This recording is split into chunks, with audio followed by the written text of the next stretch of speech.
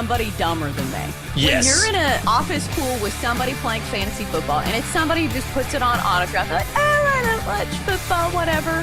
I don't want to lose to those people. Le who? The her. For the best wagertainment here on the BetMGM Network. Hey, Dad, don't forget about me, the Dogster. Sponsored by BetMGM. Make it legend. Wait for it. Dairy. Download the app today. Please gamble responsibly. And we're off. It is hour 3 of the Daily Tip on the BetMGM Network. Great to have you with us on this midweek edition. I'm Michael Jenkins. She is Chelsea Messenger. Coming up, we're talking baseball with the Dodgers putting on a dominant performance last night against the Brewers. In 20 minutes, you better wake up, because if you are not awake now, you will be in 20 minutes when Brad Evans joins the show to talk NFL, maybe a little college as well. Dogster is here along with our best bets. That comes your way at 8:40. And also welcome to our audience on Stadium. How you doing? A little salute this morning as we stream our final hour. If you want to check us out, you can do that on BallySportsLive.com and on the Bally Sports Live app. Chelsea, straight into baseball we go, because last night, NLCS Game 2, the Dodgers taking care of business against the Brewers 5-1. The Dodgers minus 120 on the money line and a total set at 7 and a hook. The under hits. Early on, first pitch of the game, or at least for the Brewers, things go well. Postseason, and on the first pitch, Jackson Chourio sends one into deep right, and that one's going to fly out of here. Chourio with a home run to start it offensively for the Brewers. Call courtesy of TBS. It's 1-0 Milwaukee, but that is it for the Brew Crew. The Dodgers respond in the second with a home run from Teoscar Hernandez, and then Max Muncy does the same in the sixth. Another 3-2. Muncy into center field. Frelick turns and runs. That ball's deep. Frelick jumps, and it is up and out of here. Max Muncy. Muncy with his 14th home run in a Dodgers uniform. That sets a playoff franchise record. But this game, all about Yoshi Yamamoto. A complete Game 3 hitter. First complete game in the postseason since Justin Verlander did it in the 2017 ALCS. He retires the final 14 batters of the game and doesn't give up a hit after the fourth inning. All of this comes on the heels of Blake Snell going deep into the game in Game 1, and the Dodgers win again. They have a 2-0 series lead, and they look unstoppable right now. Right. Absolute masterclass from Yamamoto last night. And this is just something that we don't really see, it feels like, in the current state of Major League Baseball, because all of these managers want to pull these guys early because they want to get to their bullpen. And the analytics say you put this reliever on this batter and it's going to give you the best chance of success. Hat tip to Dave Roberts for leaving his guys in there and allowing them to be great. Because listen, if you don't even let these pitchers stay in, like, you don't even give them a chance to do what they could be doing for your team as the absolute workhorses. Because think about it. Like, the strength of your team is not your bullpen anyway. It's your starting pitching. So letting these guys stay in the game, a great move by Dave Roberts. And absolutely, the flowers go to Yamamoto and Blake Snell back-to-back. Now the Dodgers feel like they're sitting pretty. A 2-0 series lead. Their bullpen is extremely fresh. Just feels like everything is coming up Dodgers. And also, isn't it interesting how Dave Roberts has sort of adjusted his strategy? Like, it's hard for a skipper to adjust his stripes a little bit. But he's done that because against the Phillies, he was sort of saying, all right, I'll get you out of there. I'll try out these guys in the bullpen, maybe get these guys some work, which is a crazy thing to sort of try in an NLDS. And here he is sort of switching things up and saying, you know what? Maybe I don't need my bullpen guys here. That's the weakness of this club. Here we are in the NLCS. It's time to let my arms be arms. Let these guys go deeper. And that is the right call here. Yeah, it felt like he was almost getting like too cute with it. When he was like, Emmett Sheehan needs some work. And you're like, right. Shouldn't you be trying to win postseason games as opposed to be like, yeah, we're just going to throw him in there. He needs to like get his arm loose. You're like, what? What are you doing? These are big games. So it's nice to see that they are taking this moment seriously. But it's also wild to me that they're doing all this amidst the fact that Shohei Ohtani has been almost a non-factor for the Dodgers, at least over his past 24 bats. Yeah. He's 2 of 24 in his last 24 postseason at bats. Like, if Aaron Judge was doing this, people would be throwing trash at him from the subway. But listen, when you play on a Dodgers team that has so many other strengths, like starting from the starting pitching, and the fact that they get production even further down the lineup, it just doesn't matter as much. Like, maybe it'll matter in the World Series, but it just feels like it hasn't really mattered so far. The Dodgers just keep winning. They just find ways, and they have so many different ways to beat you, so they can do that, right? Like a lot of teams couldn't sustain their star hitter going cold. Look at the Blue Jays, perfect example, right? Through 2 games, Vladdy Jr. has gone 0 for 7. So it's not a direct correlation, but certainly when you're down 0-2 in your series, it doesn't help when he went from red hot against the Yankees to not hitting at all. The Dodgers have Shohei slumping. Does it matter? No, not with this Dodgers lineup, and not when you have a pitcher pitching the way Yoshi did last night. That splitter was nasty. I mean, sometimes that ball would just move across the plate instead of dipping down. He was just doing everything right. And to put this in a historical perspective, the last Dodgers pitcher to throw a complete game in the playoffs was Jose Lima back in 2004 in the NLDS against the Cardinals. He's also the 4th pitcher in Major League Baseball history to give up a leadoff home run and still throw a complete game in the postseason. How about this list, Chelsea? You're going to love this. Johnny Antonelli, 1954. The great Johnny Beasley, 1942. Babe Adams in 1909. Some real flamethrowers. They did it in the World Series. But what I love about Yoshi here is that the last time he faced the Brewers, you know this, I don't think he lasted, like 2/3 of an inning maybe? And he was gone. So he gives up a leadoff home run and still locks it in.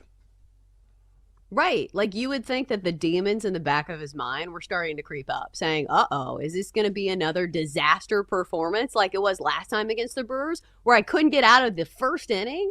But instead, he goes complete game here. So the ability to mentally lock it in the postseason, in a massive game, to shake off that first home run and be like, okay, we got it from now on, is a great testament to his mental resiliency. So that was a huge thing as well. Absolutely. My favorite Babes of all time, I would say, number 1, Babe Adams, obviously. Number 2, Babe Ruth. The OG. The OG. And then number 3, probably the fabulous sports babe. Number 3. Remember her? That's probably before your time. I kind of remember it, but I'm a little offended that you didn't use Babe the Pig. Oh, like, come on, Jenks. That movie? It. That's a good one. That's a good call. Baremu. Baremu. My bad on that. Babe Adams still shares the Pirates franchise record for wins by a right-hander. I say that because maybe Paul Skeens breaks that one day. Maybe not. You got to catch the Babe first. That's the only way you're going to make history in a Bucs uniform. Just watch out. So, do the Brewers have a chance here at all? So this is the first time, by the way, that both LCS road teams have started 2-0 in a series since 1970. 24 of the previous 27 have won the series. Are the Brewers a live dog here at all? Do they have any hope of overcoming the juggernaut that is the Dodgers? The numbers definitely go against them, Jenks. And I think we talked about this earlier in the week, where any way you slice it, whether it's like any 7-game series or the LCS series on both sides of the coin, I think like the winners of the first 2 games, if you go up 2-0, I think the winners have advanced 24 of 27 times, which is like 86% or something. Like, I'm not doing the math. I don't want to do that. I'm not a calculator. But my point being is that most of those teams advance. So it would be a huge anomaly if the Brewers can somehow find a way to come back in this series. It just feels like the deck is stacked against them, because not only did the Dodgers win, the way in which they won, that they saved their bullpen, that they didn't even have to score a bunch of runs, and they did it on the road where the Brewers are normally very, very good. And now the Brewers have to go to LA, where the Dodgers, their fans are usually very, raucous and a tough place to pitch in. So it just feels like normally you would say, okay, if both these games were super close, and both teams like deployed a bunch of pitchers and they went 15 innings or something, it just feels like the depth is on the Dodgers side. Because like the Brewers have had to go to the bullpen a lot. They've had multiple games in which they've had starters. Like, it feels like we see Aaron Ashby every single night. You're like, God, they're putting him back out there think he's pitched in every single game. So it's not the way, it's not just that the Dodgers have won 2 games. It's the way in which they've won them. Yes, I think that's a very good point. And Brewers manager Pat Murphy said after the game last night, this is a direct quote, "I understand that 90% of the teams that have been in this situation don't win the series, but this team has been counted out all year. I think there's some fight left in them." And that may be true, but I wonder about the mental aspect where you get Blake Snell, then you have Yamamoto last night, and you're like, all right, that's all right. Let's wipe the slate clean, guys. It's not over. We're going out to L.A. Oh, Tyler Glasnow is on the mound. You know what I mean? It's just like one. It's just like one wave, like there's one wave after the other coming at you. Where just when you think that wave is done, you're like, all right, wait, Yoshi, oh my god, you're like, okay, all right, everything's cool, and you're like, oh my god. You look out. What is it? Inception? Is that the movie where they're on the planet and they see like the massive wave coming out of nowhere towards them? Is that the movie? Anyway, you're just looking out and you see Tyler. Interstellar. That's what it is. Yes, good call. Yeah. And you look out again, you're like, oh my God, it's Tyler Glasnow. It just keeps coming. Well, at one point, like maybe you'd think that the Brewers lineup wakes up. Because, like, that's the one thing that's been missing. And obviously, like, the pitching has been very good for the Dodgers. But this was the best lineup in baseball, like, for most of the regular season. And maybe where that ends is the fact that you can't pad your stats against, like, the bottom feeder and middle tier teams. Mm-hmm. I'm not saying that the Brewers haven't had good games against good teams. They would not be in this position if that were not the case. It's just, it feels like the Dodgers just hit another gear when they come to the postseason. Like, there are several guys in their lineup that have better postseason numbers in their career than the numbers that they put up in the regular season. Like, Kike Hernandez is almost a 300 career hitter in the postseason. And he's played in, like, 80-some postseason games. He's been around the block with the, he's been on the Astros. He's been on the Dodgers multiple times. He's been on the Red Sox. So it just feels like one of those things that the Dodgers were good in the regular season, but they go to another level in the postseason, with the exception of Ohtani, who, oh, by the way, could get hot at any moment. Yeah, he went 1 for 5 last night, 3 strikeouts. So don't you know, I absolutely and fully expect Shohei to ramp it up and to have a big game. It might be tomorrow night in Game 3. He's just too good to be this cold for this long. And that could be the real equalizer if the Brewers get hot. And it's like, well, it doesn't matter because we're facing Tyler Glasnow. Maybe we get a couple runs off him. And, oh, there's Shohei. He went 4 for 5 with a couple of dingers. It's absolutely within the realm of possibility, which is why the Dodgers are so good. Also, did you see the pregame for the Brewers last night? Your former first baseman, Eric Thames, trying to rile up the crowd. So he told everyone, they gave him a microphone. He was like, everyone, grab the person next to you. Start a mosh pit. Let's go. And then rips off his jersey. He's shirtless running down the first base line. Whereas, the Dodgers is going to roll out Ice Cube and a lowrider. Like, all right, let's get the win. 2 totally different cultures. Oh, that's a little bizarre. Yeah. Yeah, I did not see that. I feel like I always remember him from, he was really successful overseas. Like, I think he played in Asia for a long time. And then he came, like, over here, and he was, like, a quote-unquote, like, rookie. And he did, like, amazing things. But, yes, very deep dive on Eric Thames. But maybe there's an X factor for the Brewers in the fact that what do we expect from maybe them using Jacob Misiorowski? Do you think he could be a difference maker in this series, like moving forward? Because I will say, like, that feels like the one ace that they have up their sleeve, because we know he has super high end potential, but he's also a young guy and he hasn't been super consistent. But it just feels like at the end of the day, like the Brewers even said this themselves, they have 1.5 starters in this series. Yeah. Like, they're counting Misiorowski as a half starter. And they've used him out of the bullpen. He has not been a starter.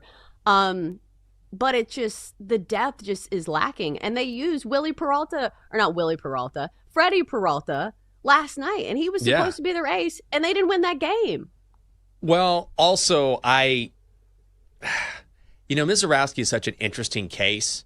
And we saw this with Trey Savage for the Blue Jays as well, where these guys can have knockout stuff, but also their sample size is so small and they can get hit, because I think postseason experience matters in a big way. And so Misiorowski is still very good. He's not the pitcher he was earlier this season when he was an all-star. Do you know what I mean? And so 12 innings. Right. So does he have that potential? Yeah. But if he's the guy that's backing up Freddie Peralta, it makes me a little worried if you expect the Brewers to make a comeback, and I just don't think it's going to happen. Coming up next on the show, never too early to break out the sledgehammer. Brad Evans, co-host of BetMGM Tonight, joins us next. It is the Daily Tip on the BetMGM Network. Chelsea and Jenks will be right back on the Daily Tip on the BetMGM Network. Make it legendary. Download the app today. Please gamble responsibly.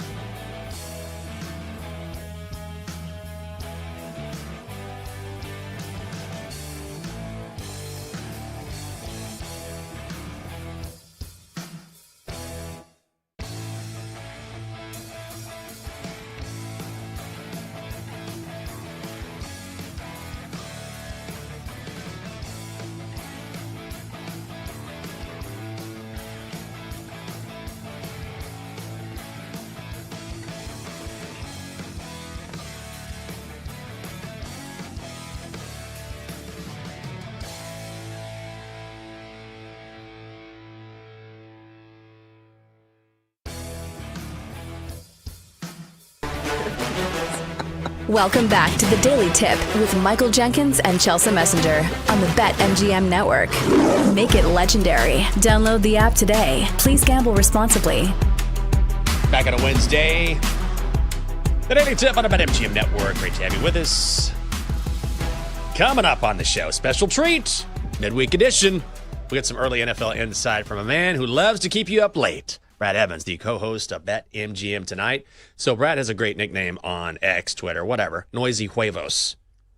And you were saying, what, no nickname in high school? I know back on the AOL days, you were Back Babe 69, 62. 963. 963. Very close. Nailed it. So close. Pan. No nickname for you besides Back Babe? Well, my nickname that I do not appreciate is Chelsea, because people just normally get my name wrong. So I would just get so sick of like listening to it that I'm like, yeah, it's fine. Just call me Chelsea, whatever.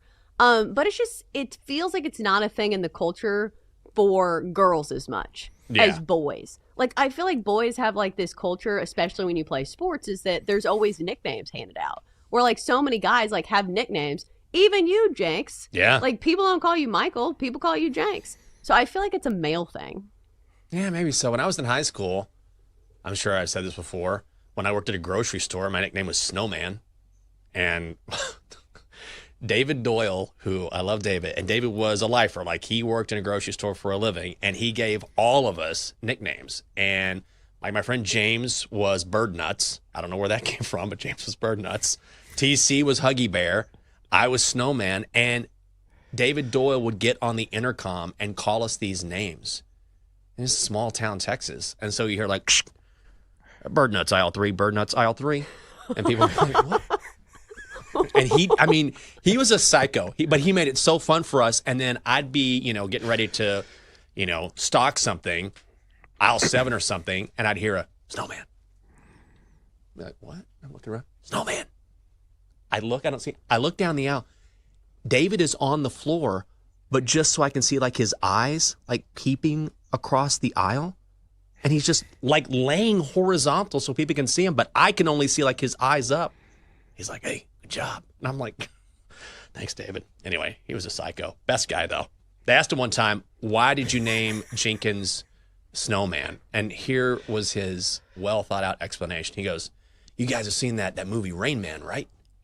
Everybody goes, yeah. He goes, well, Snowman. Okay, David. Okay. Good one. There we go. Got us. Let's bring in a guy with a much better nickname. Of course, Brad Evans. You know him as co-host of BetMGM Tonight, Monday through Friday from 7-11 in the East, host of the the Fade 5 podcast, I should say, and contributor to The Athletic. Brad, thanks for waking up with us, man. I know it's early for you. Hola, amigos! Got some coffee into my system, and I'm always here to jack up the excitement. They call me the big noise since high school for a reason. All right. So I feel like you are good at so many things that, like, I even wonder, like, all right, what am I going to ask him first? But I always come back to fantasy football because it feels like that is your wheelhouse, and I feel like you're so good at it. You're a Hall of Famer, I feel like, for fantasy football, if I am not mistaken. So let me ask you, what has been your biggest surprise this far when it comes to fantasy football? Like, who's a player that just came out of the woodwork that nobody expected? Well, I could start on the other side of the ledger first, and a player that's been a colossal letdown, and a player I have a lot of shares in. We'll go there, and then I'll go to the flip side of the script. So let's go with a Debbie Downer. It's Chase Brown, my guy, who I'm always getting down with on a BetMGM Tonight. I have a bottle of maple syrup with his name on it, for crying out loud, as a member of formerly of the ILL here in the Great Midwest. But the Cincinnati team has just been an utter disaster. We're going to see him tomorrow night at home against the Pittsburgh Steelers, the battle of geriatric quarterbacks. Of course, Aaron Rodgers and Joe Flacco going toe-to-toe. But I thought Brown would actually have a little bit more roam around, at least there in the trenches. And he has not had any of that this season. A guy that's just been bottled up continuously. He has just been folded as the offensive line have been nothing but Casper the Friendly Ghost up front there for the Pittsburgh Steelers. Steelers. So that to me, for the Cincinnati Bengals. So that to me is the biggest surprise because a lot of people invested like round 2 capital. I mean, you could argue that Travion Henderson has been a massive letdown as well for the New England Patriots. A lot of people waiting on Pens and Eagles. Hey, is this guy finally going to get his just due and get an opportunity? Ramondre Stevenson couldn't hold on to, grandma's fine porcelain to save his life, caught for the ball left and right. But Mike Vrabel seems committed to getting the rock to Ramondre repeatedly, and Travion Henderson just not getting the job done. So those are some guys that have definitely been surprises on the negative side. Really the positive side, the one guy that jumps out to me immediately, Mac Jones. I know he's been filling in for Bryce Purdy, and he's so Purdy. Not so much right now because, of course, he's dealing with that nettlesome toe injury, among other things. But Mac Jones, the guy who built like me, he's got the dad bod. I'm like, this guy's ever going to amount to anything as an NFL quarterback. But he has been a surprise sensation when he has been out there. Probably someone got to beep, beep, beep, and back up the truck for him in the offseason and pay him Brewster's millions because he has been quite the sensation for San Francisco there in a pinch. It kind of helps when you're throwing the pill to Christian McCaffrey, though everybody else right now not exactly healthy, though Kendrick Bourne has equally been a big surprise going back-to-back 100-yard games. Oh, man. Great reference with Brewster's Millions, by the way. Sneaky, underrated, very good movie. Good call. Yes. Classic. Yeah, classic. So, broad-based question here. Are the Bucs the best team in the NFC right now? I think they're in the argument. There's so much parity that exists in the NFL that I think you can make a very strong stance and, argue to your blue in the face, and nobody's got to really question it of several teams that are the best squad in the NFC or really the AFC right now. For my, money, I would say the representatives from Shiver Me Timbers, Buccaneers land there in Western Florida, probably are the best team. I think Baker Mayfield, a very strong candidate for the MVP race. Get him at plus 425 right now to hoist the hardware there at BetMGM, and you might want to grab that before that number drops even further. Should be around plus 200, plus 150. Josh Allen, still one of the front runners. Patrick Mahomes firmly back in the conversation as well, as Kansas City is back trending in the right direction. But for me, what Baker Mayfield has done, Baker, the touchdown maker, is living up to that nickname, Chelsea, and a guy that is delivering on all fronts, no matter who he is throwing the pill to. Emeka Egbuka is now in the injury infirmary, as he's dealing with a hamstring setback. Mike Evans, we may or may not get my cousin back on the field this week. And they've lost other guys as well. Chris Godwin has got that fabulous setback. So he's just getting it done with a really kind of a ragtag group. Maybe a pair of Johnsons is going to be throwing the ball to this week. We'll see if Emeka Egbuka is officially going to be out and whether or not Mike Evans can suit up. Maybe Kate Otten's going to be his true, WR1, though, at the tight end position. But for my estimation, I think Tampa Bay is a team to beat despite their shortcomings on the back end defensively. When you got Vita Vea there in the trenches, and of course Baker Mayfield spinning the rock, that's a team that's going to continue to pile up the wins in a relatively weak division in which they will not be contested too much. All right, so I love betting on props because I feel like it's fantasy football without like the commitment. So this week, who is on your radar? Like, who has a great matchup? Like, for me, I always start with, okay, who's playing the Cowboys? Usually that's a great place to start.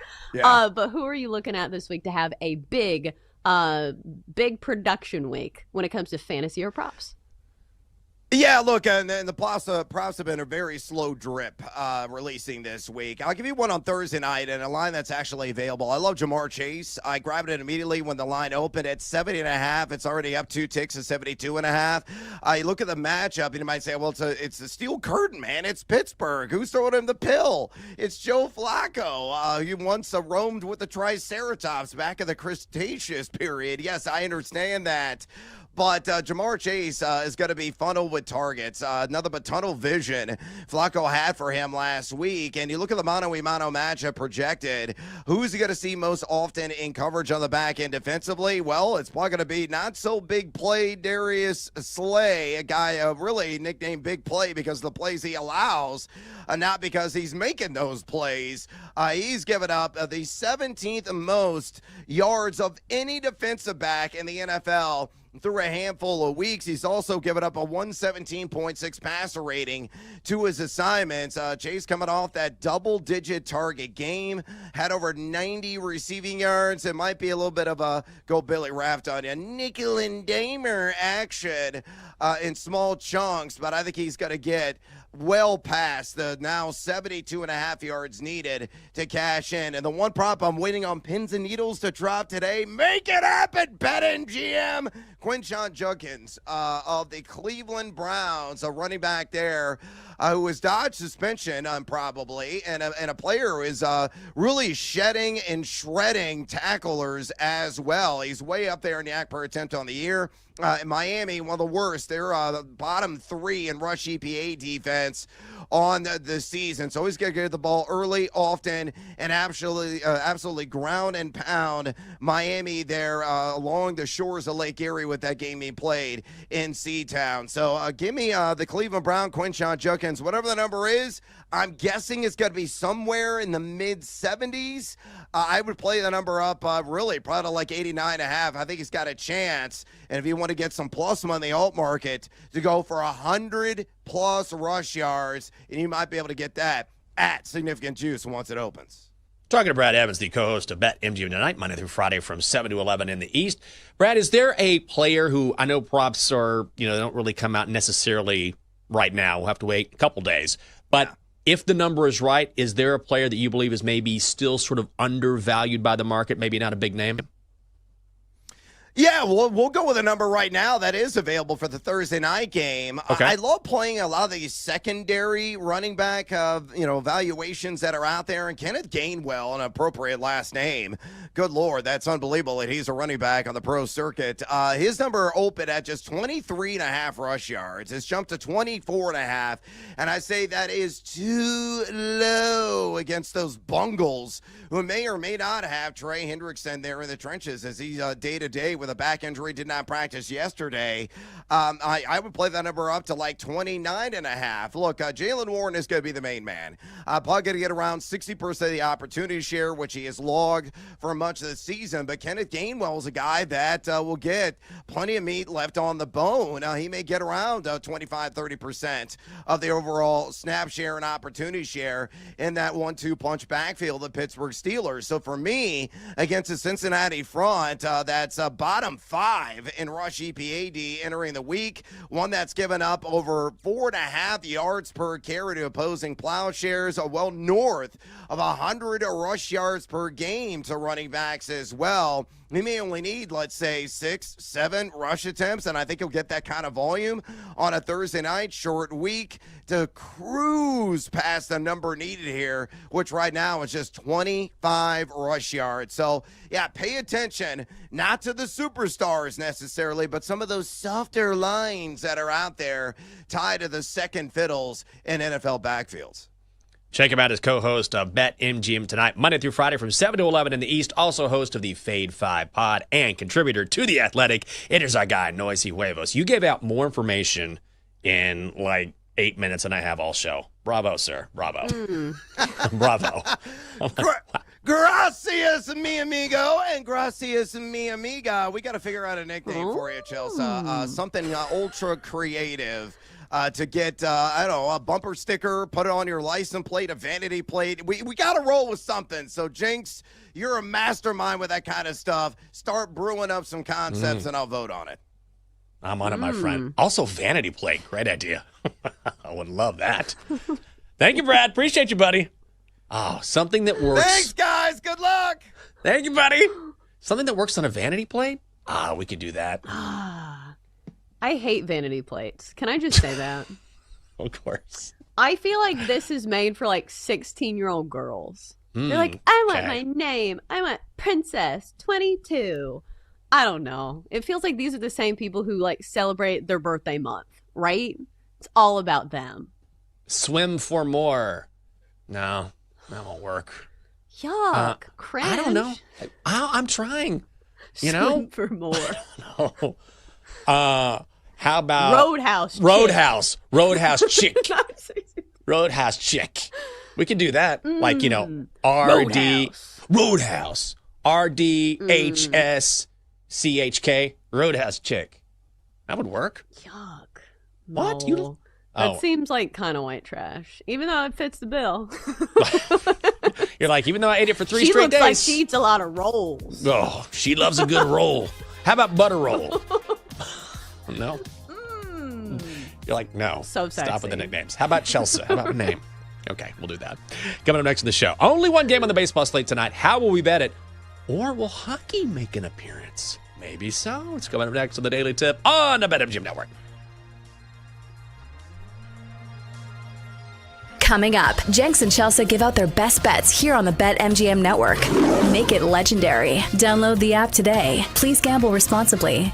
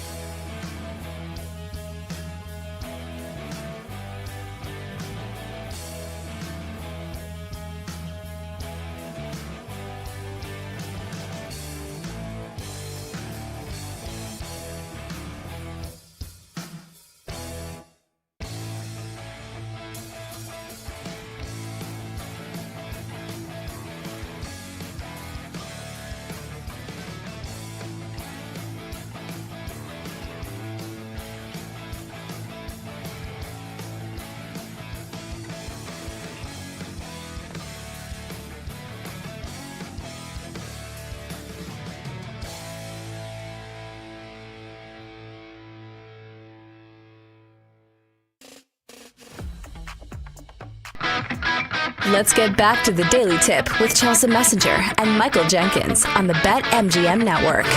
Make it legendary. Download the app today. Please gamble responsibly. It's a midweek edition of the show, and we're not done yet.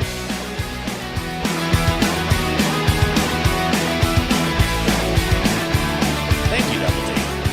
Always on point. Dylan, D-Day, Double D, Chelsea, Jinx, Donkster. Everyone's here on a Wednesday. Great to have you back with us on the Daily Tip on the BetMGM Network. Oh, I know that face. That face is, I can't decide what I want to bet, and don't suggest another vanity plate to me. Yeah, I'm waffling, which is always a good sign when you want to put confidence in whatever bet that you are placing. But it's just like I'm waffling between the Mariners on the money line or the under. Like both could possibly hit. But I think this is the tough part about betting on postseason baseball is that there is only one game to choose from. And we're also sitting on a Wednesday. So like I understand that you know hockey and you can bet on hockey too. It's just it feels like a tough scenario when you're backed into a corner and you're like, hey, this is the only game available. You have to make a bet in this game. It's normally not like the best way to approach things. How about the Mariners and the under? Same game parlay piece?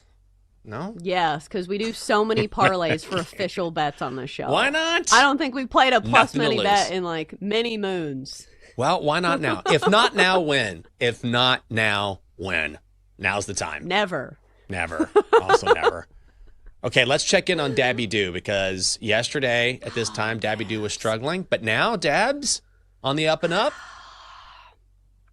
I hope so. Here's the thing. So, like, if you guys haven't been following along this journey for us, so my cat Dabby has seizures. She has had them for, like, quite some time. Like, she had some, like, 3 years ago. And then we gave her a pill for a couple weeks, and then she stopped. And there was, like, a 2-year break or something. Mm-hmm. And now she's back to having them. So, like, the crazy thing is it's very hard to find a solution for seizures, even in human beings. So when they're like, hey, we can do an MRI and get her a brain scan for a cool price of $20,000, you're like, no thanks. We will just continue to take the pills. So, like, it's the tricky part of just like, I don't know if these are going to stop, but we're going to try these pills. We'll see. But no brain scans in Dabby Doo's future unless I hit a huge big money parlay, but like who wants to use $20,000 on a vet bill? Oh, God, no. That's like the old Norm Macdonald joke where he was taking care of a friend's cat and he was like, yeah, this cat got sick. I took it to the vet and the vet was like, it's going to be $3,000. And he was like, can I buy like 50 cats with that? Why am I fixing this one?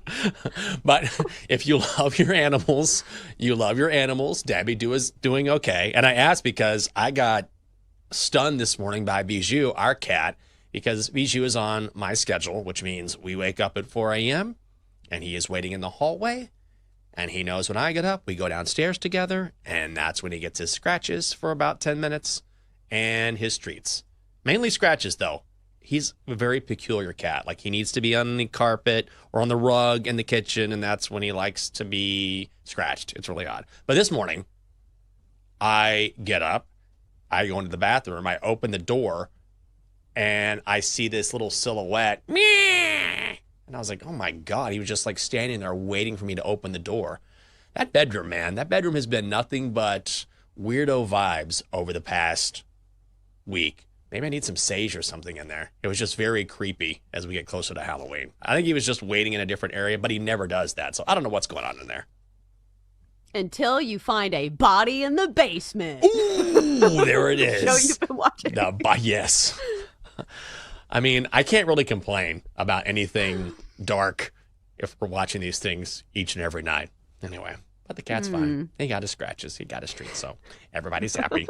And we're going to keep the good times rolling here at the top of the hour. Bad Sweats. Will Joe O show up today? Is it Joe or Sammy P today? Today is Joe O. In theory. In theory. In theory. It's Joe O today. In theory, we'll see. Until he finds a body in the basement. Body in the basement.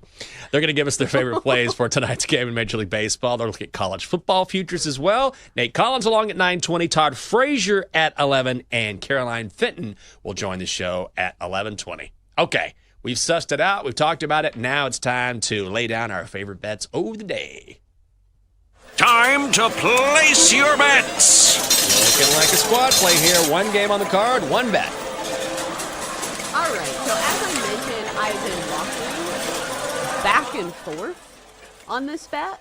Okay. So it's not a 5-star play for me, but this is the one that I could make the best case for. So we're going to take the Mariners just to win outright at -130, just because it feels like everything is rolling in the direction of the Mariners. Like, not only have they won the first 2 games, they won them on the road. So now they get to go back home where they have been noticeably better so far this regular season. And I feel like they kind of have the pitching advantage. As somebody who has trusted Shane Bieber before, I will not be doing this again after he had a disastrous outing against the Yankees this postseason. Went 2 2/3 and gave up 3 runs on 5 hits, even had a walk in there. So I understand he's the veteran pitcher in this environment, but George Kirby's been good. A 2.70 ERA in the postseason, and plus he's been very good at home as well. And it just feels like Mariners and their bats have been the hotter lineup. Hell, they scored 10 runs in a game against the Blue Jays, which is a crazy feat to do in the postseason. So all the numbers, if you look at the trends for both these teams in this exact position, I'm not a huge fan of like regular season trends. But again, like the Mariners, when they get credit from the market, have been outstanding. 66 and 46 as favorites this year, 53 and 31 at home. Meanwhile, Toronto has not been quite as good away from the Rogers Center, just 41 and 42 away from home. So I think that this is the one that I can make the best case for. So we're going with Seattle tonight to make it a 3-game lead in the ALCS. Yeah, I keep saying it feels like Seattle is a team of destiny. Never made the World Series before. This is their one shot. This is their best shot. 2-0 series lead headed back to Seattle. You were talking about how good they've been at home this season. George Kirby at home this season has been very good. 5-4, a 3.38 ERA, and he's been good recently. In his last 5 appearances, no more than 2 runs in any of those starts. And also, I think it helps that, unlike we saw against the Yankees, Vladdy Guerrero has been ice cold, 0 for 7 in 2 games. So if that carries over to tonight, it's another reason why you have to like Seattle here. So I think Mariners money line is the play as well. -130 is the play at BetMGM. Also, guys, don't forget, we're on YouTube. You can check out the Daily Tip along with each and every show on the BetMGM network. Make sure you like and subscribe. And as always, you can listen on the Odyssey app. Chelsea, once again, every single year on this show, I make a plea. Will you please? Can you at least consider the idea that maybe a little hockey is in your future? I will not. But I did tell you that I now am a proud owner of an Avalanche sweatshirt. Oh, yeah. That was 10 cents on sale at Lucky Bundle. It was a nice sweatshirt. It was originally $60. I got it for 10 cents, Jinx. The store was going out of business. So maybe I need to look into the Avs. I know nothing about them. They can be your team. If I bet on the Avs this season, I'll be like Chelsea's Avs. Chelsea's Colorado Avalanche. It's a part of my identity now. I know. I mean, once you purchase the sweatshirt at a deal, that's your team. I do have a hockey bet tonight. Hockey. Let's do it. Blues -1. -114, hosting the Blackhawks. If you want Blues on the puck line, they have to win by 2. Then you can get yourself some plus money. Maybe do that. But this is a fade of Chicago. Always a team you can look to fade in the right spot. They've allowed 7 goals in their past 2 road games. And I really like the matchup in net tonight for the Blues here, particularly Jordan Binnington. If you look at him in his career against the Blackhawks, 11-2-1 with a goals against average of just 2.83. Also, Chicago very bad on the power play thus far, only converting at about a clip of 15%. Let's go Blues -1, -114 tonight in St. Louis. Okay, before we get to Joe O, possibly, maybe, we don't know. We'll find out. We bring in the Dockster and find out what is on his mind. Dockster, what's going on, buddy?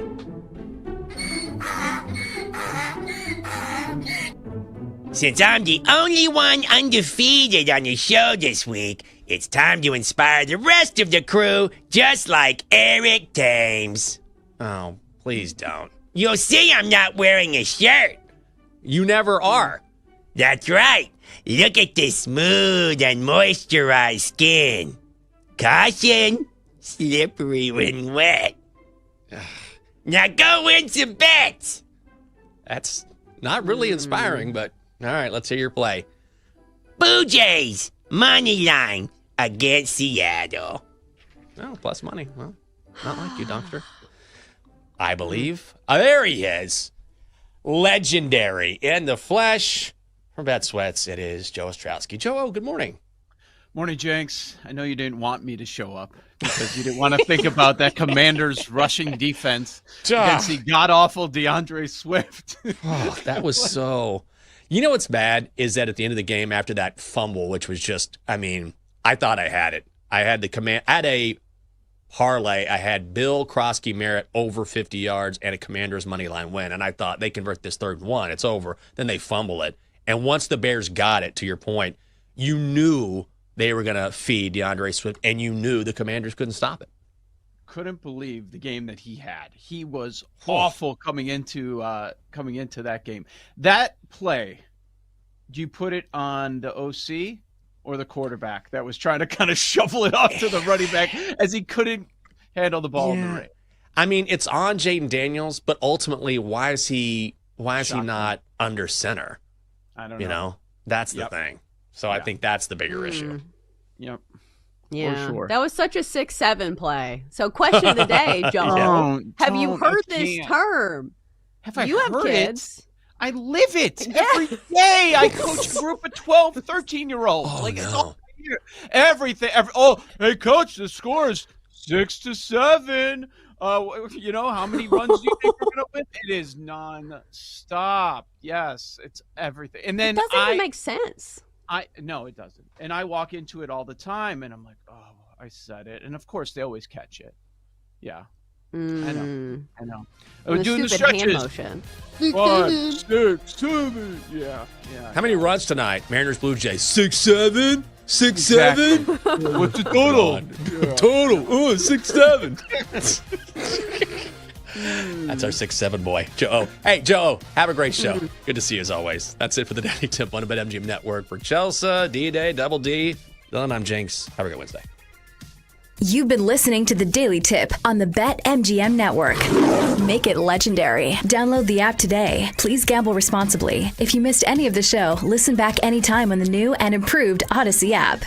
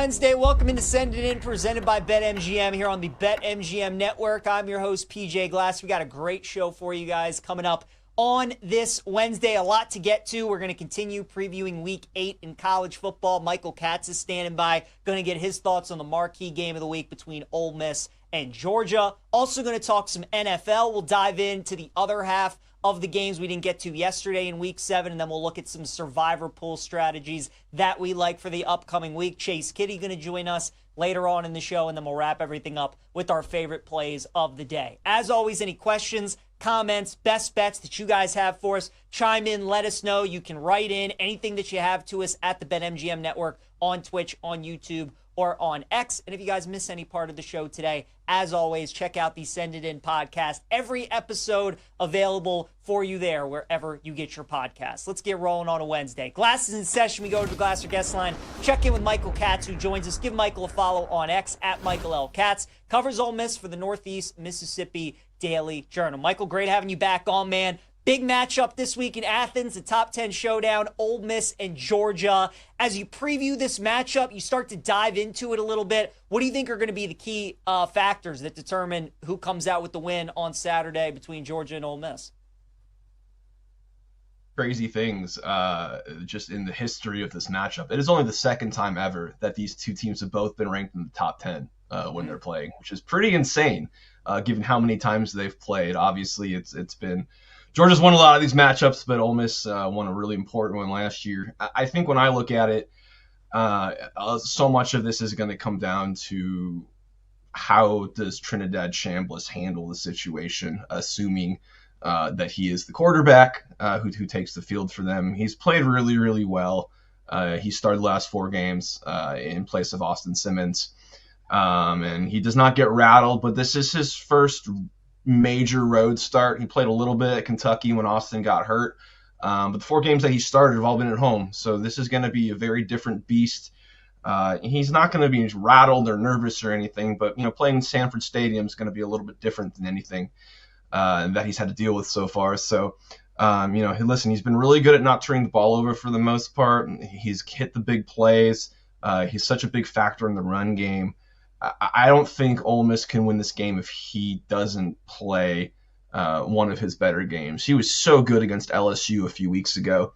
Yeah. I think they need that sort of performance. This is an interesting Georgia team. They don't get to the quarterback that well, which I think is kind of surprising. Not a ton of sacks. So I think if Trinidad can have clean pockets, I think he can have the success they need.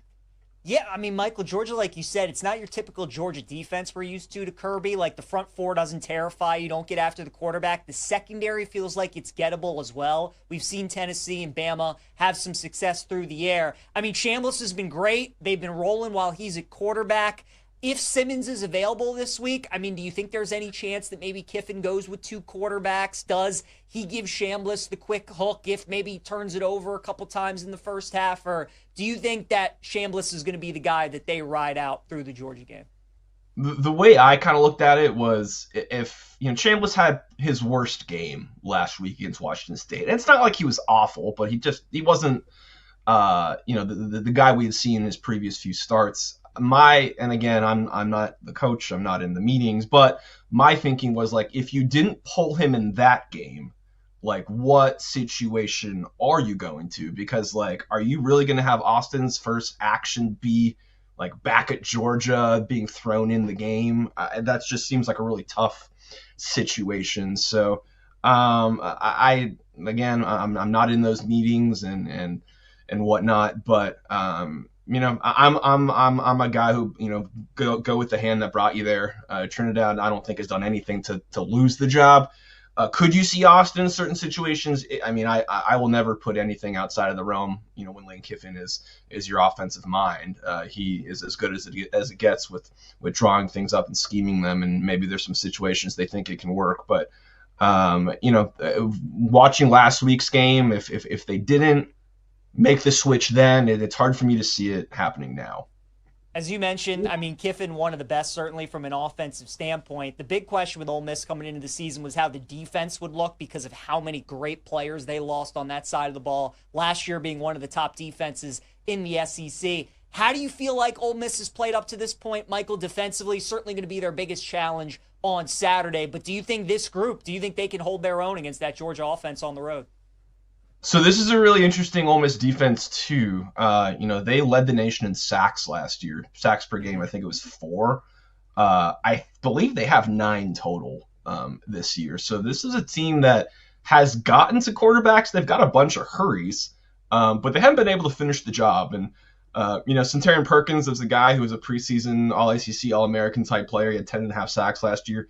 He doesn't have any yet this year. And yes, they've been using him differently in terms of he's playing a little bit more coverage and less off the edge. But, when you look at his numbers, the sack thing kind of starts to make sense. So I think that's been really surprising.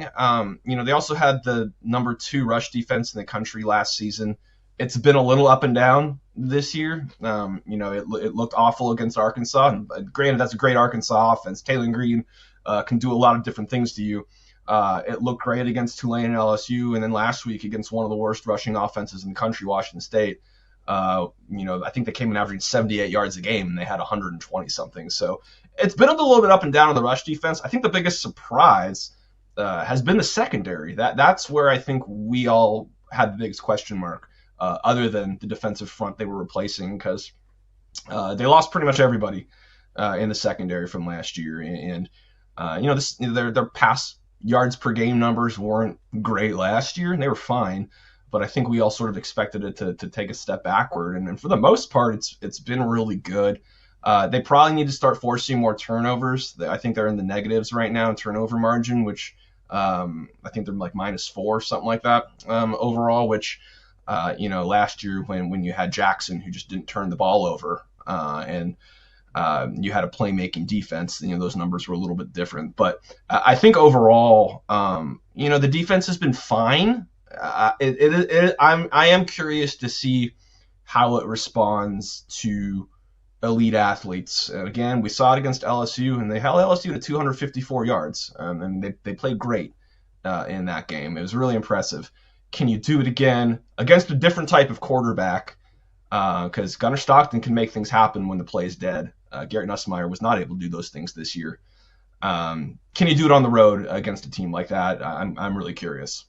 We're talking with Michael Katz here on Send It In. Give Michael a follow on X at Michael L. Katz. Michael, who do you like to win the game on Saturday? Georgia's 7-point favorite right now. Ole Miss looking to stay unbeaten. Who do you like in Athens? I've been going back and forth. It's going to be hard to win on the road there. Ole Miss has not won there since 1996. I think their 33-game home winning streak just ended this year against Alabama. I think the last time they went there, it was 52-17. I don't think it's going to be one of those kind of games. I think this is going to be a really close game. Ole Miss can absolutely win this because, for being honest, I don't think this is like one of Kirby's best teams. They're obviously really, really good, but I don't think this is like the 2022 or the 23 team or the 21 team. I think they're obviously talented, but again, we saw against Tennessee. Tennessee put up 41 points on them. Alabama won that game against them, so they're not perfect. I could see a world where Ole Miss, can win. It's hard for me to see it happening. Just based on it being at Georgia. That being said, I think Georgia probably wins the close one, but I think it's going to be a really good game, and I don't think it's going to, be if they lose a 3-point game, I don't think that's going to be held against Ole Miss too much. Michael, we got about 60 seconds left. Ole Miss, their schedule pretty favorable, certainly looking at some of the other SEC schedules that are out there. This is their tough stretch at Georgia Saturday, at Oklahoma next week. If they lose both of those games but then win out and they go 10-2, is 10 the magic number? Even if they just have the one ranked win against LSU, you still think that'll be good enough to put them in the playoff in about 60 seconds? Yeah, I think so, just because I think, too, that Tulane win is probably going to age pretty well, too. They might end up winning the AAC or being one of the a CFP representative. Mm-hmm. In a perfect world, you win both on the road, these coming games, obviously. But if you split, you are in fantastic shape. If you split Georgia and in Oklahoma. But I think that when they beat LSU, they kind of bought themselves a little bit of room if they did happen to lose those games. It would be really hard for me to see 10 wins not getting in. I agree. I think that's the magic number in the SEC. Ole Miss minus 175 to make the playoff right now, plus 750 to win the SEC, if you like that as well. Michael Katz covers Ole Miss for the Northeast Mississippi Daily Journal. Give him a follow on X at Michael L. Katz. Michael, always appreciate the time, man. Enjoy the game Saturday. We'll talk to you again soon. Thanks, man. Appreciate you. All right, great stuff. Michael Katz joined us here on Send It In. All right, let's continue talking college football. Here, as always, any college games that you guys want to talk about, any NFL games, anything that you like in the playoff game tonight between Seattle and the Blue Jays, because I do love a play tonight. We'll get that later on in the show. Send them in at the BetMGM Network. It is a Wednesday, though. Let's get into the favorite that I like the best, the underdog, the over, the under in this upcoming college football week. And let's stick with the game we just talked about, Georgia and Ole Miss. I'm laying the 7 with Georgia on Saturday. Right? I think this line is telling you a decent amount. You got a top 10 matchup. You got an undefeated Ole Miss team, a Georgia team that already lost at home this year to Alabama. Georgia's laying 7. They're 7.5 at some spots. Ole Miss, I think, is a little fraudulent. I think they are a good team. They have benefited from an easier schedule, and this is going to be the best team that they've played. Alabama going into Georgia and winning, I think, took a little steam, if you want to say, out of just how tough it is to go into Georgia and beat them, especially in a game of this magnitude. Georgia, they need this game, right? Because if you lose, I mean, you have 2 losses and you still got to play Texas at the end of the year. They still have a game.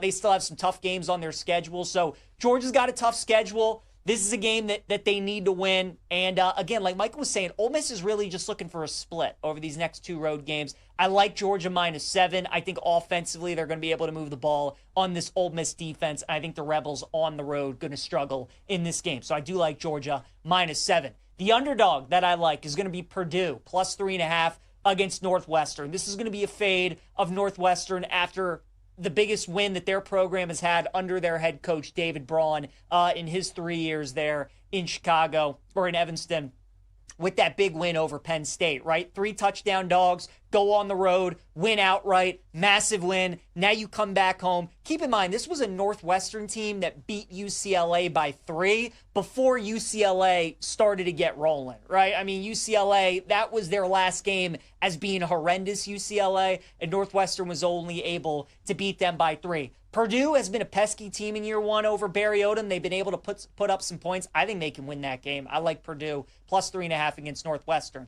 The best over that I like, we're going to attack this a little different. I like Notre Dame's team total over 35.5 against USC. This line at 9.5 feels very fishy, right? Feels like way too many points. It opened 7.5. It went to 9.5. Yes, Notre Dame defense has been better, but they're facing one of the best offenses in the country. These might be the 2 best offenses in the country. I think this is one of those games where either Notre Dame just kills USC or maybe the Trojans win outright. I think it's kind of one of those. But if USC wins outright, I think it's an A&M type game. 41-40, one of those where if Notre Dame wins, I could see them winning like 45-24 or something like that. The common theme, though, I think Notre Dame scores their points. I like team total over 35.5. The best under that I like is going to be in Texas Tech and Arizona State. I'm taking under 51.5. This game, you have quarterback questions surrounding both teams. Baron Morton for Texas Tech got injured in the Kansas game. He's considered day-to-day. And then Sam Leavitt, who missed the Utah game, is also considered questionable for this game for Arizona State. So both quarterbacks are banged up. And as we saw with Oklahoma last week on Saturday with John Mateer, just because the starters play doesn't necessarily mean they're going to be effective. So in this game, we're either going to get both teams with the backup quarterback, one team with the backup quarterback, and if both starters play, they're both not going to be 100% and they're both going to be banged up. Texas Tech is the best defense in the Big 12 and one of the best in the country. They haven't given up more than 17 points so far this year, and I think Arizona State being at home is certainly going to help their defense. Texas Tech's run game has been very good this season, and it really helped them beat Kansas. Arizona State has the 30th rush defense in college football, so you're probably not going to be able to run the ball all too effectively on the Sun Devils. I like under 51.5. And then how about my favorite upset for Saturday. Let's go with Arkansas, plus 240 against Texas A&M. Aggies have played 3 straight SEC home games. They played Auburn, Florida, and Mississippi State at home. The only road game that they played was against Notre Dame when they won that in the final seconds again in that shootout, 41-40. That's the kind of game that Arkansas wants to play. Their defense is atrocious, but the way that they can hang around and upset these better teams is a high-scoring game. Look at what they did against Ole Miss. Look at what they did against Tennessee. Even though they lost those games, both of those games were played in the 30s. I think A&M's defense is not as good on the road. And since firing Sam Pittman, Arkansas had a great performance against Tennessee. I think they have another good performance on Saturday. I think they could win that game. Give me the Hogs, plus 240 against Texas A&M. All right, let's look at the NFL here on Send It In. Week 7 already, man. And let's look at the other half of the games that we didn't get to yesterday. We'll start with the afternoon slate between the Giants and the Broncos. Denver is 7-point favorite at home. Total in the game is 40. No play for me in this game. I know a lot of people like the Giants, especially at the number. I just worry that the last time we saw New York off of a big win, they didn't handle it very well against New Orleans when they turned the ball over 5 times. And yes, Denver is coming back from London, but that defense going up against Jackson Dart and that Giants offense, I really think could cause some issues. The Eagles are just, as great of a win as that was for the Giants, the Eagles offense is a mess. Their defense, especially on the back end, isn't very good. Broncos have a good O-line that can neutralize that pass rush and a very good defense with a very good secondary. So I think matchup-wise, it's not great from New York. It does feel a little easy to take them plus the points against Denver. That's going to be a pass for me. I do like the Chargers minus 1.5 against the Colts. I was going back and forth on this game, but I do like LA, and I think the line is telling you to take the Chargers as well. Colts, if the season ended today, would be the number 1 seed in the AFC. They have been playing awesome, but I think we could start to see some regression a little bit from Indianapolis. They played the easiest schedule in the NFL so far up to this point. Arizona nearly upset them on Sunday. Now they got to travel out to the West Coast and take on a Chargers team that is banged up. But I'm hoping Joe Alt can play in this game. They get some guys back on defense. It's just a Harbaugh spot for me, and I trust Harbaugh to have the Chargers ready, and I think they win that game. So I like LA minus 1.5. I also like the Commanders as short road favorites on the road against Dallas, bouncing back from that Monday night loss against the Bears. Anytime you get a team in the NFL that loses at home and then they go on the road the next week, always situational kind of spots that I look to back. Dallas, they've been playing everybody close this season, right? Whether they won those games or lost those games, they play everybody close. Feels like Dallas is an excellent teaser leg this week. If you want to tease them up to +8, +8.5, I think that's a really good option as well. But I do think Washington is going to be able to win this game. I'd probably also bet the over, too. That total is 55. I think that's the highest we've gotten so far this season. Dak's playing an MVP level. The offense has been awesome. And Jaden Daniels, now that third game back from injury, I think he plays much better. So I think it's a high-scoring game, and I would look at Dallas in a teaser, but I like Washington to win the game. Packers and Cardinals. If we can get Arizona +7, I'm going to be on the Cardinals in this game. Green Bay, 2 totally different teams when you get them at Lambeau and when you get them on the road. So far, the 2 data points that we've had for the Packers when they've gone on the road against the Browns and the Cowboys as big favorites have not been great. Jordan Love has not been all that good this season as well. And Arizona, they've lost 4 in a row, right? They're desperate to get back in the win column, and I like backing the Cardinals as a big underdog. I don't want them as favorites. I don't want them when the point spread is tight. But when you can get them at big numbers like we did against Indy and like we're getting them here, that's when I like Arizona. Hoping we get a 7 in that game. Sunday Night Football, Falcons and Niners feels like another good teaser leg here with Atlanta +8. I want to bet San Francisco because they're coming off a tough loss to Tampa. Atlanta's coming off that big primetime win against the Bills. It's a short week. They got to travel across the country. But you cannot understate the Fred Warner injury for San Francisco. One of the best defensive players in the NFL, and he is everywhere on that defense. So not only now have you lost Bosa, but you've also lost Fred Warner. So we'll see what Robert Saleh and that defense looks like. I kind of just want to wait and see against Penix, Bijan, and this offense. I've not been impressed with what I've seen from Atlanta on the road this season, losing 30-0 to Carolina. Against Minnesota, Penix really did nothing. It was all about the run game and the defense. So Atlanta's been another one of these teams, has not been good on the road, but with the injuries that San Francisco has, and especially Fred Warner, That game's a stay away for me. And then on Monday night, 2 games that I do like. I like the Lions -4.5, and I like the Texans +3.5 as well. Dan Campbell, 11-0 against the spread in his last 11 off of a straight-up loss. You want a team that bounces back after they lose? It is Detroit. And what is right now the weakness with Detroit? It's all the injuries that they have in the secondary. Well, Tampa Bay is on like their 4th, 5th, and 6th string wide receivers. Even though Baker is playing out of his mind, the one area you can really attack this Detroit defense, don't know if Tampa's going to be able to do that successfully. And how about this for a regression candidate? On Sunday, Tampa Bay, they're 5-1 this season. That was the first time they've taken a kneel down to end a game. So tells you they've kind of been playing with fire, and against Detroit off a loss, I'll take the Lions. I'll also take Houston +3.5. You guys know, Seattle at home, we're going to fade them. Houston off of a bye week, going on the road in Monday Night Football, very similar to the situation we just saw with the Bears against the Commanders. I'll back Houston plus the points against Seattle. All right, let's get to our guy, Chase Kitty. We'll save Survivor for tomorrow here on Send It In. Give Chase a follow on X at Chase A. Kitty. BetMGM senior writer and James Madison University graduate. And Chase, that is where we are going to start, because everybody wants to talk about all these great SEC games that we have this week. We got USC Notre Dame, and we'll get your thoughts on some of those games. But one of the best games of the week, and the game that I am the most excited for, James Madison, ODU. Going to be an absolute battle. JMU, 1.5-point favorite. ODU coming off that brutal loss to Marshall. Chase, you are our JMU expert. What say you, Dukes and Monarchs in this one? Well, first of all, PJ, I'm going to tell you the obvious play, and I've tried very hard not to talk about this because I don't want to blow up my spot.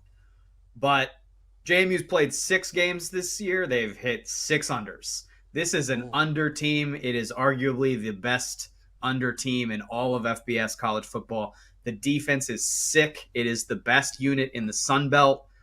It's probably got a decent case that it's the best side of the ball of any G5 program. It's really good. They have this one kid, Aiden Gabira, who was medically retired at Notre Dame, but he was like, I don't think I'm done. I like the team retired me. I don't want to retire. Comes over to JMU. He's sick. The defense is really, really good. Okay. The offense is, let's say, imperfect. Mm-hmm. And I think that's why you see, you and I were texting before the show, when it opens ODU +2.5, like we've seen enough college football to know, okay, that's kind of an ODU line. Like that's probably shades toward the Monarchs. And if I'm coming in, over the top with no context, not watching every JMU game all last year, all this year, I'm probably betting the Monarchs. I just think I trust the defense on this team. It's the rare case where I know the team a lot better than the market does, so I'm going to shy away from the market handicap, which would say take the +2.5, and lean into my knowledge of the personnel, which says the JMU defense wins this game. The under is such a good bet week to week because the offense is so uneven. They make stupid red zone decisions every week. The OC is he makes questionable decisions. They have this love affair with Matthew Sluka, who was at UNLV last year. They bring him in through the transfer portal because he knows Bob Chesney from when he was at Holy Cross. So there's some really messy stuff going on offense. When you have a sick defense and an inconsistent offense, that creates this awesome play on the under every single week. It was a limit bet for me the last 2 weeks. I laid off a little this week because I just have a weird feeling, but it's still one of the best bets you're going to be able to find. It's down from 49.5 now to 47.5. So I like the JMU side of this. I think the under is pretty much the best bet you'll be able to find week to week. Love it. And I'm telling you guys right now, if there's a college football game to watch outside of the big ones today or on Saturday, it's that one. JMU ODU. Going to be a lot of fun. SEC. All right, Chase, we got 3 good ones, right? LSU Vandy, Ole Miss Georgia, Tennessee Bama. All teams are ranked. All teams are trying to get to the college football playoff, get to the SEC championship. Any of those 3 games, did you have any bets that you like in any of the 3? It's a terrible answer for a talk show, but not really. I don't love the numbers. I think when we get closer to the weekend, I will probably look for maybe some prop angles because I think Ty Simpson is going to have some success against Tennessee's back end. I think Lane Kiffin can scheme some things up against Georgia's back end. So I see some individual player prop angles there when I can, see all the numbers and all the markets. But I think the numbers are pretty good. So I don't see a lot of angles there in betting the games. Fair enough.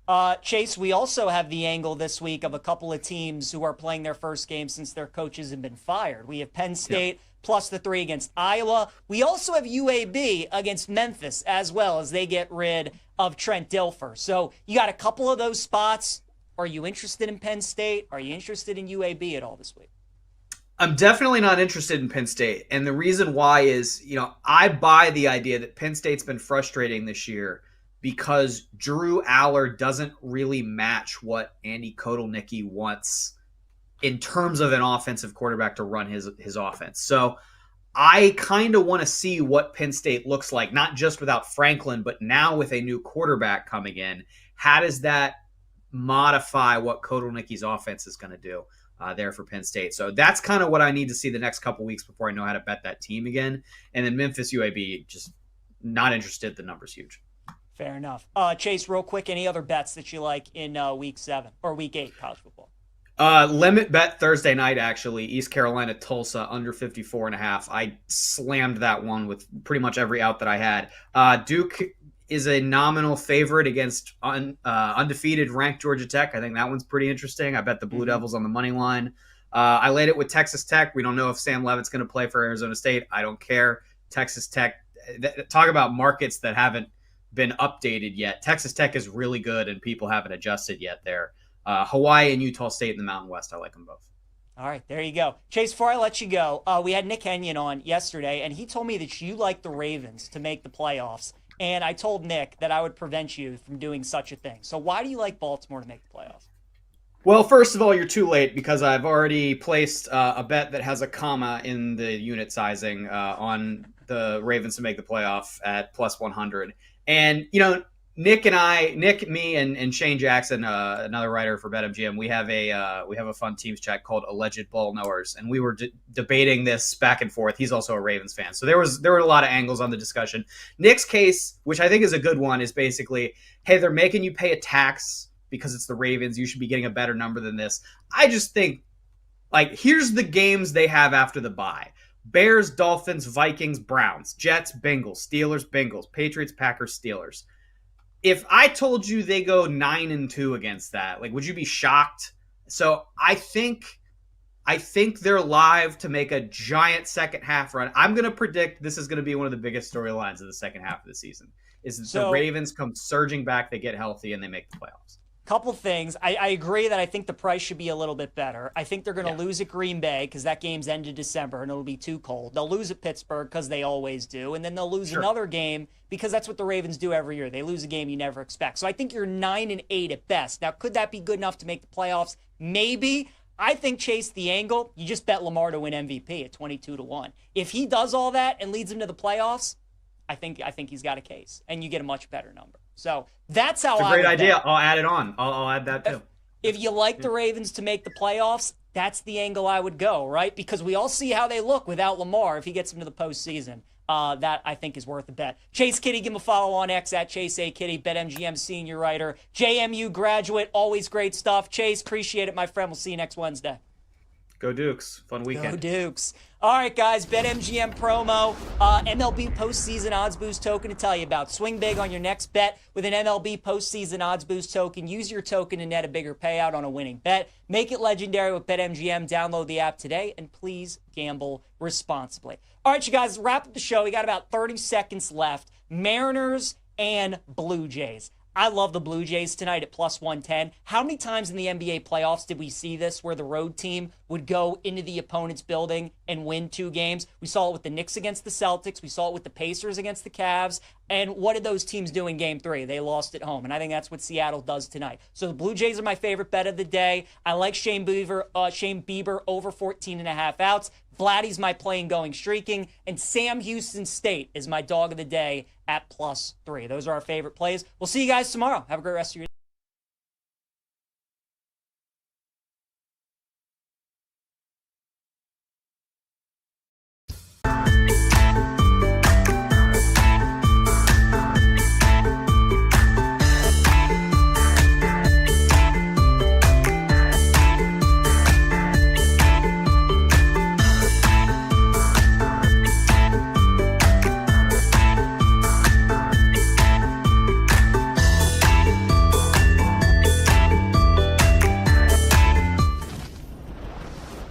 Happy Wednesday. Welcome into Send It In, presented by BetMGM here on the BetMGM Network. I'm your host, PJ Glass. We got a great show for you guys coming up on this Wednesday. A lot to get to. We're going to continue previewing Week 8 in college football. Michael Katz is standing by, going to get his thoughts on the marquee game of the week between Ole Miss and Georgia. Also going to talk some NFL. We'll dive into the other half of the games we didn't get to yesterday in Week 7, and then we'll look at some survivor pool strategies that we like for the upcoming week. Chase Kitty going to join us later on in the show, and then we'll wrap everything up with our favorite plays of the day. As always, any questions, comments, best bets that you guys have for us, chime in, let us know. You can write in anything that you have to us at the BetMGM Network on Twitch, on YouTube, or on X. And if you guys miss any part of the show today, as always, check out the Send It In podcast. Every episode available for you there, wherever you get your podcasts. Let's get rolling on a Wednesday. Glass is in session. We go to the Glasser guest line. Check in with Michael Katz, who joins us. Give Michael a follow on X at Michael L. Katz. Covers Ole Miss for the Northeast Mississippi Daily Journal. Michael, great having you back on, man. Big matchup this week in Athens, the top 10 showdown, Ole Miss and Georgia. As you preview this matchup, you start to dive into it a little bit. What do you think are going to be the key factors that determine who comes out with the win on Saturday between Georgia and Ole Miss? Crazy things just in the history of this matchup. It is only the second time ever that these two teams have both been ranked in the top 10 when they're playing, which is pretty insane given how many times they've played. Obviously, it's been Georgia's won a lot of these matchups, but Ole Miss won a really important one last year. I think when I look at it, so much of this is going to come down to how does Trinidad Chambliss handle the situation, assuming that he is the quarterback who takes the field for them. He's played really, really well. He started the last 4 games in place of Austin Simmons, and he does not get rattled, but this is his first major road start. He played a little bit at Kentucky when Austin got hurt, but the 4 games that he started have all been at home, so this is going to be a very different beast. He's not going to be rattled or nervous or anything, but playing in Sanford Stadium is going to be a little bit different than anything that he's had to deal with so far. So listen, he's been really good at not turning the ball over for the most part. He's hit the big plays. He's such a big factor in the run game. I don't think Ole Miss can win this game if he doesn't play one of his better games. He was so good against LSU a few weeks ago. Yeah. I think they need that sort of performance. This is an interesting Georgia team. They don't get to the quarterback that well, which I think is kind of surprising. Not a ton of sacks. So I think if Trinidad can have clean pockets, I think he can have the success they need. Yeah, I mean, Michael, Georgia, like you said, it's not your typical Georgia defense we're used to Kirby. Like, the front four doesn't terrify you. Don't get after the quarterback. The secondary feels like it's gettable as well. We've seen Tennessee and Bama have some success through the air. I mean, Chambliss has been great. They've been rolling while he's at quarterback. If Simmons is available this week, I mean, do you think there's any chance that maybe Kiffin goes with 2 quarterbacks? Does he give Chambliss the quick hook if maybe he turns it over a couple times in the first half? Or do you think that Chambliss is going to be the guy that they ride out through the Georgia game? The way I kind of looked at it was if, Chambliss had his worst game last week against Washington State. And it's not like he was awful, but he wasn't, the guy we had seen in his previous few starts. And again, I'm not the coach, I'm not in the meetings, but my thinking was like, if you didn't pull him in that game, like what situation are you going to? Because like, are you really going to have Austin's first action be like back at Georgia being thrown in the game? That just seems like a really tough situation. So I'm not in those meetings and whatnot, but I'm a guy who go with the hand that brought you there. Trinidad, I don't think has done anything to lose the job. Could you see Austin in certain situations? I mean, I will never put anything outside of the realm. When Lane Kiffin is your offensive mind, he is as good as it gets with drawing things up and scheming them. And maybe there's some situations they think it can work, but watching last week's game, if they didn't make the switch then, it's hard for me to see it happening now. As you mentioned, I mean, Kiffin, one of the best, certainly from an offensive standpoint. The big question with Ole Miss coming into the season was how the defense would look because of how many great players they lost on that side of the ball, last year being one of the top defenses in the SEC. How do you feel like Ole Miss has played up to this point, Michael, defensively? Certainly going to be their biggest challenge on Saturday. But do you think this group, do you think they can hold their own against that Georgia offense on the road? So this is a really interesting Ole Miss defense too. They led the nation in sacks last year. Sacks per game, I think it was 4. I believe they have 9 total this year. So this is a team that has gotten to quarterbacks. They've got a bunch of hurries, but they haven't been able to finish the job. And Centurion Perkins was a guy who was a preseason All-ACC, All-American type player. He had 10.5 sacks last year. He doesn't have any yet this year. And yes, they've been using him differently in terms of he's playing a little bit more coverage and less off the edge. But, when you look at his numbers, the sack thing kind of starts to make sense. So I think that's been really surprising. They also had the number 2 rush defense in the country last season. It's been a little up and down this year. It looked awful against Arkansas. And granted, that's a great Arkansas offense. Taylor Green can do a lot of different things to you. It looked great against Tulane and LSU. And then last week against one of the worst rushing offenses in the country, Washington State.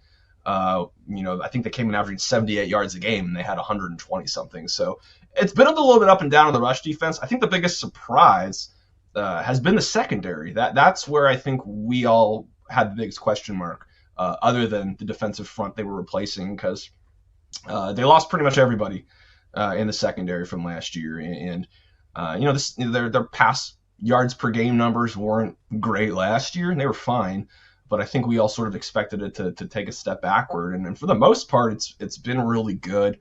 They probably need to start forcing more turnovers. I think they're in the negatives right now in turnover margin, which I think they're like -4, something like that overall, which, last year when you had Jackson, who just didn't turn the ball over, and you had a playmaking defense, those numbers were a little bit different. But I think overall, the defense has been fine. I am curious to see how it responds to elite athletes. And again, we saw it against LSU, and they held LSU to 254 yards, and they played great in that game. It was really impressive. Can you do it again against a different type of quarterback? Because Gunnar Stockton can make things happen when the play's dead. Garrett Nussmeier was not able to do those things this year.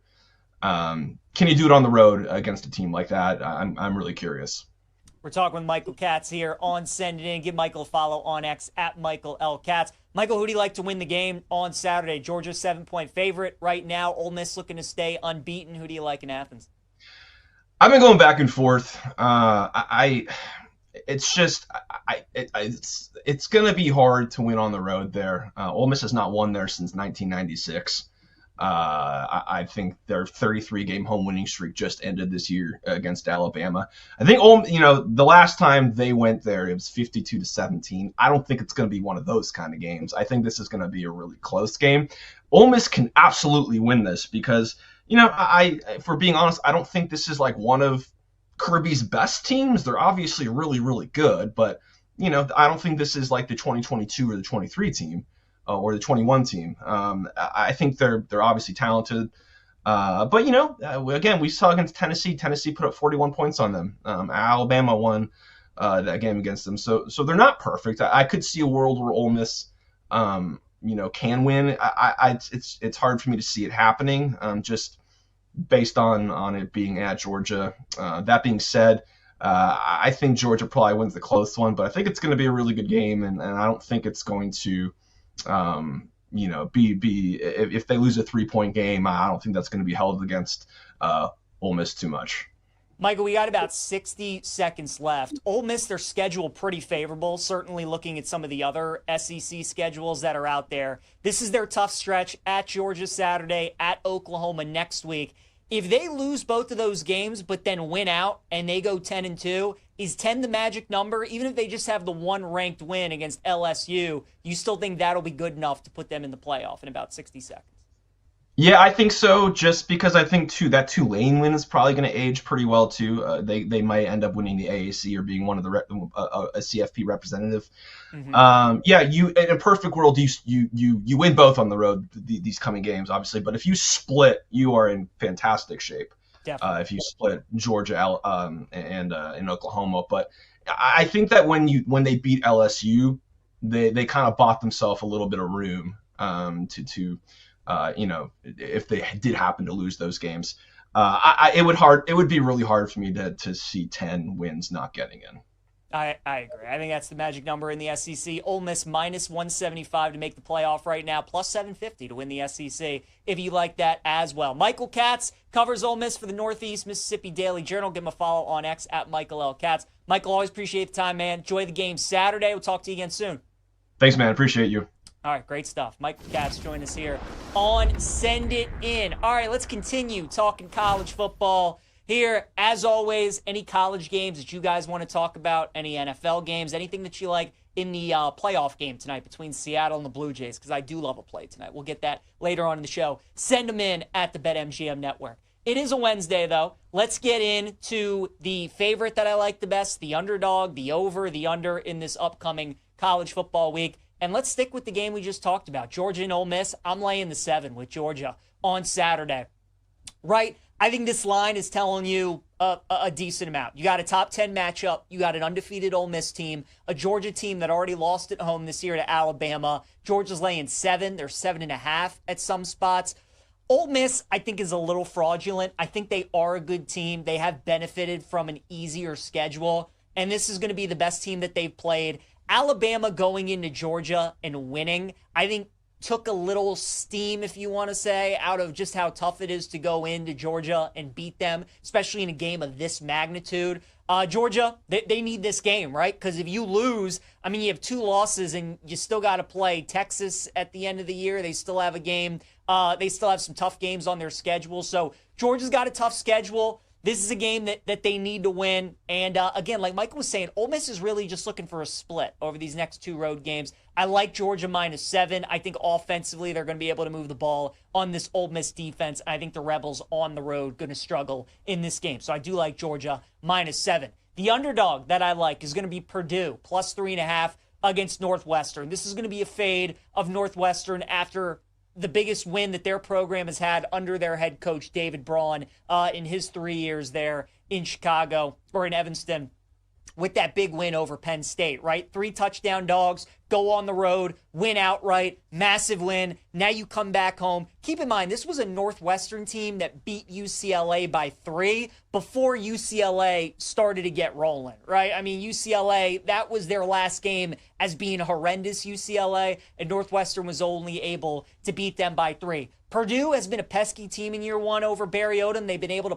put up some points. I think they can win that game. I like Purdue plus 3.5 against Northwestern. The best over that I like, we're going to attack this a little different. I like Notre Dame's team total over 35.5 against USC. This line at 9.5 feels very fishy, right? Feels like way too many points. It opened 7.5. It went to 9.5. Yes, Notre Dame defense has been better, but they're facing one of the best offenses in the country. These might be the 2 best offenses in the country.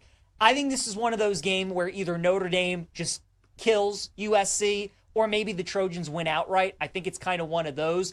But if USC wins outright, I think it's an A&M type game. 41-40, one of those where if Notre Dame wins, I could see them winning like 45-24 or something like that. The common theme, though, I think Notre Dame scores their points. I like team total over 35.5.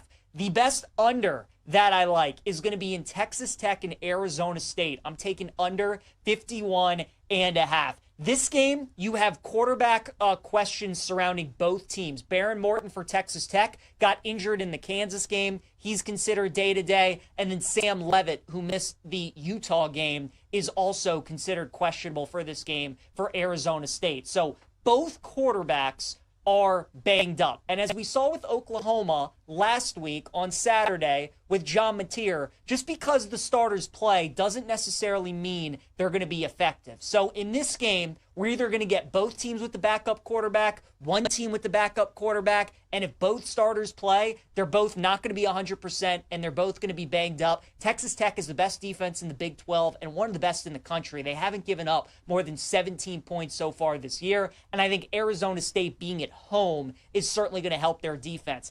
Texas Tech's run game has been very good this season, and it really helped them beat Kansas. Arizona State has the 30th rush defense in college football, so you're probably not going to be able to run the ball all too effectively on the Sun Devils. I like under 51.5. And then how about my favorite upset for Saturday. Let's go with Arkansas, plus 240 against Texas A&M. Aggies have played 3 straight SEC home games. They played Auburn, Florida, and Mississippi State at home. The only road game that they played was against Notre Dame when they won that in the final seconds again in that shootout, 41-40. That's the kind of game that Arkansas wants to play. Their defense is atrocious, but the way that they can hang around and upset these better teams is a high-scoring game. Look at what they did against Ole Miss. Look at what they did against Tennessee. Even though they lost those games, both of those games were played in the 30s. I think A&M's defense is not as good on the road. And since firing Sam Pittman, Arkansas had a great performance against Tennessee. I think they have another good performance on Saturday. I think they could win that game. Give me the Hogs, plus 240 against Texas A&M. All right, let's look at the NFL here on Send It In.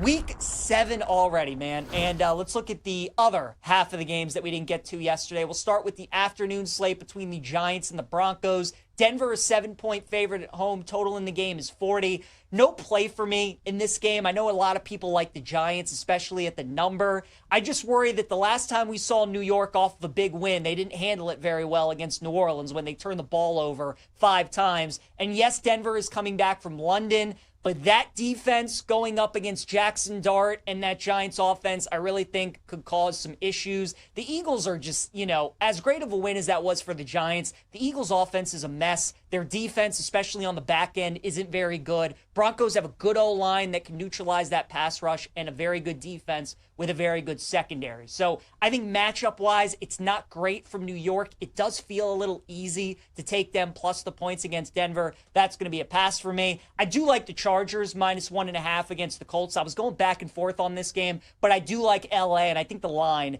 is telling you to take the Chargers as well. Colts, if the season ended today, would be the number 1 seed in the AFC. They have been playing awesome, but I think we could start to see some regression a little bit from Indianapolis. They played the easiest schedule in the NFL so far up to this point. Arizona nearly upset them on Sunday. Now they got to travel out to the West Coast and take on a Chargers team that is banged up. But I'm hoping Joe Alt can play in this game. They get some guys back on defense. It's just a Harbaugh spot for me, and I trust Harbaugh to have the Chargers ready, and I think they win that game. So I like LA minus 1.5. I also like the Commanders as short road favorites on the road against Dallas, bouncing back from that Monday night loss against the Bears. Anytime you get a team in the NFL that loses at home and then they go on the road the next week, always situational kind of spots that I look to back. Dallas, they've been playing everybody close this season, right? Whether they won those games or lost those games, they play everybody close. Feels like Dallas is an excellent teaser leg this week. If you want to tease them up to +8, +8.5,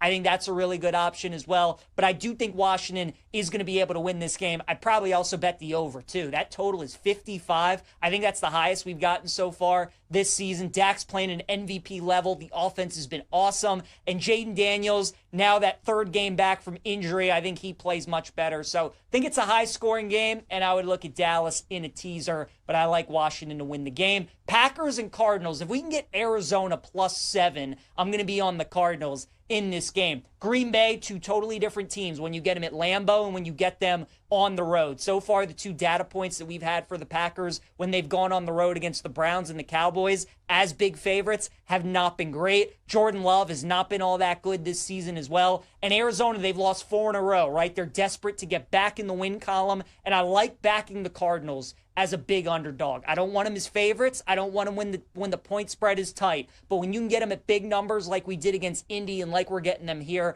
that's when I like Arizona. Hoping we get a 7 in that game. Sunday Night Football, Falcons and Niners feels like another good teaser leg here with Atlanta +8. I want to bet San Francisco because they're coming off a tough loss to Tampa. Atlanta's coming off that big primetime win against the Bills. It's a short week. They got to travel across the country. But you cannot understate the Fred Warner injury for San Francisco. One of the best defensive players in the NFL, and he is everywhere on that defense. So not only now have you lost Bosa, but you've also lost Fred Warner. So we'll see what Robert Saleh and that defense looks like. I kind of just want to wait and see against Penix, Bijan, and this offense. I've not been impressed with what I've seen from Atlanta on the road this season, losing 30-0 to Carolina. Against Minnesota, Penix really did nothing. It was all about the run game and the defense. So Atlanta's been another one of these teams, has not been good on the road, But with the injuries that San Francisco has, and especially Fred Warner, that game's a stay away from me. And then on Monday night, 2 games that I do like. I like the Lions -4.5, and I like the Texans +3.5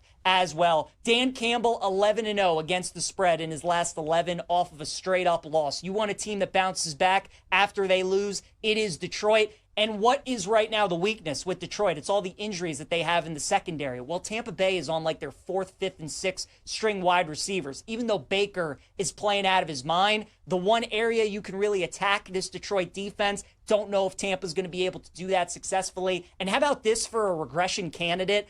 On Sunday, Tampa Bay, they're 5-1 this season. That was the first time they've taken a kneel down to end a game. So tells you they've kind of been playing with fire, and against Detroit off a loss, I'll take the Lions. I'll also take Houston +3.5. You guys know, Seattle at home, we're going to fade them. Houston off of a bye week, going on the road in Monday Night Football, very similar to the situation we just saw with the Bears against the Commanders. I'll back Houston plus the points against Seattle. All right, let's get to our guy, Chase Kitty. We'll save Survivor for tomorrow here on Send It In. Give Chase a follow on X at Chase A. Kitty, BetMGM senior writer, and James Madison University graduate. And Chase, that is where we are going to start, because everybody wants to talk about all these great SEC games that we have this week. We got USC Notre Dame, and we'll get your thoughts on some of those games. But one of the best games of the week, and the game that I am the most excited for, James Madison, ODU. Going to be an absolute battle. JMU, 1.5-point favorite. ODU coming off that brutal loss to Marshall.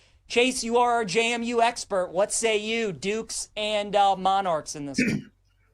Well, first of all, PJ, I'm going to tell you the obvious play, and I've tried very hard not to talk about this because I don't want to blow up my spot. But JMU's played 6 games this year. They've hit 6 unders. This is an under team. It is arguably the best under team in all of FBS college football. The defense is sick. It is the best unit in the Sun Belt. It's probably got a decent case that it's the best side of the ball of any G5 program. It's really good. They have this one kid, Aiden Gabira, who was medically retired at Notre Dame, but he was like, I don't think I'm done. I like the team retired me. I don't want to retire. Comes over to JMU. He's sick. The defense is really, really good. Okay.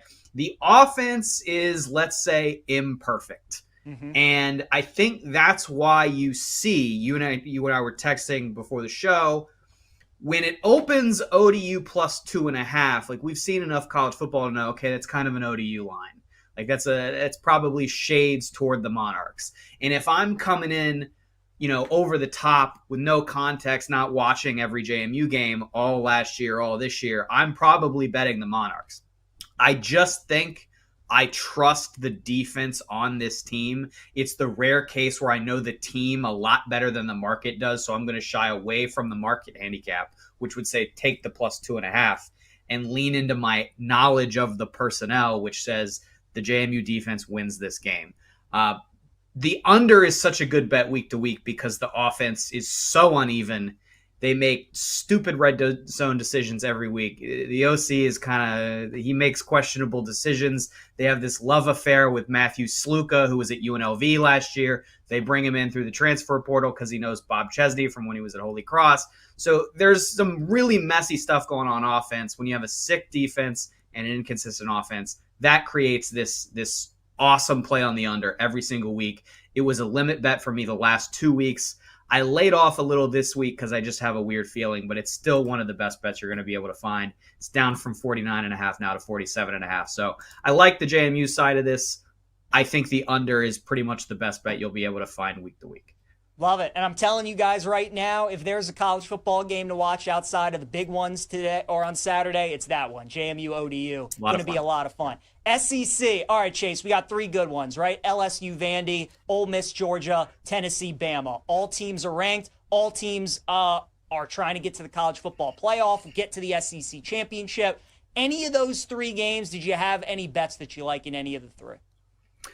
It's a terrible answer for a talk show, but not really. I don't love the numbers. I think when we get closer to the weekend, I will probably look for maybe some prop angles because I think Ty Simpson is going to have some success against Tennessee's back end. I think Lane Kiffin can scheme some things up against Georgia's back end. So I see some individual player prop angles there when I can, see all the numbers and all the markets. But I think the numbers are pretty good. So I don't see a lot of angles there in betting the games. Fair enough. Chase, we also have the angle this week of a couple of teams who are playing their first game since their coaches have been fired. We have Penn State plus the 3 against Iowa. We also have UAB against Memphis as well as they get rid of Trent Dilfer. So you got a couple of those spots. Are you interested in Penn State? Are you interested in UAB at all this week? I'm definitely not interested in Penn State. And the reason why is, I buy the idea that Penn State's been frustrating this year because Drew Aller doesn't really match what Andy Kotelnicki wants in terms of an offensive quarterback to run his offense. So I kind of want to see what Penn State looks like, not just without Franklin, but now with a new quarterback coming in. How does that modify what Kotelnicki's offense is going to do there for Penn State? So that's kind of what I need to see the next couple weeks before I know how to bet that team again. And then Memphis UAB, just not interested. The number's huge. Fair enough. Chase, real quick, any other bets that you like in week 7 or week 8 college football? Limit bet Thursday night, actually. East Carolina, Tulsa, under 54.5. I slammed that one with pretty much every out that I had. Duke is a nominal favorite against undefeated ranked Georgia Tech. I think that one's pretty interesting. I bet the Blue Devils on the money line. I laid it with Texas Tech. We don't know if Sam Levitt's going to play for Arizona State. I don't care. Texas Tech, talk about markets that haven't been updated yet. Texas Tech is really good, and people haven't adjusted yet there. Hawaii and Utah State in the Mountain West. I like them both. All right, there you go. Chase, before I let you go, we had Nick Kenyon on yesterday, and he told me that you like the Ravens to make the playoffs. And I told Nick that I would prevent you from doing such a thing. So why do you like Baltimore to make the playoffs?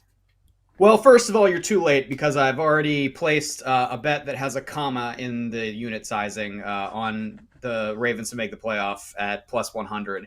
And, Nick, me, and Shane Jackson, another writer for BetMGM, we have a fun teams chat called Alleged Ball Knowers, and we were debating this back and forth. He's also a Ravens fan, so there were a lot of angles on the discussion.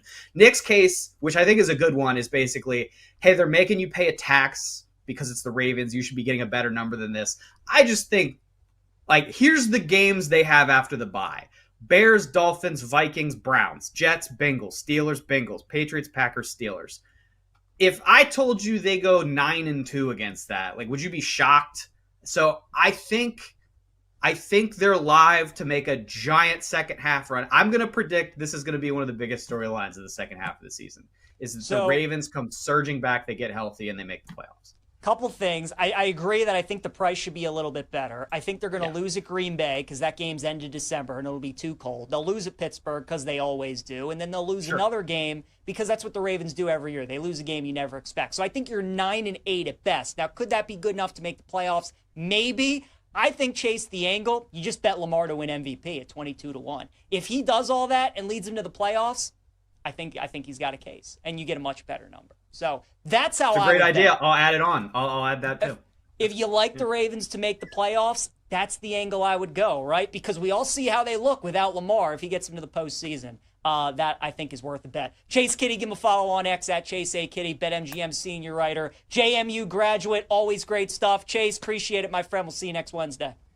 Go Dukes. Fun weekend. Go Dukes. All right, guys, BetMGM promo, MLB postseason odds boost token to tell you about. Swing big on your next bet with an MLB postseason odds boost token. Use your token to net a bigger payout on a winning bet. Make it legendary with BetMGM. Download the app today, and please gamble responsibly. All right, you guys, wrap up the show. We got about 30 seconds left. Mariners and Blue Jays. I love the Blue Jays tonight at plus 110. How many times in the NBA playoffs did we see this where the road team would go into the opponent's building and win 2 games? We saw it with the Knicks against the Celtics. We saw it with the Pacers against the Cavs. And what did those teams do in Game 3? They lost at home. And I think that's what Seattle does tonight. So the Blue Jays are my favorite bet of the day. I like Shane Bieber over 14.5 outs. Vladdy's my play going streaking. And Sam Houston State is my dog of the day at plus 3. Those are our favorite plays. We'll see you guys.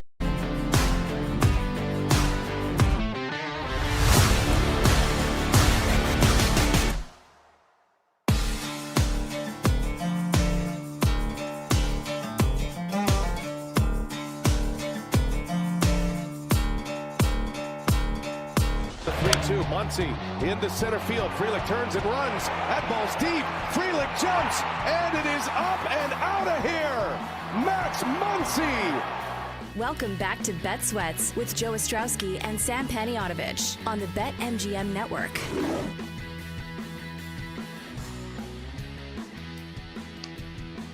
Hour number 3, Foul Territory here. That's our guest, Todd Frazier from Foul Territory. This is actually Bet Sweats, running around the house trying to chase down the guy, Joe, who just dropped off a package. I did catch him, in case you were wondering. I caught the guy. He tried to pull away with the package that I had to sign for. I made it. Todd Frazier, are you proud of me or what? Listen, I've been there too many times, brother. I give you credit. Let's go. Good hustle. Good hustle. Let's go. This is Bet Sweats, though, Joe, not Foul Territory. Foul Territory is on later today. Yes, no doubt about it. Todd Frazier joining us. And Todd, we've got a lot to talk about. I hope we get more baseball to talk about, but the feeling is right now after 2 games in each CS, like, oh boy, these might be a couple of short series.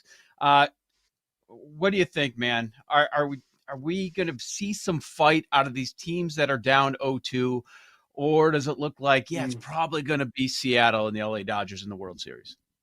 Yeah, I mean, as of now, what everybody's thinking is the same thing. For me, I think it's, it's either going to be 3-1 or a clean sweep on. It's hard to say. I understand. Toronto was hot. They came in hot. They beat the Yankees. They looked really good doing it. But, no Bo Bichette is killer, man. They're not hitting. They're not finding ways to get guys in. The pitching hasn't been good. You got to go from one series to the next, guns blazing. It just doesn't seem like that's happening right there with them. And I feel like the Brewers are in the game, and then all of a sudden, boom, a home run by Teoscar Hernandez, a double. All of a sudden, Shohei gets his first RBI and hit in a long, long time. And they weren't doing well. Freddie Freeman wasn't doing well either. And all of a sudden, watch out. Yeah, it looks like it might be. We're hoping, meaning we, everybody that loves baseball, we're hoping for a couple more games here and there, but it's going to be very hard. I do find it funny that the biggest flaw that everybody kept, harping on with the Dodgers was the bullpen. And it still might be true. Dave Roberts just says, all right, Snell, you go 8, Yamamoto, you go the distance. It's very 05 White Sox, Todd, where the starters just do what they have to do. If they get that starting pitching, forget about it, man. And that's what it should be. I'm a big believer in the starters need to get a little more leeway here. I'm a big believer that, you should have a good bullpen, but you shouldn't have to lean on them all the darn time. You know what I mean? So it's like, when you got somebody going, I want to see Blake Snell go out in the 9th inning, give him one more chance. But it's so fantastic. It was a fantastic outing. You love to see good pitching performances. I think nowadays you love it even more, considering we didn't have one no-hitter this year and considering that starters barely get past the 5th inning nowadays. But to see that, it's exciting. It's fantastic for baseball, and it's really good for Dodger fans. So it's something in the gambling world that we try to come up with a number on and try to figure out what the edge is. But one of the leads in what we've seen so far through 4 games in the CS is they're doing it on the road. And now they get to go back to the cozy confines. You've got the 2-3-2 format as well. As someone that participated in 5 different playoffs, what sort of value do you put on home field? Because you look at it right now and you're like, it looks like a crazy atmosphere. Yeah, obviously a home team gets the advantage without the travel and all that. But maybe there's also a little more pressure where the road team might have a slight advantage. So Todd, how do you look at it with home field? I think for me, honestly, I love playing on the road, especially in the playoff. You know what I'm saying? There's the pressures are kind of off a little bit. You're playing in front of your home crowd. They're pushing and like, come on, they're trying to will you to win the games. Now when you're on the road, it's like, who cares? Let's go out and just play our game. So for me, getting yelled at and booed all the time, that wasn't pressure at all. The pressure is playing at home sometimes when you got your fans screaming and yelling down your throat. You don't want to strike out then. You strike out on the road, you're not going to hear anybody booing you, so I don't know. I don't know what it's about. I think they're more relaxed. They're more resilient. But coming back home, nothing wrong with it. I think it's exciting knowing you're up 2-0. Find a way to win one or two of those games, and next thing you know, you're sitting really pretty. If one of the teams comes back down 2-0, which one is it? Oh, man, that's such a hard question, too. I would say the Brewers, just because of their staff and, their team. They've been together. Pat Murphy is an absolute stud of a manager. Yeah, I see Freddie Peralta. He didn't throw bad yesterday. He threw pretty good, Gave up 3 runs. But I do think that they have the better shot, and people are going to be like, well, what are you talking about? The Dodgers are hot. Seattle's absolutely filthy. Their pitching staff can win 10 games in a row if they really needed to. Their staff is so good. And guess what? They're hitting now. Holy cow, the Mariners are hitting. Watch out. So for me, it would have to be the Brewers just because of how good the Mariners pitching staff is. Yeah, that lineup looks so deep for Seattle now. Not something we were saying early on in the season as they added guys like, wow, you go 6 deep. You're like, man, you're still strong with Suarez there. So yeah, no doubt about it. Looks like that's going to be the matchup. The baseball fans I talk to that don't have a dog in the fight, right? They're just like, anybody but the Dodgers. Anybody but the Dodgers. And it just it feels like it's just they know who the best team is. They know who's probably going to win the World Series. The odds are already saying it's Dodgers. Like you got to lay money to take the Dodgers at this point, and they still need 6 more wins to go here. The Dodgers winning, if they go back to back, it's not something we see a lot in this sport. They go back to back. Is that something that's good or bad for baseball? Oh, man, that's a good question, too. For me personally, I think it's great for baseball. I mean, listen, I love dynasties. I love that this team was willing to go out and spend as much money as they could to get the best players. I think you have to respect that. I think you have to sit back and see where the Dodgers were. Like, nobody won 100 games this year. It was pretty even. They have a ton of injuries still, the guys that aren't playing, and they're still doing it. It goes to show you how good Dave Roberts is. It goes to show you how the brass is and how they want their team to win at all costs. Any team could have went out there and spent the money. You got Steve Cohen's of the world who's doing the same thing. Unfortunately, the Mets didn't come up big in the final stages. I think it's great for baseball. I think, and now all of a sudden, if you're a fan of another team, that's the team we're going to go get. Let's go. And that's the pressures and the love you want for baseball. Next year's time, if they end up doing the World Series, who's going to knock off the king? It's my team, So that's the way I feel about it. I have a feeling a lot of people, though, would be dissuaded by the Dodgers. Say they win this World Series, and then in the offseason, they go and throw $400 million at Kyle Tucker. Yeah. I feel like that would swing the pendulum a little bit, Todd. Oh, of course. I mean, who wouldn't be upset when a team is getting all the great free agents out there? Who wouldn't be? But whose fault is that to blame? At the end of the day, you got guys, they have money. These billionaire presidents who own teams, they can spend. I know they say, we're a low-level market. They wouldn't be in the business if they weren't making money on these things. So go out and spend a little bit. Get the guys that you feel that are going to help your squad succeed and get after it. Some fan bases really need that. Yeah, I totally hear where you're coming from. Todd Frazier with us from Foul Territory. Check out Foul Territory weekdays, 1 o'clock Eastern, especially right now during the MLB playoffs in the CS, and get their thoughts on a day-to-day basis, reacting and also previewing the next day's games. This is Bet Sweats, Joe Ostrowski, Sam Panayotovich. I'm torn on the issue of salary cap. I know when you're a player, obviously you're against it. You don't want it. You still have that player in you. Curious where you are, because I think that's a very good point that you brought up. Look, let's not let these owners off the hook. They have the money. They're making the choice not to spend the money. They don't want to reinvest into the roster. And because they know in some situations, all right, the place is going to be packed. We're still going to turn a profit at the end of the year. So why would we want to put that in jeopardy? It's tough because part of me wants a salary cap because I wouldn't mind seeing some of the teams at the bottom kind of move up like we see in other sports. But also I don't want to let these owners off the hook. They're allowed to be cheap. It's tough. Yeah, and that's well said. I mean, The only good thing about that, which is, I'm not for it, but it would even out the playing field, like basically what you said for a salary cap. No way, no chance. Tony Clark understands that, and I think the Players Association should understand it. And me, I haven't talked to anybody about it, so I'm basically just speculating. But knowing from the past, that is the non-negotiable. That is something that should never be brought up.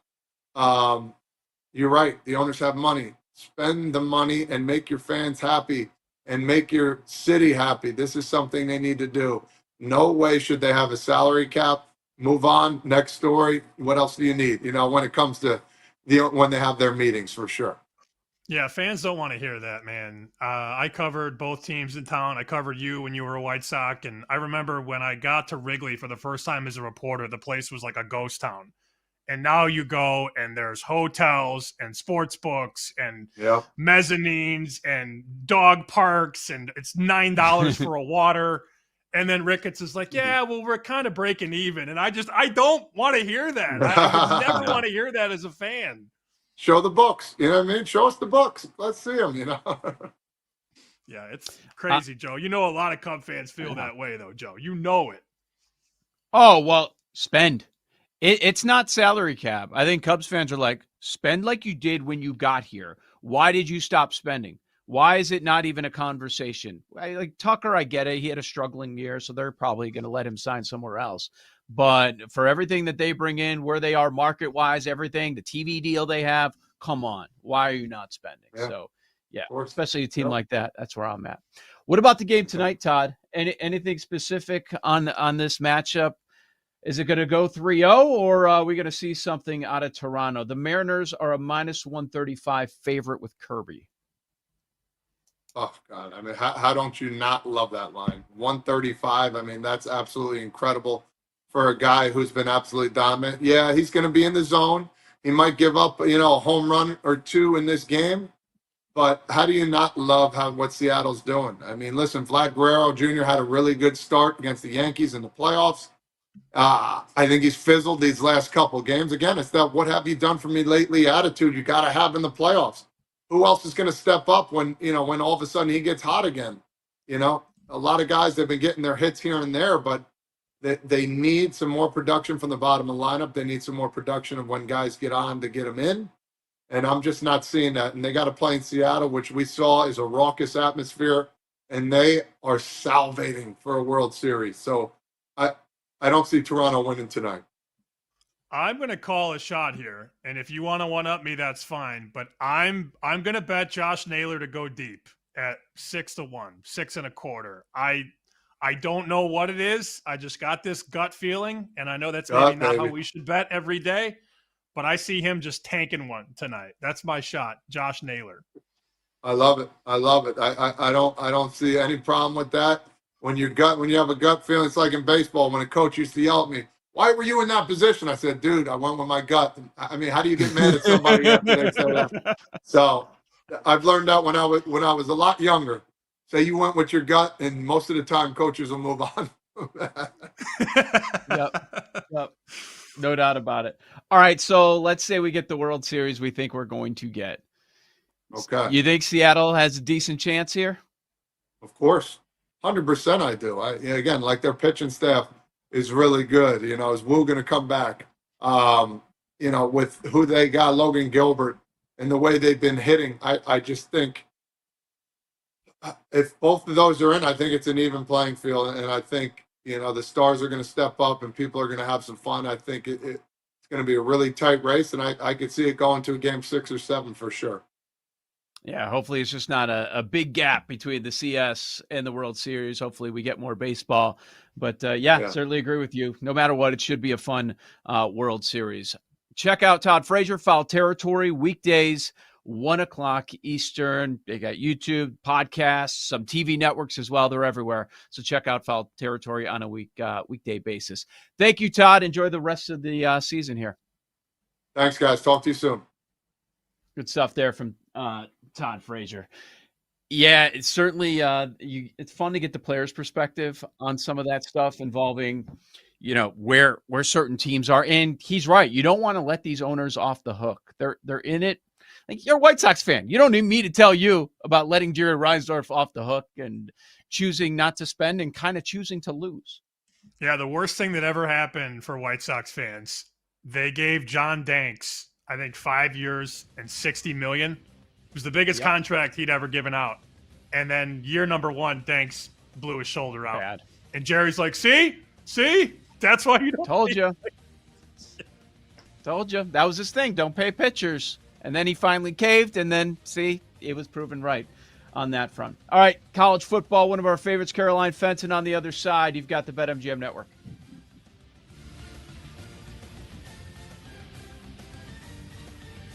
You're listening to Bet Sweats with Joe O and Sammy P on the BetMGM Network.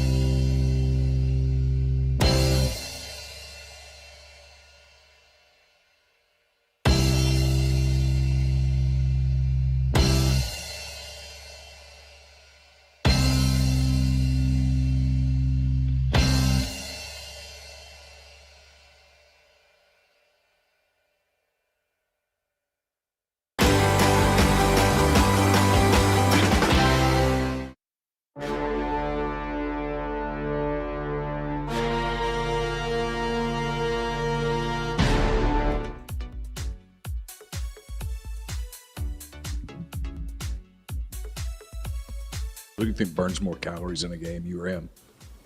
I don't know. That's a good question. I walked by the TV and saw his press conference today, so it don't look like he's burned too many calories.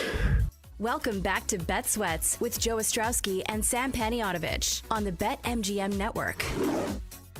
Damn, Lane. Damn. Firing shots. Kirby Smart. Joe O, Sammy P. This is Bet Sweats, BetMGM Network, getting you set for the upcoming college football week. We now bring on Caroline Fenton. Check her out on Yahoo Sports Daily, 9 to 11 a.m. Eastern weekdays. Check out the show. We'll get into that matchup, of course, the Ole Miss game this week, Caroline. But the big news of the week is what went down on Saturday and into Sunday with the James Franklin firing. So yesterday we started taking a look at the odds. And of course, the usual suspects, the dream, what about Signetti? What are his odds? And those with connections to Penn State makes sense. And then we saw a big move on one name that I haven't seen out there a lot nationally. And now the favorite to be the next Penn State head coach is Joe Brady. What do you think about Joe Brady as the coach? Or maybe you have someone that you selected that you would hire if you were at Penn State.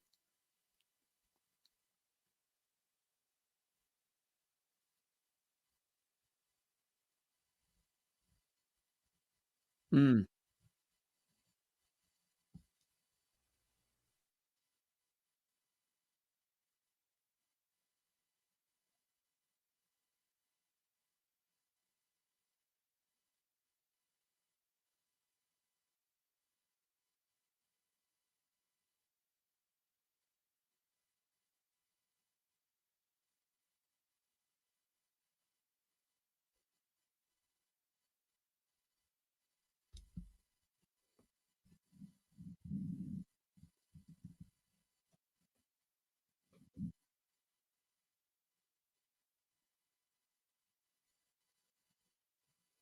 To see Penn State shift gears and start to, air the ball out a little bit. I think that Andy Kotelnicki, their offensive coordinator, has been known to be a really creative offensive coordinator, but we didn't see that under James Franklin. So I like the idea of going offensive minded, but I have to think about what Penn State needs right now. Penn State doesn't need anybody to come in and fix the culture. Penn State doesn't need anyone. Caroline, take 1 second. Let's see if we can reconnect because the audio is kind of going in and out there. Okay. Little technical difficulties there, but we'll get that figured out and reconnect with Caroline Fenton coming up in just a moment. And yeah, Sam, we mentioned it yesterday on the show. Joe Brady is still the favorite, but Rule right there, right behind him, which I find very interesting because his response the other day, I don't talk about other jobs. I'm happy here, but I don't talk about other jobs. Well, guess where the owner of the Bills went to college? Penn State. That's Terry Pagula. Yes. So there's a natural synergy there. And if he feels good about Brady, which I'm sure he does, I mean, he's obviously got a lot of pull to get him to be the offensive coordinator. If he's happy with that relationship, it's an easy slide. You just take him from Buffalo and move him over to Penn State. Like, that's how it works these days. Yeah, no doubt. Caroline Fenton back with us. Do you have us, Caroline? Yeah, I have you guys. Sorry about Okay. tech issues. Can't live with it. Can't live without it. But yeah, to your point, not a very far trip to State College. I just think that Penn State right now needs somebody that can come in and win immediately. You don't need someone to rebuild the culture. You don't need anyone to rebuild the foundation. You need someone to take over the culture and the foundation that James Franklin built to continue recruiting at a high level and come in and win football games. Joe Brady hasn't done that at this level. Joe Brady hasn't been a head coach. He's a brilliant offensive mind, but I think Penn State needs someone that's more proven to come in and take the reins and kind of get over that hump that James Franklin wasn't able to get over. You have the LSU helmet over your right shoulder, as always. I do. LSU is an underdog at Vanderbilt. Make that make sense.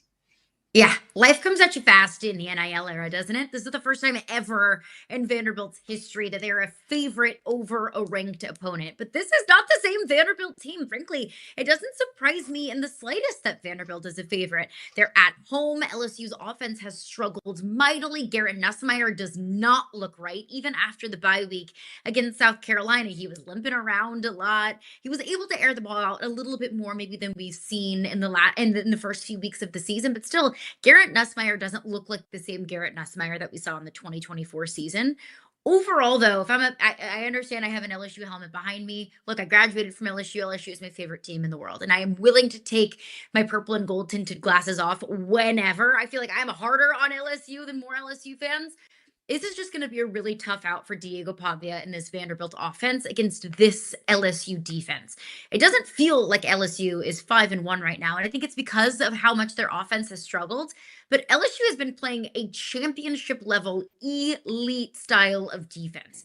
LSU's defense is nasty, and Blake Baker is going to blitz the hell out of Diego Pavia. Now, Diego Pavia has proven that he's going to make plays. He can make plays even against an aggressive defense, and there are going to be plays to be had. If LSU blitzes and sells the farm to get after Diego Pavia and he's able to evade that blitz, well, he's going to have green grass to be able to make those plays happen. We saw that a little bit last week against Lenora Sellers, but overall that LSU defense was able to stifle Lenora Sellers' legs really for a majority of that game. I think LSU's defense is going to be the difference in turnovers. That was the difference in Vanderbilt and Alabama.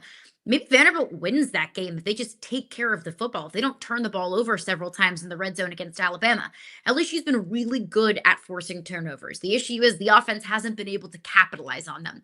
That's the key for LSU, force turnovers and really limit what Diego Pavia is able to do with his legs, and hope that Garrett Nussmeier is able to just piece a few big throws together against this Vanderbilt secondary that's been struggling. And that's the path to victory for LSU. But don't get it twisted. I will not be surprised if Vanderbilt is able to, I'm not even going to say shock the world, because I don't think it would be shocking. They're a favorite. But if Vanderbilt is able to get back to their winning ways with a win over LSU, that will not surprise me in the slightest.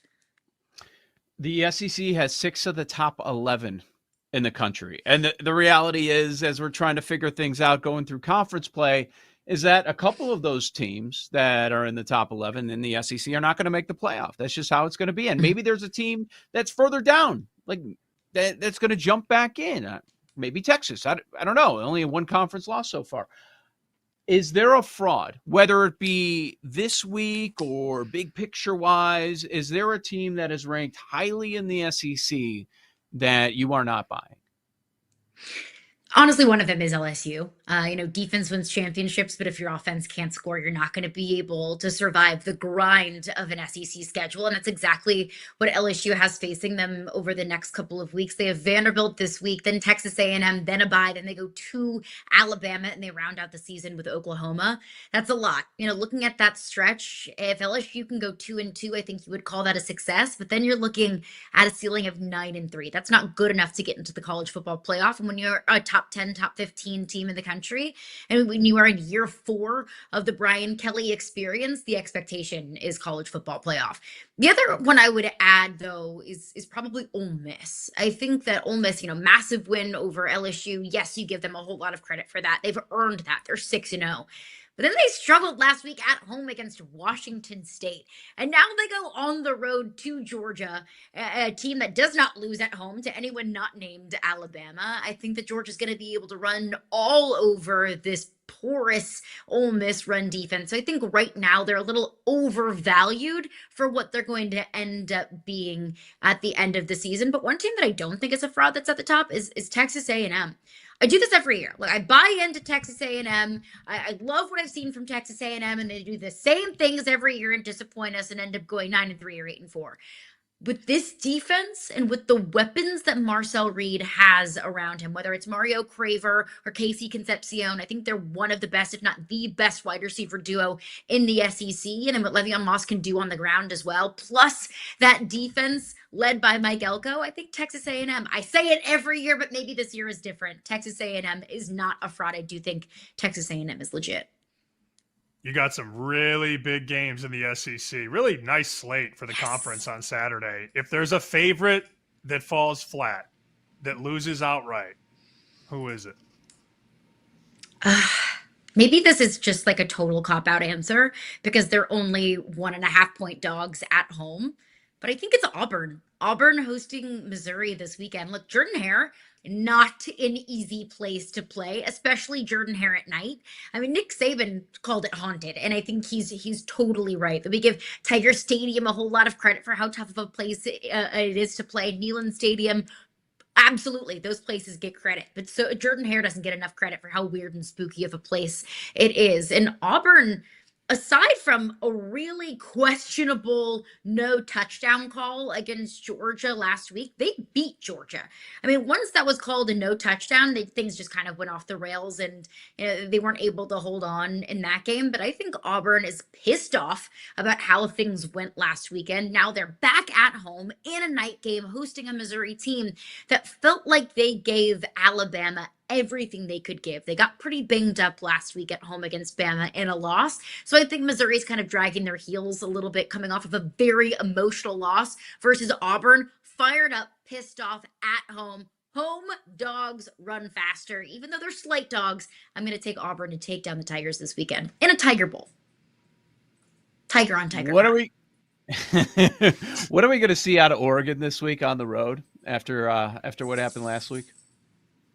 Oh, it's a good question. And this is the test of good teams, of championship caliber teams, that you can get smacked in the mouth and then you can come back from it. Or you can, continue to ride the high of a win and not get distracted by it. I think on the road, against Rutgers this weekend, this is an opportunity for Oregon to get right. Let's not get it twisted. Indiana's a good team. Like, Indiana, I think, should be in the conversation to be the number one team in the country. That wasn't a fluky win over Oregon. Indiana just beat Oregon.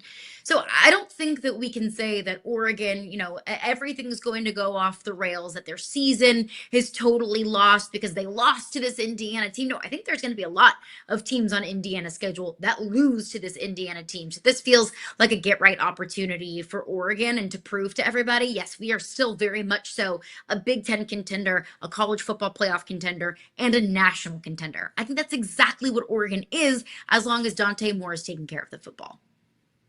Do you believe more in Indiana or Miami? They have about the same price to win the whole thing. They're right around 9-1. Which team do you buy more?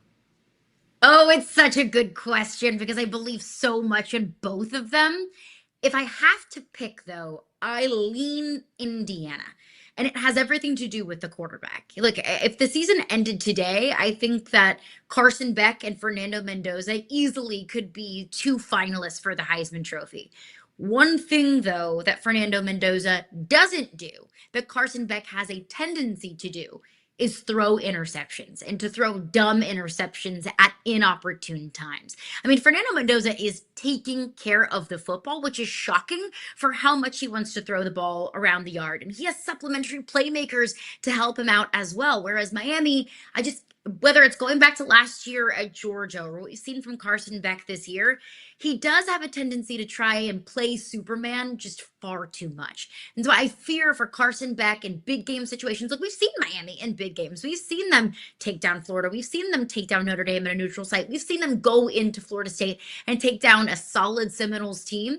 But no win that Miami has on their schedule looks as good as what Indiana did on the road against a top 5 Oregon team. So I say, I trust. How crazy is it? Like, if you would have told me this 2 months ago that I'd be saying I trust Indiana more than Miami, I would think I was crazy, but I think it is. And it is because of Fernando Mendoza being able to take care of the football as much as he has.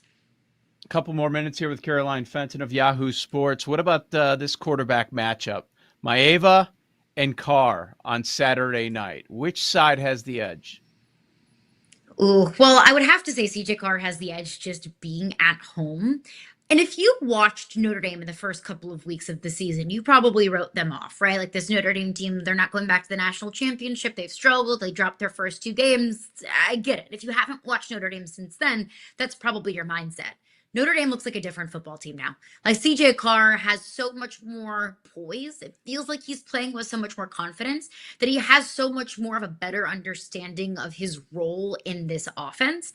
And he also has the running backs around him too, whether it's Jeremiah Love or that offensive line that just looks better and better and better. Defensively, Notre Dame looks more sound.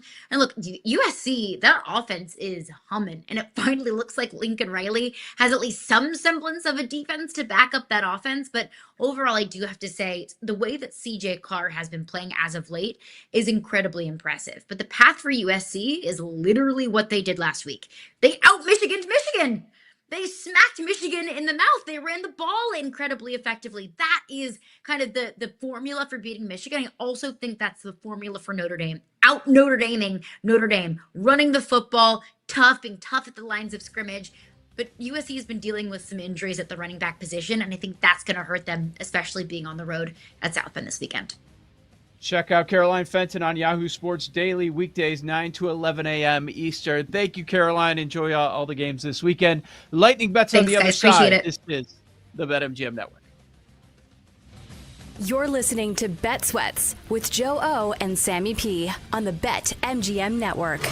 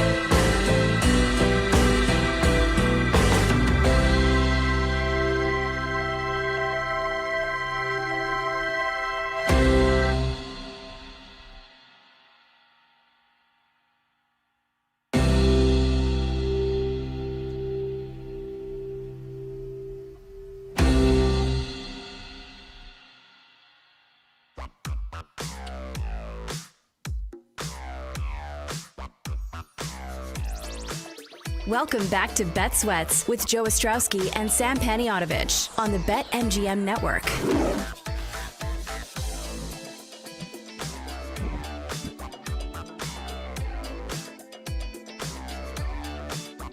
Bet Sweats, BetMGM Network. Thanks for hanging out with us. Weekdays, 9 a.m. to noon Eastern time. We will get to our lightning bets. We'll get to the room. We got a lot happening on this, what is it, a Wednesday? Yeah, it's a Wednesday. Wednesday here on Bet Sweats. Sammy P, I heard that you were requesting your guy. He is your guy, Ben Johnson. I'm sure you have a Coach of the Year bet. Since you're cornering the market, you're in the process right now. Are you going to add Ben Johnson to your list after 3 straight wins?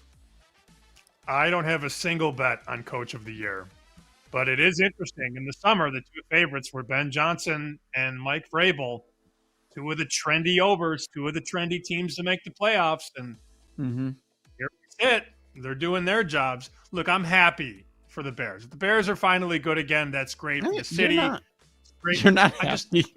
Fans, you're a liar. Fans bother me. No. Happy for the team. Just the fans are enough. Like, the fans don't know how to handle winning in Chicago. That's what I'm getting at. You know that. You know that. Yep. Oh, I know that. Yeah, I did my time talking to them on the phone. The crazy ones that wanted to go on radio shows. So there's another level there, right? There's your normal psychotic Bears fan, and then the ones that want to go on the air. They're just a completely different species. There's no doubt about that. Remember I told you last year about the Bears group thread that they found a photoshopped image of Thomas Brown holding up the Lombardi trophy last year. Remember, we talked about this on the show. I know. I forgot It's just like I forgot he was the head coach, honestly. Yeah, well, anyway, so I had our crack staff, and by crack staff I mean Jake Hassan, find post-game locker room celebration, I guess, with Ben Johnson, the coach of the Bears. Let's rip it. Hear what they had to say. That's 3 in a row. And the only thing I need is good,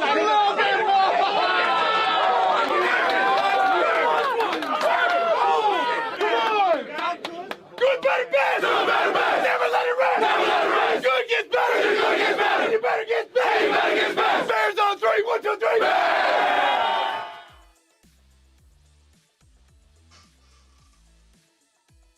I can't do that.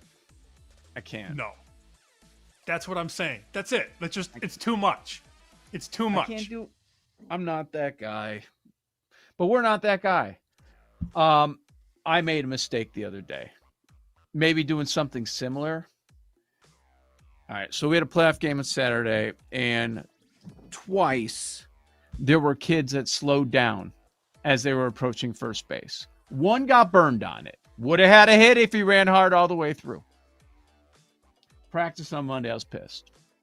And I made a point, even though we won, I made a point to make sure that they're running hard, and we emphasized it. I timed everyone down, home to first. Home to first. Okay. All right. Ran hard, good, for the most part. Timed you all. There's some bad numbers there, boys. Bad numbers. Okay. I don't have spikes on. I'm your old fat coach. Let's time me. If I beat anybody, you're doing a tripod. A tripod is home plate, left field foul pole, right field foul pole, back to home plate. We're on the big fields now, so that's not a joke. Like the left field foul pole is 320 now on the field that we're on. So that's a good hike. They don't want to do that. They timed me. I beat 5 of them. 5. Let's go do the tripod. I was cool. One of my coaches couldn't believe I did that. He's like, please, Joe, no, don't. Something's going to go. You're going to fall. You don't have spikes on. I'm good. I'm fine. I thought I was good.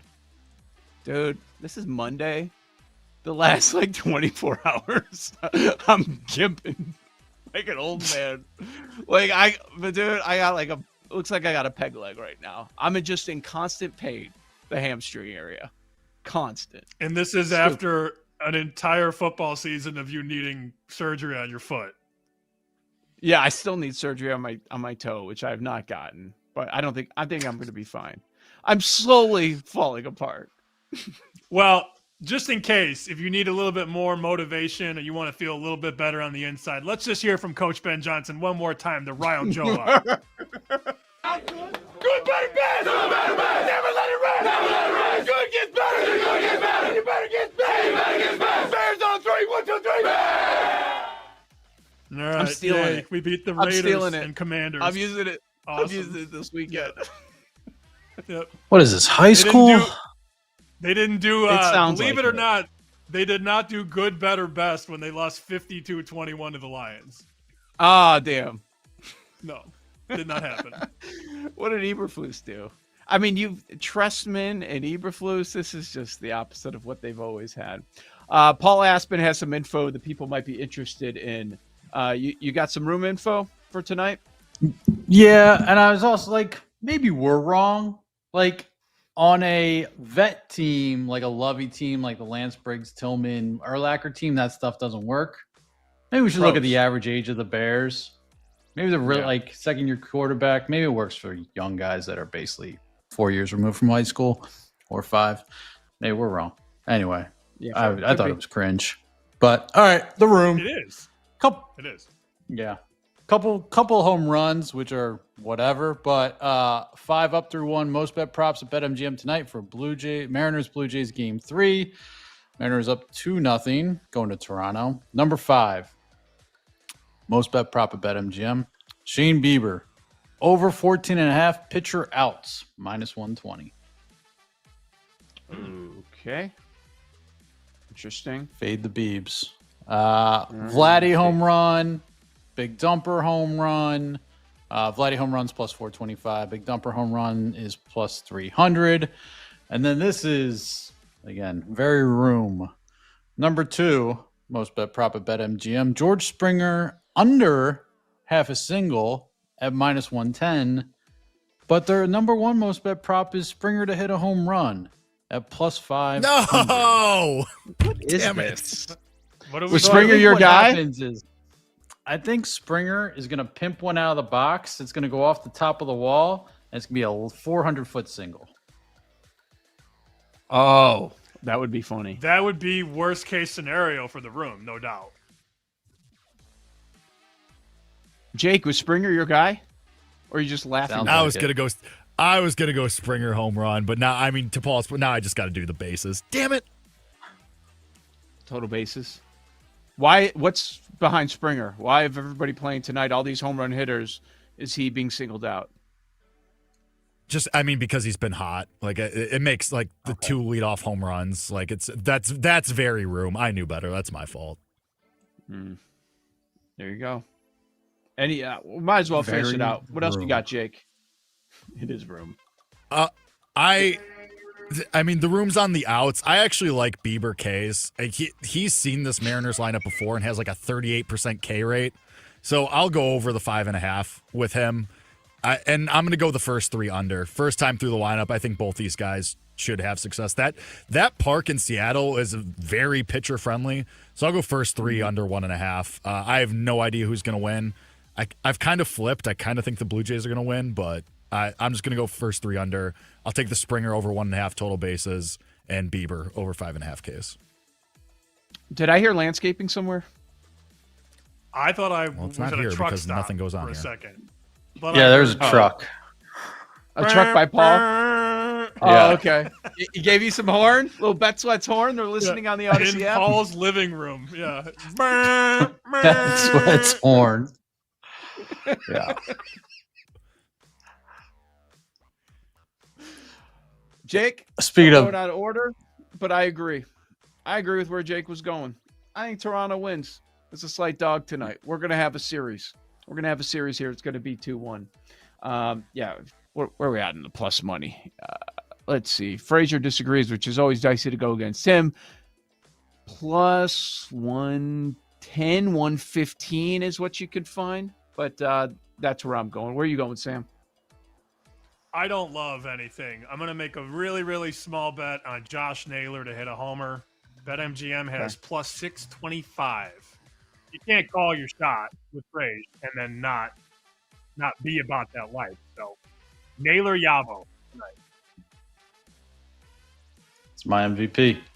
I think I said when we were setting up the room that the series shifts to Toronto. I'm a moron. Obviously in Seattle, cavernous ballpark. I'll ride with the Jays plus 110. Come on, we got to get a series, right? Even though Naylor is my guy, obviously 3-2-1 Naylor, World Series MVP. But let's make it a series for the Ian McMillans of the world. Man, imagine that spot being down 3-0. Oof, tough. Oof. And that'd be fun. We could have both. I'm gonna 3-0. text when Naylor hits a homer. I'm just gonna text a trumpet. Horn. Yeah, that's what I'm gonna do.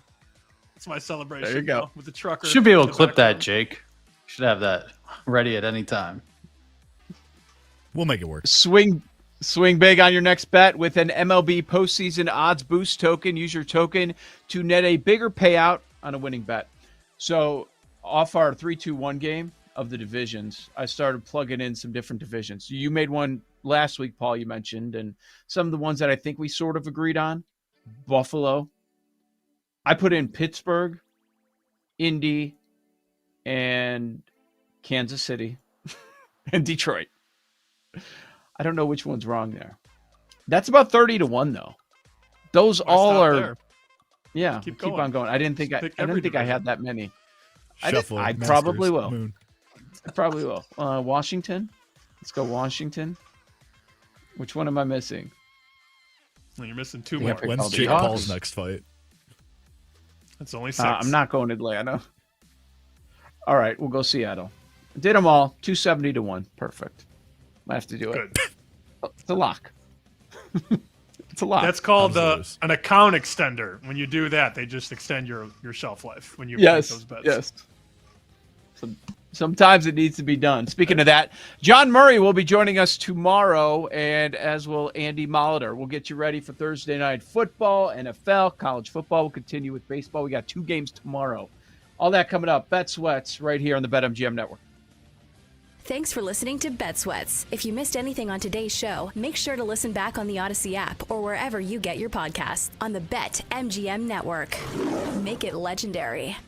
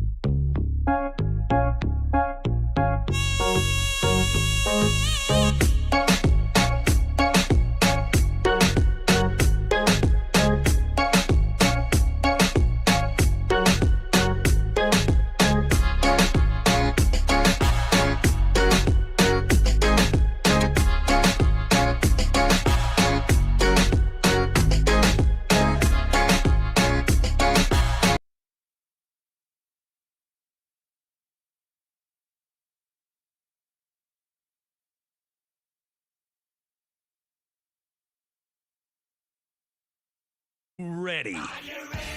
It's time to laugh, to win, and to live the thrill of the action. Hey, baby, let's go out there like a bunch of crazy dogs. What the hell's going on out here? No idea what's going on, but I am excited. Every pick, every play, every game-changing moment.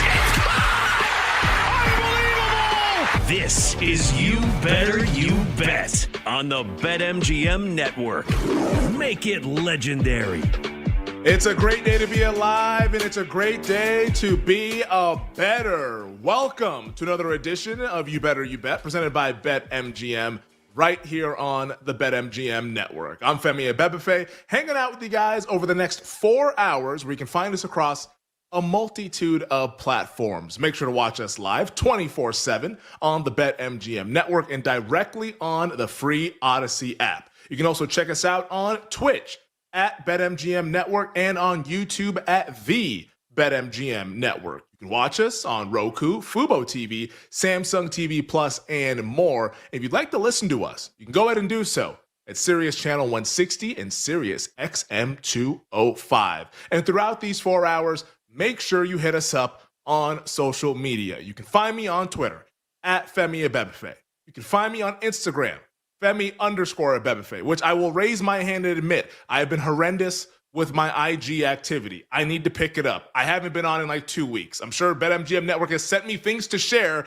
that I have not yet seen, but I will definitely pick up my Instagram activity. You can also find the entire show at You Better You Bet on Twitter and the entire network at BetMGM Network over on Twitter. If you like our show, Bet Sweats, BetMGM Tonight, Daily Tip, all the shows that we have across the network, weekdays and weekends at BetMGM Network is where you can find us. We got the crew hanging with us here on this Wednesday, Hump Day. We have Tyler Morales, Jake Hassan, Bill Zimmerman, Mike Brown, Sean Ha, Nick Costos. He joins us at the top of the hour with his thoughts on Sunday's Eagles-Vikings game that I think is incredibly fascinating. One side of the equation, you have Philly's offensive woes after back-to-back losses. And on the other side of the equation, who's starting at quarterback for the Vikings? Kevin O'Connell just met with the media moments ago saying this week, both quarterbacks, J.J. McCarthy and Carson Wentz, will be getting first-team reps. An interesting situation brewing in the Twin Cities, and Nick will talk about it coming up at 4 o'clock. But as always, if you miss anything across these 4 hours, make sure you check us out in podcast form, because we're going to get to a lot. Obviously, talking the National Football League, baseball with both series 2-0 in favor of the team that did not have the home field advantage. We'll see Game 3 later on tonight in Seattle. Also, we're going to get to some college football. If you miss anything, check us out in podcast form. Just search You Better You Bet wherever you get your podcasts. And while you're there, the least you can do is to subscribe, rate, and review. I mean, we are delivering on-demand content, like not even to your doorstep, to your ear. On-demand content. The least you can do is to subscribe, rate, and review. We have 3 guests who will be joining us throughout these 4 hours, starting at 5 o'clock Eastern Time. Odyssey NFL Insider, analyst for NFL Network and Compass Media, Brian Baldinger, Baldy, with his weekly Wednesday spot to give us the film perspective on what we should expect to see in Week 7 in the NFL. And then to begin the Power Hour at 6 o'clock Eastern Time, College Football Insider for On3 Sports, America's College Football Insider. Our buddy Brett McMurphy checks in with us here as we get set for the Week 8 slate in college football. Dude, college football, it flies, man. I tell you, I know it feels like we've seen a lot. We still have a second half of the season to go, but with all the NFL stuff and like the NFL season so long, 18 weeks, college football, like we're 2 weeks away from November, the final week of the regular season. Like, it's pretty wild how college football flies, but we'll check in with Brett McMurphy at 6 Eastern, and then at 6:20 Eastern, joining us for his weekly Wednesday spot is the co-host of First Things First on FS1, Danny Parkins, who will give us his take on all the biggest matchups this upcoming weekend in the NFL. And are the Bears turning the corner? Or shall I say, did they turn the corner this past Monday night in their win over the Washington Commanders? But I think it's important to note right now as we start the show off here today on this fine Wednesday, we are a third of the way through the NFL season.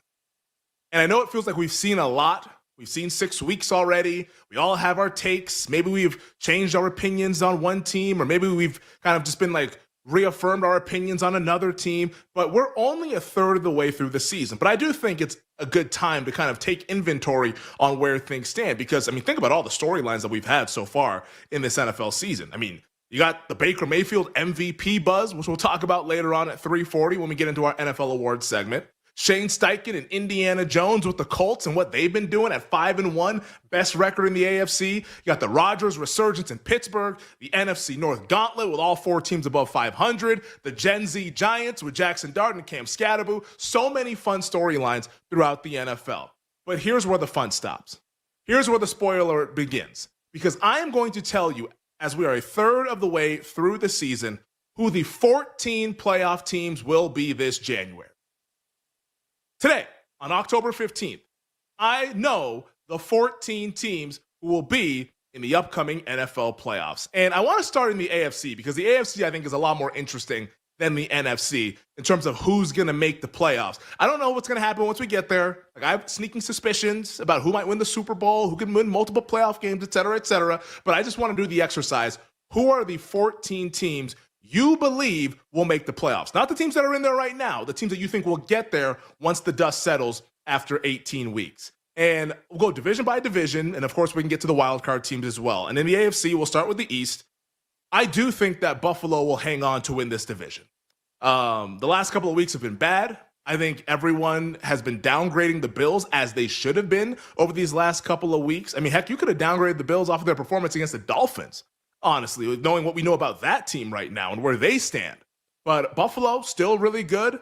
They still have a quarterback who is that dude in Josh Allen. And I think, despite all the defensive woes, the defensive inefficiencies, I think that Josh Allen can carry the Bills to the finish line to at least win the AFC East for another season. Like, Drake May and those guys are coming, and we'll get into them a little bit here. But I think the Bills are your AFC East winner. Now let's get spicy. The AFC North.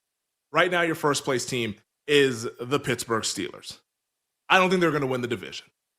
I do think we see the Baltimore Ravens go on the run post-bye week. I'm not giving up on Baltimore. Not yet. I need to see this team fully formed and healthy before I give up on the Baltimore Ravens. Everyone's dumping all the mud on the Ravens, burying the Ravens, putting them 6 feet under. No, because outside of Patrick Mahomes, I actually think the Ravens have the best player in the league in Lamar Jackson. He means so much to that Ravens team. Look at the performance he had last year with the 40-plus touchdowns, 4 interceptions. Just a ridiculous performance statistically. This dude is a multiple-time MVP. Outside of Mahomes, you can argue Lamar or Josh or Lamar or Burrow, whatever you want to do. But in my opinion, outside of Mahomes, Lamar Jackson is the best player in football. And we've seen teams that kind of have these bye weeks that are early in the season get things corrected. I mean, just last year, and I don't think it's going to go like this for the Ravens, but just last year, the Philadelphia Eagles had that early bye week. Sirianni was on the hot seat. If they lost another game, there was rumors they were going to hire Belichick. He shaved his head. All the things was going on, and they rallied around it, and they went on to win the Super Bowl. I don't think the Ravens are winning the Super Bowl, but I do think they're going to rally around Lamar Jackson coming back, Roquan Smith coming back, all these defensive players that have been injured. They're going to get healthy, and I think Baltimore is going to go on the run and win the AFC North. They're right now, the win total, 8.5. I think they can go 10-7 after this 1-5 start. I do think they are that highly rated and that good of a team on paper. They got to do it when they actually play, but the Ravens are legitimate. I like Baltimore over the win total, and I think Friday morning, because we'll get into Pittsburgh here a little bit later on, I think Pittsburgh's going to win tomorrow night. But Friday morning is when you want to bet the Ravens to win the AFC North. That is a bet that I will be placing once the Steelers beat the Cincinnati Bengals. The AFC South, to me, it's pretty simple. The class of the division is Shane Steichen, Daniel Jones, and the Indianapolis Colts. I mean, Steichen, heck, he's probably going to be at least a finalist for Coach of the Year, if not the winner. I think that's pretty self-explanatory. The Colts will be your AFC South champion. The AFC West, it's the Chiefs, right? For the umpteenth straight year, it's Kansas City. I think if they get by the Buffalo Bills, though, in a couple of weeks, I actually think Kansas City might go on a serious run here, too. Now, Rashee Rice is coming back from suspension this week. They play the Raiders. That should be an easy victory for KC. But they play the Bills in a couple of weeks. If they can get by that game, why can't they go 13-4? Hell, why can't they run the table and go 14-3? I think there's a realistic shot that Kansas City might be your 1 seed. And with that opinion, we talked about it yesterday on the show, but I do think there's still a lot of value left because the price is still the same. You need to bet some more Kansas City to win the Super Bowl. Did it last week before they beat the Detroit Lions. Did it again last night with Kansas City at plus 650 to win the Super Bowl. I think this team is probably your 1 or your 2 seed in the AFC. This offense is ready to go nuclear, and I think this team is going to be there in the end because in an AFC that's looking pretty weak, give me the best head coach, give me the best quarterback, give me the best defensive coordinator, give me the Kansas City Chiefs to win the Super Bowl at plus 650. All right, now let's get to the wild cards because this is where we're going to even get some even more spicy after what we've seen so far through 6 weeks. Now, your 5 seed, pretty self-explanatory to me at least. I think it's going to be New England. Schedule is easy. Barring health, they should be there. The 6 seed, I have the Chargers. Now, injuries, of course, are a problem, but they still have Jim Harbaugh. They still have Justin Herbert. The infrastructure, in my opinion, is too good. The Chargers are your 6 seed. The 7 seed, surprise, they've sucked me back in, folks. The Houston Texans. I think the Houston Texans will make the playoffs. I think this final 7 seed will come down to Denver and Houston. Both of these teams have elite defenses, but I trust one quarterback a hell of a lot more than I trust the other one, and that being CJ Stroud over Bo Nix. Houston, with their elite defense, and I think they're going to lose Monday night, so there's no rush to make this bet for the Texans to make the playoffs. But Tuesday morning, after they lose to the Seahawks in the Pacific Northwest, that is the buy point on the Houston Texans to make the AFC playoffs. Schedule's not too daunting, and with that defense, I think they can carry them to January, where with CJ Stroud and DeMeco Ryans, they've made the playoffs, and they've made the second round of the playoffs in back-to-back years. I don't see why they can't do it again here this season in 2025. So my AFC playoff teams, obviously have Buffalo, Baltimore, Indy, KC, New England, the Chargers, and the Houston Texans, which leaves out the Pittsburgh Steelers, who I think most people would be like, hey, how do you not have Pittsburgh in there? They're 4-1. They're the 2 seed right now. You know the quarterbacks that the Steelers have beaten so far this season? Justin Fields, who just got sacked 9 times and completed 9 balls overseas in London. Carson Wentz, LOL. Dylan Gabriel. Now, there's one that's missing. They beat Drake May. But go back and watch that game. As fluky as a result as you will find with the 5 turnovers from the New England Patriots, I don't think the Steelers have beaten anyone. I think the Steelers are just very, very mediocre. 15th in offensive success rate. 17th in defensive success rate. The upcoming schedule for Pittsburgh, at the Bengals tomorrow night, should win that game. Home Packers, hello, Rodgers versus the old team. Home Indianapolis, I think the Colts are flat out better than them. At the Chargers, I think the Chargers are better than them. Home Bengals should be able to win that one. At the Bears, toss-up game. I mean, if Caleb continues to take steps forward, Ben Johnson, who knows? Maybe they lose at Chicago.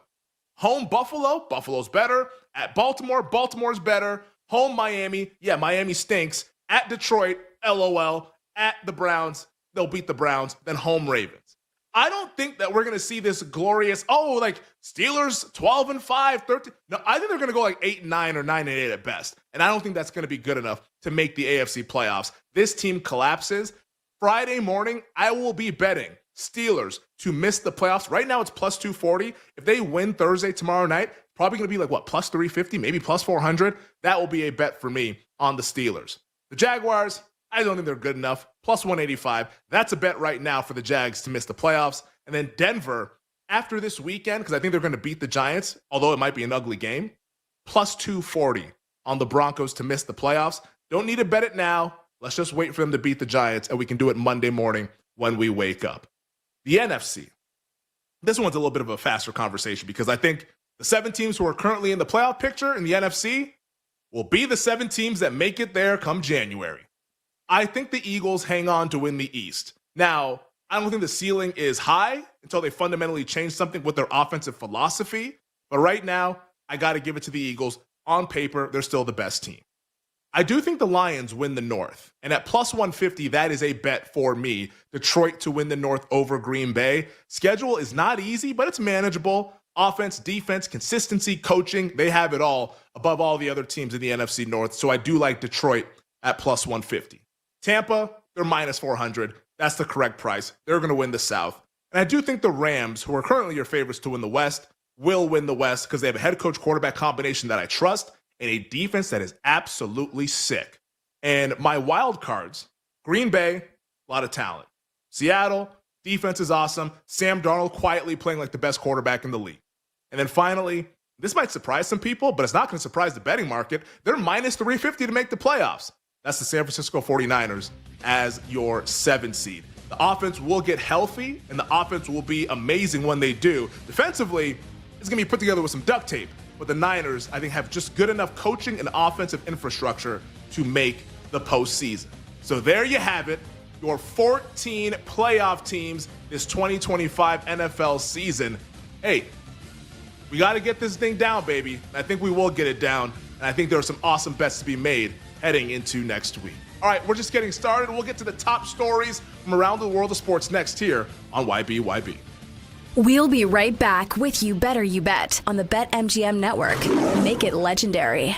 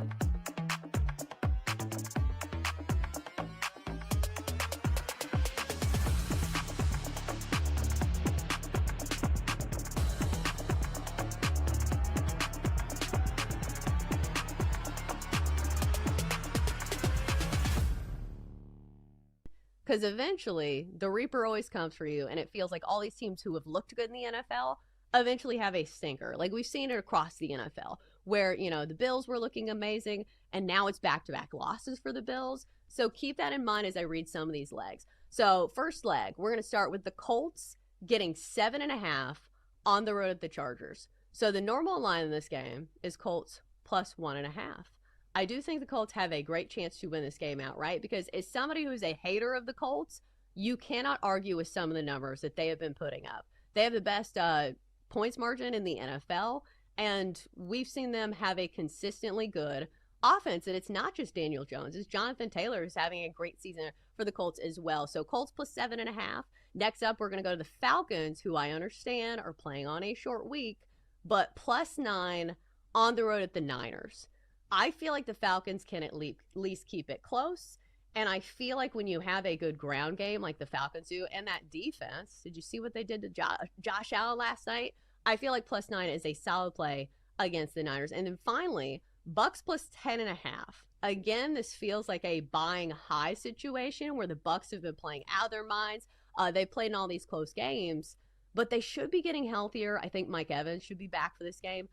Plus 10.5 on the road at the Lions. Sabotage factor there being that we know the Lions can score a lot of points, but their run defense for the Bucks has been really good. So if anybody can stop that rush attack of the Lions, maybe it's the Bucks. So Jenks, Colts plus 7.5, Falcons plus 9, Bucks plus 10.5. Who ruins my teaser?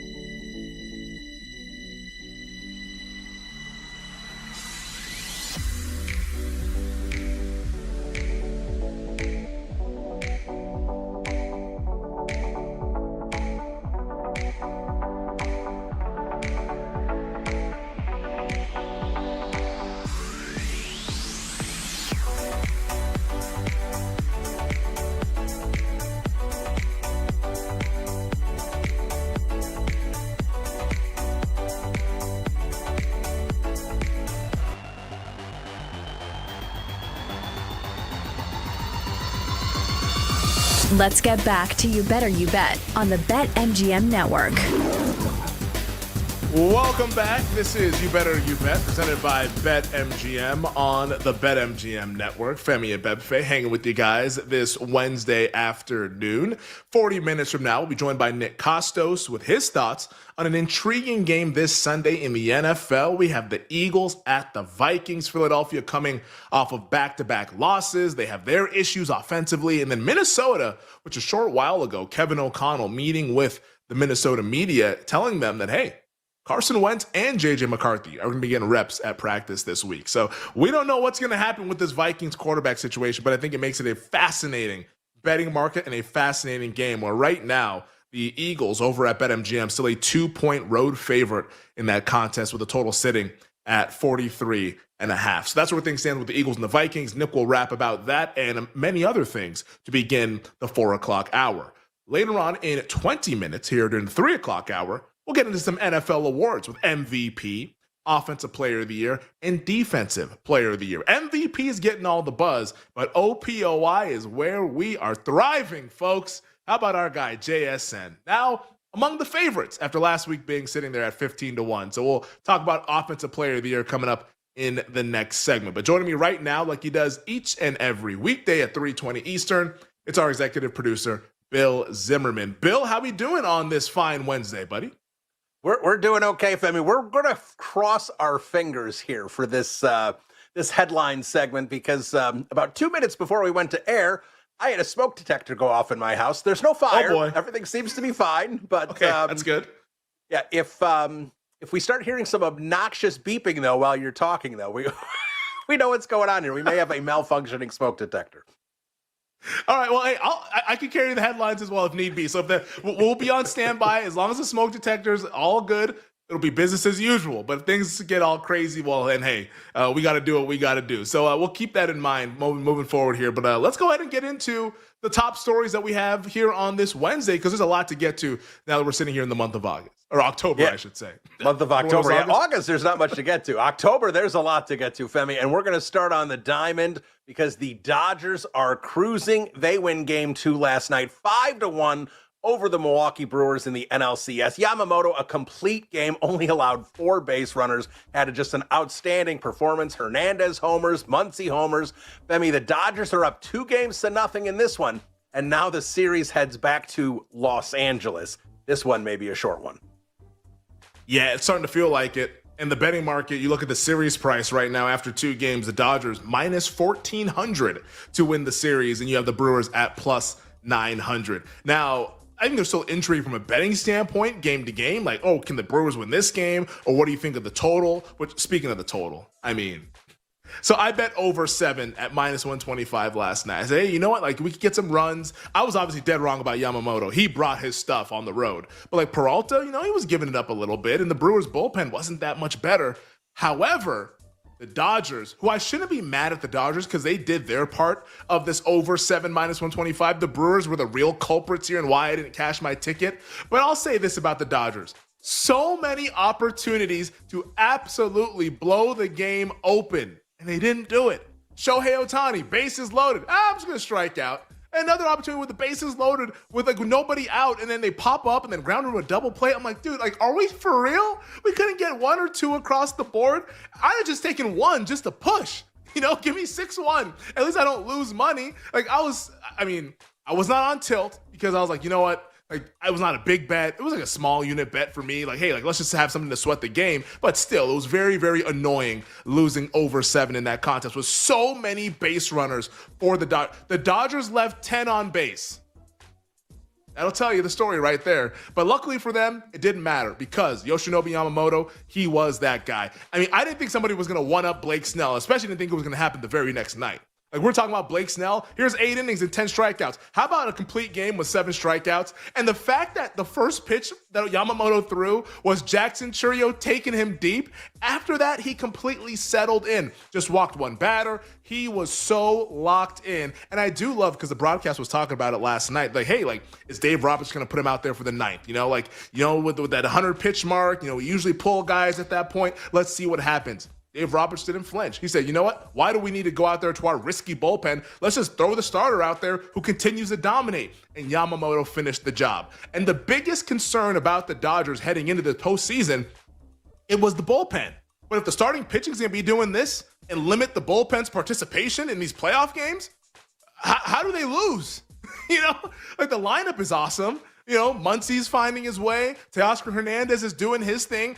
Just wait until Shohei Ohtani wakes up. Because Ohtani's just been swinging at anything. That dude has zero plate discipline right now. You can tell he's a little bit frustrated, batting 147. Like, this lineup is ridiculous. And if the starting pitching can do this, it is absolute curtains for the Brewers and for whoever comes out of the American League, probably my beloved Seattle Mariners. I don't think anyone's competing with this team. But if you can get to the bullpen, maybe you got a chance. But it doesn't appear the Brewers can do that, which means series is over, game, set, match to the Dodgers, who are likely headed to the World Series. Bill, hit me with the next one.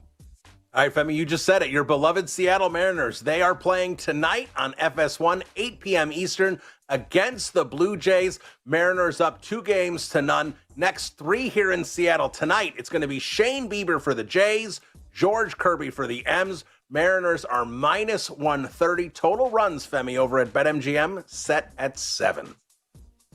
Yeah, I think the Mariners are going to win the game tonight. Now, does that mean I want to bet minus 130? I already have the Mariners to win the pennant. Bet them at 10-1 during the night of the trade deadline, so I don't think I really need to double down on this game here, but I've had no money invested. I would actually bet Seattle. I think Toronto, losing those 2 games has to be devastating at home, and game 2 wasn't even close. The Mariners' bats are alive. Like that lineup, 3, 4, 5, those guys all hit home runs in game 2. I think you see them carry that confidence and that swagger into this game 3, which is going to be an absolute madhouse in the Pacific Northwest. Like that fan base has never been this close. Like 95 was as close as they got, losing in game 6 to the Cleveland Indians back then. Like that's as close as they have ever been to a World Series. And now that they have this and they can taste it with 3 games to win 2 in Seattle, it's going to be a raucous environment. I don't think the Blue Jays handle it all that well. I think Seattle feeds off of that energy. The bats come alive, and the pitching, which has really shown itself so far in October, that's the big thing, because that was my concern. It was like, hey, can this pitching staff play to their pedigree? Can they do what they've done in years past? Because this past season, it wasn't that great because these guys were all dealing with little injuries here and there, whether it was Gilbert or Kirby. Brian Woo's been dealing with injuries right now. Who's been the best pitcher for the Mariners? We haven't seen him yet in October. But if this pitching staff can be what they used to be like a couple of years ago, I think this team has all the makings. And I think the Mariners close this door really quickly. Unfortunately, from a drama standpoint, I don't think we're going to get it in the LCS, but maybe, just maybe, if the Mariners are up for it, we get it in the World Series. But they win tonight, and they win this series. This is a quick one in the Northwest. Bill, hit me with the next one. Well, Femi, let's switch over to the NFL because Puka Nacua is dealing with that foot injury that he suffered last Sunday. And while the Rams and Sean McVay are being non-committal on his availability this Sunday against Jacksonville, we've heard he's questionable, we've heard he's day-to-day. But according to some of the NFL's top insiders, especially with this game in London and a bye the following week, they're considering Puka Nacua more doubtful than questionable to play this week. Yeah, this just seems like the smart thing to do for the Los Angeles Rams. Like, of course you'd want Puka Nacua out there. He's one of the best offensive players in the NFL, one of the best receivers in the NFL. But with a bye week on deck after coming back from London, why not give him the extra week? And that's not to say that this is like a throwaway game, because it's certainly not when you look at the NFC West standings.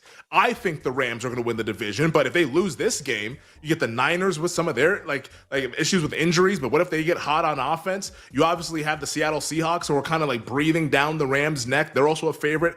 Monday night's contest against Houston. So like this can't be a throwaway game for the Rams, but I do believe they're going to kind of have cooler heads prevail and say, you know what, Puka, let's just have you chill for a little bit and let's take on the Jacksonville Jaguars, which I actually think creates a betting opportunity for us on the Los Angeles Rams. So right now over at BetMGM, the Rams are 3 minus 102. I see some 3 even money out there in the market as well. There's not a whole lot of 2.5 out there. There's no 2.5 that's out there, because I think once it gets down to 2.5, people are going to bet the Rams. That's what I want to do.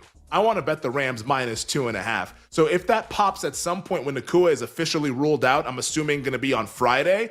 Let's see if what the betting market does. I will be on the other side to go out there and bet the Los Angeles Rams under a field goal in the London game, which has not done me too well. Bet the Browns a couple of weeks ago, bet the Broncos last week, but damn it, third time's a charm. Let's go with the Ramily in London. Bill, it appears we have a development with your situation over there, buddy.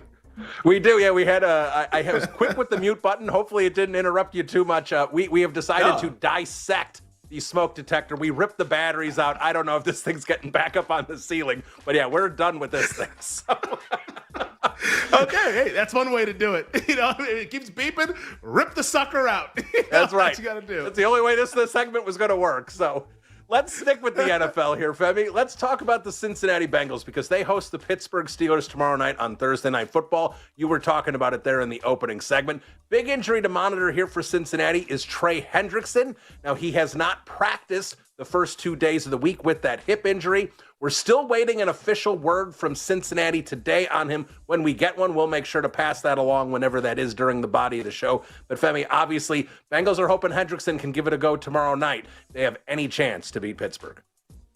Yeah, I think they obviously need him to keep this game competitive, but if he doesn't play, I do believe we will get a betting opportunity on Cincinnati. Now, the betting market is hanging out at 5.5. That's where it's been for much of the week. There were some 4.5 at open. Those immediately got bet up to 5.5. And we've been kind of hanging out there over the last 36 hours or so. But I do see at one sports book, we are down to 4.5. So I don't know if that's somebody who has information that Hendrickson is going to play or just genuine interest in the Cincinnati Bengals.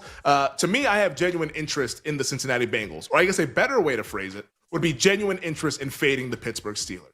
Now, it didn't work out, obviously, last Sunday, taking +6 with the Browns and their red zone, just nonsense that they were doing, taking sacks left and right, my guy Dylan Gabriel. But in this game, short week, home team, home underdog in a division game, these are games that tend to be a little bit more competitive than people think.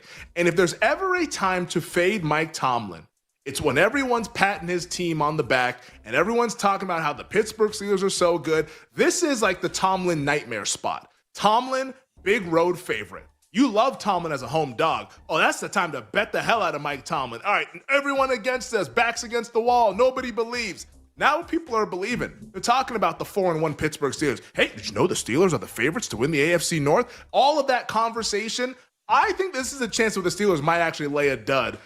Those of you in Survivor, be careful. Those of you just looking to bet, I think it's Bengals or pass. I would love a 6, but I might even get there at 5.5. Check back with me tomorrow on Game Day, Thursday Night Football. Bill, hit me with the next one.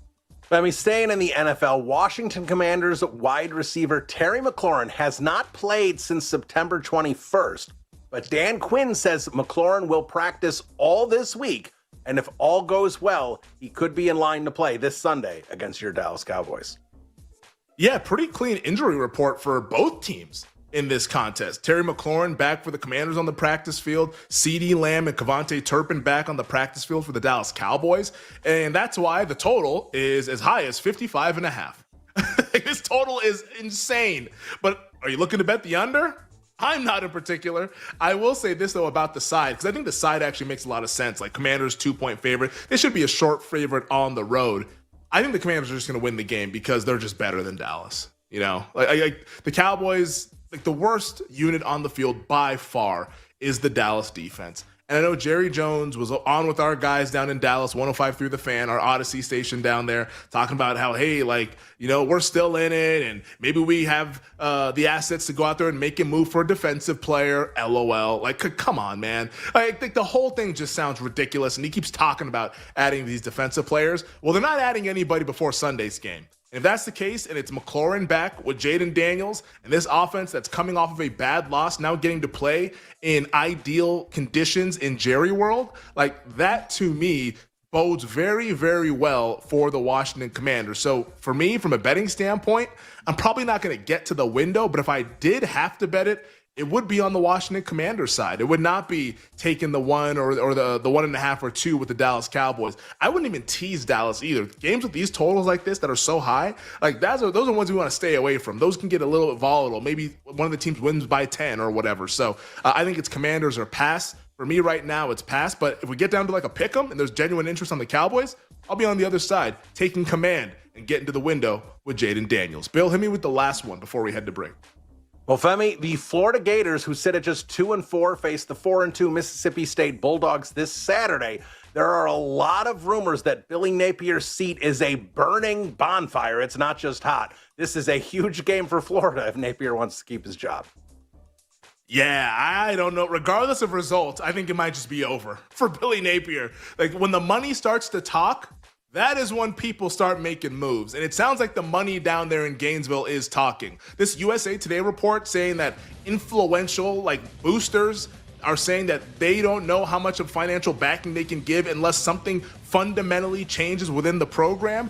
What do you think that means? It's firing the head coach. I think Billy Napier might be going into his last game as Florida Gators head coach, regardless the result. But because we can bet on it, the Gators 9.5 at home, I might plug my nose and let's go with Mississippi State. Clang up, baby. And let's go ahead and keep this game competitive down there in the swamp. Let's break down some NFL awards on the other side. It's You Better You Bet coming at you here on a Wednesday. We'll be right back with You Better You Bet on the BetMGM Network. Make it legendary.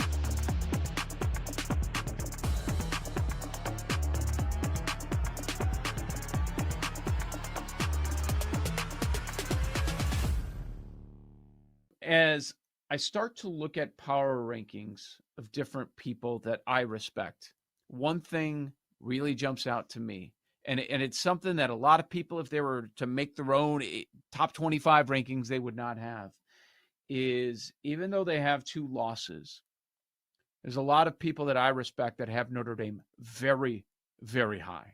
They've got a big game this weekend. They are sizable favorites over USC. This is, I would say, probably the last spot where they could lose a game moving forward. Now, if they lose a third game, we know they're probably out. But if they don't, and where they are in people's power rankings, it's interesting. You would point to the 18-1 and say, if you truly believe that Notre Dame is a top 4, top 5 team, you probably should be betting this number. I have them 5th in the country right now. And I don't think that's really that crazy. I mean, you know who the top 3 are. It's Ohio State, Miami, Oregon. Some guys would have Bama a little bit above Oregon. Fine. And yes, Oregon still has a higher rating than Indiana, even though Indiana just beat Oregon. I know people have a hard time with that, but from a numerical standpoint, if Oregon and Indiana played tomorrow on a neutral, Oregon is still favored. I'm sorry. That's just the way it works. Upsets happen all the time, but it doesn't mean that the team that pulled the upset is still better in the eyes of an odds maker. Now, if you want to have this conversation, like, is Indiana better? That's different. But from an odds maker standpoint, they still are not going to drop. Oregon was just a 7.5 point favorite at home, and home field ain't worth 7. So maybe if they play again, the number is a little bit lower. Maybe it's 5.5, I guess. If you wanted to, Oregon would still get bet though. You know, if you were going to reopen that game, if they were going to play Saturday, Oregon home against Indiana, and you open at 5.5, Oregon's going to get that first bet. Odds are good. But Notre Dame is 5 for me. The defense looks better. They've clearly made a couple adjustments, and the quarterback's been insane. CJ Carr is unbelievable right now. I just pulled my entire ear set out. That hurt like hell. That really hurt. Like, my ear is ringing right now. Anyways, Notre Dame, number 5 for me.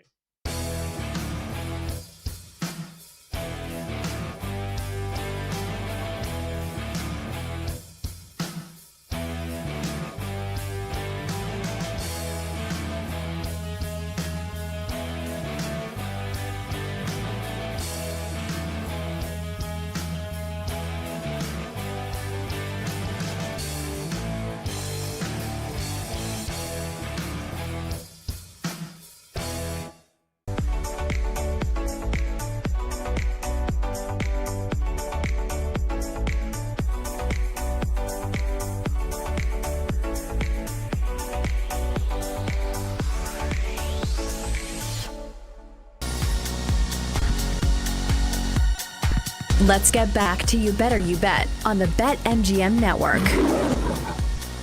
Let's get back to it here on a Wednesday on You Better You Bet, presented by BetMGM on the BetMGM Network. Femi and Bebfe hanging with you guys this afternoon. 20 minutes from now, we'll hear from Nick Costos with his thoughts on this Sunday's Eagles-Vikings game. Philadelphia looking to get back into the win column, and the Vikings coming off of the bye. Who's starting at quarterback? Kevin O'Connell? He's playing it coy. He's not letting anybody know. He wants the Eagles to have to prepare for both J.J. McCarthy and Carson Wentz. So Nick will talk about that game and more to begin the 4 o'clock hour. But as it is a Wednesday, sitting here at 3:40 Eastern, it's time to break down the NFL awards landscape heading into week 7 of the regular season. And as we usually do on Wednesdays, let's hit the biggest ones: MVP, Offensive Player of the Year, and Defensive Player of the Year. And we'll start with the MVP because this week it's really interesting. Not necessarily from a betting standpoint, but it's interesting because for the first time all season, we have a new favorite. And for the first time since the markets opened, like way back in April or March, we have a new favorite in Kansas City Chiefs quarterback Patrick Mahomes. Now, Mahomes is sitting at plus 200 after we saw the Chiefs beat the Detroit Lions on Sunday night. And on Monday night, we saw the Buffalo Bills suffer a second consecutive loss, this time at the hands of the Atlanta Falcons. So, as we always do, we analyze the favorite and we ask ourselves the question, does this make sense? Can this player actually win? Yeah, man. Like, Mahomes has won the award twice already. Why can't he win? Like the Chiefs, although right now, from a team success standpoint, they don't really check all the boxes for producing an MVP. And that's like a big point to put out there because Kansas City, while we all love them, right now, they're actually on the playoff picture. They're on the outside looking in.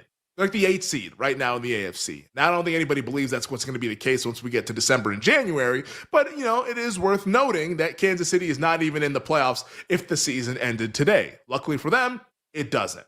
But Kansas City right now over at BetMGM, their updated win total is 10.5. They're 6-1 to be the 1 seed. And usually the path to the MVP is being the quarterback on the 1 or the 2 seed. You need to be a top 2 seed, preferably the 1, but the 2 seed is okay, as we saw Josh Allen win it as the 2 seed last season.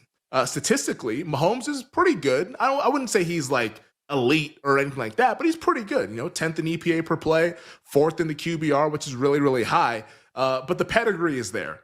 And I think why the betting market is bullish on Mahomes is the projection. I think that's the big thing that I think a lot of people need to grasp with this market, because I've seen a lot of conversation of, oh, how is Mahomes the favorite to win MVP? I mean, if you held a vote right now, it'd be Baker Mayfield. Yeah, man, but the votes are not due until January. So, like, we can't just look at what's going on right now. We have to project forward. And Mahomes has already been playing at a very, very high level, at an MVP level. And now he's about to get his best wide receiver back. So, like, from a projection standpoint, what do you think is going to happen? Now, you at home listening and watching, you might think to yourself, well, I don't think Kansas City is going to rip off all these wins. Best case scenario for the Chiefs, 11-6. And if you're right, I don't think he wins the MVP. I think they find somebody else to give the award to. But as it stands right now, and I'm kicking myself because prior to the Ravens game, I looked at the Mahomes price of 20-1, 22-1, and said, you know what? Is there something to do here? But, they had the Ravens on deck. They had the Lions on deck. Who knows how those games would have gone? If you click those games, if you click the Mahomes MVP button and they lose both of those games, you're bleep out of luck. the bet's over. You lose. Luckily for those of you who did bet that, they won both those games. And now he's squarely in the conversation, and he's leading the conversation when you think about it from a projection standpoint. Now, he dethroned, at least currently dethroned, last year's MVP in Josh Allen of the Buffalo Bills, who's now plus 275 over at BetMGM. Buffalo, despite the 2 losses, still has a very high win total, 11.5 at the sportsbook where we make it legendary. They're plus 275 to be the 1 seed. So you see there the correlation. Like Allen's MVP price and the Bills to be the 1 seed is the same exact thing. Like the betting market's kind of hip to what's going on here with these awards. Allen, though, statistically, has taken a little bit of a step back over these last couple of games. And the thing that hurts Allen right now is that these 2 games were both in prime time, and everyone was watching. It was the Patriots loss and the Falcons loss. And now Josh Allen is 9th in EPA per play, and he's 13th in QBR. That doesn't really scream MVP, but what he has working for him is that the rest of his teammates are not very good.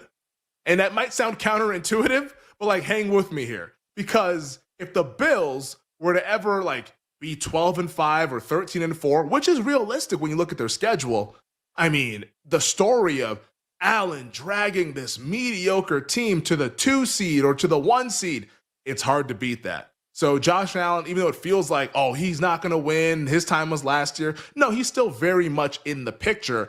I actually think the winner of this award is going to end up coming down to who wins the game in a couple of weeks here, Chiefs at the Bills. I think that team's going to be having a lot of momentum coming out of that game. That's going to be such a high-profile game. It's going to shape the conversation for this award for the second half of the season. The winner of that game will have a very nice advantage on the other guy to winning the MVP this season. So that's a biggie. Let's see what happens when we get there. But if these teams stay healthy, that's going to go a long way in deciding who wins the award. A couple other guys to mention. Obviously, Baker Mayfield. We talked about him a lot last week. He's plus 350. He's been the story of the NFL through 6 weeks. I don't think he's going to win. I don't think Tampa's going to get the 1 seed, and they're plus 325 to get it. So there's not it's out of the realm of possibility that they would be the 1 seed. But if you look at the way Tampa's been playing, and I know I'm bullish. I'm more bullish on Tampa than Nick is, because I think once they get healthy, they can really start to take off. But a lot of it has been very high leverage situations going their way. And as well as Mayfield is playing, he's not putting up the gaudy numbers in terms of the efficiency and advanced stuff. He's 7th in EPA per play, which is obviously really good, but that's not really the tip of the top MVP. He's 8th in QBR. That's pretty good, but not tip of the top MVP caliber. So he's not elite in either statistical category. And also, too, he's just not as good as Mahomes and Josh Allen. And there's something to be said for that. Call it a bias, call it whatever you want. Usually for an MVP, you got to be in that class. And Baker Mayfield, this is a nice, fun 3-week story. But a month from now, what's everyone going to be saying? So that's why I'm a little bit cautious with Mayfield. Another guy to bring up, which this one I don't think is going to get home. But if there's a weird winner, maybe it's this guy. And that's New England Patriots quarterback Drake May, who's currently 18-1. The Patriots win totals at 10.5 right now. They're 10-1 to be the 1 seed. May is 3rd in EPA per play. He's 7th in QBR. So in terms of EPA per play, he's pretty elite. And the schedule is really what sets up nicely for the New England Patriots. They have a chance to be 12-5, 13-4. If they ever got the 1 seed, Drake May, second-year quarterback, shiny new object, I could see people being like, okay, he has arrived. The Patriots have their dude, and Drake May is one of the elite QBs we have in the NFL. I would not bet 18-1 because I don't think they're going to win the division, but that's just one where I think that if it's not Mahomes or Allen, I actually think you get a weird winner or an off-the-beaten-path winner. I think Drake May would be that guy. So that's where things stand right now with the MVP. Mahomes is the favorite. I think he should be the favorite when you look to project this thing forward on what this Chiefs offense could become, what this team might become as well if they play offense at that high of a level. Offensive Player of the Year, it's a little bit of a shorter conversation, a conversation that we love here on You Better You Bet. All the guys that we've been talking about all season long, they're at the top of the odds board. This is fun. Colts running back Jonathan Taylor, plus 175 a few weeks ago. It might have been a month ago where we talked about Jonathan Taylor at 15-1. Well, he's now the favorite over at BetMGM after Puka Nacua suffered the ankle injury last Sunday. Makes sense. He leads the league in rushing yards and rushing touchdowns. The team win total of 11.5, minus 150 to win the division. Individual success, team success, pedigree, it's all there with Jonathan Taylor. So, there's nobody to bet, I think, in this market now that things have kind of shuffled to where they've gone. Bijan Robinson, talked about him in August at Bijan Robinson around 16-1. He's now plus 350. He's third in the league in rushing yards, and he's already had his bye week. He had an insane game in prime time against the Buffalo Bills. The problem with Bijan, though, is that his team success might not be there. And I'm actually skeptical that the Falcons are going to make the playoffs. So that's where I think he might come up short with this award. But luckily for us, we have Jackson Smith and Jigba. JSN plus 450 has an updated win total of 10.5 on that Seahawks team. The NFC West price plus 250, so it's within shouting distance. But JSN now leads the league in receiving yards, and it's what we brought up last week. We said, hey, look at the receiving yardage leaderboard. Puka Nacua is number one, but not too far off of him is JSN. Why are the prices this big of a difference? Bet JSN last week, he's now among the favorites. And that leads us to Puka Nacua, who I think is probably going to be sight unseen over these next couple of weeks at plus 550. Unlikely to play on Sunday. Rams have their bye week the next week. Maybe there's an opportunity to buy some Nacua afterwards, but as it stands right now, I would never bet that. But things are going according to plan with OPOI and are priced appropriately, which leads us to Defensive Player of the Year, where the favorite right now is Lions edge rusher Aiden Hutchinson, who is at 3-1. Detroit has an 11.5 win total, minus 350 to make the playoffs. Hutchinson statistically has been awesome. 6 sacks, 6 tackles for loss, 4 forced fumbles. He's an absolute stud. The problem, though, is that nobody really thinks about their defense as one of those units. And usually to win DPOY, you kind of have to come from one of those units. They're 20th in defensive EPA per play. So I'm I get it. The sacks are there, but I'm not really there on Aiden Hutchinson. The guy that I really like, and I mean, call me crazy or call me old man yelling at the clouds, but for a third consecutive week, I don't understand why Jared Verse is 20-1 to win Defensive Player of the Year. That to me is way too big of a price. I think he should be around 8-1, 7-1. He is a stud. 3 sacks, 6 tackles for loss, 3 forced fumbles, was awesome in the game against the Ravens this past Sunday. And most importantly, his team is awesome defensively. The Rams, 4th in the NFL in defensive EPA per play. So if you're looking for a guy that could join the likes of a Nick Bonito or a Micah Parsons, or even if you really think that Hutchinson can do it being on a unit that's not that great defensively, I think the Jared Verse price should be much closer to those guys than it is some of the guys that he's hanging out with. TJ Watt has a shorter price to win DPOY than Jared Verse. Make that make sense to me. Honestly, it does not whatsoever. So Verse, for a third consecutive week, if you haven't gotten the opportunity to get down, I keep betting this thing. He's going to be my favorite person by the end of 2025. I think Jared Verse is much, much more live than the betting market indicates and is still a bet to be made heading into week 7. On the other side, we'll hear from Nick Costos on Sunday's intriguing matchup between the Philadelphia Eagles and the Minnesota Vikings.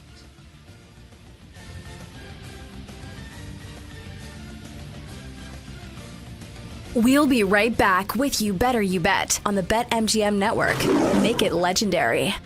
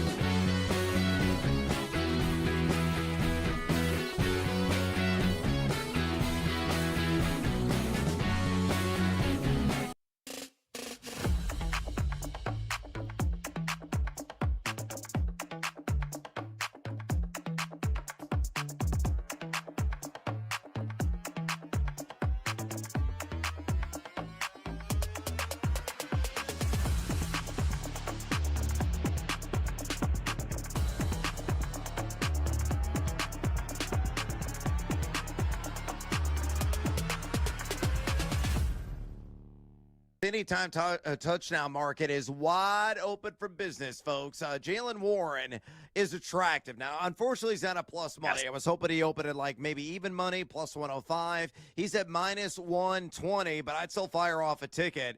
Maybe take it with the Steelers straight up with the money line and a little SGP so you can reduce the juice and get seduced by that juice, because I think the Steelers will win this game outright. The Bengals number 28 in rush EPAD. They've allowed the most fantasy points to opposing running backs. So whenever the rush yards props open, I'll probably get some action on Jalen Warren. I'll probably get some action even on Kenneth Gainwell. Hell, maybe I'll even bet on Caleb Johnson.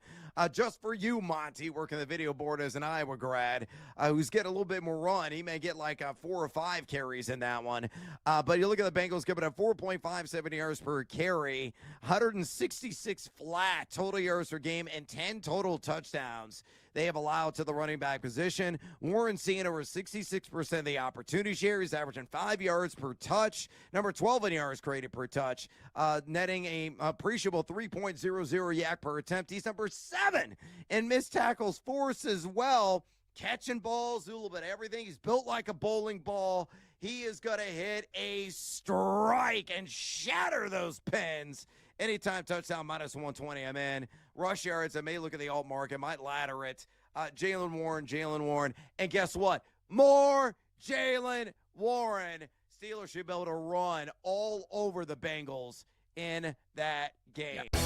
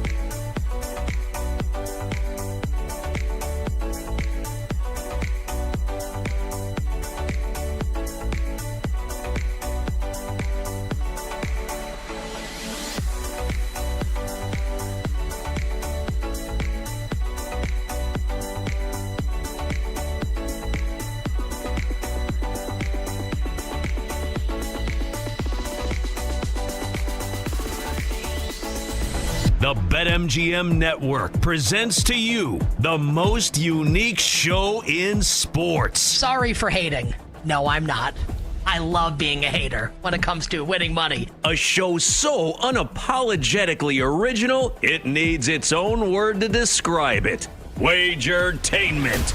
Money won is twice as sweet as money earned. Featuring the prop king himself, Nick Costos. My opinion, you bet Buffalo to win the Super Bowl, you are wasting your money. I don't know how you watch this defense get destroyed last night by the Atlanta Falcons and say, you know what, this is my team to win the Super Bowl. It's year 9. We've seen this happen before with Sean McDermott. What makes you think this year is going to be different when every year goes exactly the same? The James Franklin era at Penn State ends not with a bang, but with a $49 million buyout. I'm talking like people I respect contorting themselves like they're in Cirque du Soleil to tell you Patrick Mahomes is not the best quarterback in the league. Honestly, like, it's sad. It's fake, phony football intellectualism. This is You Better You Bet on the BetMGM Network. Make it legendary. What's up, everybody? Happy and merry, wonderful Football Wednesday to you and yours. This is You Better You Bet on the BetMGM Network. Nick Costos, Femi Abebefe, our crew, and you here on the Odyssey app, on SiriusXM, on YouTube at youtube.com/at the BetMGM Network, on Twitch, twitch.tv/the BetMGM Network, and heard on radio stations nationwide. We are in your hearts and in your minds as we bring you the fastest show in all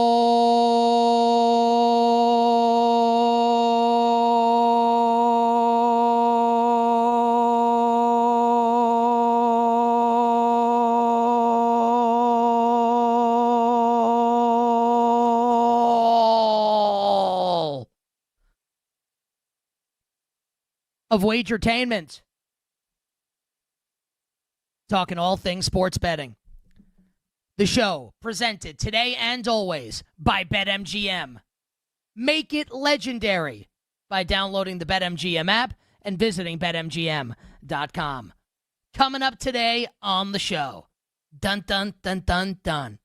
We know it moved. Femi and I will roll through every single game coming up week number 7 in the National Football League. All the side moves, all the total moves, and all the latest updated injury information, and there's a lot of it starting to come down, 4 o'clock Eastern here on Wednesday afternoon, first day of the week where the injury reports start to come out for the Sunday and the Monday games. So we will have for you, it moved, every single game, where the lines are, where we think they're going, injury information, and our betting leans and the actual wagers that have been placed. That's coming up next hour on the show. Also, it just feels like it's going to be Dodgers-Mariners in the World Series, doesn't it? Like we've been saying since before the League Championship Series even started.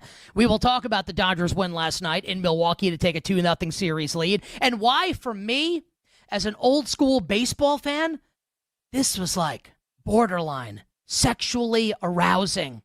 Watching Yoshinobu Yamamoto go a full 9 innings for a complete game.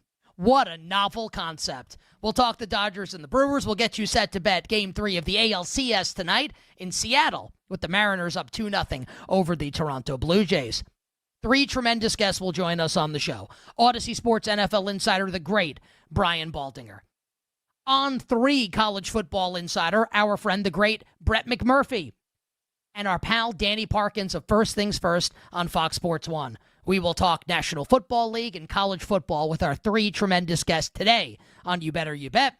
And in the Power Hour, in the final hour, all of our bets for tonight in the world of sports.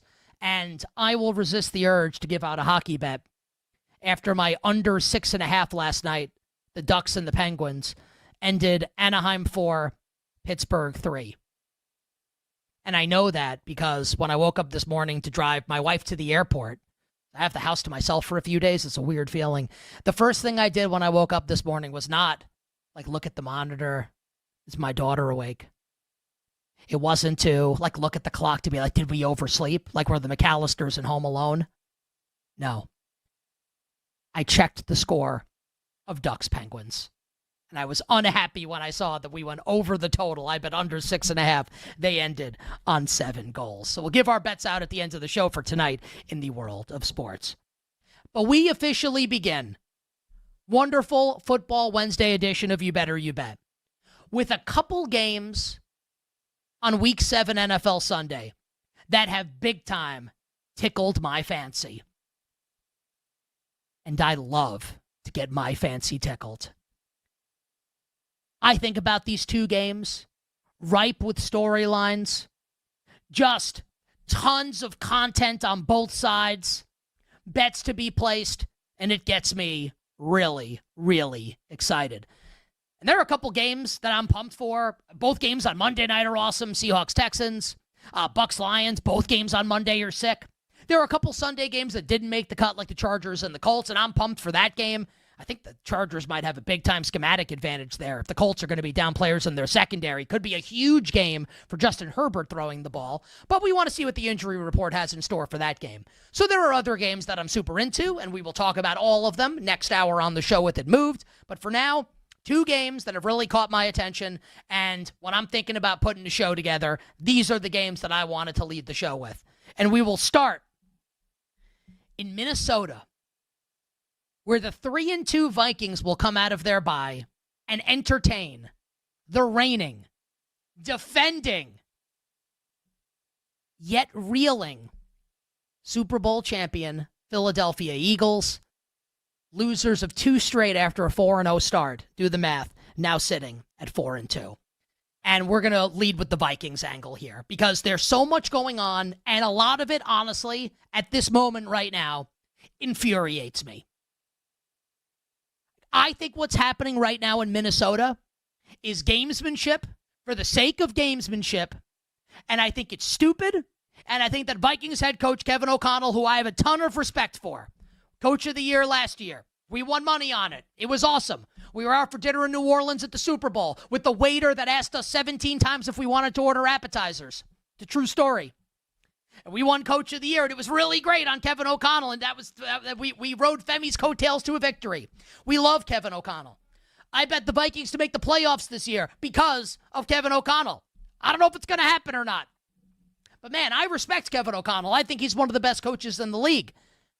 I do not like the way Kevin O'Connell is handling the quarterback situation in Minnesota, where both J.J. McCarthy, remember him, and Carson Wentz will be taking reps with the first team at practice this week ahead of Sunday's game at home against the Philadelphia Eagles. Like, both are slated to talk to the media this week, and I don't know when Kevin O'Connell's going to make his decision as to who's going to start. I don't know when that's going to get revealed. It could happen during this segment. It could happen during the show. It could happen tomorrow. It could happen Friday. It could happen Saturday. Hell, it could happen on Sunday morning. I have no idea how this is going to play out in terms of when will Kevin O'Connell make his decision on who the starting quarterback is going to be. But here's what I will say. And this is a macro Minnesota Vikings take, not just for the rest of this season, but for the seasons to come as well. J.J. McCarthy returned to practice for the Vikings on Monday. He's practicing, which means that presumably, ostensibly, he's healthy. Like, he took all this time off. When this happened and the injury was announced that he was going to miss all this time, we were like, okay, like they want to get him some rest and sit him through the bye, and then he's going to be good to go. So my guess is that J.J. McCarthy's healthy. I don't know that for sure, but I think it's a pretty educated guess that J.J. McCarthy's healthy enough to play in an NFL game this weekend, even one against the reigning defending Super Bowl champion, Philadelphia Eagles. And if that's true, and J.J. McCarthy's healthy enough to play, and it's also true that Carson Wentz is dealing with an injury to his non-throwing shoulder, which Kevin O'Connell talked about at his press conference today. And by the way, even if it's not true, and Carson Wentz is 100% healthy, I don't even think that matters. I'm just saying for context. If J.J. McCarthy's healthy, he needs to play on Sunday. Absolutely has to play on Sunday. If McCarthy plays and he embarrasses himself, and we'll talk about my expectations for McCarthy in a second. If McCarthy plays and he embarrasses himself, you can always go to Carson Wentz. You'll have more data on J.J. McCarthy, and you can say, hey, this is a season where our expectation is to make the playoffs and make a deep run. We got to play the guy that gives our team the best chance to win. And the guys in the locker room will know it if it's not J.J. McCarthy and it's Carson Wentz. They'll know it. If J.J. McCarthy's healthy enough to play, and they start Carson Wentz on Sunday, like, that's it for J.J. McCarthy. Now, maybe your counter to that is, you the listener, you the viewer, well, if Wentz stinks, you can go to J.J. McCarthy. If they play Wentz this weekend, this is Kevin O'Connell basically saying J.J. McCarthy's not the guy. Right?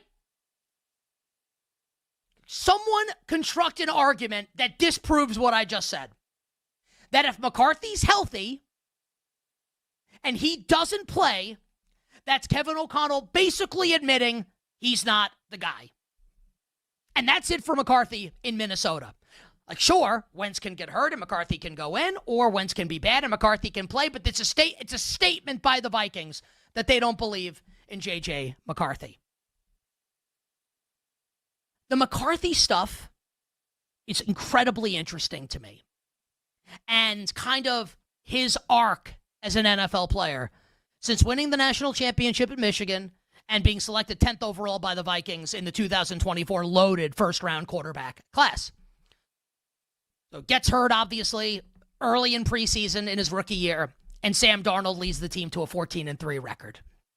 And the Vikings decide in that offseason last year to not pursue Sam Darnold, despite winning 14 games, despite earning a playoff berth, spending the money elsewhere, mostly on the defensive line, and rolling with J.J. McCarthy. He starts the year, looks terrible in his first start, nationally televised audience, Monday Night Football, on the road in Chicago against the Bears. He's brutal through 3 quarters with an injured offensive line and no Jordan Addison. Might I add? And then in the fourth quarter, 3 touchdowns. They win the game. The post-game locker room is jubilant for J.J. McCarthy. Kevin O'Connell gives this incredible speech stumping for McCarthy, and the team goes nuts. And he's NFC Offensive Player of the Week. All it took was one dud on Sunday Night Football the next week against Atlanta, and everyone's out on J.J. McCarthy. Everyone's done with J.J. McCarthy. Do you want to be done with Josh Allen? And I'm not saying J.J. McCarthy is even going to be 1/20th as good as Josh Allen. But look what the Falcons defense, what it did to J.J. McCarthy in week 2, they just did on Monday night to Josh Allen. Maybe that defense is just awesome. And maybe the offensive line wasn't healthy. And maybe, not maybe, definitely didn't have Jordan Addison in the game. And this isn't for me. This isn't a case why J.J. McCarthy is going to be an all-pro or going to win the Super Bowl. But I mean, can we be fair about this? The competition for McCarthy is Carson Wentz. This is driving me crazy. Carson Wentz, who didn't have, basically on the street, and the Vikings correctly, and we talked about this in August, you can't go into the year with Sam Howell as the backup quarterback because he was so bad in preseason and in training camp. So I loved it when they signed Carson Wentz and traded Sam Howell. I thought that was a great move. As a backup, Carson Wentz hasn't been a competent NFL starting quarterback in a long-ass time. A long-ass time. Maybe you want to say, well, Kevin O'Connell's the quarterback whisperer. Look what he did with Nick Mullins, Josh Dobbs, Sam Darnold. Why can't he do that with Carson Wentz? Okay. Why can't he do it with J.J. McCarthy, the guy you drafted 10th overall? Let me ask everybody a question. Who has a higher hypothetical ceiling? J.J. McCarthy or Carson Wentz? Does the question sound ridiculous to you when I say it out loud? There are people out there who are like, the Vikings need to start Carson Wentz. Are you people insane? You start Carson Wentz and you are basically saying, we're not going to make the playoffs and we're taking a new quarterback next year. We need to get a new quarterback. No way. McCarthy, we'll see. Maybe the floor's low. We don't know the answer yet, but you got to find out. And we'll see what the injury report has to hold for Minnesota. How's this offensive line going to look this week? We know Addison's going to be back along with Justin Jefferson.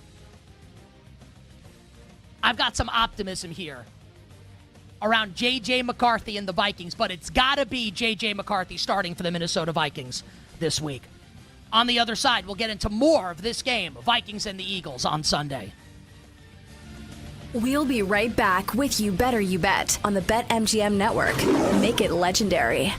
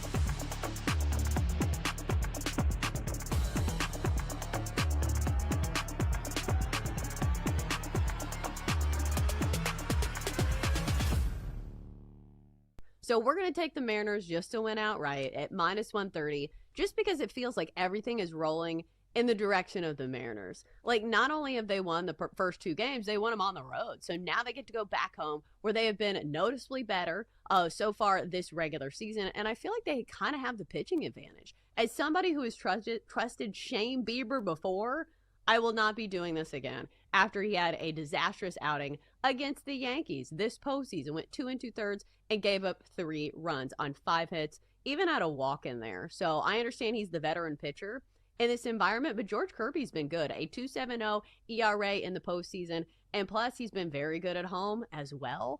And it just feels like Mariners and their bats have been the hotter lineup. Hell, they scored 10 runs in a game against the Blue Jays, which is a crazy feat to do in the postseason.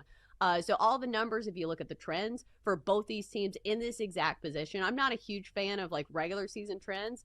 But again, like the Mariners, when they get credit from the market, have been outstanding. 66-46 as favorites this year, 53-31 at home. Meanwhile, Toronto has not been quite as good away from the Rogers Center, just 41-42 away from home. So I think that this is the one that I can make the best case for. So we're going with Seattle tonight to make it a 3-game lead in the ALCS.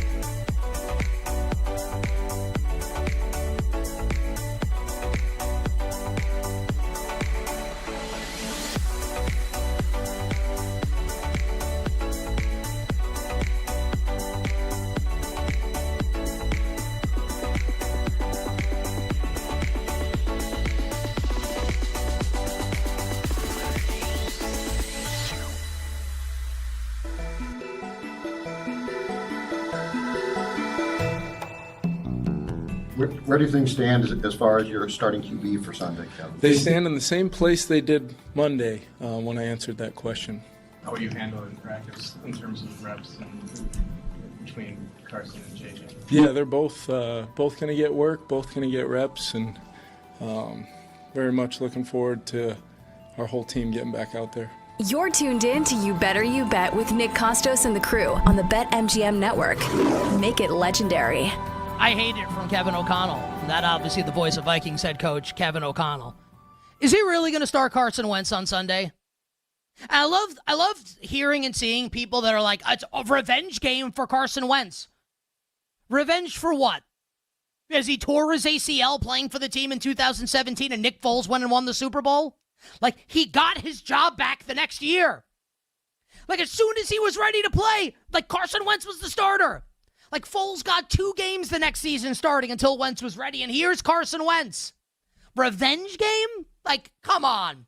Like, the Eagles should want revenge on Carson Wentz.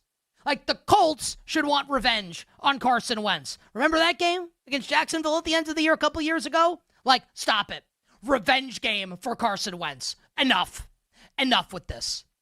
Like, the idea that Carson Wentz gives you a better chance to win right now. Okay, great. Then you need to come out and say that we blew it with the 10th overall pick in the draft. And how do you even know that at this point?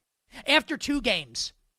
One of which, by the way, was a win. when he balled out in the fourth quarter. A national TV on the road at a division rival. And it's over already for J.J. McCarthy? Like, I think this whole thing is insane. It's ridiculous. Minnesota's playoff price right now at BetMGM. We'll get to the Eagles in a second. Minnesota, yes to make the playoffs, plus 260. Not great. No, minus 325. I'm going to break this down for everybody. If Carson Wentz is named the Minnesota Vikings starting quarterback, the price for no playoffs should be minus a 1 with Googleplex zeros. Like pi is 3.14 followed by infinity numbers. This should be 1 followed by infinity numbers minus. 0% chance. Zero. The worst team in the division. Look what the Bears just did. The Packers and the Lions. Carson Wentz in the 2025. Carson Wentz. Stop it. He's a fine backup. I praised the move when they made it. He's a really good backup quarterback. He went 2-1 in the 3 starts, not exactly against world beaters. Wow, you beat Jake Browning and the Cincinnati Bengals when your defense scored 1,000 points. Wow, you had to come from behind to beat Dylan Gabriel and the Cleveland Browns. Wow, incredible. Come on, what are we talking about here? It needs to be J.J. McCarthy at starting quarterback for the Vikings, and that at least gives you some kind of ceiling. Because with Carson Wentz, you have no ceiling.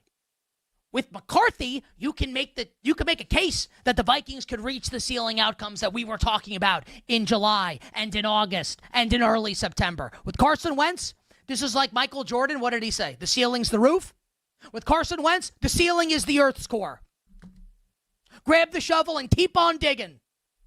And then dig some more. Speaking of digging, their opponent on Sunday has been digging for 2 weeks. The Philadelphia Eagles. Hashtag down bad. 2 straight losses following a 4-0 start, including, I still can't believe it happened, a 17-point loss last Thursday night against my New York Football Giants. So the question now, and it matters for this week and it matters moving forward for Philadelphia, can they pull themselves out of this? The haters, who may be right. Normally I'll say that, like the haters, and then I'll blast the haters, that the haters are dumb. Maybe they're right about this one. The haters will point to 2023 and say there is a history of this happening. And I didn't think the Eagles would lose either game that they lost. So I'm 0 for my last 2 here. So I guess I need to acknowledge the possibility that the haters are correct. The betting market at the moment for Sunday, leaning towards the side of pessimism in the Eagles snapping out of this. Now, the Eagles are favored in this game on the road at the Vikings with the quarterback issues for Minnesota that we have detailed. But the market is moving towards Minnesota. This was a juice 2.5 for Philly, then 2.5 minus 110. Now at BetMGM, it's 2. I've seen some 1.5s on the board also. So a lot of betting interest in the underdog, the home dog, the Minnesota Vikings. And I don't think there's an injury report out yet for the Eagles today. And the guys on the crew, if you see something, put it in the chat for me. But I was looking. We'll wait to see if Quinyon Mitchell's able to go. Jalen Carter's able to go. If Landon Dickerson's able to go. And I know it's become chic and cool. Like I got the Wall Street Journal's got nothing. Just let me talk about this for a second. I got a Wall Street Journal notification on my phone. I was like, oh, like maybe this is something about like the Middle East. Or is the government coming to work? No. It was about kids doing like a 6-7 meme. I think we're so screwed as a species. So it's chic, it's cool, it's like 6-7. Everyone killing the Philadelphia Eagles. I think that this game makes for a fascinating handicap. Jalen Hurts versus the Blitz used to be a very one-sided affair. I'm talking James Franklin versus top 10 teams. Aaron Glenn versus the clock. Tua Tagovailoa versus logic and reason. He had no chance. Todd Bowles embarrassed him in that playoff game, in the wild card game after the 2023 season. We saw a change last year, and we've seen it thus far this year with Jalen Hurts against the Blitz. This season, completing 72% of his passes against the Blitz, a passer rating of 121. He's been great against the Blitz. Now, think about what Vikings defensive coordinator Brian Flores likes to do. One of the Blitz happiest defensive coordinators in like the history of the league. We have seen defenses have success against the Eagles, just keep playing a zone and like making Jalen Hurts Jalen Hurts beat us here. Like, you figure it out in the moment, Jalen Hurts, and beat us. Kevin Patullo, you figure it out pre-snap and on Wednesday, Thursday, and Friday, and Saturday, and beat us. And the Eagles haven't been able to do that the last few weeks. I'm very, very curious what Brian Flores' defensive game plan is going to be. Because I'll tell you what, that secondary for Minnesota is not very good. It's not. It isn't. And I think this is actually a matchup for Jalen Hurts and A.J. Brown and Devontae Smith and the passing offense to exploit. You send the blitz, you're going to get burnt. I don't think the secondary is very good. I haven't made the bet yet. I think I'm going to lay the Eagles. And it doesn't matter to me who the quarterback is in the game. The Minnesota part of it, as far as McCarthy v. Wentz, that's a long-term conversation this season, playoffs, adjusted win total next year. It needs to be J.J. McCarthy for the long-term health of the Minnesota Vikings. It doesn't really matter to me who it is, though, as far as Sunday is concerned. I am going to like, and I'll be stubborn and stick with the Philadelphia Eagles. You bet on this Wednesday. The other Sunday NFL contest that I would like to discuss here on this wonderful Football Wednesday is America's Game of the Week. As Jaden Daniels and the 3-3 Washington Commanders visit Dak Prescott and the 2-3-1 Dallas Cowboys. Both teams coming off losses. Dallas, very disappointing 30-27 loss to the Carolina Panthers, where clearly they did not take Rico Dowdle's advice and did not buckle up prior to the game, losing to Bryce Young. And obviously, we detailed yesterday on the show the Commanders losing 25-24 on Monday Night Football to the Chicago Bears. Both teams today, on Wednesday, getting good pieces of injury news. For Washington, Terry McLaurin's going to practice this week. You would guess that he'll be back in the lineup on Sunday for Jaden Daniels. Now, Noah Brown's going to go on IR, honestly, like you'd like to have him. I think you're starting to see the two young receivers for the Commanders and Chris Moore, who's been pretty good too, to be fair. But Jalen Lane this year, a rookie, and Luke McCaffrey last year, a rookie, now a second-year player, both starting to emerge. And maybe we'll look back at the end of the season and say these receiver absences, assuming the Commanders make the playoffs, might have been good to get Jalen Lane some run and to get Luke McCaffrey a little bit more run. I like both those young receivers. And it looks like McLaurin will be back on Sunday. And for Dallas, CeeDee Lamb back at practice today. Videos and pictures of CeeDee Lamb practicing for the Cowboys. And Kevontae Turpin going to practice this week as well for Dallas. So both teams getting healthier. And it makes for a fascinating game. So yesterday on the show, following the Commanders' loss on Monday, I made a bet, and I talked about that bet, which was Washington to make the playoffs. And we went through the standings in the NFC. And the Commanders are behind the 8 ball right now. And I know that. And that's why they're a plus price to make the playoffs. I've got so much faith, blind faith. I guess it's not really blind faith. We saw him go to the conference championship game last season, but I mean, it's year 2. Hasn't done it, only did it for 1 year. I've got so much faith in Jaden Daniels. I made that bet with confidence. And I'm still confident today. But I do have to acknowledge that really thinking about this game in preparation for the show today and knowing I wanted to talk about it, I'm concerned about this Commanders back 7 of the defense, the linebackers in the secondary, against Dak Prescott and this Cowboys passing offense. The secondary stinks, and the linebackers can't run. The 3 games that will follow this one for the Commanders. At the Chiefs on Monday Night Football, and I'm going to give you my prediction right now for that game. The Chiefs are going to win. Home Seattle, home Detroit. If you're 3-4, which was what they'll be if they lose this game to Dallas on Sunday, they're 2-point road favorites. If you're 3-4 going into that 3-game stretch, you are almost certainly entering the bye week under 500. Not great when you like to make the playoffs if you're the Washington Commanders. Now for Dallas. The schedule is fascinating as well moving past this game.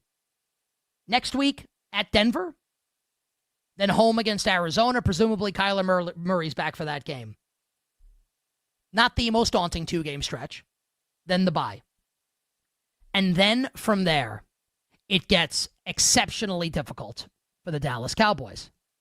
So here's Dallas' schedule after their bye week. At the Raiders. Let's say you want to call that a win. Okay. Home Eagles. Home Chiefs. At the Lions. Home Vikings. Home Chargers. At Commanders. This is a must-win game for both teams as far as the playoffs are concerned. Now, I'm not suggesting like the loser can't make the playoffs, but think about the schedule that I just laid out there. Like, if Dallas loses this game, like the margin for error is growing smaller and smaller for the Cowboys. And for Washington, with that 3 games coming up after this one, the margin for error for them is getting smaller as well. We might look back on this game a month from now, 6 weeks from now, 2 months from now, and say, like, that was a de facto elimination game for the NFC playoffs. This Sunday in Dallas with the Commanders and the Cowboys. This is a huge game. And I'm nervous about the Commanders' linebackers, and I'm nervous about the secondary, and I'm nervous that Dallas puts up a big number in this game. But like I am with the Philadelphia Eagles this week,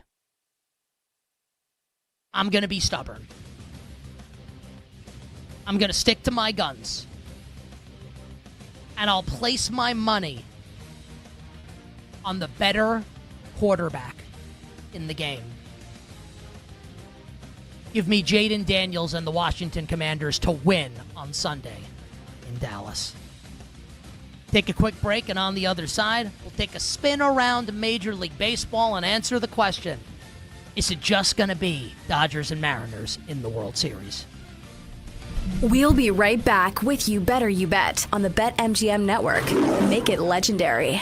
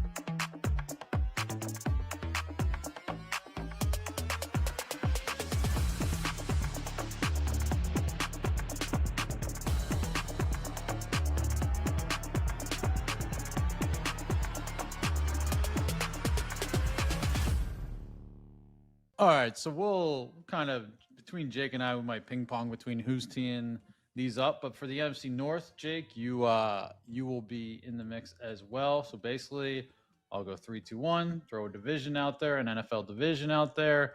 You guys will pick the winner, and that's how we'll start. So NFC North, we'll start. The Packers are the favorite at even money. All right, 3, 2, 1. Who's winning the North? Bears. Lions.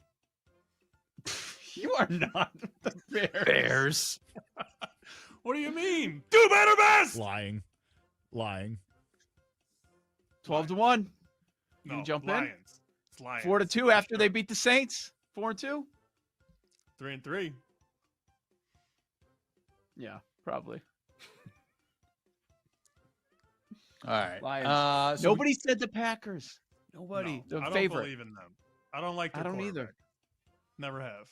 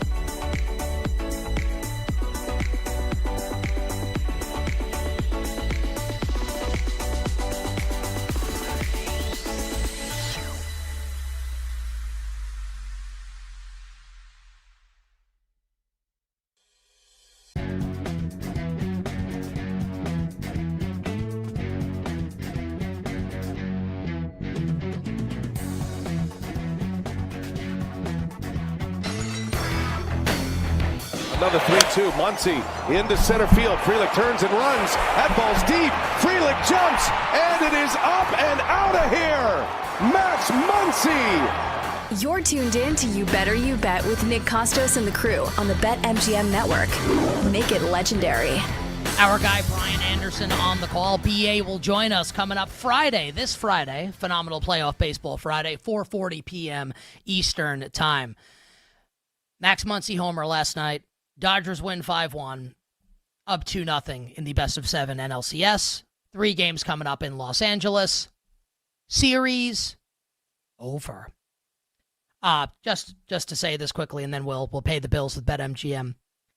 Max Muncie is now the Dodgers' all-time franchise leader in postseason home runs with 14.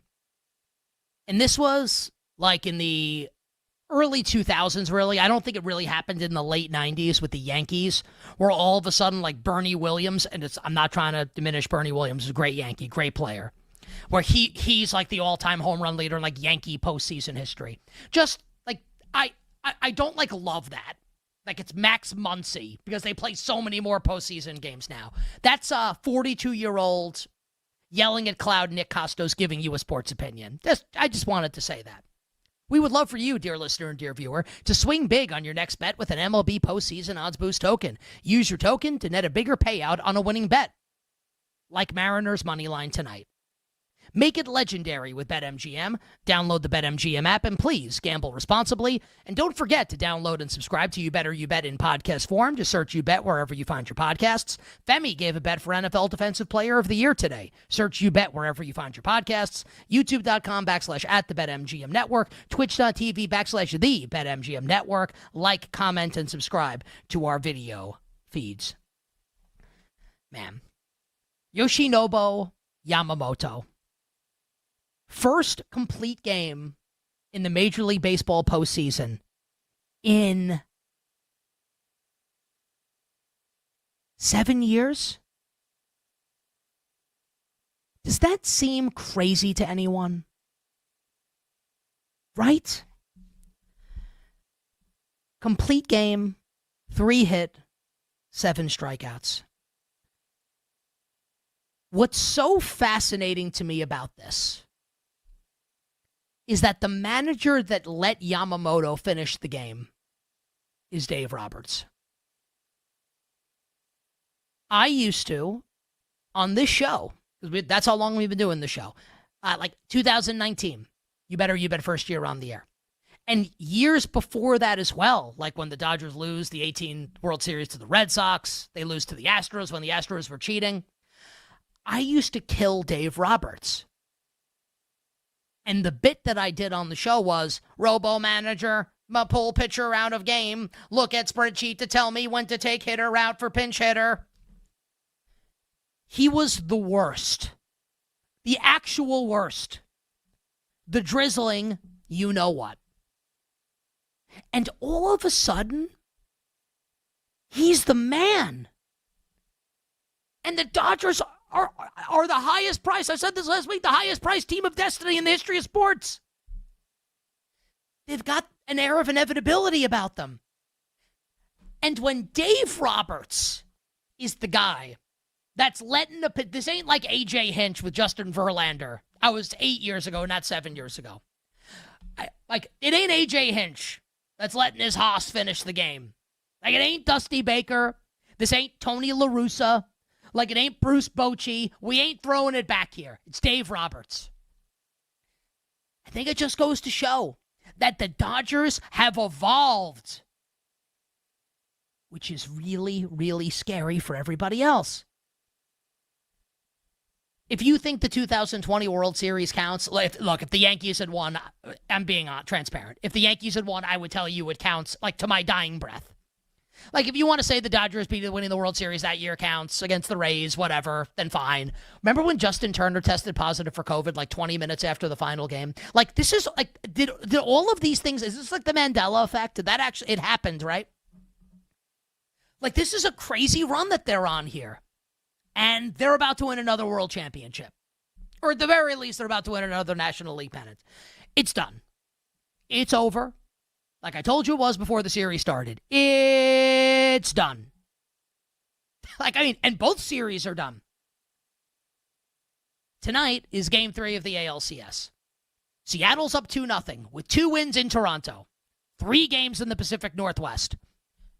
Could the Blue Jays win? Yes. Will they? Probably not. Would I bet on it?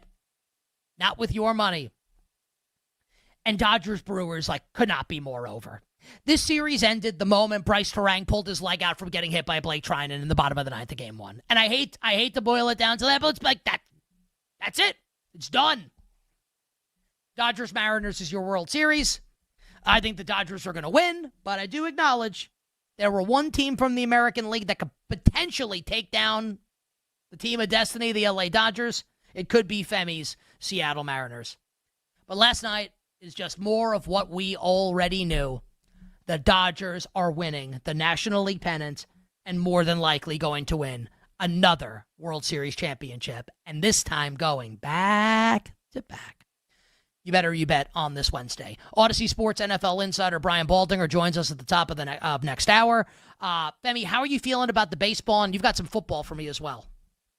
Yeah, I mean, the baseball last night from a betting standpoint was very frustrating. Watching the Dodgers blow all those opportunities with the bases loaded, left 10 guys on base. And I said it in the first hour, I can't be too mad at the Dodgers because they did their part in this over 7 bet that I placed. But, I mean, like Shohei's at the plate, striking out with the bases loaded, another situation, whatever. It happened to unfold that way. But the Brew Crew, they really got shut down. Shout out to Yamamoto for going the distance. But for tonight, I think the Mariners win. I think they go up 3-0. I think that place is going to be on fire in the Pacific Northwest. This is as close as they've been to getting a World Series berth, so I absolutely love the Seattle Mariners later on tonight. That's very interesting, Nick. I didn't realize that one right there. I just saw what you put into the chat. That's a very, very interesting note. Do you want to bring that on the air, or do you want to? We can. This is Bill put it in there. This is Connor Hughes, who I believe covers the Giants and the Jets for SNY. Bill, just let me know if I'm wrong about that. I think I'm right. That you are correct. The Giants. Yeah. That the Giants are going to be aggressive in pursuit of adding a receiver before the trade deadline. Believed to be, quote, big game hunting, which, like, as a Giants fan, I really like. Mm-hmm. Let's see what you got this year with Jackson Dart. And look, like, there's a counter to be made, which is they're going to mortgage the future to try and win games this year to keep their jobs. I'd kind of like to see what this is going to be with Jackson Dart. And I don't know if you get a full Jackson Dart evaluation with basically no receivers. I just don't know who the receiver is going to be. Maybe it would have been Tyreek Hill if he didn't get hurt. Like Jawan Jennings rumors. The Raiders could trade Jacoby Myers. I don't know if those guys would fall under the big game hunting umbrella for the Giants here. Green Bay. Bill brought up Chris Olave. Why would the Saints trade Olave? Like I don't see that happening. Yeah, I'm not sure. Who would Green Bay trade? So I saw, like, in searching for injury reports all throughout the last, like, half hour or so, I think there was, like, blog rumors, like, could the Giants pursue guys like Christian Watson, who's about to come back for Green Bay, maybe as early as this week. It's but it sounds like he might be going get the guy off next the torn week. ACL. That's awesome.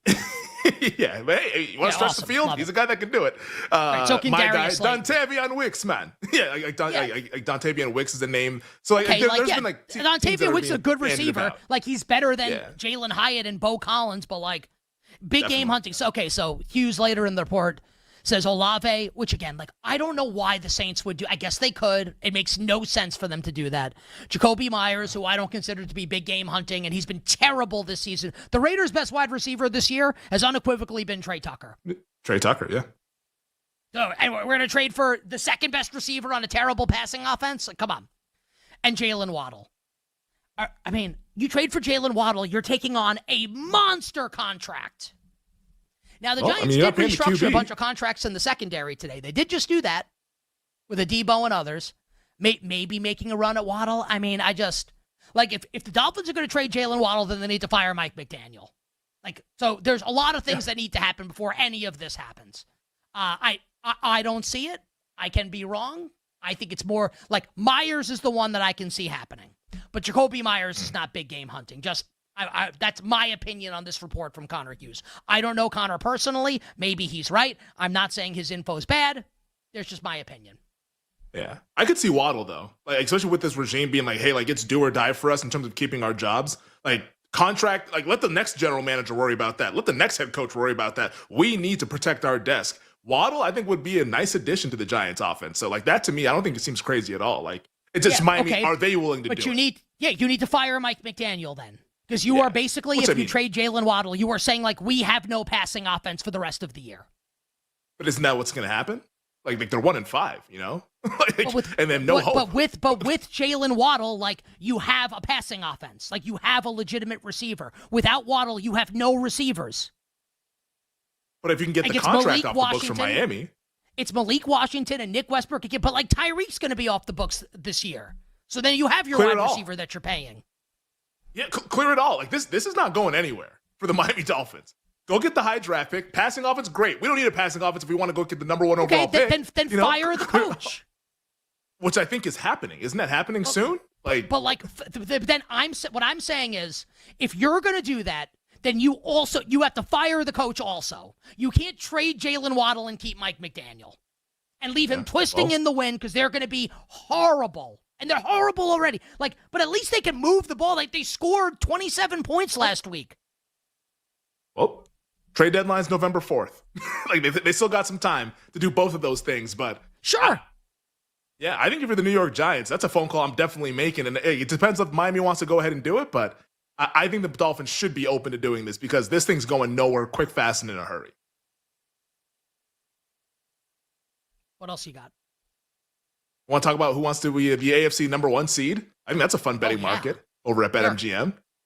So in the first hour, I talked about all like the playoff teams that I think they're going to make it, all 14 teams. That is the script that I gave out earlier. But the 1 seed, the favorite right now is Buffalo at plus 275, Indianapolis plus 400, Kansas City 6-1, Chargers plus 650, Steelers 9-1, Broncos, Patriots 10, Jags 12, and if you really want to get crazy, Houston 40-1.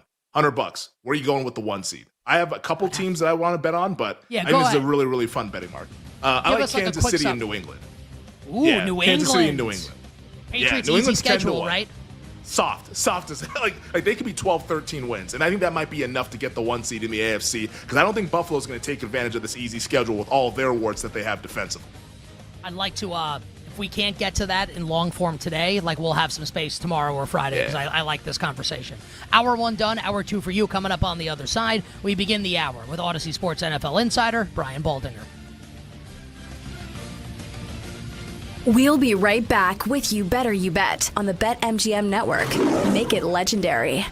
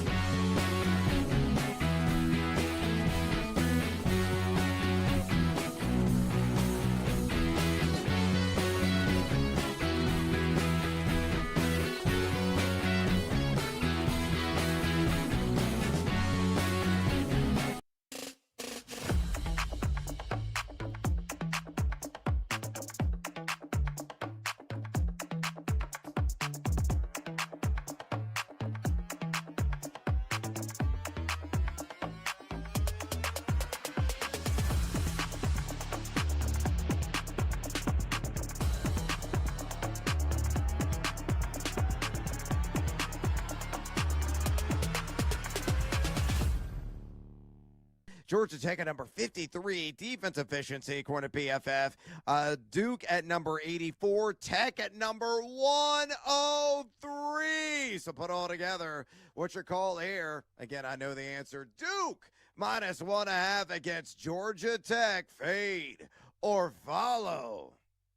I considered wearing my Duke jersey for this one, but decided against it. I love Duke. I'm going to continue to ride Duke.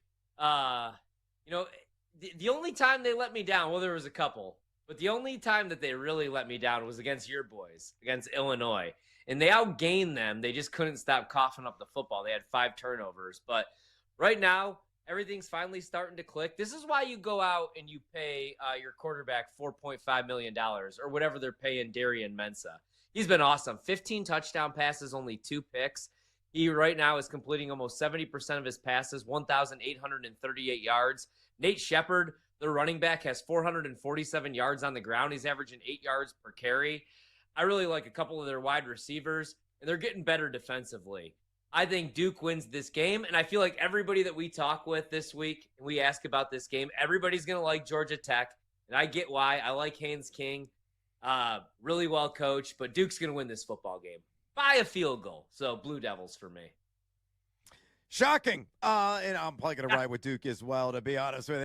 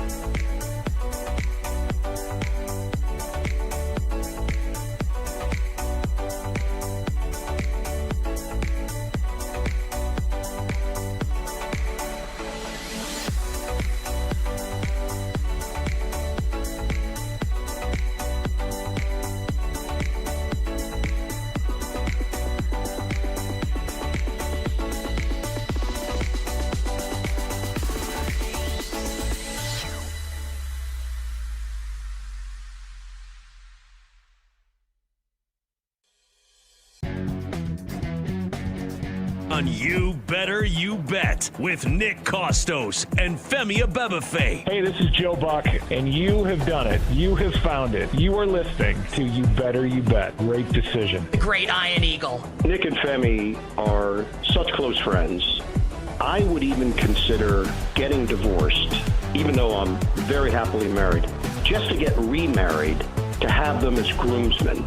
That's how much they mean to me. Hi, this is Kevin Harlan of CBS, Westwood One, and TNT, and I'm listening as you do every day to You Better You Bet with the most handsome single man in the radio business. A man who, if I was not married for 38 years, I might consider myself the kind of guy that can electrify a listening audience and a crowd of bystanders watching him do what he does so well each and every day. Continue to listen right here on You Better You Bet. This is You Better You Bet on the BetMGM Network. Make it legendary. The wonderful Football Wednesday edition of You Better You Bet rolls on. Nick Costos, Femi Abebefe, our crew, and you here on the BetMGM Network. Love the first hour of the show. Breaking down two huge games coming up. Week 7, NFL Sunday. Like, time flies when you're having fun.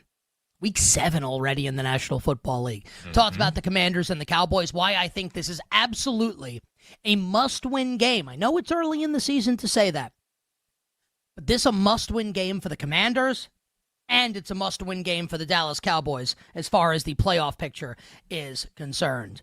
And a lot of time devoted to the Philadelphia Eagles and the Minnesota Vikings on Sunday in Minnesota. I believe J.J. McCarthy has got to be the Vikings quarterback if the Vikings harbor any hopes of doing anything significant this year. And regardless of who it is, I actually think this sets up as a matchup where Jalen Hurts can take advantage of the Minnesota Vikings defense. Danny Parkins will join us next hour on the show. First things first on Fox Sports 1. Brett McMurphy, America's college football insider for our friends at On3, next hour as well. It moved 20 minutes from now.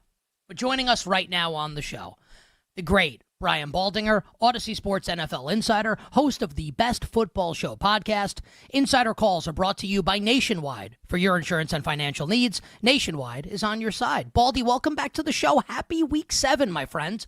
All right, Nick. Yeah, happy. It's good to be here with you. Good to see you, man. I'm kind of like putting all of Week 6 behind me and looking ahead right now. Let's do it. And I want to start in Minnesota with the Eagles and the Vikings, Baldy. I'm going to be there Sunday, Nick. That's where I'm going to be. I can't wait for it. Okay, so two-parter for you here. A, who do you think this is a three-part? As you know, you're not supposed to do this in me. You're not supposed to ask multi-part questions. I'm going to. Sorry, everybody. Who do you think the Vikings are going to start? Who do you think they should start? And do you agree with me, Baldy, that given Brian Flores' propensity to blitz the way that he does, I don't love this Vikings secondary. I actually think that this sets up, as crazy as it sounds, for a get-right spot for Jalen Hurts and the Eagles offense. Well, they need one. I mean, they've been a 17-point offense, in 2 losses to Denver and the New York Giants. They need to open it up, and they need to start connecting. The offense looks dreadful at this point. Hadn't even looked good when they were 4-0 for large stretches outside of the second half against the Rams when they were down 26-7. They had to open it up. So, I mean, it'd be a good time to do it. I think they can block them up front. The Vikings aren't getting the sacks or the turnovers the way they did a year ago. But they've had 2 weeks to get ready, and the Eagles have 10 days to get ready. So it's been like mini buys for both teams. So, but I don't know. Like the Eagles, they haven't shown any signs that they can turn this around, that they can fix it, that they can run the ball the way they did a year ago. They haven't shown any signs that they can be anywhere near the offense they were a year ago. So, maybe 10 days and Kevin Patullo and some team meetings, and maybe they can be a little less predictable and all those kind of things. But that's a lot to change in 10 days. Do you think Brian Flores will stick with the blitz as much as he does, or this will be less? Because we have seen Hurts be very good against the blitz, Baldy, and you know this better than anyone. You watch the film, right? And maybe not so good when teams just kind of sit back in coverage. Well, they have had an issue with that, Nick. When teams are playing just this cloud coverage and just sitting matching up zones, and like the Giants did, like the Dallas did, they have struggled against that. Brian Flores shows a lot of blitz, and then he kind of, then he backs out, and you never know really what he's going to keep you off guard. You don't know where they're going to come from. They need Andrew Van Ginkel back in the lineup. He's a good playmaker for him. They've got some good pass rushers, but they do play kind of positionless defense with their front seven, and it does create some issues. We'll see. I mean, Jalen has been pretty good in the past at either finding the hot receiver or running with it, and that's something that Minnesota's going to have to take into account. Yesterday on the show, Baldy, we had another Odyssey Sports NFL insider, another former NFL offensive lineman, our friend Mark Schlereth on the show. He said something that I thought was really interesting, and kind of like J.J. Watt kind of piled in on PFF and their player grades, and I don't want to make this about PFF and PFF player grades, but I'm going to summarize what Mark said. Said the Denver Broncos offensive line is actually not good, and the Pro Football Focus player grades and like all this like film study that you see on social media make it seem like the Broncos offensive line is great. He doesn't think the Broncos offensive line is great. And that's a fascinating thing to say heading into a game, Baldy, where the Broncos are a touchdown favorite against Dexter Lawrence and Abdul Carter and Brian Burns and Kayvon Thibodeau and the New York Giants defensive front. So do you agree with Stink and what he said about the Broncos offensive line? And do you think that'll be problematic going up against the Giants team? Like, it's a huge spread. Like, can the Giants keep it close? Well, I mean, I'm not going to, like, they weren't good against the Jets at all. Matt Parrott was in at left guard. He was awful, and he's hurt. So they're going to go to another guard right now. Ben Powell's been out. But, I mean, J.K. Dobbins has had a good renaissance up until last week. And Parrott was terrible. They couldn't block a linebacker for the Jets. And so that was an issue. But by and large, they have been pretty good from the standpoint of continuity. Up until last week, they basically have started, the same five guys for all of Bo Nix's career. So they've had some continuity up front. And, last week, losing the left guard seemed to hurt them a lot. They couldn't block the second level. We'll see who's in there at left guard this week. But the Jets played great last week. They really did. And so the Giants have watched all that. They have the capability of doing very similar things. I don't think it's just because they're in Denver that it's going to make it any easier to get the running game off and running. I mean, J.K. Dobbins had 14 carries for 40 yards. That was the worst game of the year so far for him. Speaking of the Jets, the offense on Sunday in London, offensive. Is there Nick. What can they do, Baldy? What can they do offensively? And do you feel like Aaron Glenn's kind of like losing the grip a little bit here? Well, I mean, look, like they couldn't put their best play all day was 12 yards, and it was a bad snap from Josh Myers. The ball ended up on the ground, and Breece Hall picked it up and ran 12 yards. That was their best play all day. I mean, they couldn't block anybody. Okay, they couldn't execute a run. They had simple throws that they could have made in order to kick the game-winning field goal that Justin Fields just froze. Like, he just froze. I've seen it before from him. Like, he looked hesitant and unsure. And the plays were there to be made. Do they need to play Tyrod? They should have put him in there last week. They should have put Tyrod in because the game was moving way too fast. Should he start Sunday? What's that? Should Tyrod start Sunday against the Carolina Panthers? Well, Carolina can't do the same things that Denver did with the pass rush. They're not going to rush them like that. But I wouldn't have any problem if they did make the move to Tyrod. Like, he looked a lot more settled in games that he played than Justin Fields has. You can't be hesitant in this league to throw the football. And if you're going to be hesitant, you better make stick throws. And he didn't do that either. So I don't know. He's their starting quarterback. I guess you got to play through it, but that was a miserable performance. It wasn't all him. The line was awful. Every single player on that line got beat badly on Sunday by those Broncos pass rush. So that was disappointing because they had played pretty good at times throughout the year. Yeah, it was a miserable experience for Jets fans, people watching the game, a very, very forgettable game. This past Monday, though, Baldy, on a more positive note, we saw the Atlanta Falcons kind of announce themselves as a legitimate team beating the Buffalo Bills. Now they're on Sunday Night Football, making the trip all the way across the West Coast to take on a 49ers team that is incredibly banged up. We don't know if Brock Purdy or Mac Jones is going to be playing. Both guys limited at practice. They just lost Fred Warner. Can this Niners team, based on what you've seen on film, can this team protect whoever they have at quarterback against a Falcons pass rush and defense that has really impressed quite a bit over these first 6 weeks? Yeah. The Falcons have a pass rush now, and then they have Jeff Ulbrich, who's a good play caller. He's a good designer of defense. They've got really good young players that they've drafted. But I think the 49ers are going to have problems without Fred Warner in there. I mean, the combination of Bijan and Tyler Algier with that offensive line, the way they're playing, the way they push Buffalo around. Now, I know Buffalo is as bad as anybody at stopping the run, but they gave up over 200 yards rushing and 2 big rushing touchdowns of 81 and 22 yards. That the 49ers could have a lot of problems stopping that because they're a run-based offense. And then when they're not, I mean, I don't know who's going to cover Drake London. Nobody seems to be able to do it. So I think they're going to have a lot of issues. They need to just rally the way they have been doing. Whoever's at quarterback, they probably need to put up 24 points offensively to be able to beat the Falcons in this game. You better you bet on this Wednesday. Our guest, Odyssey Sports NFL insider Brian Baldinger. Insider Calls brought to you by Nationwide. For your insurance and financial needs, Nationwide is on your side. I actually want to go back to the Jets, Baldy, if it's okay for a second here. Like, you played at the highest level. You know what? You forgot more about this than I know.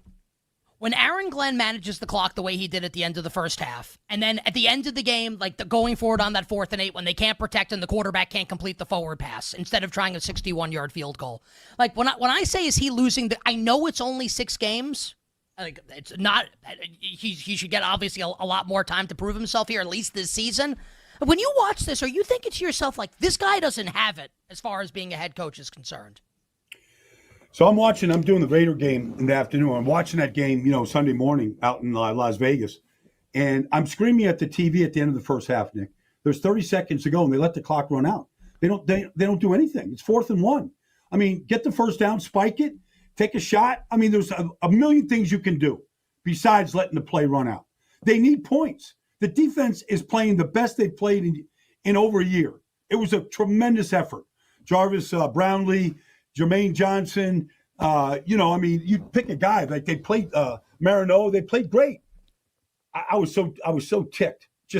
Forget about Aaron Glenn. I was just ticked at how any football team, the way Garrett Wilson went after the coach at the end of the half. Like, what are we doing? Like, give us a chance here. Like, that made no sense. I would have Nick Folk right now. Nick is 5 for 5 over 50 yards. He's kicked 2 58-yarders. What's the difference? Take the shot from 61. I don't know. I'm with you. They need a field goal to win. Take the 61-yarder. I mean, like, just give it a chance right here. If you had to guess right now, do you think Aaron Glenn gets a second year coaching the Jets? Because we're trending towards this maybe being one and done. But, I mean, it might be. I mean, we've seen it in New England. They got the right guy in there now, and the right guy's doing it right now. Like, you're not going to get a whole lot of grace period here from these Jet fans if they don't see. But I don't think they've got a good roster either. I think the roster stinks. I mean, you tell me outside of Will McDonald and Jermaine Johnson and maybe Quinnen, like, what excites you about the defense and where they're putting the money? They have safeties are an issue.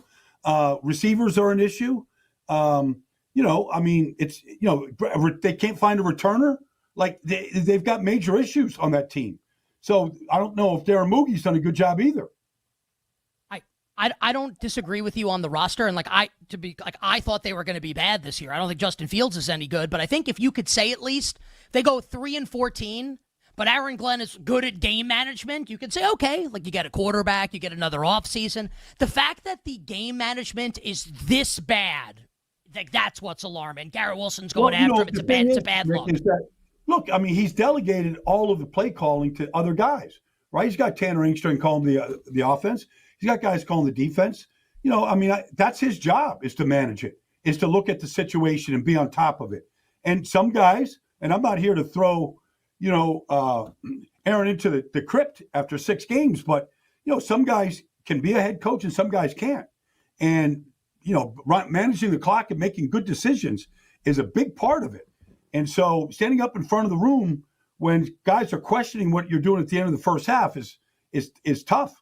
It's tough on you. So, like, everybody will point to Detroit and what Dan Campbell did and how they struggled, and you can everybody's pointing to that. All right, but we saw a team that was improving in Detroit and was taking on the personality of their coach. By the end of that season, his first season. So we got to see that. We got to see something happen here. And Campbell was great at game management. And remember, was it week 4, his first year? The game, they almost beat the Ravens that year, and Tucker hit the 66-yard field goal. They were in all those games, and Campbell's frying post-game, right? They were in all the games. I think they did something against the Rams out in L.A. too, because it was Goff going out to L.A. I think they either won the game or came close to beating the Rams. They did. They had all these close calls. I mean, with this, it's like, I'm not trying. I don't know him personally. Just like, I mean, if this is what it is, Baldy, this is as bad as it gets. It's bad. Well, if you're, let's just say you're Quinn. You got like Williams. 10 seconds. If you're Quinn Williams, you're so sick of losing. Like, at some point, you're just blocking all the noise out. We're 0-6 again. We're out of it. Like, all I've done here since I've been here, and I've signed my second contract, is lose. Like, that wears on great young players. I wish we had you for longer. Brian Baldinger's the best. Insider Calls brought to you by Nationwide. On the other side, it moved Week 7 in the NFL. We'll be right back with You Better You Bet on the BetMGM Network. Make it legendary.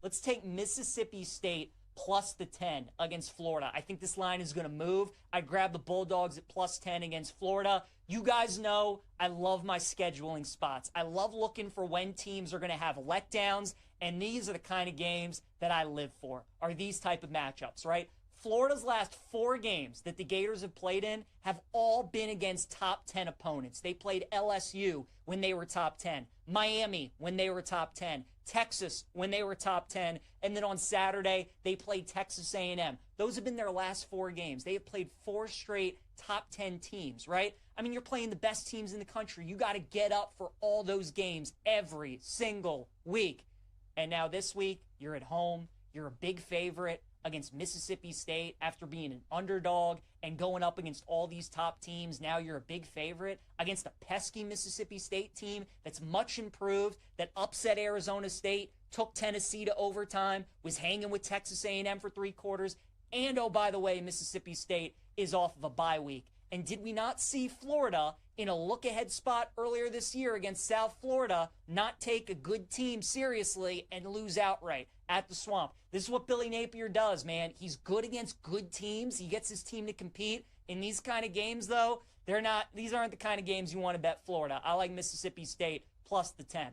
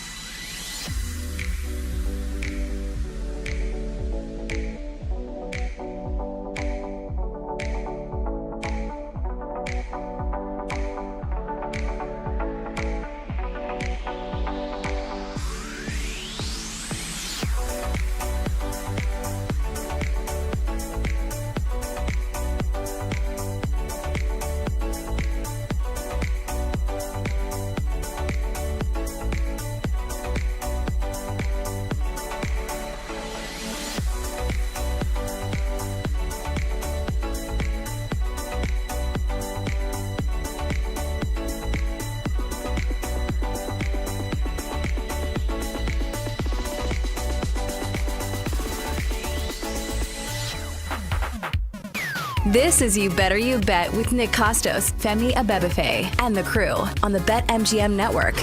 Make it legendary. Oh, man. Baldy is usually pretty reserved and tempered with his comments. And I respect that about him. He knows everybody in the league. He is friends with a lot of these people. There's a human element of this. Baldy on Aaron Glenn just now was as strong as I've heard him, and he's never going to come on and be like, he sucks, he should be fired, he's the worst. That's not his style, nor should it be, given his role and, what his job actually is. Leave the shock jock stuff to people like me. I'll do that. He doesn't have to do that. He crushed him, man. I was awesome from Baldy on Aaron Glenn. He deserves to be crushed. 100%. I don't know how you disagree with anything that he said or any of the criticism that's been out there for Aaron Glenn. It is bad. And not just on the field, what they're doing on the sidelines in terms of the game management. That can't happen. And maybe he's in over his head and not everybody's cut out for it, like Baldy mentioned. But yeah, this to me feels like one and done, honestly. And that sucks. And it seems like he's a great dude. People seem to love Aaron Glenn. Do you understand how like crazy that is? Can I put this in context for a second? The Aaron Glenn stuff. And I almost want to save this for a future segment on the show if this is going to get really bad. But just so people understand the context here and how insane that would be for Aaron Glenn to be a one and done. And I guess you can kind of say it's honestly, it's a little similar to Gerard Mayo because Mayo was now. My opinion, having watched both, and I'm actually curious, Femi, I don't think you weren't old enough to watch Aaron Glenn, really, right? When he was in his heyday with the Jets? So I didn't watch a ton of his Jets stuff. I remember him, honestly, as a Dallas Cowboy. Because when Parcells came to the Cowboys, he brought him over to the Cowboys. Yeah, but that was later portion of his career. Like Bill. I'm fat because, he's really old. Aaron Glenn, and they don't play the same position. Glenn was better than Gerard Mayo, right? Is that because Bill's the only person besides for me that's old enough to have watched Glenn with the Jets and Gerard Mayo with the Patriots. I guess it is. Mayo was a good linebacker. Aaron Glenn was a great corner. Glenn, honestly, and I started watching football in 1990, but I know everything that happened in the 80s. Aaron Glenn might be the second best cornerback in the history of the Jets. Behind Darrell Revis. Yeah, behind Revis. Yeah. He's a team legend. It's a bad team that hasn't won a Super Bowl since 1969. But he's like a Jets legend. And the expectations were so low. This season, the idea that you could fire this guy who's a Jets legend and more of a legend with his team than Mayo was with the Patriots, and they had no expectations. That's crazy to me. There are parallels with Mayo. I do think it's a little more significant with Glenn as opposed to Mayo. But man, that you have to be so bad in order for that to happen. And right now, he's checking all those boxes. And the Engstrand stuff, we came on the show. This is not a Jets show, I know, but I'm fired up about this right now. Week 1 after Sunday, we came on that Monday, or maybe it was Tuesday, whatever. And we talked about Tanner Engstrand. And I said, Dan Campbell, think about what happened in week 1. Engstrand and the Jets had that great game against the Steelers, and the Lions lay an egg in Lambeau against the Packers. And I come on the show and say, did Dan Campbell keep the wrong guy on offense? Should Engstrand have been the offensive coordinator? Wow. How the turns have tabled, right? It's crazy. That's week 1 for you. The guy's a disaster. Engstrand's a disaster. Dude, this is terrible. They suck.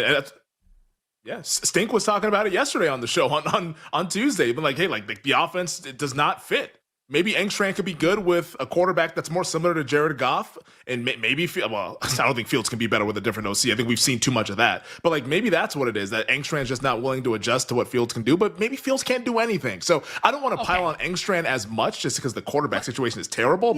You can pile on him. You can pile on him. He's trying to coordinate with a quarterback who can't throw. But then don't throw. Yeah, but it's kind of similar to what you said earlier in the week, though. If you don't throw, okay, let's load up 9 in the box. Okay. Good luck running it. Okay, let me ask you, what do you think has a chance to be more successful? Running Fields into a stacked box or having Fields throw? Yeah, it both sounds terrible, honestly. Both but yeah, sound running terrible. He sucks. Yeah. He's awful. But that's what A-Train has to work with, though. Like, I mean, I think it's a little bit of a raw deal for him to be like, hey, like he's really bad when like the quarterback is probably the worst in the league. He's one of the worst quarterbacks in the league for sure.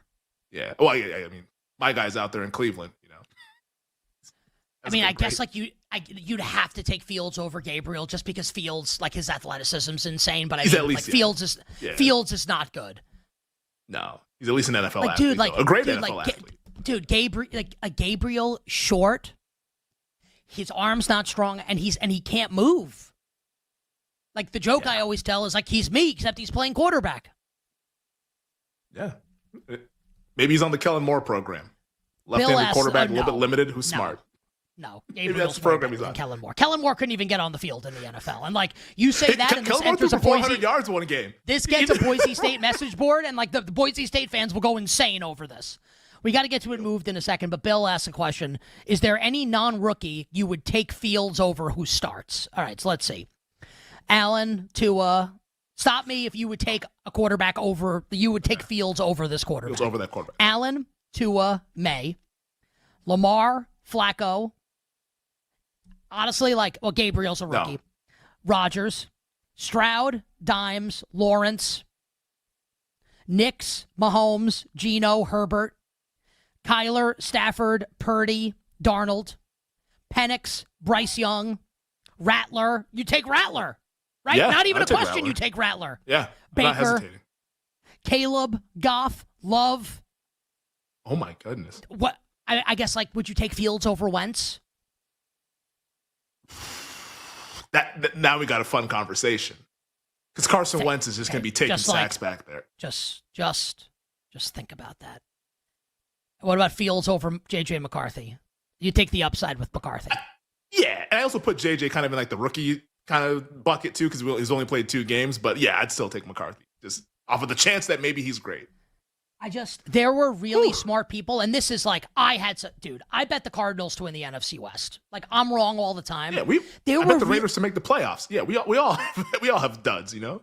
There were really smart people that are the Jets are going to be the surprise team in the AFC this year. In what galaxy was that ever going to happen with this quarterback? Anyway, I'm wrong all the time. Again, I bet the Cardinals. I make terrible bets constantly. Anyway. Let's get to all the side and total moving for Week 7 in the NFL with it moved.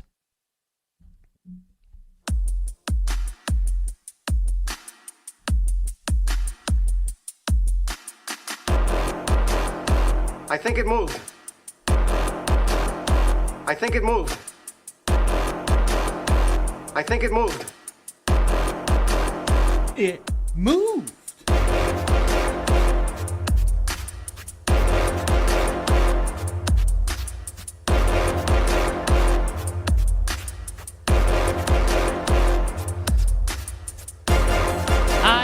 Ahead of Week 7 in the National Football League, Femi, we got into a Justin Fields rabbit hole there, went down it.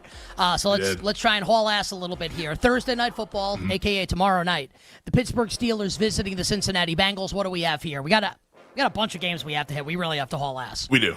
Yeah, let's get to the betting market and the line movement here because the side has kind of just been bouncing back and forth between 5.5 and 5. That's where we are pretty much across the board. The total's been interesting, opened as low as 42. We talked with Whale yesterday on the show. He liked the over. A lot of people like the over. This thing is all the way up to 44.5 in some places. There's some 44 out there, but we've already crossed through the key number of 44. From an injury standpoint for Pittsburgh, Calvin Austin has been ruled out of this game dealing with the shoulder injury, but for Bengals, the big one is Trey Hendrickson, their star edge rusher. He has a hip and a back injury listed as questionable, did not practice at all this week. Going to be a game time decision for the Cincinnati Bengals, but that's the big one that we'll have to look out for tomorrow. And you said something off air that I thought was interesting as far as you wanting to place a bet in this game as it regards Trey Hendrickson. Share it with the audience. Yeah, if Trey Hendrickson gets ruled out 90 minutes prior to kickoff, I think this betting market's going to go to 6. And at that point, I'll be betting the Bengals. I'll take Bengals plus 6 at home as a home dog. I hate these kind of spots for Mike Tomlin. Big time expectations on the road. This is usually when his teams kind of lay eggs. He's the great home underdog coach, not the great big road favorite coach. So it's Bengals or pass for me. But I think when Hendrickson gets ruled out, if he does get ruled out, it's going to present us an opportunity to bet Cincinnati. During the commercial break, so a couple minutes from now, I'm going to because I don't really love the game. I'm going to place a small bet on Steelers minus 5.5. Because Femi's right about what he's saying about Mike Tomlin. The big difference this year, Aaron Rodgers. I'm gonna have a small bet on Steelers laying 5.5. All right, Sunday in London, Femi. What do we got with the Rams and the Jaguars? Yeah, we've actually seen some interest in the Los Angeles Rams over the last hour or so. These were 3 even monies. There was even like a heavily juiced 2.5. Now it's 3 minus 110 pretty much across the board. The total, that has ticked to the under. Opened 45.5, 46. Now it's down to 44.5. The biggest reason as to why is the Rams star wide receiver Puka Nacua did not practice today, dealing with the ankle injury that caused him to miss a large portion, I should say, of their win over the Ravens this past Sunday. Their offensive tackle Rob Havenstein didn't practice as well. He missed the win against the Baltimore Ravens. For Jacksonville, Devin Lloyd, their star linebacker, leads them with 4 interceptions. He is not going to make the trip to London, so he's already been ruled out. But Puka Nacua is the big one. Did not practice on this Wednesday, and Sean McVay is calling him day-to-day. To me, I would love to bet a 2.5. I don't know if I'm going to get that opportunity. I might just lay 3 once we get to kickoff, but let's see where this market goes. Yeah, I don't have a strong betting opinion on this game just yet. We can pass it for now. Obviously a huge game, and we'll spend a lot of time on it over the rest of the week. Chiefs and the Raiders, Femi, on Sunday in Arrowhead, and a certain player in red that wears number 4 will be back in action for KC. Oh, he will be. Welcome back, Rashee Rice from suspension, set to make his 2025 debut, and also a heavy workload for Rashee Rice. They're not easing him into this thing, although insiders are saying that Rashee Rice will have a heavy workload. Now, on a more serious note for Kansas City, I'm not sure what's going on. I don't think anybody knows here, but their offensive tackle, Josh Simmons, the rookie, dealing with a personal matter, missed the game Sunday night against the Detroit Lions. Andy Reid was asked about it by the media today, and he said Brett Veach is handling everything there. We'll leave it at that. So hopefully everything is going fine for Josh Simmons there, but his status is in doubt. We were sure if he was going to play this week, but... Did that read to you? Like, I had a couple people ask me about that today, and like I have not like dug around with people in the league to ask. Mm-hmm. It reads to, and I hope this is not the case, that reads to me like someone close to him is like not doing well. Yeah, because all I know is that he went back to California was what was reported last week. So that's what I would assume. It's like some sort of family matter there. I don't want to speculate. I could be way wrong on that. But when I saw that report on Sunday that he went home to deal with a personal matter, I'm like, yeah, his mom, his dad. I don't even know if they're like. I'm not speculating. I have no information, but that's where my brain went. Is I hope everything's okay with his family. Yeah, hopefully he's doing fine. Obviously, football, like family matters first. So hopefully everything is going well for Josh Simmons, and he's going to be doing all right in the foreseeable future. But for the Las Vegas Raiders, Brock Bowers, of course, he's week to week with his knee injury, did not practice today for the Raiders. Now, let me tell you about the Raiders tight end and whether he'll be back this week with his bone bruise. Hey, man, you want it to move or what? This betting market opened at 10.5, touched all the way to 13, and went down to 11.5, which is where we currently sit. And the total, not a whole lot of movement, 46 to 45.5. No real betting interest for me. I think this market's right. Should be the Chiefs as a massive favorite, and they are, so I'm not going to be betting the game. Yeah, I will be curious, and I may place a bet on Chiefs team total over. And that may be the bet that I place in this game with Kansas City hosting has that the been Las Vegas posted Raiders. Well, I mean, we could probably, I don't want to do math. Yeah, I guess you can. Can you do it? Yeah, I was going to say, can you do it? No. This might get dangerous. Let's see if it's posted on the left. Oh, so I see 29.5 is what I see for Kansas City. Yeah, they're going to, it should be 30. Yeah, it should be 39.5. Great. Yeah, Against the Raiders defense? God. All right, what about Bill Zimmerman's Bears hosting the New Orleans Saints on Sunday? Yeah, this game is an interesting betting market here because this was as high as 6 on Sunday. It got all the way down to 4.5 prior to Monday Night Football, but after the Bears beat the Commanders, we went out to 5.5, and now there's been interest on New Orleans. So 5.5 got bet. We're down to 5, which is kind of like a dead number in NFL, but starting to land a little bit more frequently than it did in the past. But 5 is our spread. The total, that keeps bouncing back and forth between 47.5 and 47. But the Bears, some pessimism before they played against Washington. They beat Washington, and then they got bet Tuesday morning after that Monday night win. If it gets to 6, I would bet New Orleans, but at this price, I think it's just fine. Yeah, my guess is I think the Saints will draw some interest because I feel like they get bet in every game. People have been buzzing about Rattler. They've been, and he's been good. I think this is right. I don't really have like super strong opinion about like Bears 5, like Bears 6. Then yeah, I'll bet New Orleans. But at this one, yeah, I think for now a pass. Total of the game's 47. Like, it's perfect. No betting opinion on that game at this point in the week. It's Wednesday. More shall be revealed. All right, take a quick break. And on the other side, we'll roll through the rest of the games coming up week 7 in the NFL. Was it my money that moved the Dolphins off 3? Probably not. But we'll do the Dolphins and the Browns and the rest of the slate on the other side on a Wednesday. You better you bet here on the BetMGM Network. We'll be right back with You Better You Bet on the BetMGM Network. Make it legendary.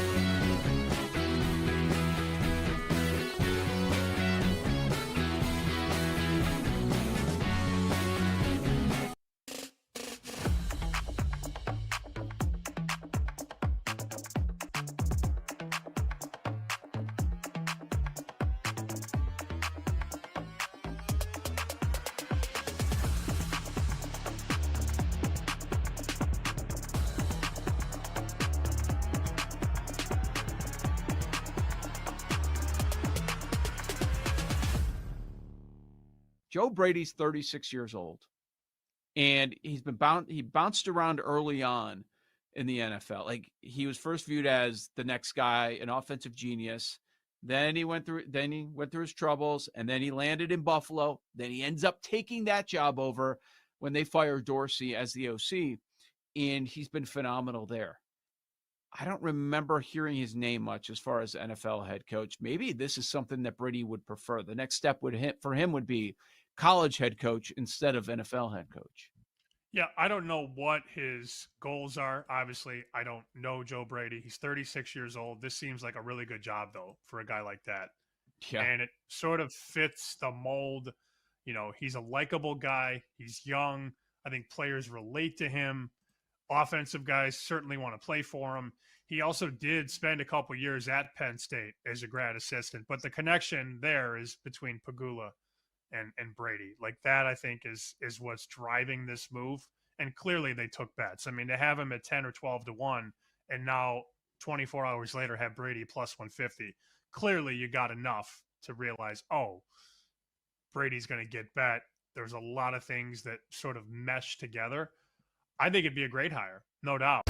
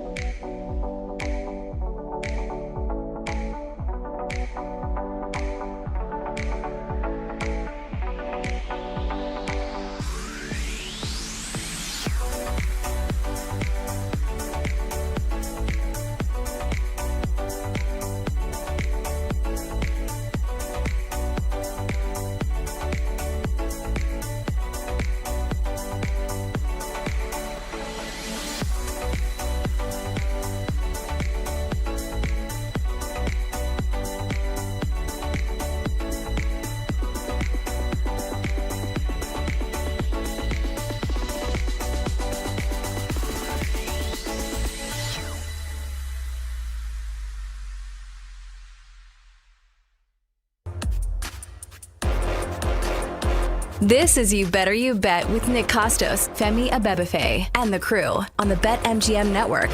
Make it legendary. All right, Brett McMurphy joins us in 20 minutes. Danny Parkins next hour as well. All our bets for tonight will close the show 1 hour from now. But for right now, we roll on with it. Moved week number 7 in the National Football League. Femi, what can you tell us about the Browns and the Dolphins in Cleveland?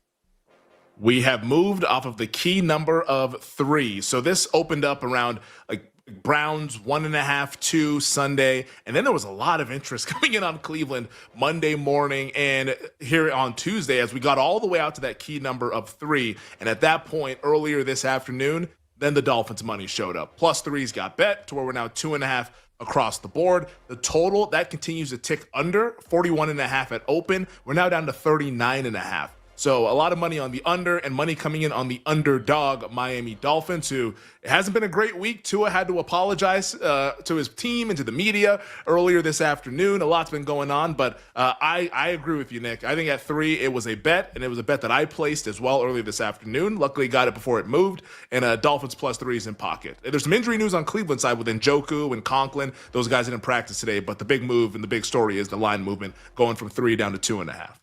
Yes, and Tua apologized. And, give him credit, like I crushed him yesterday. Yep. Needed to apologize. He was really stupid after they lost to the Chargers on Sunday. So, now let's see how it goes. I like them this week, and then we'll probably not like them very much moving forward. Patriots and the Titans on Sunday. Mike Vrabel's homecoming to Tennessee, where the coach they replaced him with just got fired, and now Mike McCoy will be the interim coach. And Femi, a terrible injury report right early in the week for the Tennessee Titans ahead of Drake May, Mike Vrabel, and New England coming to town. Yeah, a lot of guys who are not at practice today. Now, some of these, I'm not sure if these are veteran rest days or these are actual injuries, but from an injury standpoint, Calvin Ridley did not practice. He's still dealing with a hamstring injury. Arden Key, he was not seen at practice dealing with a quad injury. I know Jeffrey Simmons wasn't at practice, but some of these things, it might be non-injury related, veteran rest days. So I want to kind of pour into that a little bit more once the official designations are released later on this afternoon. And for New England, it's a clean bill of health. Everything's all gravy for the New England Patriots as they're kind of the toast of the town right now in first place in the AFC East. Now, from a betting standpoint, this opened up 6.5 Sunday, immediately went to 7, and that's where we've been hanging out. The total, 42.5 to 42. It doesn't look like we're going to head to 7.5 in terms of the side. I could be wrong on that one, but 7 minus 110 is where we are hanging out. And it just goes to show you what the betting market thinks of Brian Callahan, as this market did not move when he got fired earlier this week. So we're still sitting at 7. All right, I think Femi's internet had a hiccup, so we are sitting at 7. New England, a 7-point road favorite right now at Tennessee coming up on Sunday. We'll move on to the Philadelphia Eagles and the Vikings in Minnesota, and I led the show with this game, Philly remains a 2-point road favorite here in Minnesota. So the initial move this week on the Vikings, taking the Eagles down from 2.5 to 2. Philly did get some good injury news today. Jalen Carter just recently said that he's going to play on Sunday. Quinyon Mitchell seen at practice. Landon Dickerson seen at practice. Femi, we don't yet know who the Minnesota Vikings obviously will start at quarterback. Yeah, we don't know what's going to happen there. And sorry, I just got booted off for some reason there. But we're back. We're ready to roll. But yeah, J.J. McCarthy was at practice. Carson Wentz, of course, was at practice. And the Vikings had some offensive lineman return, which was the big thing for Minnesota. But in terms of the market movement, I kind of agree with this market movement. I kind of like the Vikings a little bit in this game. Now, let's see what the report looks like on Thursday and Friday. But if I had to bet the game right now and somebody says you must bet, it would be the +2 or +1.5 on Minnesota. I think this is a coin flip game, and I just don't like where the Eagles are at offensively. Yeah, you and I will be maybe heads up on this game. I feel like I'll be heads up with everyone on this game. Everyone's going to like the Vikings, I think. I'll be the lone dissenter on the Eagles. I think this is actually going to be, and it sounds crazy, but I think I'm going to be proven to be right, a get-right spot for Jalen Hurts and the Eagles offense against the blitz-happy Vikings defense. And if they try and do what Baldy said, which is, disguise the pressure and send everybody and then pull everybody back, great. I want them to do that because their secondary is not any good. And if the offensive line's healthy for the Eagles and if Dickerson's going to play, great.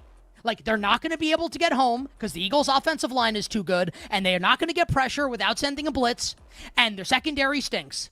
So it's either you blitz to make up for the lack of pressure from the front and Hurts beats the blitz, or you drop everybody in coverage, you don't get home with your front, your secondary stinks, and Jalen Hurts picks you apart. Give me the Eagles coming up on Sunday. Man, I got to tell you, I sounded very convincing just now. You sound like it's your favorite bet of the week. They could.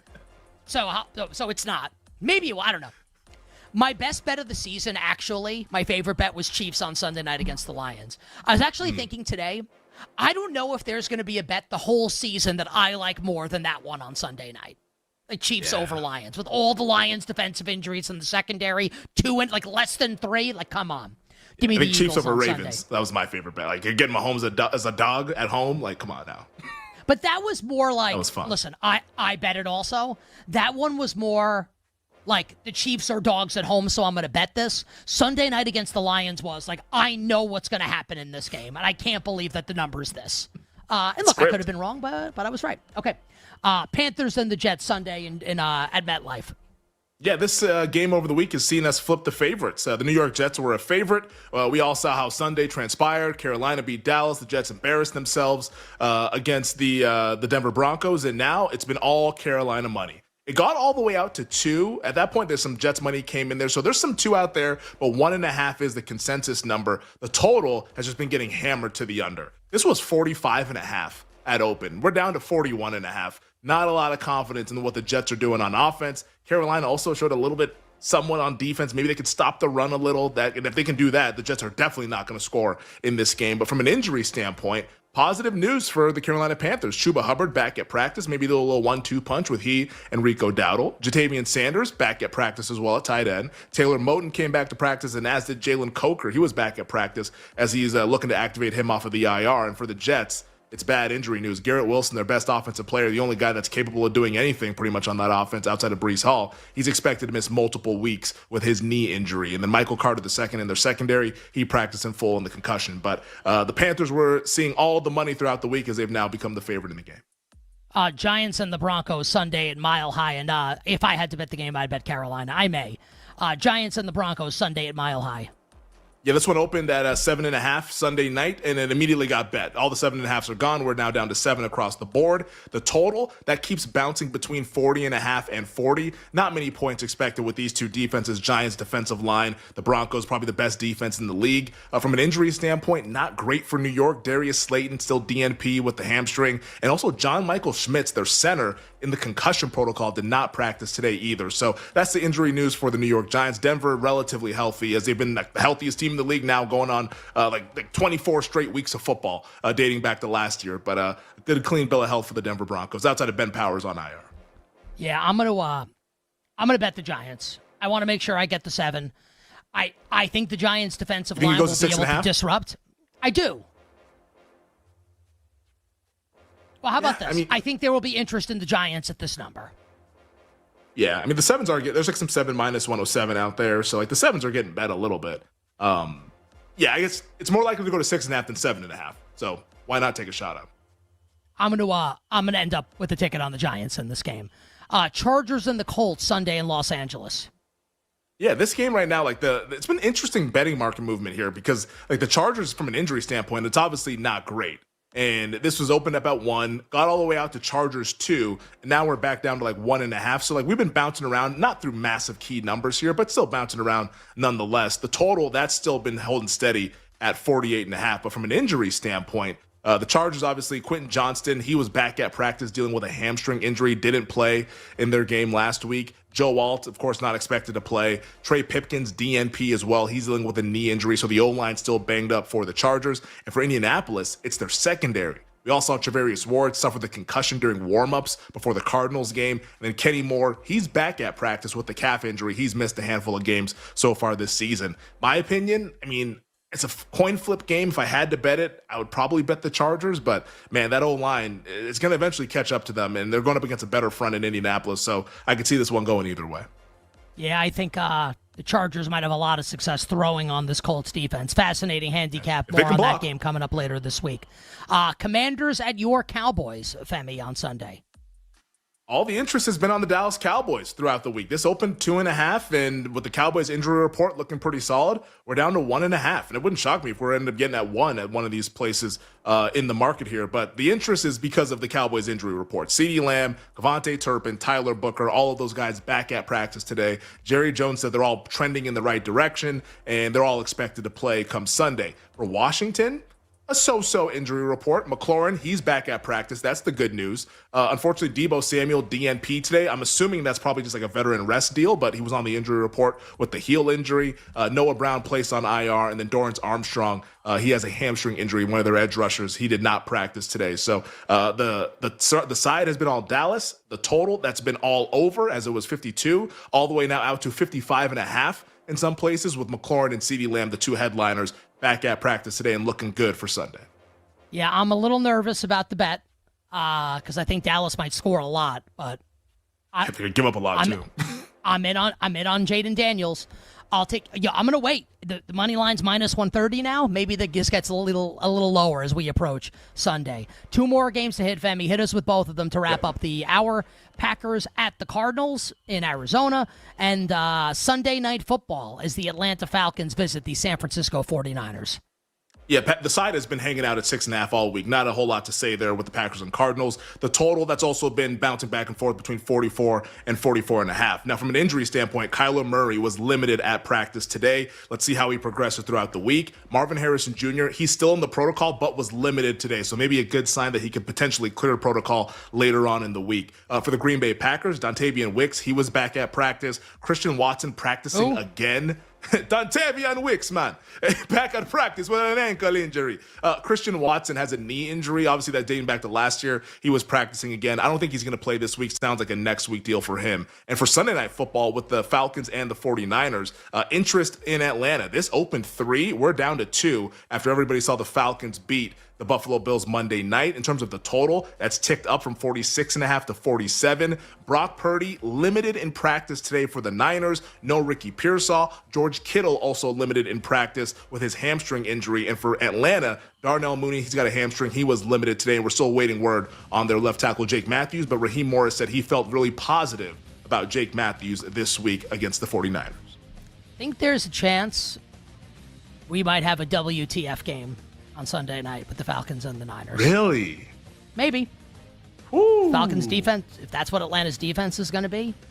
Niners defense without Fred Warner, Nick Bosa, just saying. Final hour, power hour coming up next. We will start the final hour talking college football with On Three's Brett McMurphy. We'll be right back with You Better You Bet on the BetMGM network. Make it legendary.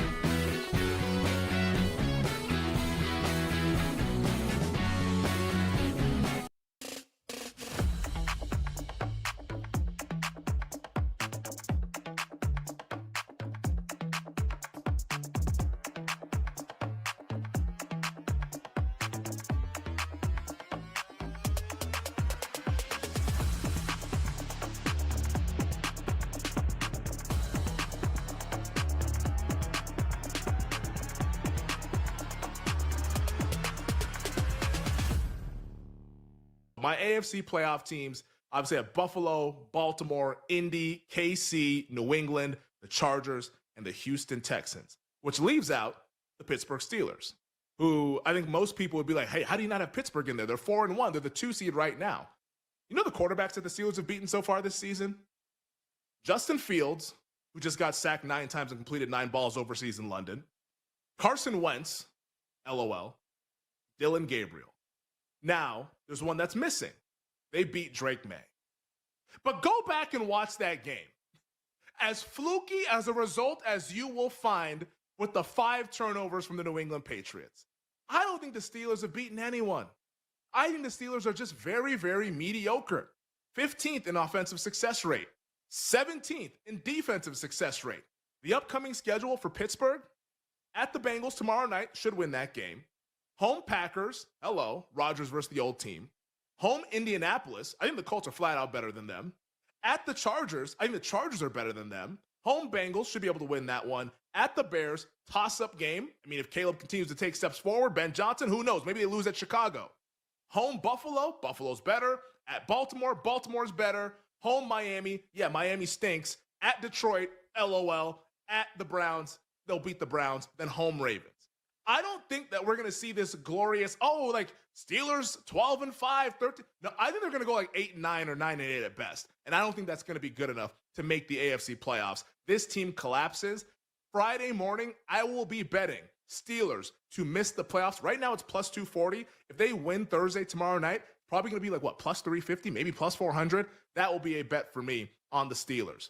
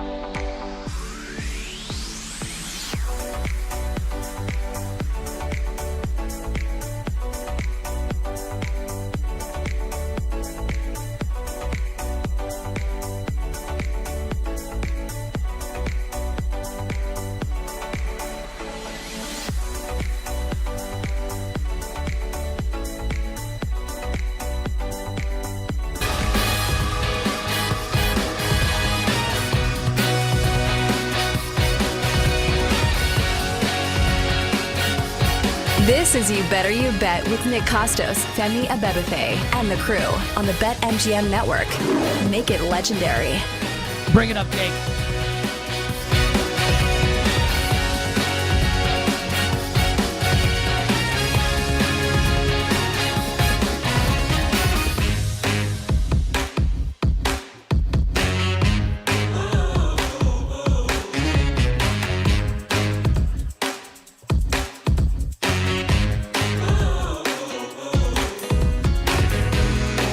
Final hour.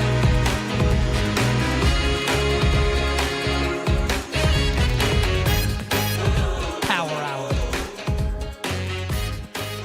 You better you bet on the BetMGM network. Nick Costos, Femi Abebefe, our crew, Brett McMurphy, and you. Danny Parkins will join us in 20 minutes for First Things First on Fox Sports 1. All our bets for tonight, 40 minutes from now, the Power Hour, and every hour here on You Better You Bet, presented by BetMGM. Make it legendary by downloading the BetMGM app and visiting BetMGM.com.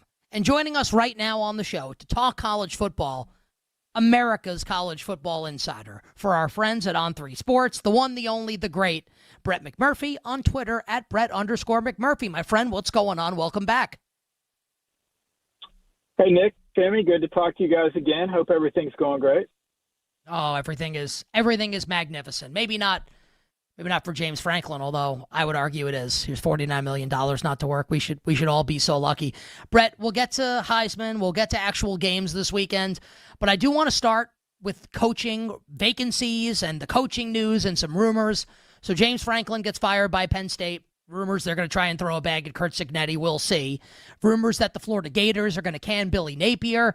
Maybe that a response to Penn State getting ahead of the coaching cycle by firing James Franklin. What are you hearing right now about Penn State? Potential next move for James Franklin, Napier, anything that you find interesting, Brett, as it concerns coaching, firings, hirings, etc. in college football? Yeah, I'm kind of surprised that Penn State pulled the trigger on Franklin when they did. Pat Kraft, their athletic director, said this was not a 3-game decision because of the 3-game losing streak. But I would challenge that. I think it is. I think they, had they won the last 2 games after the loss against Oregon, I think he'd still be the coach. By saying it's not a 3-game decision, then you're basically saying that it wasn't determined by the results of these 3 games. So I think it more likely it's that, they're eliminated more than likely. I mean, some weird scenario, I guess, where they could still get in the playoff, but realistically, they're probably out of running for the playoff. And obviously it's been well documented. Franklin's struggles against ranked opponents, likely played a part, but you're right. I mean, Cignetti and Matt Rule and Pat Kraft,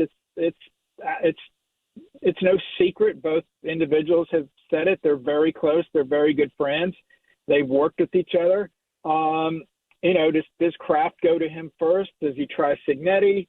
Does he do a curveball and go for somebody else? We'll have to see. But look, whoever he's going to get, they're not available for 2 months. I mean, also, if you're going after guys that are in the playoff, how confident are you going to be that if you're going after Kurt Cignetti, and I'm not saying Cignetti's leaving. I mean, that he's obviously got to determine if he wants to leave, and nobody knows that except him. So despite what you see is reported out there from the million different reports and sources and all that nonsense, no one knows, okay? But we do know this. He's not leaving Indiana until the season's over. And that season is probably not going to be over until January. And so if you're pursuing him, how confident are you that you can land him after the playoff? Certainly no one's going to be dumb enough to sign a deal to go somewhere else while they're still coaching another team in the playoff. So now it gets into back channel talks and,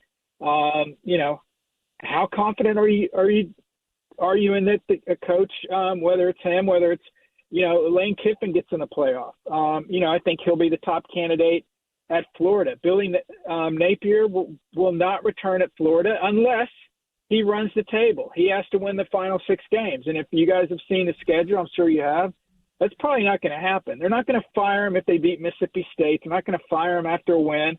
Why would you fire a guy after a win when he just is coming off a loss? So I think his next loss will be his last loss.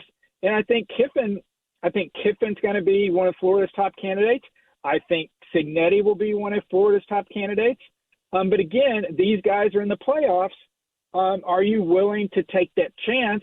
Because if you miss on a guy and you've waited that long, are you going to get destroyed in the portal? Are you going to get destroyed in recruiting by basically not doing anything for your program through the entire month of December and sometimes perhaps into the month of January? So, I wrote something today for On 3 real quick, Nick. I said, if you guys have ever been to a state fair, I don't know if you remember, they had this crazy ride called the Super Himalaya, just spun around. And if you're over the age of 18 and rode it, you probably threw up when you got off. Well, that's how fast the coaching carousel is going to be going in a month. And I'll just run through the laundry list of schools that could make changes. I'm not saying they will, but they could if things break wrong. Florida, Florida State, Auburn, Wisconsin, North Carolina, South Carolina, Kentucky. You've got LSU and Oklahoma ranked right now. Guys, if they have a bad second half, they could make moves there. So it's going to be fascinating if all this happens, because at some point, I don't know who all these schools are going to hire. And their fan bases are going to go, wait, this is who we're hiring? Yeah, Nick Saban's not coming through that door, guys.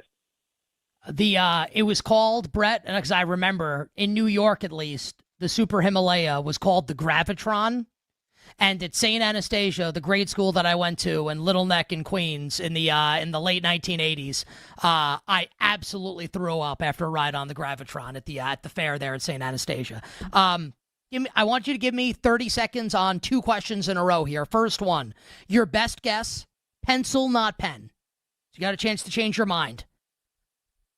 Where is Kurt Cignetti coaching next year? 30 seconds. Man, no inside information, total speculation, just reading how these things kind of work out. How about this? Not at Indiana. Where? I don't know. I have to be honest. I don't even know if this is smart or not. It might be stupid. I kind of think an NFL team should hire him, and maybe that's the most ridiculous thing of all time. I think he's like the best coach that's ever lived, and I'm probably overstating it. I think he's the man. Second question, 30 seconds or less. What's going to happen with Bill Belichick at North Carolina, and when does it happen, whatever it is that happens? Man, there's been approximately 1 billion reports about what all's going there in that cluster. I honestly don't know. I mean, I don't, is he in this for the long haul? Does he want to put up with this? Everyone's, saying, well, give him a couple of years. He needs to get his players in there. Well, he signed those players to come there. So either they're not as good as he thought or they're not performing. I think if he's miserable there, there were some reports North Carolina's trying to come up with some NCAA violations, that can make getting out of that contract a lot easier. Obviously, Belichick's camp pushed back on that. So I think this is TBA, but real quick, Nick, I know, back in the day, you used to be worried about the Sports Illustrated cover jinx. Well, there's now a new cover jinx in college athletics, and that's Us Weekly. Because ever since Belichick and his 24-year-old girlfriend were on the cover of Us Weekly, they have not won a freaking game, all right? Amazing. It's not been great down there in Chapel Hill. This is You Better You Bet. Nick Costos, Femi Abebfe, hanging out with Brett McMurphy, college football insider on On3 Sports, America's college football insider, who you can hit up on Twitter at Brett_McMurphy. The Heisman Trophy, Brett, is heating up after we just saw Indiana beat Oregon. Fernando Mendoza is among the favorites. Ty Simpson right now is the favorite over at Alabama, tied with Carson Beck. How do you see this playing out down the stretch? I know we spoke back in August. You said, hey, the Heisman is hard to predict. How do you see this playing out now that we've gone through half the season so far here in college football?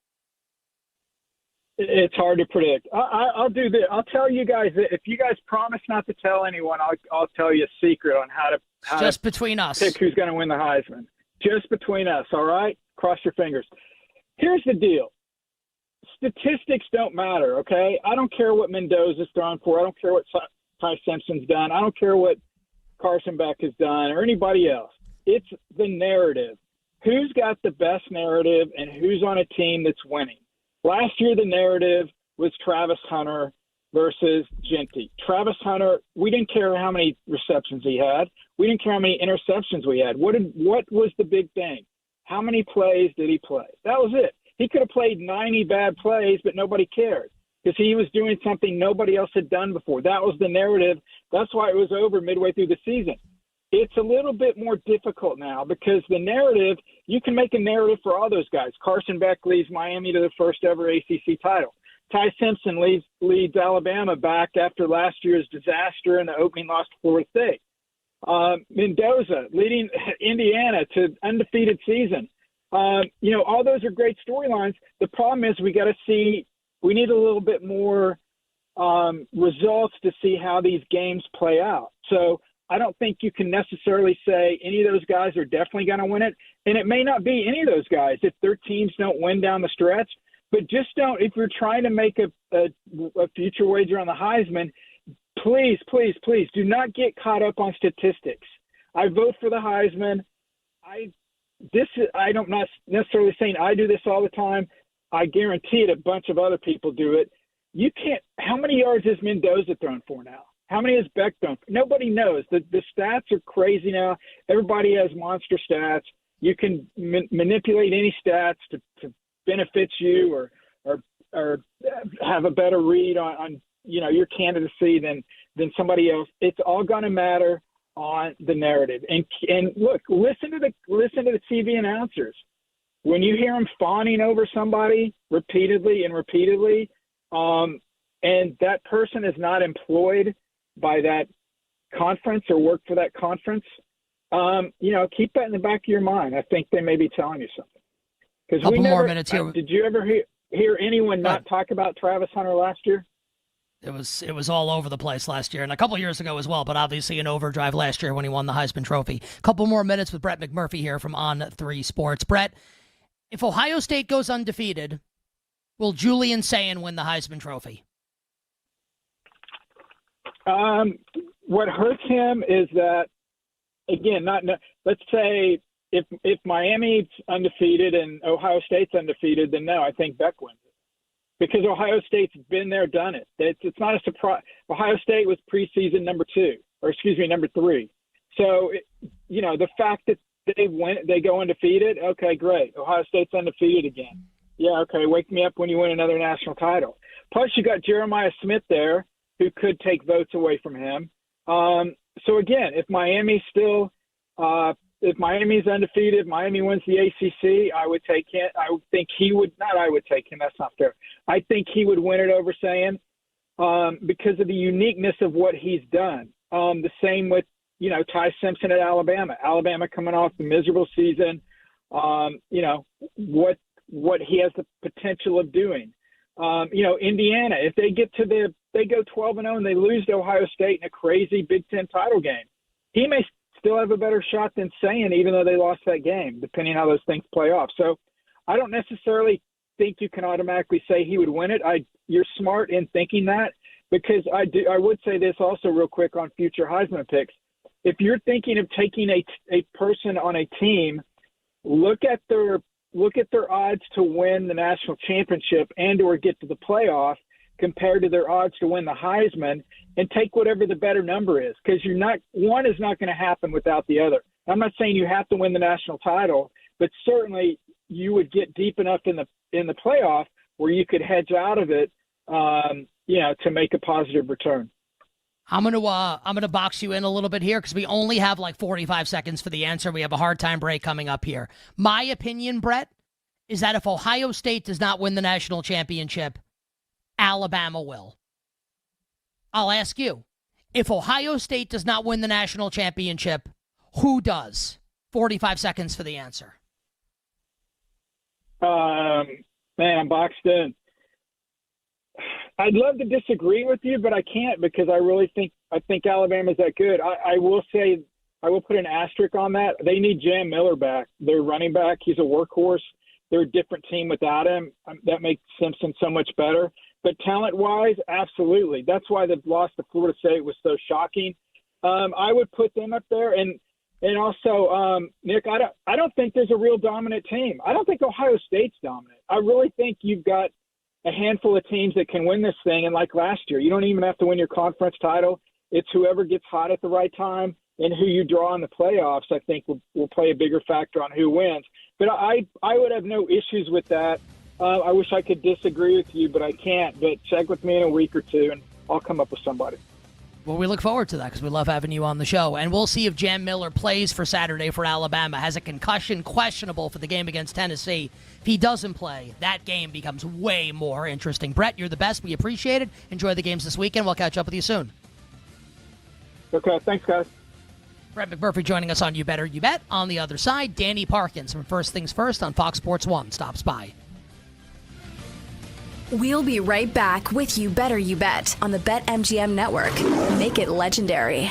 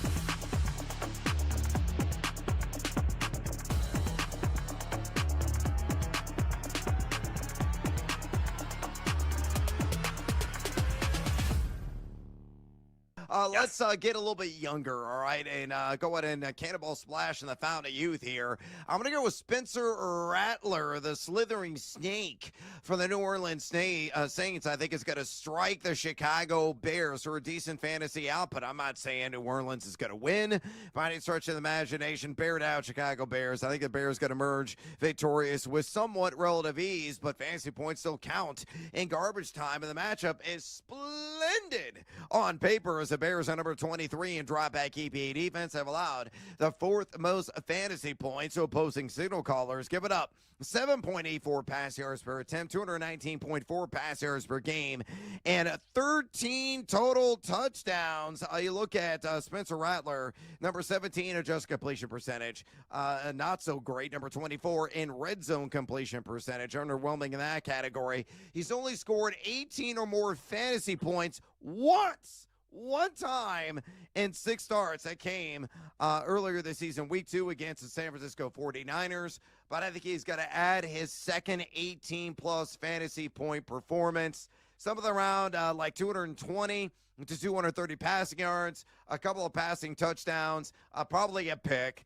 But you can erase that pick with his legs. Usually good for anywhere between 20 to 30 rushing yards. That'll get it done in a pinch for you Josh Allen managers out there who need that 1 week stopgap. So Spencer Rattler in Chicago, my shocker special of the week. Like him quite a bit, to say the least.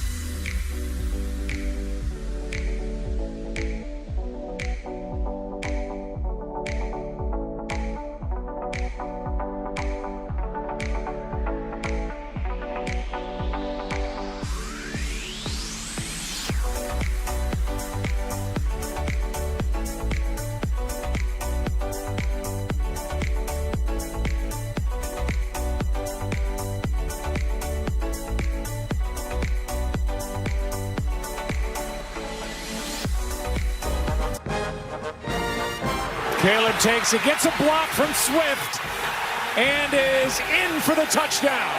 They just got it away, and it's Swift with a catch, and still going.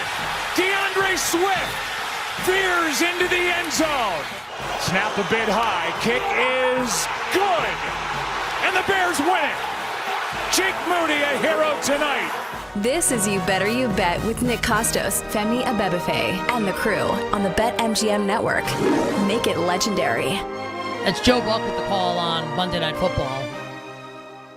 Now, Danny Parkins is about to join us on the show. Chicago guy, big Bears fan. So, we got to come back with the Bears highlights.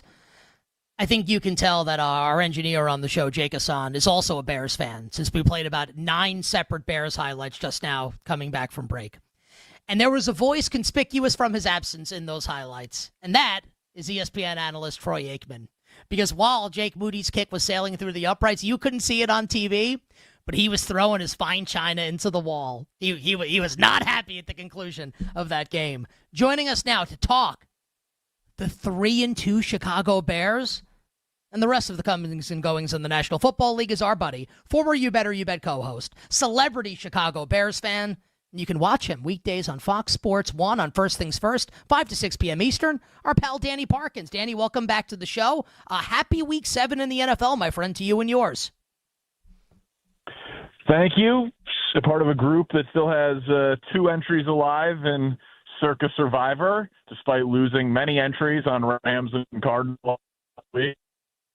Share of 18 and the NFL. It's the greatest entertainment product in the world, and there's not a close second. You know that I agree with you on that. I'm going to do this now. Who do you like this week in Survivor? So in Circa, I feel like you can't pick the Chiefs. Because you've got to do a Christmas game and a Thanksgiving game, and they play both holiday games. So even though the Chiefs are like the free space on the board with Rashee Rice coming back and playing the Raiders, I don't think you can pick them. Leaning Patriots in the, they're not going to get the dead cat bounce for the Titans with the Brian Callahan firing, and just that Mike Vrabel is not going to let his team have a letdown spot for his revenge game. Leaning Patriots, but I heard a groan from you. You don't like it? No, I think the Patriots are absolutely going to win. And a brutal injury report today for the Titans. I love like taking a road team there. Like generally some people don't like doing that, so I love the thought process there. Might I suggest, and look, we got eliminated. So I don't know how much we should be really giving advice here, but we had a concept here on the show that was called the Be a Man Survivor play, where if you really wanted to be a man, there's a pick that you would make this week. I think we got two options, Danny, this week if you wanted to get away from the Chiefs and maybe you wanted to save the Patriots. They do have an easy schedule coming up the rest of the way. One would be the Carolina Panthers at the disgusting New York Jets. Carolina, a 1.5-point road favorite. And the other, and this will put some hair on your chest. Dogs in the game going up against Dylan Gabriel, the Miami Dolphins. Can I interest you, Danny, in being a man this week in Survivor? No. I'm happy that I got you on that. No, I love the preamble. I love the concept. I have absolutely no. Like, listen, it was your bar mitzvah a long time ago, but Danny, now's the time to actually really become a man here this week 7 NFL Sunday. Yeah, you made me like, if you would have stopped after Carolina, I would have been like, I would have sent that one to the Survivor group chat, and we should consider it. But when you started including the worst vibes team in the NFL with a terrible defense going up against that Browns defensive line, I was like, I cannot consider the Miami Dolphins in that spot. I'm with you on Dylan Gabriel as a favorite. I don't love it, but I'm staying far, far away from that. But kudos to you. You think outside the box. I like it. Well, man, we're also in the box, as in like in the grave, eliminated from Survivor. So I don't know how much my opinion should hold weight. I want to hit you with a fan question first, and then we can do some like actual football stuff. You know, this was obviously an incredible win for the Bears on Monday night. You've been following the Bears closely for a long time, and it's a little bit prisoner of the moment, I think, to ask this question. I'm going to ask it anyway. Where does that win rank for you among like best regular season wins in your lifetime? Oh, man. Listen, there are better. When Justin Fields had 170-plus rushing yards against Miami, I was like, this is the most exciting player with the ball in his hand since Devin Hester. Like, I loved that game. Now, it ended up being fool's gold, but like in the moment, I loved that game. Obviously, the Denny Green, the Bears are who we thought they were, and they let them off the hook, and like the comeback and Urlacher and all of that. Like, it's not a top 5 Bears regular season win of my lifetime, but it was a signature Ben Johnson game, and it was like I was so stressed during that game and leading into that game. Like, I did not enjoy it at all. Like, it was just like they get 3 takeaways, but not putting the ball in the end zone. And then the Commanders go on the 17-3 run. And then Troy Aikman is killing Caleb Williams. Some of it I thought justified. Some of it I thought was a little over the top, but not a huge deal. And like, it was just none of it was the penalties, the touchdown being taken off the board, Zacchaeus dropping the ball on what would have been a 97-yard touchdown. Like, it was just, I was a nervous wreck, relying on Jake Moody. And like, Jake Moody had one kick blocked by a guy's elbow, and it could have been blocked by his kneecap. That thing was so low. It was basically a ground ball. Like, I did not get a lot of enjoyment out of that game until the last kick went through. Like, to me, that was much more of like relief than jubilation. As it concerns Aikman, and I'm going to say this only because like I know you a little bit. I think, it's Wednesday. It's a couple days after the fact. Like, you got to go on national television the next day. You think about it a little bit. Is it that big of a deal? Like, honestly, like probably not. And also, like the Bears won, so kind of like who cares a little bit. I'm guessing in the moment you were like, F this guy. And I know that you don't actually feel that way about Troy Aikman, who's awesome, but as a Bears fan, like, am I reading this correctly? Your feelings towards Troy Aikman's call of the game, not Aikman as a broadcaster. Aikman as a broadcaster, they're incredible. Like, I love the Buck and Aikman team. And I thought I was locked into it, not because of social media, but because, like, at the very beginning, I actually thought what he was saying was, like, pretty spot on. Like, he was like, that was a completion, but it should have been a bigger gain because that was a yards after the catch spot. Or him and his receiver weren't on the same page, and the receiver was right. Like, that was zone, and Caleb threw it like it was man, and the receiver sat in the zone coverage. Like, the 2-point conversion when he missed the running back in the flat. Like, I thought there was a lot of, like, valid criticism from Aikman, and I welcome that. Like, I don't want Caleb to be judged on the Mitch Trubisky, Rex Grossman, Eric Kramer, Jay Cutler curve that Bears fans grade him on. Like, I want him judged on the Patrick Mahomes, Josh Allen, Jaden Daniels, number 1 pick, Heisman Trophy winning curve. Like, I welcome harsh criticism of Caleb. I thought that at times it felt a little preconceived. I thought him saying that DeAndre Swift was lucky, like, felt a little weird. Caleb saying today at his presser that he was supposed to talk to Troy Aikman, but the day, like, the schedules didn't line up, and then he called him and he didn't connect, like, almost putting it out there, like, was Troy mad that Caleb didn't connect with him before the game? Like, so, like, I have no idea if any of that is valid. And so I definitely, my antenna was up, right, and I kind of read it like you do. But the thing that it's a great sports radio topic. It's a great Twitter topic. I don't love that Caleb mentioned it or that Ben Johnson mentioned it. Like, that's the type of thing for fans to get it, not really for quarterbacks and coaches. I like that Ben Johnson mentioned it. I like that Ben Johnson stood up for his player. Do you don't feel that way about Johnson? I agree with you on Caleb. I like it from the coach. So, like, Caleb was trolling a little bit, and he's very online, and he's in his early 20s. So, like, I actually understand it more from Caleb than from Ben Johnson. I didn't think Troy Aikman was that unfair, that, like, it warranted Ben Johnson saying something. And Ben Johnson said something, and then when he did his, like, thing with Jeff Joniak, the Bears play-by-play guy, and then when he was asked about it in front of the whole local press, it seemed like he was almost surprised that he was getting asked about it, and he walked it back and was like, in order to get respect in this league, you gotta do more, and we're trying to do that. Like, I just don't think you want that to be a 3-day story, because that game was huge. Like, it was a de facto playoff game for the Bears. They're plus 240, I think, to make the playoffs right now. What do you think they would have been if they would have lost? Plus 400? Like, under 500, out of the bye, losing the tiebreaker to the Commanders, an NFC loss, like, losing a game where you're plus 3 in the turnover battle. Like, that was a huge game. And so talking about the broadcaster for the coach and quarterback just feels like missing the forest through the trees. Like, take care of business in the next 4 weeks. Beat the Saints, lose to the Ravens with Lamar back, Ravens out of the bye, beat the Bengals, beat the Giants, and we're talking about a 6-3 Bears team that at that point will be like even money or better to make the postseason. And this season all of a sudden has real meaning. So I just don't want to get lost in anything that ultimately doesn't really matter.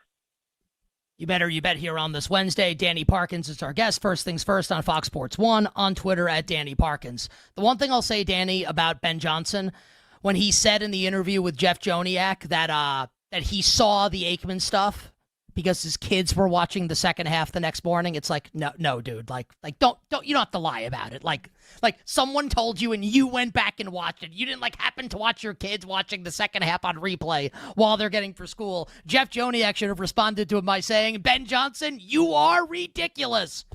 30 seconds for this one. Will the Chicago Bears make the playoffs? No, I think they're too inconsistent, and I think they, the Vikings game might come back to be the difference for it. I know you picked them to make it. I picked them to make it. I'm not there yet on it, but again, we're going to do this every single week. I want you to ask me that question every single week. As of now, I'm a no, but I'm very much hoping to be wrong. Well, so you don't have the Bears in the playoffs right now on October 15th, Danny, but which teams in the NFL are actually good through 6 weeks? So I did something to this today to end first things first. I did like a little scripted monologue over the shoulder piece.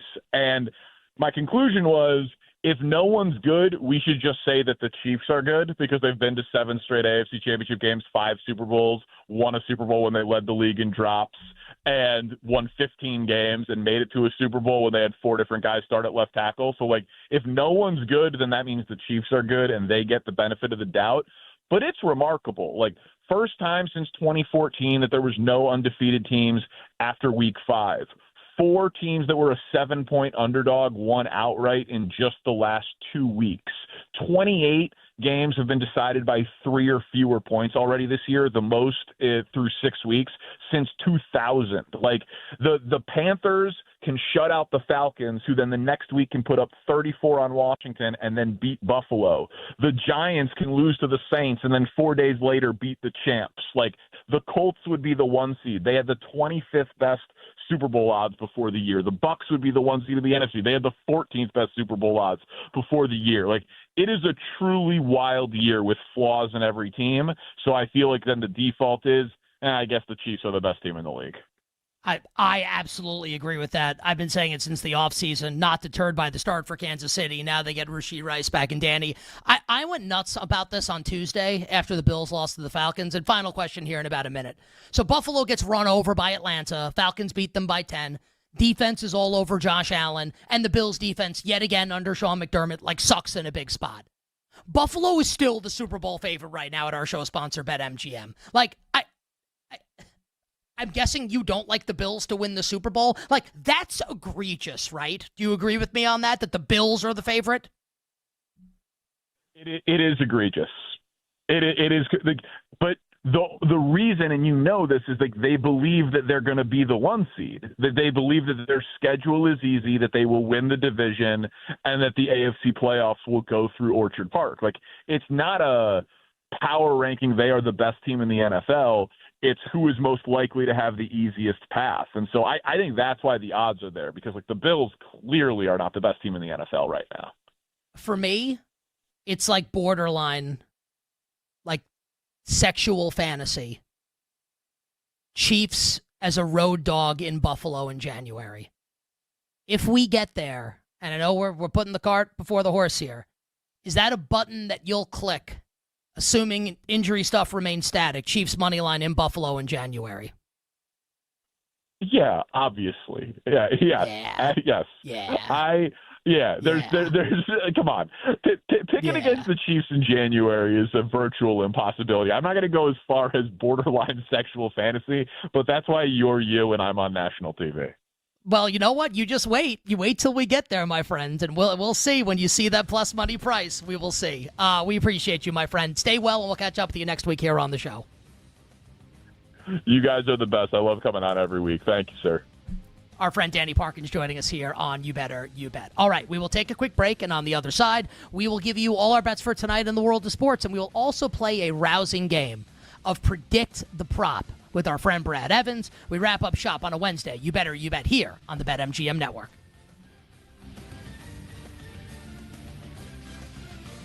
We'll be right back with You Better You Bet on the BetMGM Network. Make it legendary.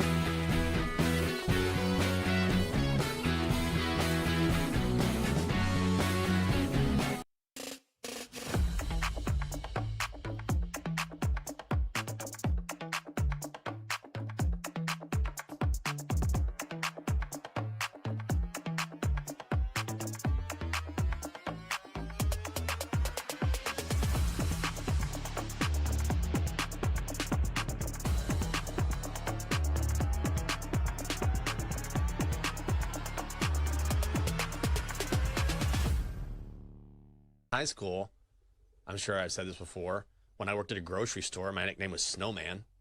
And David Doyle, who I love David, and David was a lifer. Like, he worked in a grocery store for a living, and he gave all of us nicknames. And like, my friend James was Bird Nuts. I don't know where that came from, but James was Bird Nuts.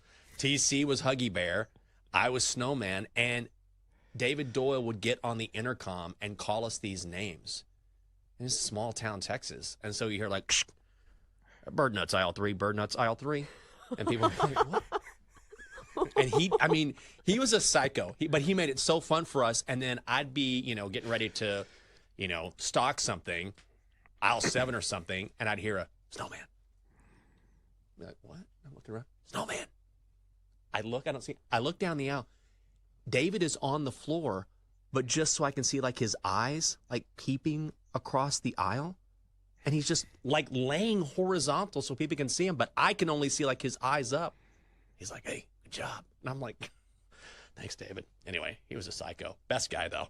They asked him one time, why did you name Jenkins Snowman? And here was his well-thought-out explanation. He goes, you guys have seen that movie Rain Man, right? Everybody goes, yeah. He goes, well, Snowman. Okay, David. Okay. Good one. There we go.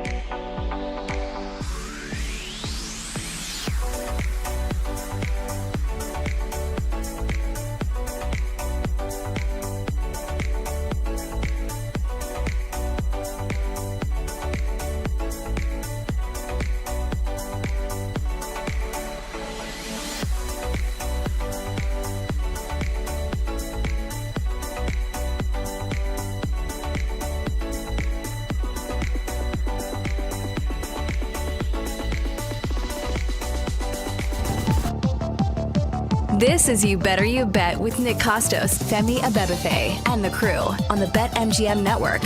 Make it legendary. All right, have some thank yous to dole out before we wrap up the wonderful Football Wednesday edition of You Better You Bet with all our bets for tonight in the world of sports. And we will shortly play a rousing game of Predict the Prop with our friend Brad Evans. 3 tremendous guests joined us on the show today. You just heard our friend Danny Parkins from First Things First on Fox Sports 1. Thank you very much to Danny. Thanks to Brett McMurphy, college football insider for our friends at On3, and Odyssey Sports NFL insider, the great Brian Baldinger. Our executive producer, Bill Zimmerman. Our technical director, Tyler Morales. Our engineer, Jake Hassan. Our video producer, downtown, Mike Brown. Coming up after us is a 4-hour live betting extravaganza known to you and yours as BetMGM Tonight, featuring our friend Ryan Horvat, and I see the smile starting. He's about to come on camera. Our guest at this time, the one, the only, the great Brad Evans. Brad, welcome back to the show. Hola, amigo. Hola, amigos! And yes, the pearly whites have come out to party. Oh, yeah. I like that, Mike. Do you get your teeth whitened? No, man. Look at my teeth. It looks like I've been drinking coffee for 50 years. Your teeth, honestly, like on camera, like they look good. I'm being serious. Yeah, they look white on camera. Yeah, because they got the brightest lights imaginable here at the Casa de Evans studios, so I look like I just went to the dentist. How about that? Would you ever get your teeth whitened or like go tanning or like do anything of that sort? No, dude. I look at me, for crying out loud. I got a highly punchable face. There's nothing I can do. I can inject all the Ozempic into my frame, and I would still be not doughy fat. and miserable. You're not fat. Yeah, but I'm not shredded either, brah. They wouldn't even Who's they can't shredded? even subscribe you Ozempic. Yeah, what are you talking about? Dude, you're 52. Like you're not gonna be shredded. Like the metabolism's working against you. I Or you love how take you just keep steroids. adding years onto my birth certificate. I'm 47, America, but I honestly feel like I'm 82. All right, let's get to some predict the prop, Brad, for week number 7 in the National Football League. All right, Femi, you won last week, so you get to choose the position: a quarterback, running back, wide receiver. I'll even throw in a tight end, but I only have one tight end to choose from. So, Femi, pick your poison. Give me a QB, baby. Let's go with the signal caller.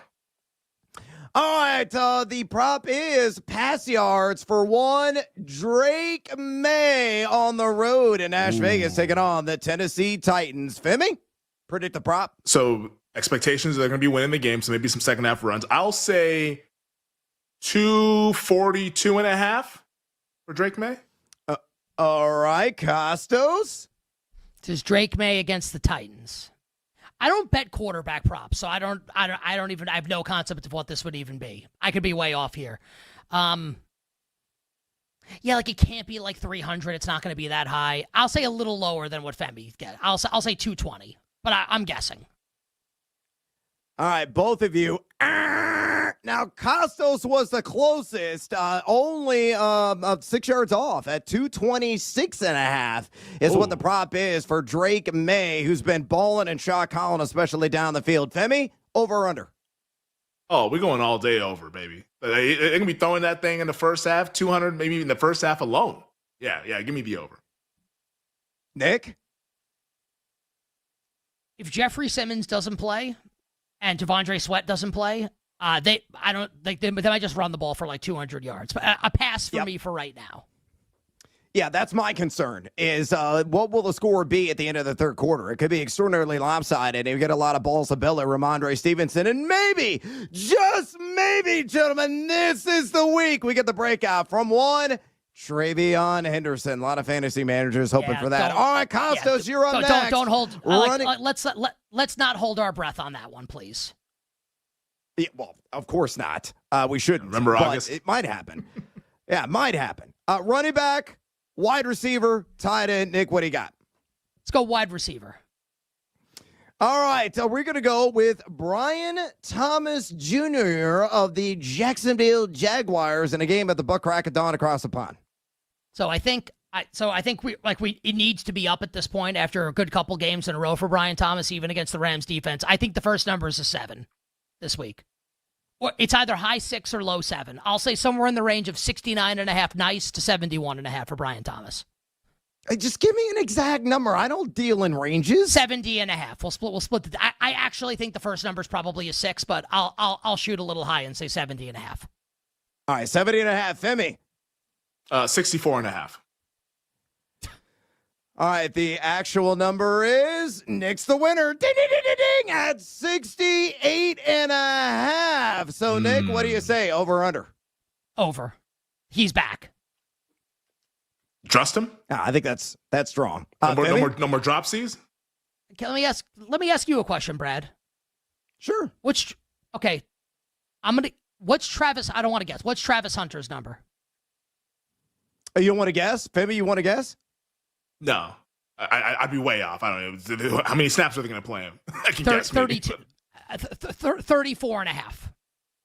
It's higher than that. I actually opened at 42.5. It shaved off 4 yards. Currently at 38.5, and I would windmill slam dunk the under all diggity day long on that. Did you see the report today that the Jaguars are going to look to play him a lot more on offense this week? And Liam Cohen saying this is not me saying I'm going to bet the over. Yep. I just think it's an interesting point of conversation that Cohen is saying that he wants to scheme up routes where Hunter is like the lead option on the play as opposed to him just being like an option to be the number one option on a play. And presumably here's not my just being recommendation. screens. Yeah, here's my recommendation then. Just bet them that had the longest yardage on a catch. So, it could be at like longest yards for catch, 19.5, 18.5, 17.5. You should get a nice little discount there. He could really run a fly route, go route, and eat up a large chunk of yards on one grab. So it could be a one catch cash, if you will, OCC. Yeah, you know me. Yeah, you know me. And then let's end with a grab bag. You can pick either a running back or a tight end. Give us one player, a running back, or a tight end to guess. Predict the prop. Quinshon Judkins rush yards against the Fighting Flippers, a.k.a. the Miami Dolphins. Humi, you're up first. I will say 71.5 on Judkins. Higher. Costos. Higher. I'll say, I actually think it's going to be pretty high. I'll say like 82.5. Nick is correct. Almost exactly right. The actual number is 84.5. So Costas over under. Wow. Well, how about this? I don't know if I'm going to bet the over. I would never bet the under. Never. Yes. Yeah, I think the correct answer is bet the over. I'm going to go the alt market as well. I take it at 90. I take it 100 plus. I'll do a little step ladder on Quinshon. Yep, 100 look what Kamani Vidal just did. And Judkins is 50 times the running back Kamani Vidal is. Yeah, but also the Chargers were playing from in front in that game, though, too. I get that. I think I'd go under on Judkins. Wow. Brad, what would you do? There might be a side wager. Over. Right? Give me the Judkins over on his receptions, because Gabriel's going to be checking it down to him as they're down by 3 touchdowns in the fourth quarter. But he doesn't catch the ball, right? Like, that's his problem in fantasy? Yes. Harold Fannin all day on catches. Yeah. That's the route you go there. Just trade Njoku. Like, enough with this, and let's turn it over to Harold Fannin. Brad, great job. Have a great show tonight on BetMGM tonight. George Kirby over 15.5 outs at an even Steven plus 100 odds. I'm out! Oh, we are extra unhinged for the I'm out there. Brad Evans joining us here on the show. All right, let's get to the bets for tonight. Jake the Snake, please drop the dope-ass beat. All right, we want everybody to swing big on your next bet with an MLB postseason odds boost token. Use your token to net a bigger payout on a winning bet. Make it legendary with BetMGM. Download the app and please gamble responsibly. And make sure you download and subscribe to You Better You Bet in podcast form. Search You Bet wherever you find your podcasts. And like, comment, and subscribe. YouTube.com/@TheBetMGM Network. Twitch.tv/The BetMGM Network. All right, Game 3 of the ALCS tonight, Femi, with the Mariners and the Blue Jays. The M's minus 130 favorites, so they've been getting bet over the course of the day. The Blue Jays plus 110, total of the game 7. How are you betting this one tonight? Yeah, there's actually been a little bit of interest coming in like over the last 20 minutes or so in Toronto. I see like minus 123 that's out there as well. I think Seattle wins the game. I bet the Seattle Mariners back in July during the trade deadline at 10-1 to win the American League. I like where that sits right now. Small bet just to sweat it out and have some camaraderie on the Mariners to win tonight. So minus 120. I'll add a little, not a full double down, but a little bit of a double down. Small bet for the M's. I think they get it done. Kirby shoves, and I think the bats continue to come alive for Seattle. I will be on the Mariners tonight as well, betting the Mariners in every game, have them to win the series, and I feel very, very strong about it that Seattle wins tonight, and I actually think that they sweep and head to the World Series literally for the first time in franchise history, which is crazy to think. I think it's happening. Yeah. I really do think it's happening this year. What does Frozen Femi have locked up for the ice tonight in the National Hockey League? Frozen Femi is locked up, and he will be locked in on the Mariners game. So no goal scorer bets for me tonight on the ice. We'll be back tomorrow with some goal scorer bets. But, I mean, there's only 4 games. I didn't find anything that I love, so no bets. Let me see if I want to place a bet tonight on hockey. I don't think I do. So Senators and Sabres minus 110. Yeah, the Mammoth are... Ooh, do I want to bet the... Is Dustin Wolf starting tonight? Minus 235 or something like, my goodness. Oh yeah, because the Flames backup is playing. That's why. Yeah, there you go. Tell the story. I know enough about hockey to know that a line like that means the backup's playing.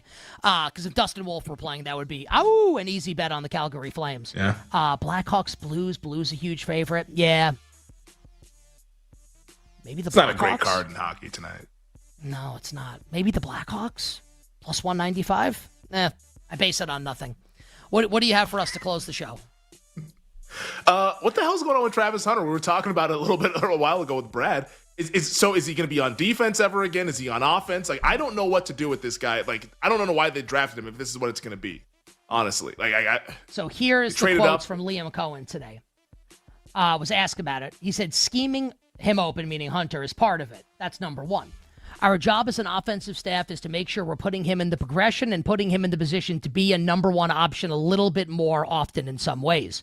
And when he's the primary, we've got to throw and catch. We've got to make sure that we identify it, find him, be able to at the right spot at the right time. Yeah, I don't care about any of this. Like, let's just enough talk. Like, let's see it. Play him. Yeah, just play him. You drafted him. You moved up.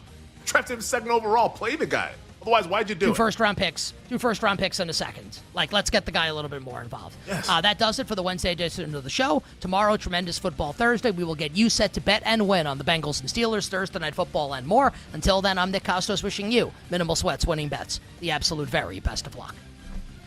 Thanks for listening to You Better You Bet. Up next, it's BetMGM tonight on the BetMGM Network.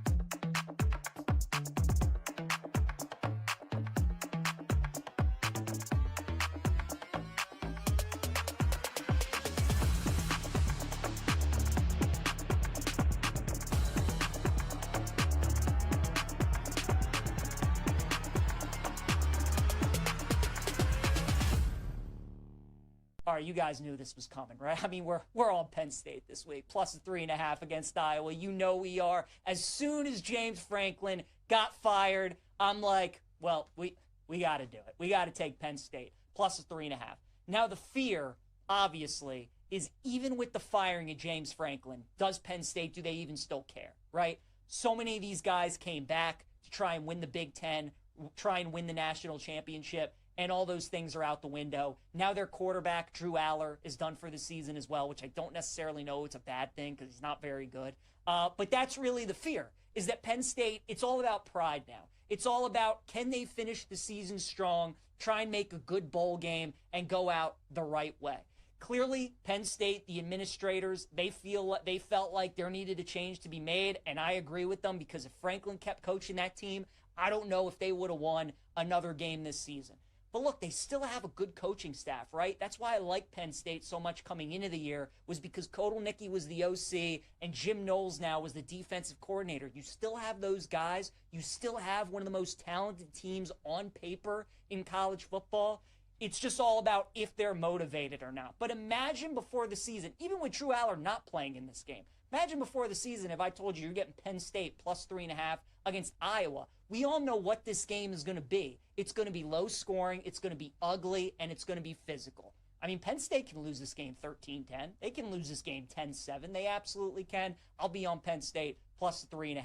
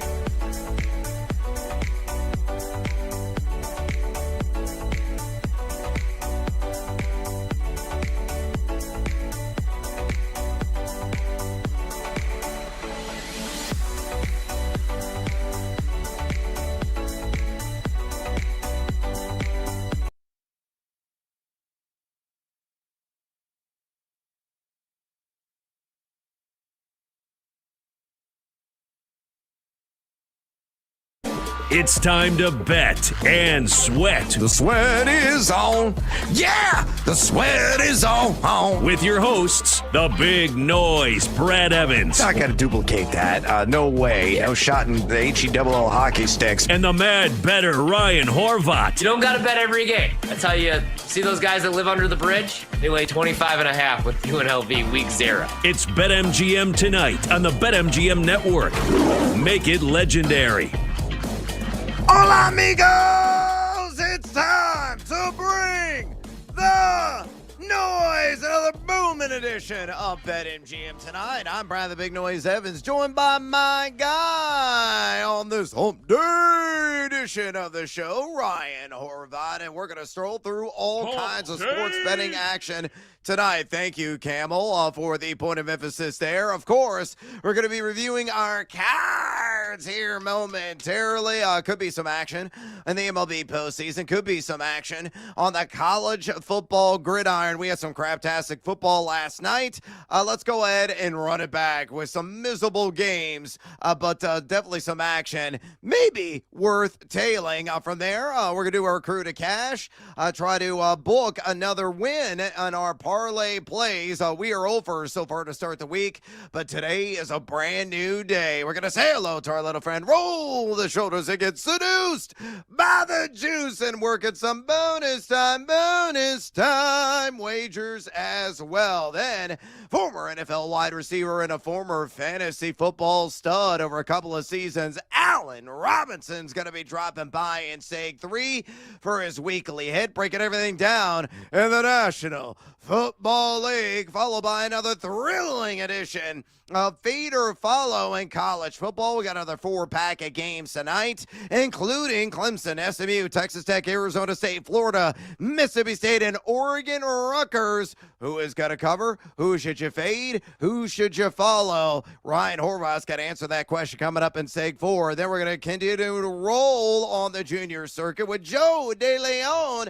for his weekly hit, breaking everything down ahead of the Week 8 main slate of college football games, followed by Predict the Prop, our favorite segment every single week right here on BetMGM tonight. Got a handful of player props that just dropped a couple hours ago on BetMGM. Horvat's got to look into the crystal ball and attempt to predict those prop lines accurately. Then we're going to decide if we're going to go over or under on those, followed by another edition of Hump Day Hail Marys and our weekly fantasy football draft, in which, yeah, I think I'm still the dregs of the keg, but this might be my week. I start chipping away at whoever is leading the pack in that weekly exercise. Finally, we want to talk to you, the 2.02 average listeners and viewers of this fine program. If you have any fantasy football questions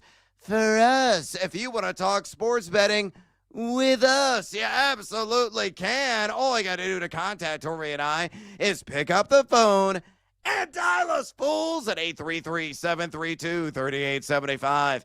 833-732-3875. You can also fire your questions and comments on the X or the Twitter at BetMGM tonight, where we have our pole dancing poll question of the day. And it's asking this: for the Josh Allen and Lamar Jackson fantasy football people in attendance, who is the best stream quarterback option in week 7 out of the following? Spencer Rattler against the Chicago Bears, Bryce Young on the road against the New York Jets, Aaron Rodgers, your boy Horvey, tomorrow night against Cincinnati, or Dylan Gabriel on the road against the Miami Dolphins. So far, we have 187 votes cast. Make your voice be heard. Exercise your democratic right. Go ahead and keep the votes coming. Make your voice be heard. And also drop in a comment, a.k.a. bring the noise on X at BetMGM tonight. Again, on X at BetMGM tonight. Let me bring in my esteemed, handsome, and highly intelligent content man himself, and that is the one, the only Ryan Horvat. And Horvey, here are your choose your own adventure topics tonight, and we got a lot of really interesting ones. Topic number one, ESPN's Jeremy Fowler reports a rotation is likely in Carolina between Rico Dowdle and Chuba Hubbard. He said the Panthers are, quote, taking the approach that both players will get their touches regardless whoever gets the first snap. Both at the Panthers, tough-minded, grinded-out mold, end quote. The second option, SNY's Connor Hughes said the Giants are, quote, big game hunting, end quote, for a wide receiver by the deadline. Jaden Waddle, Chris Olave, Jacoby Myers are possible targets. Piggybacking on that, Jeremy Fowler of ESPN also said the Raiders are open to trading Jacoby Myers as we speak. Option number three, again, Jeremy Fowler, busy dude at ESPN, reporting earlier today that Rashee Rice will have a, quote, heavy workload, end quote, in his return to line up against Viva Las Vegas. A team source added he will be full bore in that game. And then finally, a rash of injury updates here.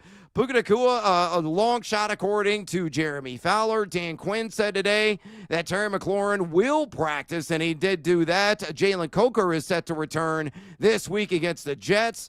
Brock Purdy, Enisel Purdy, limited participant in practice this afternoon. Marvin Harrison, also a limited participant, coming off that concussion in practice today. Calvin Ridley did not practice with that tender hamstring, and George Kittle limited in his return to practice coming off of the IL. So there you have it, my friend. A lot of tops to choose from. So out of the Carolina running backs, out of possibly the Giants being in the market for a wide receiver by the deadline, Rashee Rice, or that rash of wide receivers, including George Kittle at tight end, I ran off. Choose your own adventure.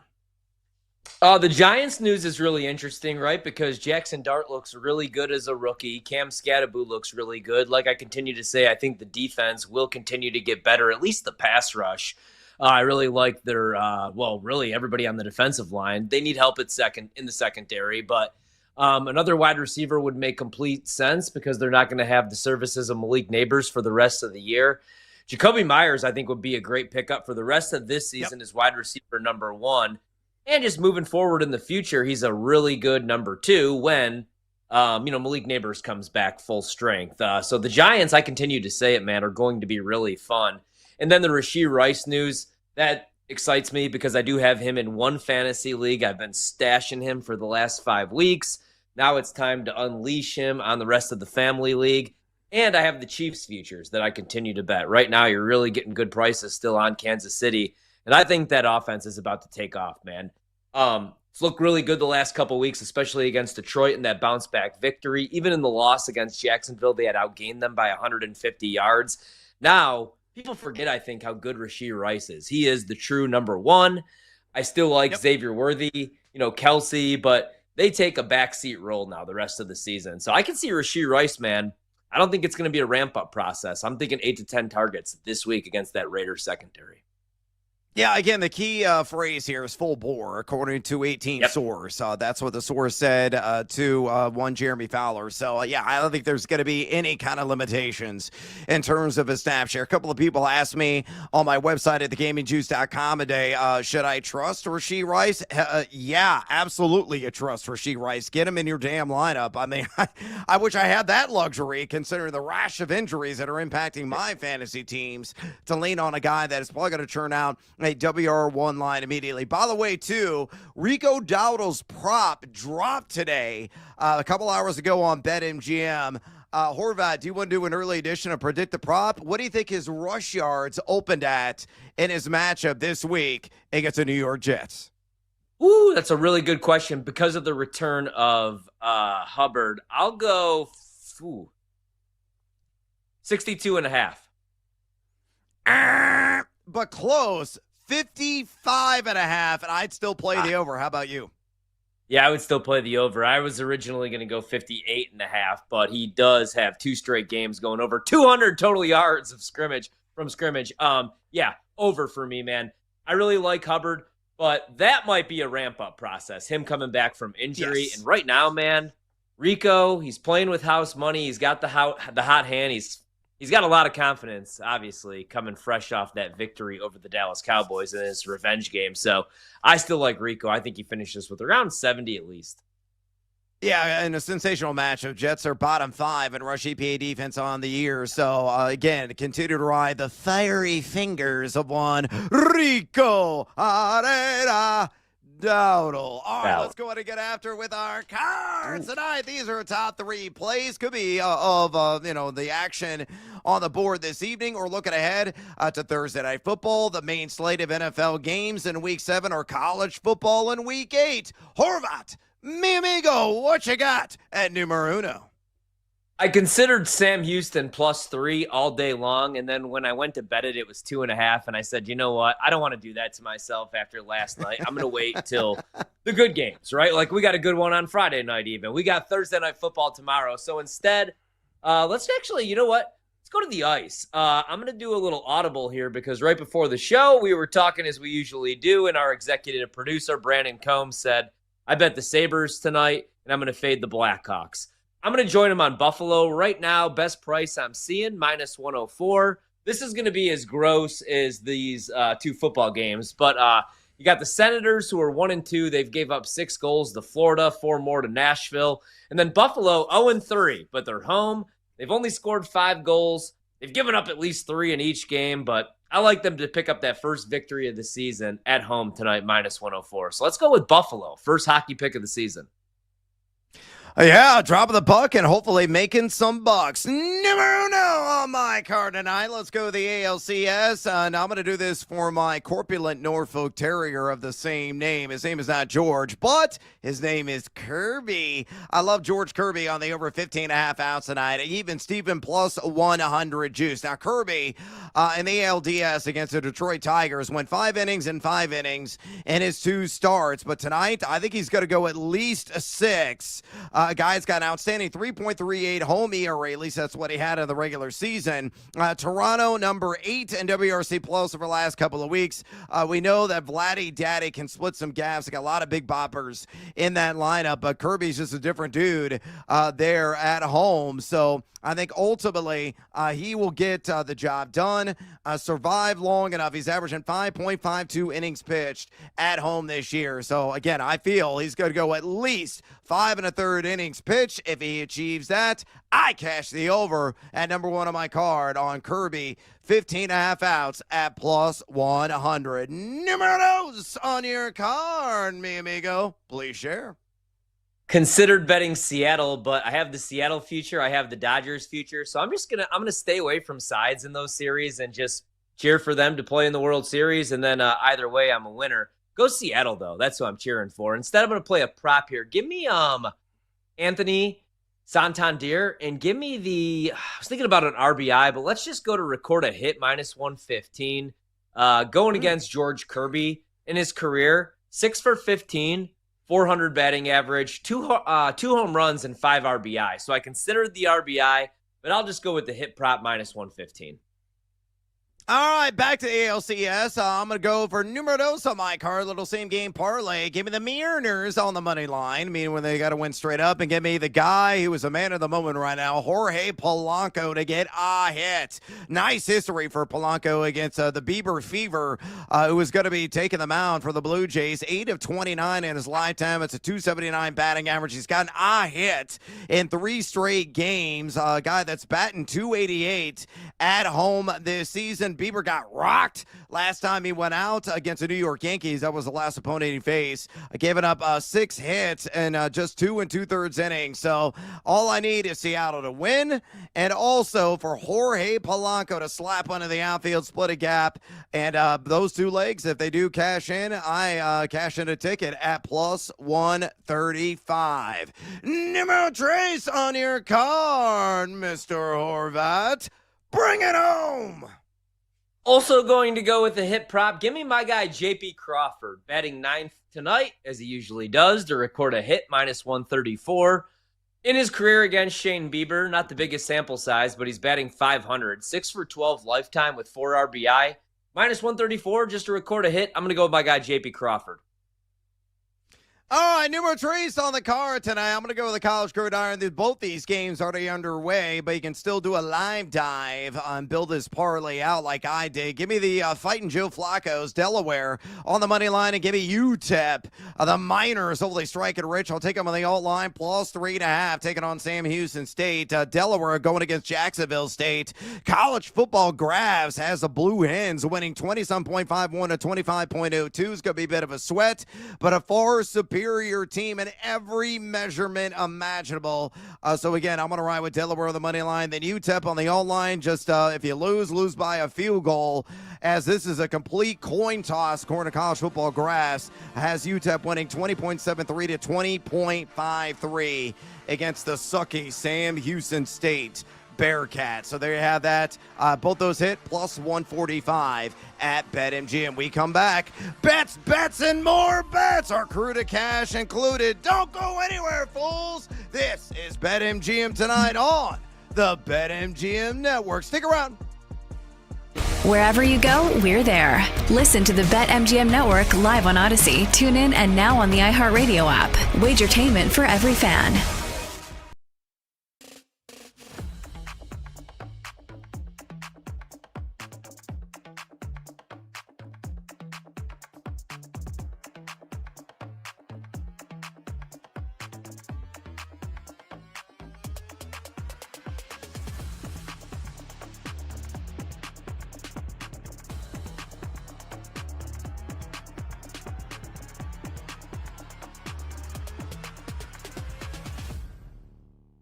Georgia and Ole Miss, I'm laying the 7 with Georgia on Saturday.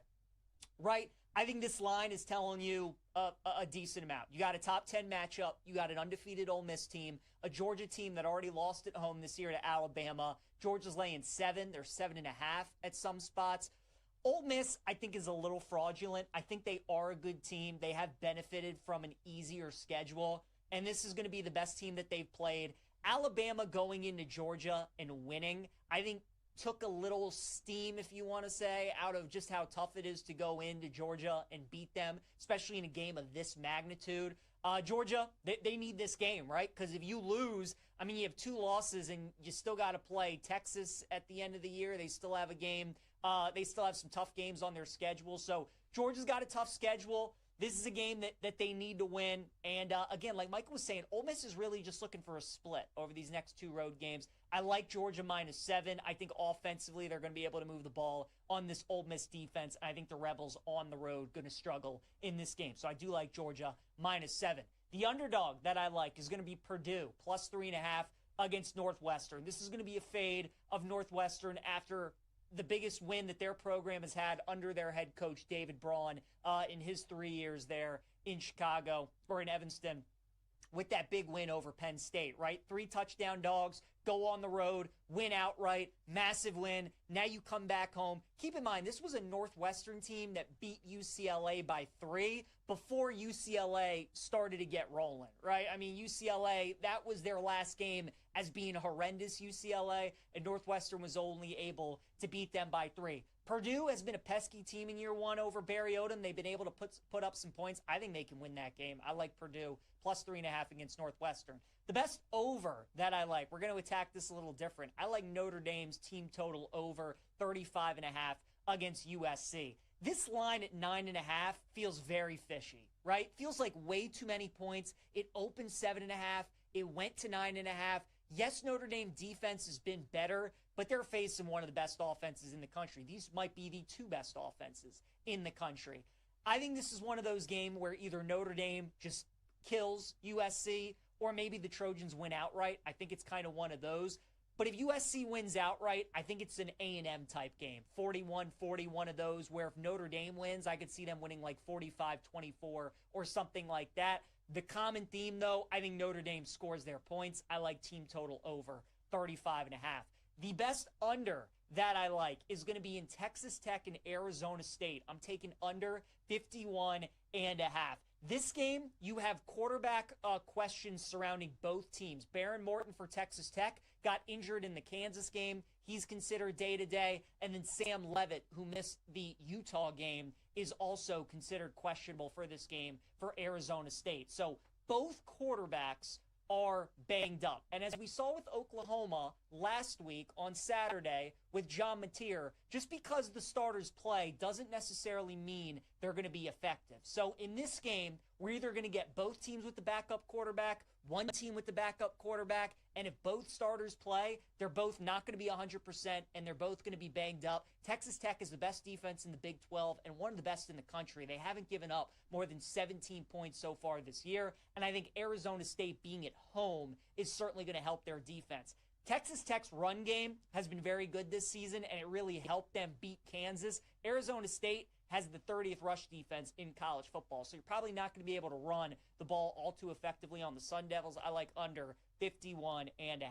And then how about my favorite upset for Saturday? Let's go with Arkansas, plus 240 against Texas A&M. Aggies have played 3 straight SEC home games. They played Auburn, Florida, and Mississippi State at home. The only road game that they played was against Notre Dame when they won that in the final seconds again in that shootout, 41-40. That's the kind of game that Arkansas wants to play.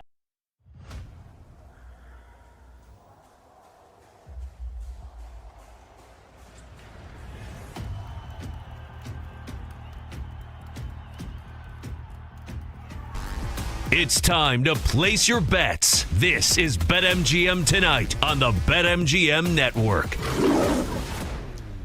Welcome back to BetMGM Tonight. Brad the Big Noise Evans with you. Ryan Horvath in the house on this hump day edition of the show. We're going to get some more bets on the board here momentarily. Going to give out all of our legs on our crew to cash.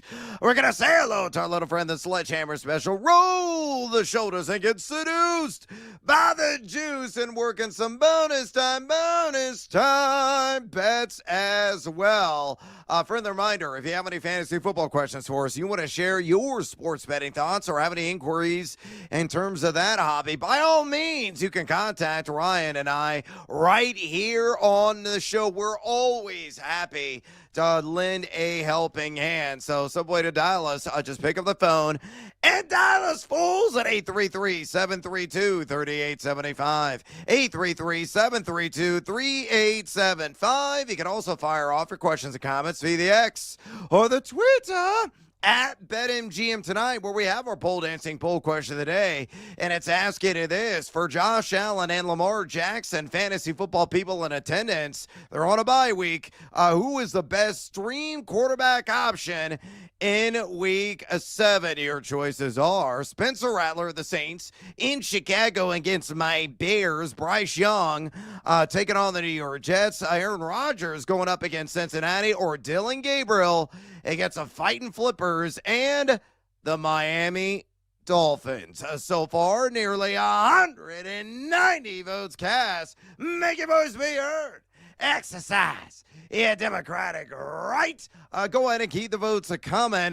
Again, make your voice be heard, and also drop us a comment, aka bring the noise, on X at BetMGM Tonight. Again, on X at BetMGM Tonight. Jacksonville State, I just looked up. They found the end zone. They're up 7-0 right now on the Fighting Joe Flacco's, that being the Delaware Blue Hens. Sam Houston State also up 7-0 on UTEP. Hopefully you faded both legs of my parlay. I didn't know jack nor squat really about either one of these college teams, and it goes to show how much I really know. So that could hardly be a loser on my card tonight. I'm just buying time in anticipation for the next game of the ALCS between the Seattle Mariners and Toronto Blue Jays. But before we get to our crew to cash, swing big on your next bet with an MLB postseason odds boost token. Use your token to net a bigger payout on a winning bet only at BetMGM. And we're going to give you some legs to mull over if you want to build the MLB postseason odds boost token and increase the juice so you can get further seduced by the juice. Let's get after it with our crew to cash tonight. So I'm going to give a leg. Horvath's going to fire on a leg. Brandon Combs, our awesome EP, he is going to chime in And we're going to round it out with Michael Montgomery, the mastermind behind batters-box.com, and a man who also works the video board here on BetMGM tonight. Again, out of leadoff position for me, I'm going to go back to the same well I already drank from, Jorge Polanco. All I need is for him to punish a baseball and find a gap. I need a hit from him. Again, he's got 8 hits and 29 at-bats in his career against Shane Bieber. That's a 279 batting average. He's also batting 288 at home. And he is white, stinking hot right now, collecting at least a hit in 3 straight games. So Jorge Polanco to get a hit. Leg numero uno on our crew to cash. Leg numero dos belongs to Ryan Horvat. Horvey, who is your pick to click? Yeah, I'll go with the hit prop as well. Just nice and simple. Let's go with Josh Naylor. I also like him to have an RBI tonight at 2-1. He's been really good against righties, and he's going against Shane Bieber, who's making his return from injury. Obviously didn't have the same type of numbers this year, a 23.3% K rate. And like I said, I really like Naylor against righties, has a 361 WOBA. That was his split this season. So let's go with Josh Naylor just to get a hit. All right, Josh Naylor to deliver on his last name and hopefully smack one to the outfield and find some green grass. Brandon, our fantastic executive producer, getting greedy as always, and he's going back to the ice where he's going to try to drop the puck and make some bucks. Naturally, he's not satisfied with one leg. He's got to get multiple in the same game parlay. So, Brando, please share. Well, look, you ask and you shall receive, Brad. You say, I got greedy. You say you don't like the hockey bets this early in the season. Too bad. You're getting 2 of them, buddy. Same game parlay, the Blues money line, because the Blackhawks have lost 15 straight games on the road after a home win. And Dylan Holloway, 3+ shots on goal, because Dylan Holloway averages 3 shots on goal every game this season. So Blues money line, Dylan Holloway, 3+ shots on goal. You know where you had me at? Songs! I'm like the dog from Up. Squirrel, it's Sogs for me, and immediately I react, and I'll start to look up as a result. All right, going to go with the Blues on the money line. Dylan Holloway, I can actually pronounce that name in hockey. Congratulations to me, 3+ on the Sogs. Monty, you're batting cleanup as always. You're going to go back to the ALCS. What do you like, my friend? Yeah, I'm going with the first 5 over 3.5 tonight. Under came through last night. I like the over tonight. Bieber and Kirby both gave up a lot of hard contact this season. I know you like the over on the outs, but that one's got me a little nervous. I think the Blue Jays lineup is a lot more dangerous than the Tigers. I got this as a 13% more difficult matchup for Kirby than it was against the Tigers. So I think we could see some runs early tonight. And Bieber has just not been the best. So I like the over in this one. I'm betting. All right, our I'm crew to cash tonight is a 4-legger. Actually, it's a 5-legger, thanks to Brando. Leg numero uno, I'm going to go with Jorge Polanco to get a hit. Leg numero dos, Ryan Horvat. Josh Naylor to get a hit. Brando with a SGP on the ice, going with the St. Louis Blues on the money line. And Dylan Holloway, 3+ on the SOG. And then Monty rounding things out with Blue Jays Mariners first 5 over 3.5 runs. So 1, 2, 3, 4, and 5, mi amigos. All 5 legs hit. You're looking at an ultra cool +626 at BetMGM. Fade or follow that, of course, is up to you. All right, it's time to pivot, and say hello to our little friend, Ryan Horvat. What is a phrase that pays? Daddy wants, daddy needs, daddy's got to have it. Give me the sledgehammer, Brando, for the Sabres tonight. Love that. Buffalo on the board, 10 minutes in, 1-0 over the Senators from Ottawa. Our Sabres, Brando. Also, I'm going to tail Monty over 3.5 total runs. I'm going to bet at -130 because I get a little bonus here. So we're going to go Blue Jays Mariners, but that is not the sledgehammer special. But I am going to tail my friends here. I'm going to go under. Texans Seahawks. Actually, I already bet this at 42.5, and wow, we're down to 41. Still like it. I think this game could end 20-17. The Texans have looked a little bit better on the offensive side of the ball. since week 4, they have the highest touchdown drive rate, second highest EPA per play. But now they're going against this Seattle defense. And Mike McDonald, I mean, you look at what he's done, man. They could be a top 5, top 10 defense this season. So I do like the under, although I liked it a lot better at 42.5 or at 41. That actually surprises me. But let's go under here. 2 really good defenses. I think this is like a 2017 defensive battle. So under Texans, Seahawks, whatever number you could get right now. Ooh. All right. I think it's going to be a low-scoring affair. I totally agree. Both these teams defensive-minded, and they're glorious in their execution on that end of the field. All right. I'm going to go the NFL as well on a player prop that dropped earlier today, and I immediately grabbed it. Daddy want, Daddy need, Daddy gotta have a brother. Let's go!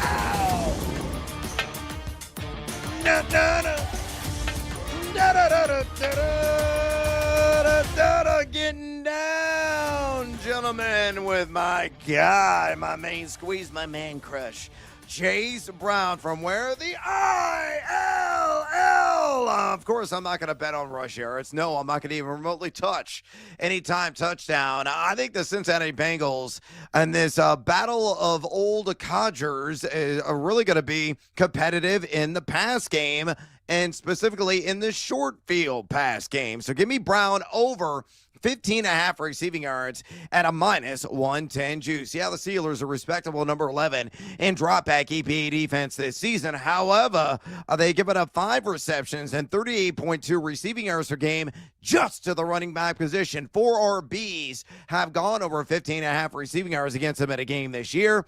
Browns running oodles of routes, 17.2 per game to be exact. And a guy that's also averaging 19.0 receiving yards per game. He's cashing over on 15.5 receiving yards in 4 of his last 5 contests. Run around 49.1% of snaps played, and a guy getting 5.11 yards per catch. So put it all together, again, getting down with my dude, Chase Brown. Chug, chug, chug that maple syrup, baby. Ooh, it's so sweet. I like the over on 15.5 receiving yards at a -110 juice. Speaking of juice, it's time to roll the shoulders, my man, and get seduced by the juice. Oh, thank you, bartender, for the handsome and healthy pour. As always, us belly up to the bar, throw back some shots, catch a buzz, and hopefully cash in on some plus money bets. Horvat, what do you like?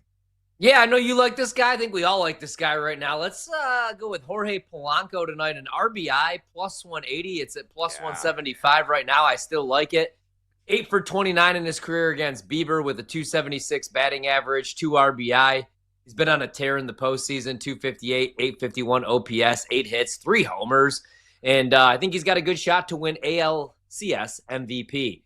His clutch factor was the highest in the league, ahead of Freddie Freeman, Bo Bichette, and Gunnar Henderson. And he also had an OPS at 821 in the regular season and 78 RBIs. Let's go with Polanco tonight to stay hot. RBI +175. All right, I like that bet quite a bit, and I'm probably going to grab it with you during the break, so good call there. I'm going to do a little same-game parlay. I'm going to go with the main slate of NFL action on Sunday. You like the Browns. You said it last night to win straight up against the Miami Dolphins. Could be the final nail in the coffin for Mike McDaniel as a result, but I'll take the Cleveland Browns on the money line. I'm going to parlay that way. Quinshon Judkins, anytime touchdown. You put those hands together, simple 2-lay SGP, and you're rewarded with +150. Yeah, I rolled the shoulders and got seduced by that juice. So you look at Miami, they've been rancid in the trenches. Number 30 in rush EPAD. They've given up 3 touchdowns to running backs, 5.59 yards per carry, 179.3 total yards per game. And Quinshon is a break tackle machine, evidenced by his number 5 ranking in yak per attempt as track at PFF. He's got 14 red zone touches as well. And Cleveland has been outstanding defensively, so they're going to put a stranglehold likely on this Miami offense and win going away. So to recap, same game parlay, Quinshon Judkins anytime touchdown, and the Browns on the money line. So correlate, synergize, and bring it all together. That works out to +150 at BetMGM. All right, it's bonus time, bonus time. Weather in the National Football League in Week 7, college football in the main slate in Week 8, some of the baseball postseason action. Maybe you're dropping the buck and trying to make more bucks in the National Hockey League. Go ahead and pick your poison. All I ask, Ryan Horvat, is for you to give me another bet. So give it to me. Give it to me! Let's go with George Springer. I'm going to go over 1.5 total bases plus 135. Since we're cheering for runs in the first 5 innings, I was a little nervous with all these hitting props, but if we're getting runs, might as well go with George Springer. So he's going against George Kirby, who was dominant in the ALDS, had a 2.70 ERA, 14 Ks in just 10 innings. But, however, he did allow 15 homers in 126 innings in the regular season. Springer in his career, not the biggest sample size, 3 for 8 though with a 375 batting average, a double and 2 RBI against Kirby. And I was thinking about the hit prop, but it's juiced. And if he gets on base, it's most likely going to be an extra base hit. He only right now is hitting 200 in the postseason, but all 5 of his hits have gone for extra bases. 3 doubles, 2 homers. He's got 2 total bases in 4 of 6 playoff games, 7 of his last 10 if you go back to the regular season. Let's go back to George Springer. Over 1.5 total bags, plus 135. Spring ding dong, spring a ding ding ding dong. Keep the heads ringing. All right, I like that one quite a bit. I'm going to go the futures market. Give me the Dak attack. Dak Prescott to lead the NFL in pass yards. He still grab that right now, plus 250. Same juice as Matthew Stafford, who he's trailing right now. Now, he has the hardest remaining fantasy football strength of schedule for a quarterback, but his defense is lousy, folks. Dead last in pretty much every category imaginable, which means the volume is going to be cranked. He's number 1 right now in 38.2. Pass attempts per game. A guy's on pace for over 4,500 yards, and he's going to continue to tear it up, and especially going to really ramp it up once CeeDee Lamb gets back to action, which could happen here in the next week or 2. So Dak Prescott to lead the NFL in pass yards at plus 250. All right, we got to take a little siesta here on BetMGM tonight. We come back. Our guy, Allen Robinson, is going to join us. Don't go anywhere, fools. This is BetMGM tonight on the BetMGM Network. Don't go anywhere. Brad Evans and Ryan Horvat will be right back with more Wagertainment on BetMGM tonight on the BetMGM Network.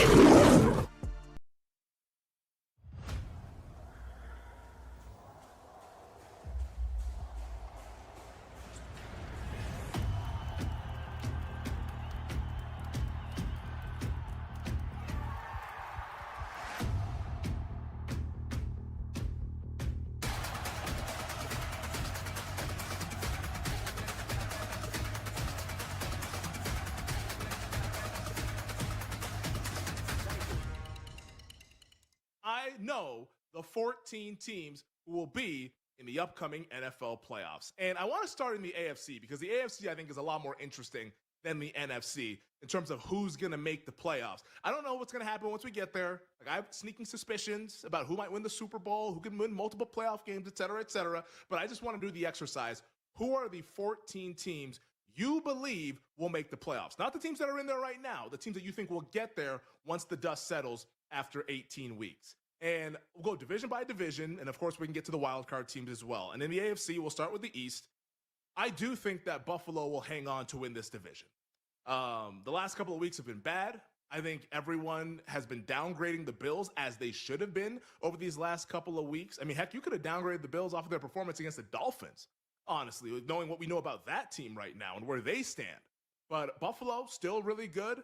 They still have a quarterback who is that dude in Josh Allen. And I think, despite all the defensive woes, the defensive inefficiencies, I think that Josh Allen can carry the Bills to the finish line to at least win the AFC East for another season. Like, Drake May and those guys are coming, and we'll get into them a little bit here, but I think the Bills are your AFC East winner. Now let's get spicy. The AFC North. Right now, your first place team is the Pittsburgh Steelers. I don't think they're going to win the division. I do think we see the Baltimore Ravens go on the run post-bye week. I'm not giving up on Baltimore. Not yet. I need to see this team fully formed and healthy before I give up on the Baltimore Ravens. Everyone's dumping all the mud on the Ravens, burying the Ravens, putting them 6 feet under. No, Because outside of Patrick Mahomes, I actually think the Ravens have the best player in the league in Lamar Jackson. He means so much to that Ravens team. Look at the performance he had last year with the 40-plus touchdowns, 4 interceptions, just a ridiculous performance statistically. This dude is a multiple-time MVP. Outside of Mahomes, you can argue Lamar or Josh or Lamar or Burrow, whatever you want to do. But in my opinion, outside of Mahomes, Lamar Jackson is the best player in football. And we've seen teams that kind of have these bye weeks that are early in the season get things corrected. I mean, just last year, and I don't think it's going to go like this for the Ravens, but just last year, the Philadelphia Eagles had that early bye week. Sirianni was on the hot seat. If they lost another game, there was rumors they were going to hire Belichick. He shaved his head. All the things was going on, and they rallied around it, and they went on to win the Super Bowl. I don't think the Ravens are winning the Super Bowl, but I do think they're going to rally around Lamar Jackson coming back, Roquan Smith coming back, all these defensive players that have been injured. They're going to get healthy, and I think Baltimore is going to go on the run and win the AFC North. They're right now, the win total, 8.5. I think they can go 10-7 after this 1-5 start. I do think they're that highly rated and that good of a team on paper. They got to do it when they actually play, but the Ravens are legitimate. I like Baltimore over the win total, and I think Friday morning, because we'll get into Pittsburgh here a little bit later on, I think Pittsburgh's going to win tomorrow night, but Friday morning is when you want to bet the Ravens to win the AFC North. That is a bet that I will be placing once the Steelers beat the Cincinnati Bengals. The AFC South, to me, it's pretty simple. The class of the division is Shane Steichen, Daniel Jones, and the Indianapolis Colts. I mean, Steichen, heck, he's probably going to be at least a finalist for Coach of the Year, if not the winner. I think that's pretty self-explanatory. The Colts will be your AFC South champion. The AFC West, it's the Chiefs, right? For the umpteenth straight year, it's Kansas City. I think if they get by the Buffalo Bills, though, in a couple of weeks, I actually think Kansas City might go on a serious run here, too. Now, Rashee Rice is coming back from suspension this week. They play the Raiders. That should be an easy victory for KC. But they play the Bills in a couple of weeks. If they can get by that game, why can't they go 13-4? Hell, why can't they run the table and go 14-3? I think there's a realistic shot that Kansas City might be your 1 seed.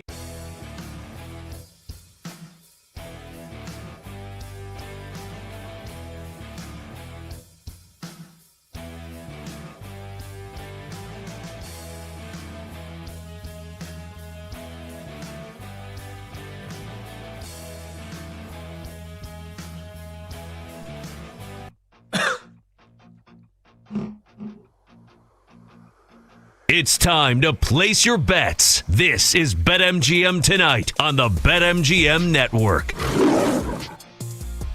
Welcome back to BetMGM Tonight. Brad the Big Noise Evans with you. Ryan Horvat in the house on this hump day edition of the show. We're talking to our guy, Allen Robinson, here in a second. All things National Football League all the time. But before we bring on Allen, a friendly reminder, if you have any fantasy football questions for us ahead of NFL Week 7, a lot of holes and voids that you're going to have to plug and play given the rash of injuries impacted league, particularly at wide receiver. A simple way to get a hold of Ryan Horvat and I, if you have any of those pressing needs, just pick up the phone and dial us, fools, at 833-732-3875. 833-732-3875. You can also fire off your questions and comments via the X or the Twitter at BetMGM Tonight. Again, bring the noise on X at BetMGM Tonight. Now, through the power of animated picture and sound, let's bring on our dude. A man, again, they used to be a staple, a lot of fantasy football starting lineups back in the day. I remember him very fondly as a member of my Chicago Bears. Played for a number of different teams, and his 11-year NFL career as a wide receiver. It's the one, the only, the outstanding Allen Robinson. Give him a follow on X, would you kindly? At Allen Robinson. Again, on X, at Allen Robinson. Allen, welcome back to BetMGM Tonight. And straight away from me, the injury imp has laid waste to a position you know and love, and that is the wide receiver position this season. Garrett Wilson Puka Nakua and Emeka Buka are the latest victims of the injury and sinister wrath. Who among the following deep plays has the most upside this week for fantasy managers desperate to fill those empty voids? Here are your options. Sterling Shepard in a matchup against Detroit on Monday night. Jordan Whittington of the LA Rams on the road against another one of your former teams, the Jacksonville Jaguars. Josh Reynolds, who is a limited participant in practice, but maybe will be the WR1 for the Jets taking on Carolina, or someone else. By the way, has your phone been ringing off the hook? You ready to come out of retirement? There are a lot of teams that could use you. It is a lot of teams that could use a receiver right now. But I was going to ask, who does Dallas play this week? I would have to go with whoever the Dallas Cowboys is playing this week. I would go check that team's lineup to see if they have any receivers available. But if not, I may have to go with Sterling Shepard. I think that him and Baker Mayfield have the chemistry. I think it's a chance that he can get in the end zone. Obviously, they're going to need somebody to step up. Last week, it was Tez Johnson getting in the end zone late for them. And I think that they're going to need somebody else to do the same this week. Alan, I want to ask you a couple NFL questions, but I'm a day one fan. Brad brought up your time in Chicago, but I saw every single career touchdown at Penn State from 2011 to 2013, all 17 of them. My favorite, the one at the 1 yard line against Michigan, because as a Notre Dame fan, I hate Michigan. But I got to ask you what went down at Penn State, because I bet them to win it all. They had double-digit starters back, 7 on the offensive side of the ball, 6 on the defensive side of the ball. We thought the 2 best coordinators in college football, and Kotelnicki, and then they bring in Jim Leonard. What went wrong at Penn State? And also, is that still a top job? Sell me or the next big head coach on coming to Penn State. Because I'm hearing people say that Cignetti could stay or should stay at Indiana. It's a better job. So I just want to get your thoughts on that as an alum. First and foremost on this season, man, it's been a very tough year and a very weird year. Offensively, we just haven't been able to get it going. I think defensively we've been playing well, but when you hold a team like Oregon to 3 points, you're going to need to put up more than 3 yourself in the first half of a game to kind of give yourself a shot. You're at home. You have an opportunity to kind of, put your foot on their neck a little bit and make them have to come out swinging at home. And we just weren't able to do that. We got behind the 8 ball too much early on in games, but it's Penn State. Penn State is the number one job on the market right now for coaches and players still. I think Penn State's resume speaks for itself. You see Bill O'Brien come in to Penn State, still have some success, still be able to get recruits with the sanctions. You see Coach James Franklin follow him up, and you see what he's been able to do after 12 seasons. And, he's had some very good competitive groups. Granted, we weren't able to win the big one, but right now, man, if you're any coach in college football, I think you should be eyeing the Penn State job, because it's no place like Happy Valley. Totally agree. And, that's where I'd want to go. Unless I was a wide receiver. Then I'd go to Ohio State. Speaking of Ohio State, JSN, Jackson Smith and Jigba is just unreal right now. He's cooking. Man. He's on the heater right now. Do you think Seattle's for real? Because I believed in Sam Darnold last year with Minnesota's offensive line and Darisaw and Kevin O'Connell as the play caller and Justin Jefferson, but he looks damn good. And JSN looks like one of the best receivers in the league. Do you think that team's for real, though? I think that team's for real. After watching them last week and seeing Leonard Williams and just the overall chaos that they added up front on the defensive side of the ball, man, it made it very uncomfortable for that Jacksonville Jaguar team. And with them having a defensive-minded head coach and that defense being able to lead the way, obviously they added a little bit to their front seven this offseason, but also having a secondary who, there's no slouches there at all either. They have guys who are playing well in the secondary, and as long as Sam Darnold and Jackson Smith and Jigba can continue their chemistry, and also, they have Cooper Kupp as well. A guy that can't be slept on, especially when you get to the red zone and third down and some situational play. I think they have a really good team that's poised to make a run, especially in the division that they're in. Oh, the other team I wanted to ask you about quickly was the Buffalo Bills, man, because I know a lot of people that bet them to win the Super Bowl, and they're all freaking out right now. My only worry, other than the defensive side of the ball and getting stops, is Josh Allen not having a clear-cut number one wide receiver. And I know it worked out last year, but do you think that that's overrated, or do you think that's maybe what Buffalo is missing? I think that's what Buffalo's missing because I think that when you see a lot of teams, as you just spoke to Sam Darnold and Jackson Smith and Jingba, and even as you go across the board, whether that's the Detroit Lions with Jared Goff and Amon-Ra St. Brown, those guys who have their go-to guy in the passing game that can dictate coverage and where the defense is going to have to play and honor each and every third down when you get into the red zone, being able to just have that threat, even if they're not always putting up crazy numbers, having that threat there and being able to peek out and seeing a matchup that you always like, I think that holds well for the quarterback. And I think that's what they're missing right now. They're trying to go a little bit too much by committee when it comes to down and distances and crucial times in the game. And I think that they need to try to figure out who is that guy going to be down the stretch. Yeah, no doubt about it. We're talking to Allen Robinson, 11-year NFL veteran wide receiver, grad of Penn State as well. Follow him on X, where he's always bringing it to you there, at Allen Robinson. Again, on X, at Allen Robinson. Allen, Rashee Rice returns from suspension for Kansas City this week. What does he bring to the table as a slot weapon for Patrick Mahomes? Yours truly wagered on him yesterday to score the anytime touchdown market against the Raiders at plus 140. What are the chances you think that cashes? Also, give me your general thoughts on Kansas City. Are the Chiefs all the way back?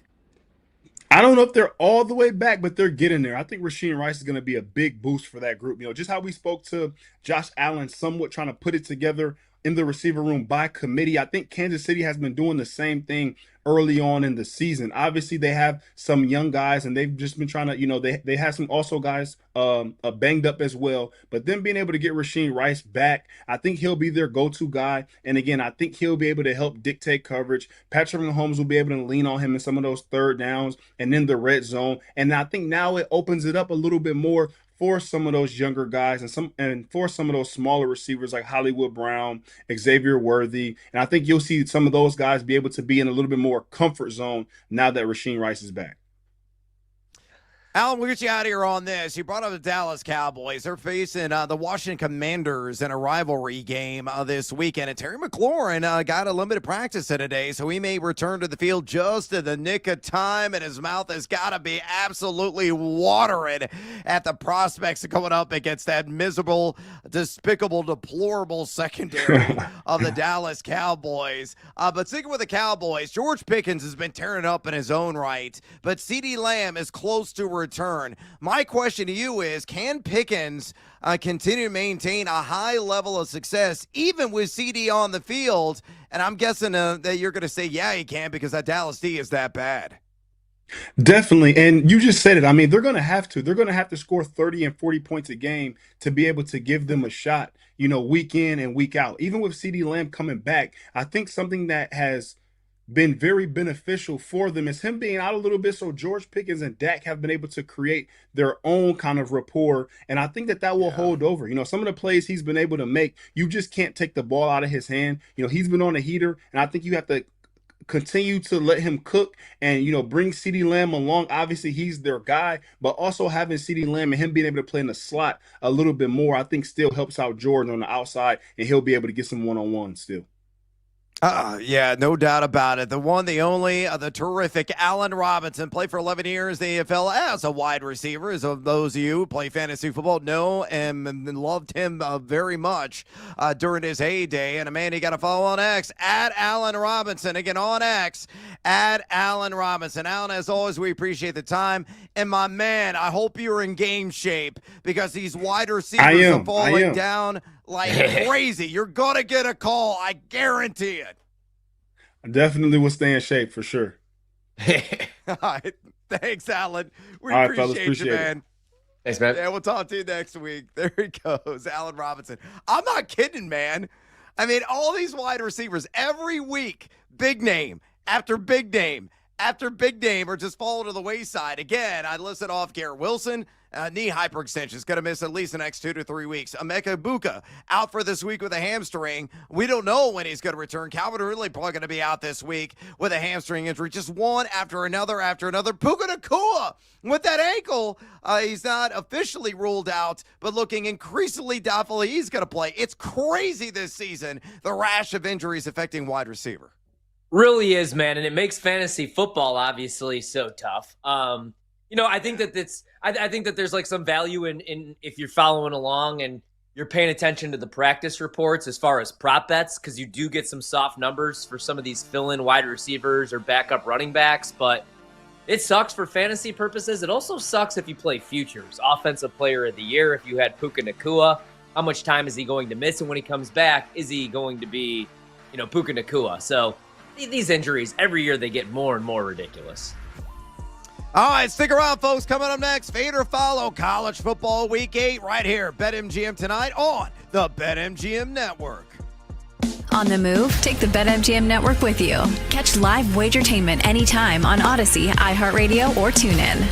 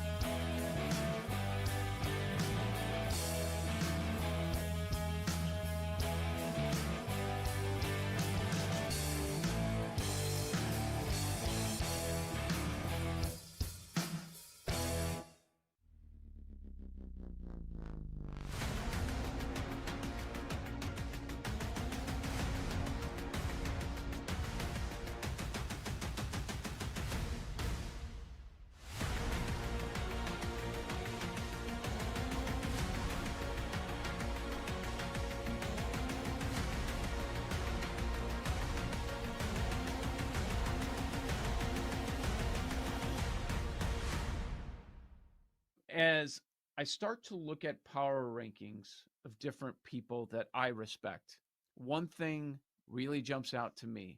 And it's something that a lot of people, if they were to make their own top 25 rankings, they would not have, is even though they have 2 losses, there's a lot of people that I respect that have Notre Dame very, very high. They've got a big game this weekend. They are sizable favorites over USC. This is, I would say, probably the last spot where they could lose a game moving forward. Now, if they lose a third game, we know they're probably out. But if they don't, and where they are in people's power rankings, it's interesting. You would point to the 18-1 and say, if you truly believe that Notre Dame is a top 4, top 5 team, you probably should be betting this number. I have them 5th in the country right now. And I don't think that's really that crazy. I mean, you know who the top 3 are. It's Ohio State, Miami, Oregon. Some guys would have Bama a little bit above Oregon. Fine. And yes, Oregon still has a higher rating than Indiana, even though Indiana just beat Oregon. I know people have a hard time with that, but from a numerical standpoint, if Oregon and Indiana played tomorrow on a neutral, Oregon is still favored. I'm sorry. That's just the way it works. Upsets happen all the time, but it doesn't mean that the team that pulled the upset is still better in the eyes of an odds maker. Now, if you want to have this conversation, like, is Indiana better? That's different. But from an odds maker standpoint, they still are not going to drop. Oregon was just a 7.5 point favorite at home, and home field ain't worth 7. So maybe if they play again, the number is a little bit lower. Maybe it's 5.5, I guess. If you wanted to, Oregon would still get bet though. If you were going to reopen that game, if they were going to play Saturday, Oregon home against Indiana, and you open at 5.5, Oregon's going to get that first bet. Odds are good.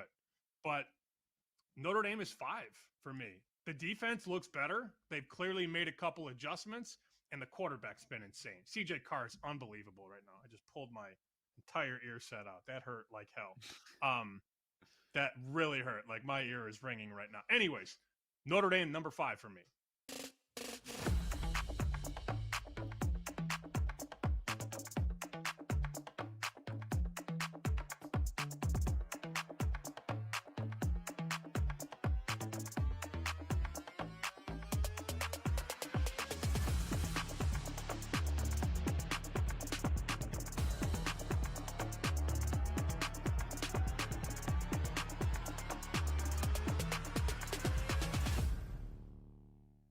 Live dogs or public dogs? Which one do you want first? Because the public dog is going to be Tampa.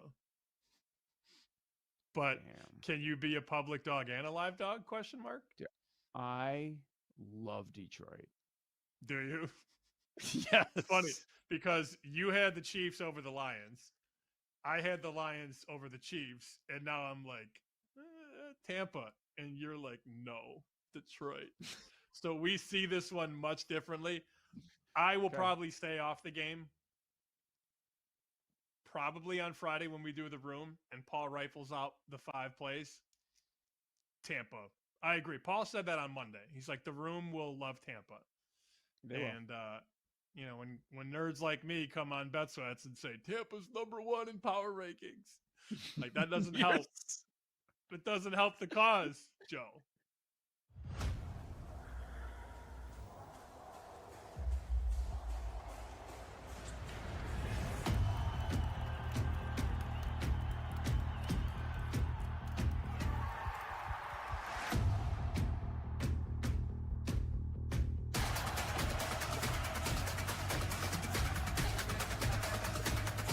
It's time to bet and sweat. The sweat is on. Yeah, the sweat is on. With your hosts, the big noise, Brad Evans. I got to duplicate that. No way. No shot in the HE-double-L hockey sticks. And the mad better, Ryan Horvat. You don't got to bet every game. That's how you see those guys that live under the bridge? They lay 25.5 with UNLV week 0. It's BetMGM tonight on the BetMGM network. Make it legendary. Welcome back to BetMGM tonight. Brad the Big Noise Evans with you. Ryan Horvat in the house on this hump day edition of the show. We're going to get after it here with another rollicking edition of Fade or Follow in college football ahead of another 4. Yeah, thanks, Camel. 4-pack of games there on the junior circuit. One of our favorite exercises that we do every Monday through Thursday in the fall during the college football season. And for the reminder, if you want to talk fantasy football with us, if you as well want to fire off on any sports betting action that you like and you would like to share with our national audience, by all means, you can do so. All you got to do is pick up the phone and dial us fools at 833-732-3875. 833-732-3875. You can also fire off your questions and comments via the X or the Twitter, where we're streaming right now. So fire off your questions at BetMGM tonight. If we see them, we'll grab them. We'll respond on air. We'll give you a shout out as well. You can also hit me up on my personal account at Noisy Huevos. I'll do the same thing. So if you have any fantasy football questions, sports betting, hot, steamy takes they would like to share with us, by all means, reach out to us on X at BetMGM tonight. My personal account, too, will work there at Noisy Huevos. All right, before we get in to another edition of Fade or Follow, go for the end zone without breaking a sweat with a Pro Football No Sweat token. You'll get your stake back in bonus bets if you don't win. So opt in right now. It's a no-brainer on a Pro Football No Sweat token only at BetMGM. All right, we're going to keep our eyes peeled. The pair of college football games going on right now. UTEP up 14-7 on the over Sam Houston State Bearcats so far, although Sam Houston State is driving right now in UTEP territory, and that was 3rd and 9. They're going to be a little bit short. They're in field goal range, so may be able to slice that lead down to 4. Meanwhile, last I saw, Delaware was down 7-0 to Jacksonville State, and then we're just waiting for the ALCS to mercifully start, because honestly, I don't really care about either one of these college football games. I want some more significant and meaningful action, and I want to see the Mariners get one step closer to having their first World Series berth in team history. So always root for the underdog. Great story. Are the Mariners in the Big Dampa? That being, of course, Cal Raleigh. We're going to be sweating all that action. We'll keep you up to date. Anything significant happens. But right now, with the business put to the side, it's time to get after it with another edition of Fade or Follow. Will you fade or will you follow?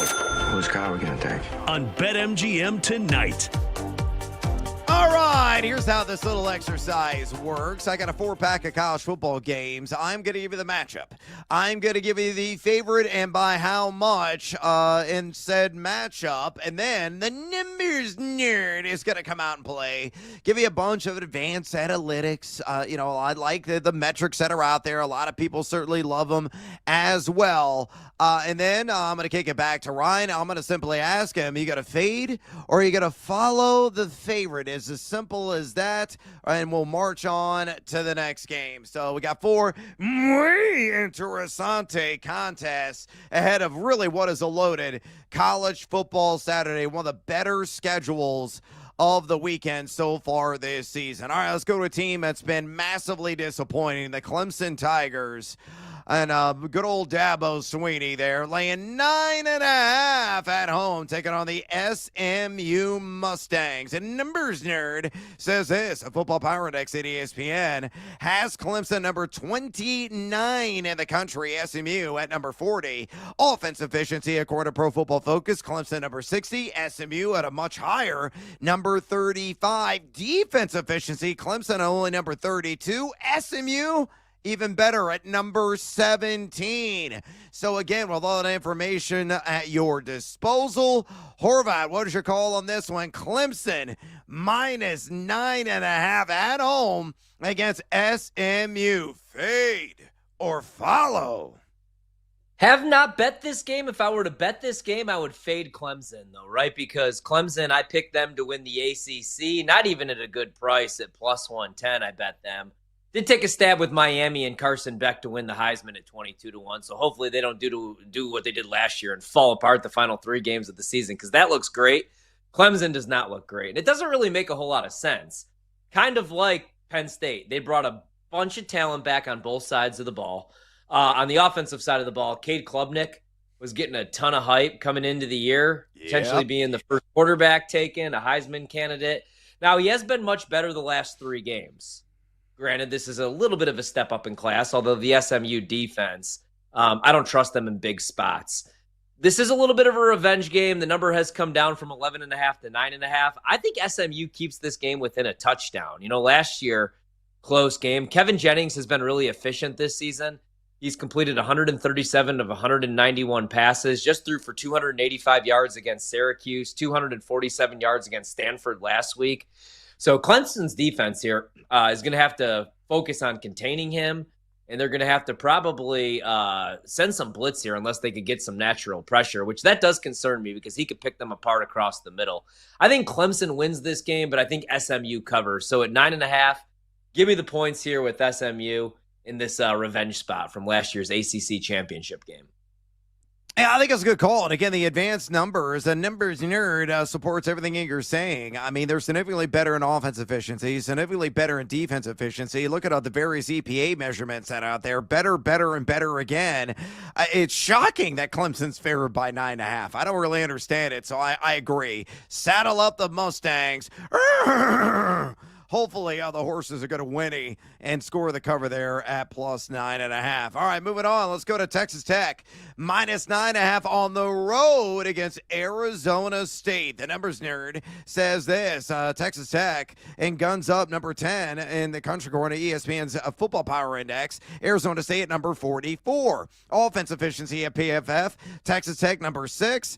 Arizona State number 73. Defense efficiency, and it's still stunning to see where Texas Tech is.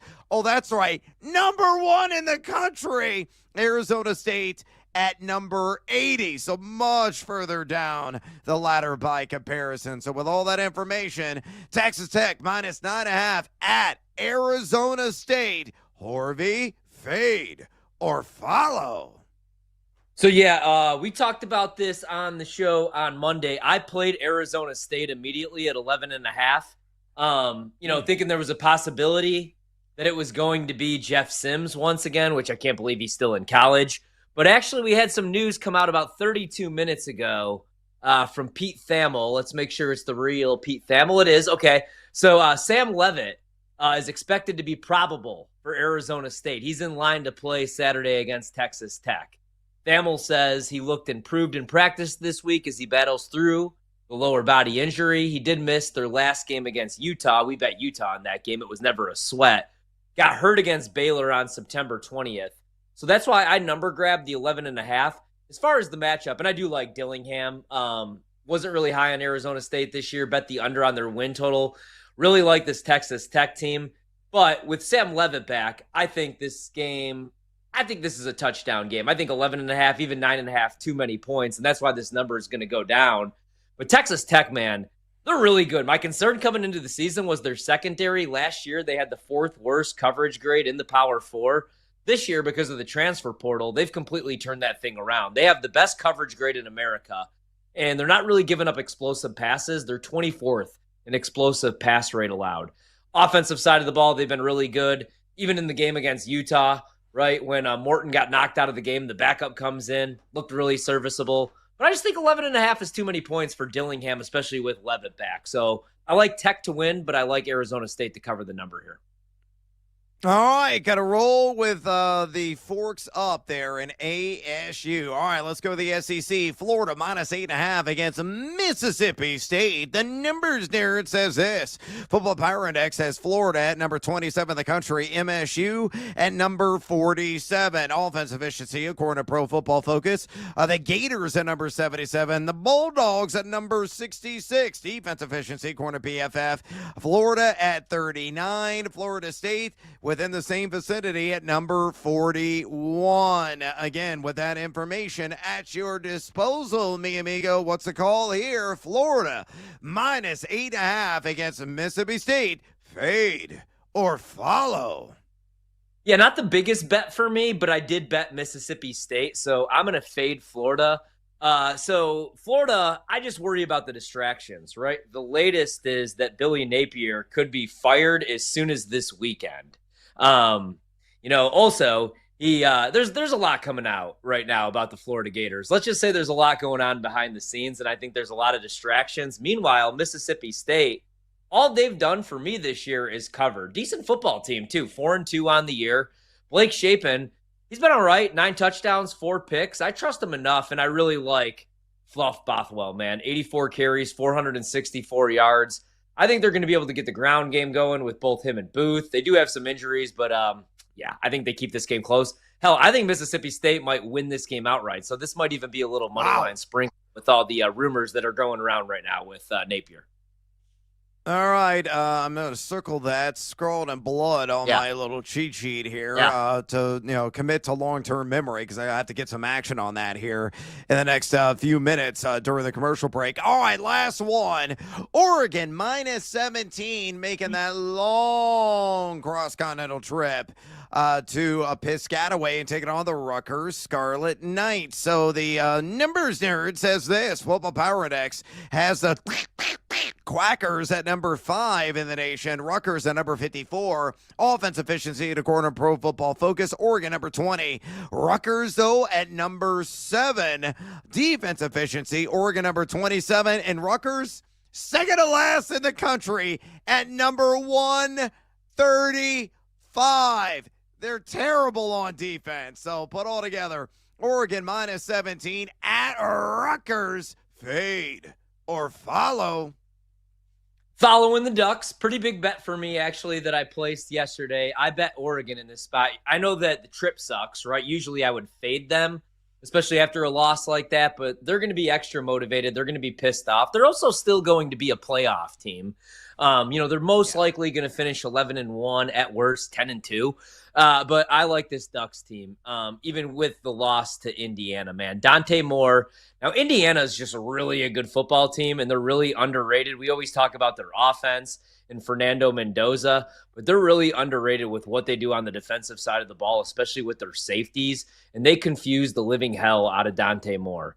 I do not think that Rutgers is going to be able to do the same thing, and they're going to play a ton of soft zone coverage. Dante Moore this season has a 90.5 passing grade. He's completing 80% of his passes against zone coverage. I don't think they're going to be able to get pressure like Indiana did using zone and simulated pressures and safety rotations. Rutgers does none of that. So I think Oregon, maybe you worry about like a back door, but this number is short. I would make this 21. I think Oregon wins this game by 3 touchdowns. So I'm backing the Ducks this week. They can win by 30 plus. Yes. Again, Rutgers isn't stopping a soul right now, and you're right. The Oregon Ducks have all the motivation in the world, as you mentioned. They're a dynamite electric offense, one of the best in the country. I mean, they're just going to continue to bludgeon and bludgeon and bludgeon the Scarlet Knights until they're fully in submission. So I think they're going to win by 30 plus on the road, despite the long trip. So good call on that one. All right, to recap, Clemson minus 9.5. He's going to fade and ride with SMU. Good call on that one. I like the Mustangs as well. He is going to, however, fade Texas Tech minus 9.5. Some breaking news out of Arizona State that really kind of buoys them. So he's going to ride ASU plus a 9.5 on that one. He's also going to fade Florida and the Gator Chomp there, riding with Mississippi State at plus 8.5. A little sprinkle as well there on the money line. However, he is going to follow Oregon, laying a decent number, but not extraordinarily high, 17 at Rutgers. So there you go. A fade or follow. We have another 4-pack of games tomorrow. I can already give you a sneak preview of what they're going to be.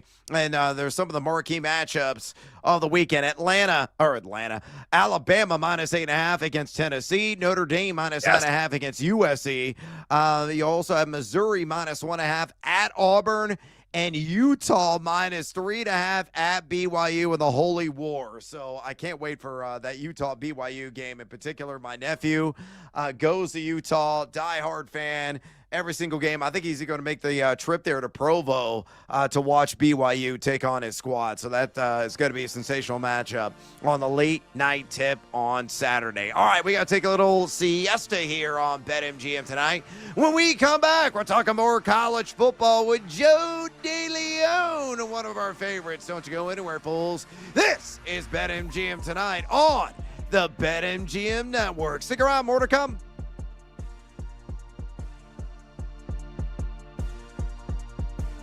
Don't go anywhere. Brad Evans and Ryan Horvat will be right back with more Wagertainment on BetMGM tonight on the BetMGM Network.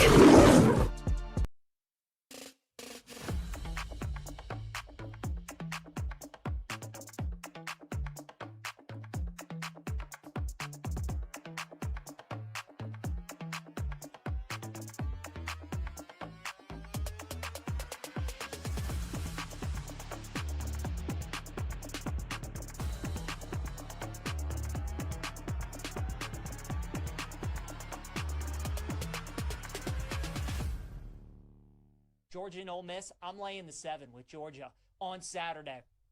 Right? I think this line is telling you a decent amount. You got a top 10 matchup. You got an undefeated Ole Miss team, a Georgia team that already lost at home this year to Alabama. Georgia's laying 7. They're 7.5 at some spots. Ole Miss, I think, is a little fraudulent. I think they are a good team. They have benefited from an easier schedule, and this is going to be the best team that they've played. Alabama going into Georgia and winning, I think, took a little steam, if you want to say, out of just how tough it is to go into Georgia and beat them, especially in a game of this magnitude. Georgia, they need this game, right? Because if you lose, I mean, you have 2 losses and you still got to play Texas at the end of the year. They still have a game. They still have some tough games on their schedule. So Georgia's got a tough schedule. This is a game that they need to win. And again, like Michael was saying, Ole Miss is really just looking for a split over these next 2 road games. I like Georgia minus 7. I think offensively they're going to be able to move the ball on this Ole Miss defense. I think the Rebels on the road going to struggle in this game. So I do like Georgia minus 7.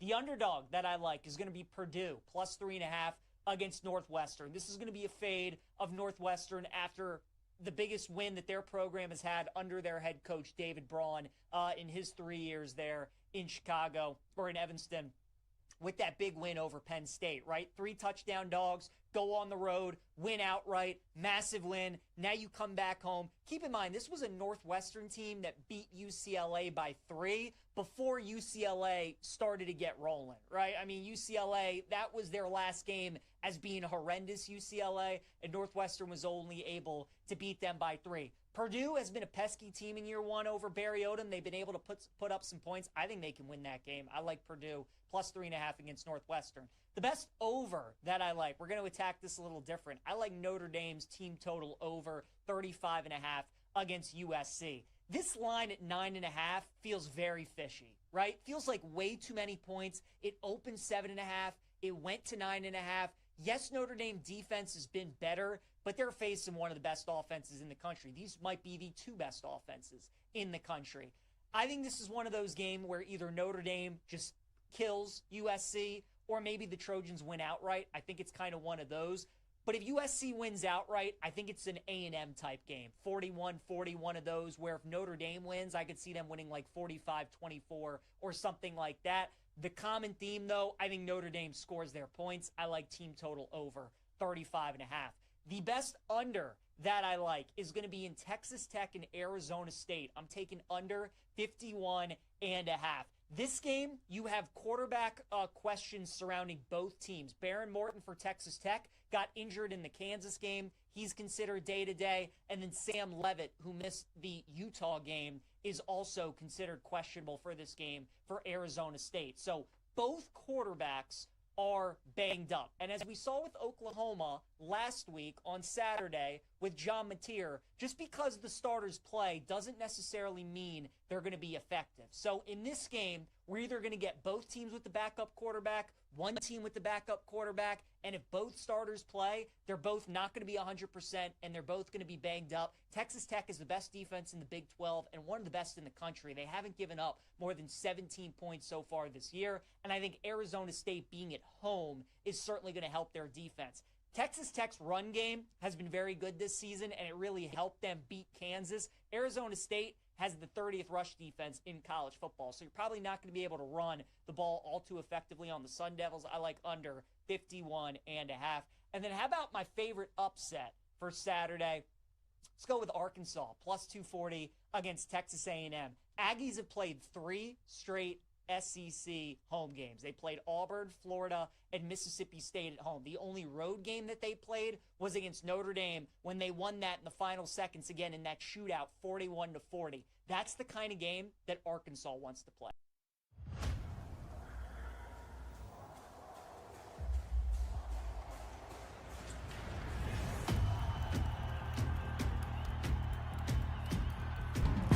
It's time to place your bets. This is BetMGM Tonight on the BetMGM Network. Welcome back to BetMGM Tonight. Brad the Big Noise Evans with you. Ryan Horvat in the house and along for the ride on this hump day edition of the show. We're going to be talking to our guy, Joe DeLeon, here in a matter of moments. All things college football all the time. But a further reminder, we have our pole dancing poll question of the day live right now on X at BetMGM Tonight. And it's asking you this. For the Josh Allen and Lamar Jackson fantasy football managers in attendance, who was the best stream quarterback option in Week 7 out of Spencer Rattler at Chicago, Bryce Young on the road against the Jets, Aaron Rodgers taking on the Cincinnati Bengals, or Dylan Gabriel going up against those woeful Miami Dolphins? So far, nearly 190 votes cast. Make your voice be heard. Exercise. Yeah, Democratic, right? Key the votes are coming and drop us a comment. We're going to read those a little bit later on the show on X at BetMGM Tonight. Bring the noise on X at BetMGM Tonight. Toronto, Seattle just underway right now, bottom of the first inning. 0-0 score, though there is a runner on first base and nobody out. And who's at the dish? Oh, yeah, the man with a white ass, the dumper himself, Cal Raleigh. We're going to see if he can smack the mustache off of Shane Bieber's dome here momentarily. Again, we'll chime in if there's any scoring in the ALCS. I've given up on college football tonight because the games are rubbish, which means we got to talk about more meaningful college football games right stinking now with our dude, Joe DeLeon, through the power of animated picture and sound. He's going to join us via video, host of the Ruffino and Joe Show and the Hack City Podcast. Make sure you download, subscribe wherever you get your podcast, the Hack City Podcast, and follow Joe on X, where he's always giving it to you there at Joe DeLeon on X. Again, at Joe DeLeon on X. Joe, welcome back to BetMGM Tonight. Hey, guess what, Joe? No Illinois questions for me to start because I want to buy. So you're welcome Let's go to some more meaningful action down south of the Mason-Dixon line and talk about this maybe the biggest game of the entire week. There's a number of them that are in the running for that honor. But in the SEC, we got UGA traveling to Oxford in a can't miss. See what I did there? Can't miss matchup against Lane Kiffin's the Rebels. Yeah, dad jokes. I'm lame. Georgia surprisingly laying 7.5 points in this one. Handicap this matchup for us. Who takes the SEC showdown and who covers? Yeah, I take a lot of stock in this game being at Georgia, and I have a lot of faith that Kirby Smart is going to emphasize that they need to win this game. This is a really pivotal game for them where they need to start establishing momentum if they want to get into the SEC championship game at the end of the year. Biggest reason why I like Georgia covering this spread, though, I think that Ole Miss's run defense and their defense overall, it's had a lot of excuse making for it. It's been overlooked for how weak it's been. It is currently, so far this year, 119th in EPA per rush allowed. They're giving up a lot of big plays. And the one thing that we've seen in Georgia's best offensive performances is when Chauncey Bowens and Nate Frazier and their running back room get going and they get rolling. I think Gunnar Stockton's also shown us some big playmaking ability as a scrambler, also as a passer. As much as Ole Miss has been fun and it's a unique story with Trinidad Chambliss, I just do not think that this is a good spot for them to survive. I really like the idea of Kirby getting this thing done and us really changing our perspective on how good Ole Miss really is. Joe, before you jumped on with us, we were talking during the commercial break, and you said you were worried, and we're both Notre Dame fans, so this matchup always worries me. But Notre Dame continues to take money, man, from 8.5 now to 9.5. 9.5 point favorites against USC, who looked really good against Michigan. Do you think this could be a trap game for Notre Dame? What do you think's going on with the line? What matchup scares you the most? Just your thoughts on this one, and who are you picking? That's a big number.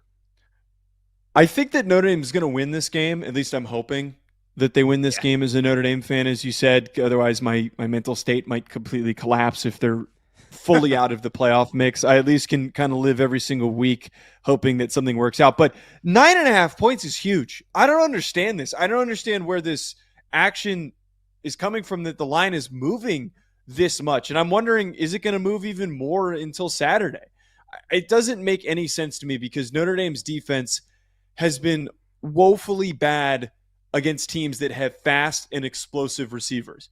USC's offense is top 10 in every efficiency metric possible.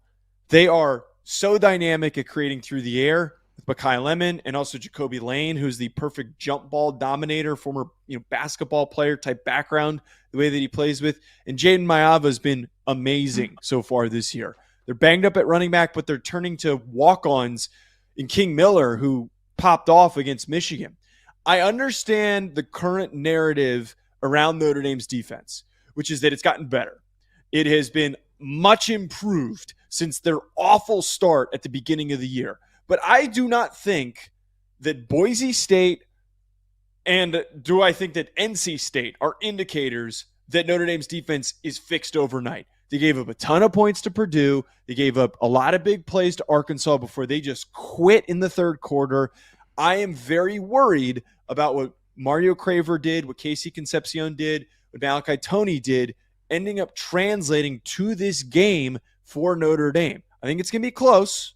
I think it's going to be a tight game, but I think the Fighting Irish at home, they get the advantage. Might be a little cold. The USC guys might not like the 50-degree weather. That might just be enough for Notre Dame to win the game. Big one in the SEC, LSU number 10 in the country, Vandy number 17. Right now, Vandy, though, a 2.5 point favorite over LSU, total 48.5. What would you like in this one if you were to bet it? Yeah, I think that if I were to bet this, I would end up taking LSU. I have not been an advocate for Vanderbilt, and I was one of the first people to talk about how I wasn't buying into them going into the Alabama game. I think that they are one of these teams where we've gotten really caught up in the story, and we haven't really paid enough attention to the issues and the flaws that they have as a team. They have a lot of problems up against teams when it comes to stopping the pass. They are 107th in EPA per dropback allowed. We saw the big plays that they surrendered against Alabama. Now, the thing that doesn't go for LSU's sake in this, Garrett Nussmeier has been pretty bad. Garrett Nussmeier has been struggling. How hurt is he? Is he healthy, or is he just making mistakes like he's done in the past? If he could play a 60% cleaner game, I think LSU can win, because the most important part about this, Alabama put on tape how you stop Diego Pavia. You keep him in front of you, you bait him into keeping the football, keep the ball out of Alexander's hands, and if after enough hits throughout the course of the game, he ends up just getting slowed down enough that you're able to win the time of possession and eke out that victory. I think that's how LSU's got to play this. Their defense is fast, it's physical, it's assignment sound, which is why I believe that they're going to be able to pull this thing out. And I might even consider taking LSU money line. Yeah, good call on that one. I like a swung big time. LSU was favored at start -1.5, and now again they're 2.5-point underdog. So I'm with you, man. I kind of like them at +110, straight up on the money line. Joe, what ranked team is on the biggest and loudest upset alert in Week 8 in your opinion?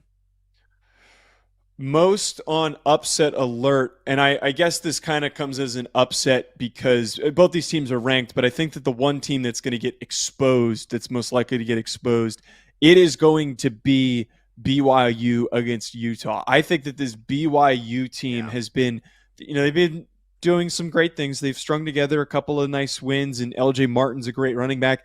But Bear Bachmeier had a really troubling game against Arizona. He's a true freshman. He's got a bright future ahead of him. He has been a tough kid for this team. But I'm worried about a freshman quarterback going up against a really well-coached Utah defense that generates a lot of sacks, that's fast, it's physical, they fly all over the place. I think if there's one game where we completely change our perspective on where do teams sit in their conferences, where do they sit in the top 25, I think Utah is going to be rising after they've regained momentum since that Texas Tech loss. Yeah, Utah right now laying 3.5 there against BYU on the road. I completely agree. I think they're going to cut them down to size on the Holy War there. So, yeah, I like the Utes quite a bit, and I would lay the chalk as well. Joe, we'll get you out of here on this. Give us another game or half dozen, if you might have a laundry list to share with our audience that you're particularly high on, whether side, total, money line, you want to build a parlay, be my guest. What do you like? The game that I like the most this week, and it's the opposite of the one that hit last week that I gave to you guys. I gave you USC to cover against Michigan. I'm taking Michigan at home to cover against Washington. I made the stupid mistake. The line's 5.5, depending on where you're grabbing this. I made the stupid mistake when USC traveled to Illinois thinking that Illinois was not good enough to keep up with USC. Lo and behold, USC was asleep for the whole first half. And I reminded myself I am not going to bet like that in the future. This game specifically, though, having the body clock advantage of being a noon kickoff, I think that Washington, some of their deficiencies are going to catch up to them in this game. I really think that the run game for Michigan is going to take over. They're the more physical team. They're super physical up front. And I've seen from Washington over the past couple of weeks, they've had trouble getting Jonah Coleman going on the ground, and he is their best offensive player outside of Damon Williams. If they can't get him going, it could be a tough game for him. And when you're asleep, there's nothing worse than getting punched in the mouth for 4 quarters when you're trying to wake up going up against a physical Michigan team. Yeah, that's what my dog does every morning. So get me out of bed so he can eat. He just wakes up and he socks me right in the mouth. So I know that feeling all too well. Outstanding stuff for the one, the only Joe DeLeon, host of the Rufino and Joe Show and the Hack City Podcast. Check it out wherever you get your podcasts. And check him out on X at Joe DeLeon. Again, on X at Joe DeLeon. Joe, we appreciate the time. And most importantly, Joe, I appreciate you referencing the ILL even in a bye week. I don't know how I managed to pull that one off, but thanks, guys, as always. It's good to catch up with you. Thanks, Joe. Yeah, likewise, my friend. Earning brownie points with the host here, Joe DeLeon, talking about Illinois and USC. Want to get your thoughts on a couple of games. One, Utah, BYU. And then 2, he's really high on laying the points with Michigan based on the same reasoning that he expressed in Illinois USC. So your thoughts on both those matchups? Yeah, I like Utah in that game as well. Bear Bachmeier has been pretty solid, especially for a true freshman quarterback.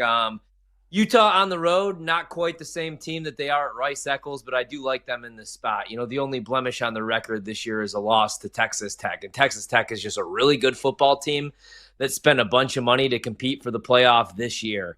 The next game, I agree with Joe. I like Michigan in this spot as well. I faded Michigan last week against USC, but you get the travel spot, you get the early kickoff spot here. Also, I just think that Bryce is going to bounce back. I don't think that Washington's defense is going to get any pressure, and I don't think that they're going to be able to stop the ground game, Haynes and Bryce Underwood for Michigan. So I think they're going to run for 5-6 yards per carry. I bet Washington a couple of weeks ago against Ohio State. And on the offensive side of the ball, they moved the ball. They just couldn't score once they got in the red zone. Granted, that was against the toughest defense in the country in the Buckeyes. But the main issue for Washington in that game was Ohio State just marched up and down the field because their defense, really sloppy tackling. They play a ton of soft zone coverage. So I like Michigan to bounce back and win that game by double digits this weekend as well. Yeah, I'm smelling a parlay for your boy. Something like Utah money line, Michigan, take the spread down a little bit, put it together, and get a nice little plus money return as a result. Awesome stuff there from Joe DeLeon. Echoing a lot of the sentiments you and I both believe in. That LSU and Vanderbilt line is wild. Again, I saw it yesterday. We were doing a little fade or follow. We talked about that game and how LSU is -1.5. Then I looked at the spread today. I'm like, oh, my God. It swung the other way. They're now catching 2.5. Do you think the best bet in that one is also an LSU on the money line at +110? I'm with Joe on that one as well, man. So Vandy, I feel like Vandy is the popular, trendy team. Everybody loves Diego Pavia, and I get it, man. But I like this LSU team. I bet them over 8.5 wins coming into the year. They've been really shaky on the offensive side of the ball. I worried more about the defense, although I did think the defense would improve with a new coordinator and with, just getting healthier. That was the issue last year, just way too many injuries. Defense has been top 10 in the country. The problem has been Garrett Nussmeier has been, he hasn't been awful, but he hasn't been what I thought that he was going to be. One of the better quarterbacks in the country, but I like LSU in this spot, man. I think they win this game by at least a field goal. So I'm going to wait, see where this closes, because I don't think this number is done yet, but I like LSU. I'll stay away from Vandy in this spot. As we were rambling on about the pigskin of the junior circuit, J-Rod, Julio Rodriguez went yard as the Mariners have grabbed a 2-0 lead. And guess what? Jorge Polanco did it again, double. So I've already hit my leg on Crew to Cash with a hit for him. And the Mariners right now cruising 2-0. George Kirby about to close out here the second inning. Live line right now, Seattle -2.5 on the live run line at +100. Over-under on the live total at 7.5. Juice the under at -120. And if you think Toronto's going to come back, they're +320 on the live money line. We'll come back here in a minute. We got to take a little siesta. We'll give you a full update. Everything going on in the ALCS and elsewhere. And also predict the prop, one of our favorite segments every week right here. BetMGM tonight on the BetMGM Network. Stick around. We'll be right back with more bets, more sweats, and more fantasy right here on BetMGM tonight on the BetMGM Network.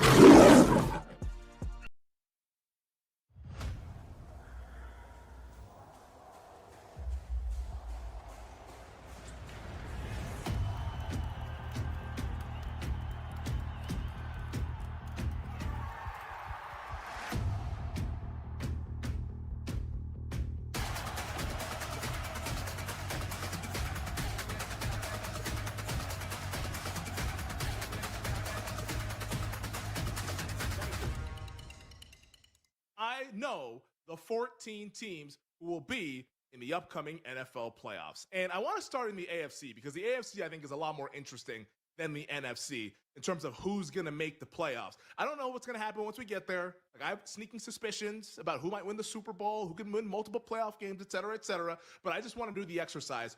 Who are the 14 teams you believe will make the playoffs? Not the teams that are in there right now, the teams that you think will get there once the dust settles after 18 weeks. And we'll go division by division, and of course we can get to the wild card teams as well. And in the AFC, we'll start with the East. I do think that Buffalo will hang on to win this division. The last couple of weeks have been bad. I think everyone has been downgrading the Bills as they should have been over these last couple of weeks. I mean, heck, you could have downgraded the Bills off of their performance against the Dolphins, honestly, knowing what we know about that team right now and where they stand. But Buffalo, still really good.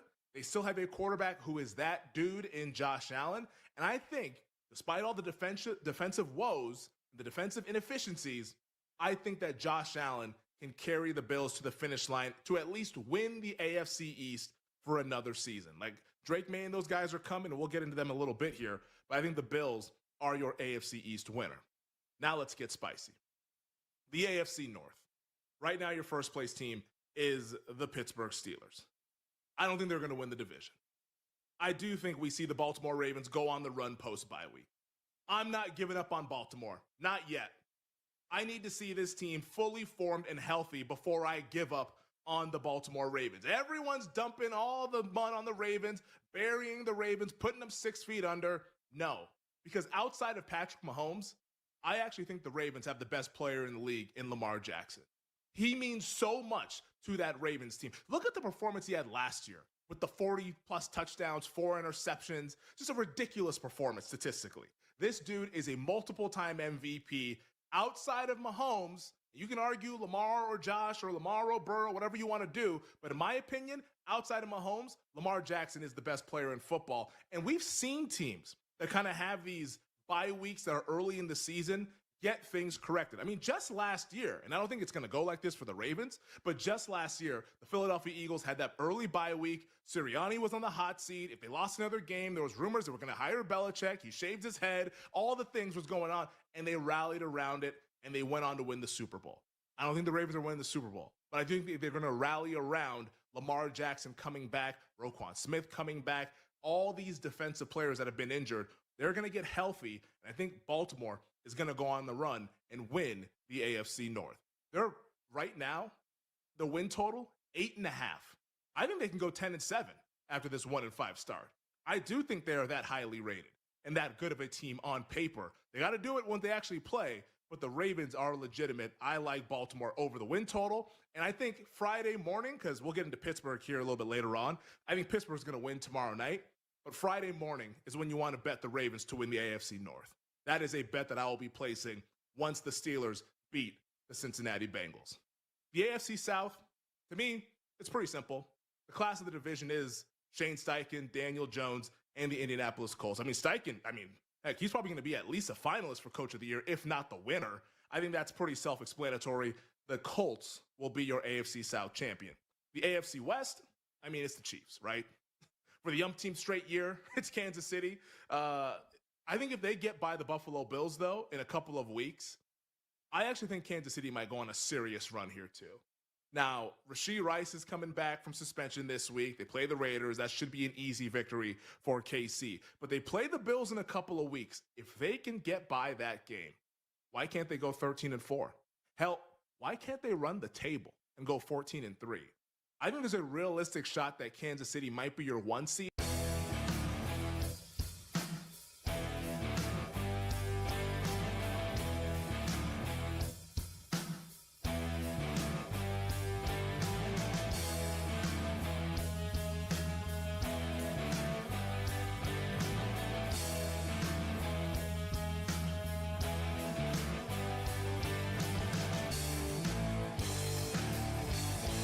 GM tonight on the BetMGM Network. Welcome back to BetMGM tonight. Brad the Big Noise Evans with you. Ryan Horvath in the house on this hump day edition of the show. We're going to get to another edition of Predict the Prop, one of our favorite segments, a trademark segment here on BetMGM tonight. All NFL player props, all focus. I'll explain the rules here momentarily. A friendly reminder, folks, if you have any fantasy football questions for us, you can by all means pick up the phone and contact us by dialing 833-732-3875, 833-732-3875. You can also fire off your questions and comments via the X or the Twitter at BetMGM tonight. You can bring the noise on X at BetMGM tonight. We got a question from Mr. McBags who hit us up. Horvey, and here is his inquiry. He says, please help me pick 4 of the 6 players to start in my league this week. Do we get a cut of the winnings? Like, really? Play fantasy football. Like, most people, it's like player A versus player B. or I got a couple of guys to choose from out of these three. Not, I got 6 dudes. I need you to select 4. That kind of takes the fun out of playing fantasy. But anyway, we digress. We're men of the people, so let's go ahead and help out Mr. McBags. His options are Ashton Genty taking on the Kansas City Chiefs, Ja'Cory Krosky-Merritt against Little D and those Cowboys, Ted McMillan on the road against the Jets, George Pickens against the Commanders, Brian Thomas taking on the Rams, and Quinshon Judkins, who was going up against the Miami Dolphins. My God, this guy has got all kinds of blessings. I'm envious. I'm jealous. But he needs 4 out of the 6. I don't know if you ran through that laundry list and jotted them down, but who would you roll with there, Ryan? I would probably, if I have to sit 2 of those guys, even though I like the matchup and I do think that he's eventually going to remember how to catch the football, it would probably be Brian Thomas Jr. Yep. And then I like the matchup for Bill for Krosky-Merritt. He's got some good backs. I might sit him. I don't know. I want to get your thoughts. I mean, he had the fumble last week, but man, it's going against Dallas. That's a tough sit right there. But it would probably be those non-existent. Yeah, non-existent defense. You want every share that you can possibly get, either Commanders or Cowboys in that game. It could be like 1st to 60 wins it. Okay, so here's what I'm going to do. I'm going to play Ashton Genty. I know they're heavy underdogs, but it could be heavily involved in the pass game. The over-under on his rush yards prop right now is like in the 50s, which is kind of wild. But still, I think he's going to do enough to warrant consideration as a starter. JCM is in my lineup as well. I think there's a really good shot for him to go for at least 60 combined yards and a touchdown. I sit Ted McMillan. I know he's coming off the 2-touchdown game, the first 2 TDs he scored this year. Great matchup against the Jets. I just prefer some of the other options. Pickens automatically in my lineup. All that guy does is score touchdowns, like a modern-day Chris Carter right now. I agree with Brian Thomas. He is an odd man out. And you absolutely must start Quinshon Judkins. He could run for like 100, 125. And a touchdown as well. Remember, I took him early in the show and a same-game parlay. Quinshon, anytime touchdown. Cleveland on the money line, plus 150. So I'm sitting Brian Thomas and Ted McMillan. Mr. McBags, good luck to you in Week 7. Again, it's simple as that, folks. You want to fire off your questions to us on Twitter or the X, at BetMGM Tonight, also at Noisy Huevos. My personal handle, I've got my account open. If I see it, I'll throw it out, and we'll answer it live on the air. You can also call us, 833-732-3875. Again, 833-732-3875, and we'll answer your question live right here on BetMGM Tonight. Looks like we got a leadoff double from Clement as Toronto far from dead yet. 2-0 Seattle, top of the 3rd inning. Again, we'll keep our eyes peeled on that. And the rest of the action tonight on the junior circuit, I don't care anymore. So let's move on to better football and another edition of Predict the Prop. So here's how this is this little exercise always works every single week. Again, my favorite segment of the week, one of Ryan's favorites as well. I'm going to give you a player. I'm going to give you a category associated with said player. I'm going to give you the matchup, and then I'm going to ask you, hey, Ryan, predict the prop. You go throw out a number. If you're within 5 yards of the number, hopefully Brando has followed along here, you will hear a... Oh, nicely done. If you're outside that 5-yard window, you will hear then a... Yeah, there you go. Simple as that. And then we're going to have a discussion whether or not we're going to be over or under that number 2-run home run. Thank you, Monty. It is now a 2-2 game. All of a sudden, out of nowhere, George Kirby was cruising no longer as the 9-hole hitter takes one over the fence. 2-2, Toronto and Seattle in the top of 3rd. All right, let's get after it. Drake May pass yards on the road against the Tennessee Titans. Horvat, predict the prop. Drake May, Titans secondary, man. 233.5. I'm sorry, Eddie, but that's incorrect. Oh. And he didn't give me the proper sounder. Come on, Brando, step it up. Yeah, there it is. Thank you very much. Okay, yes, you're close. The actual number is 226.5 pass yards for Drake May. So what are your thoughts, over or under? Over. I thought this would be in the 230s. I'm rarely surprised. That actually does surprise me. Over. I think he closes with at least 232. So I'll take the over.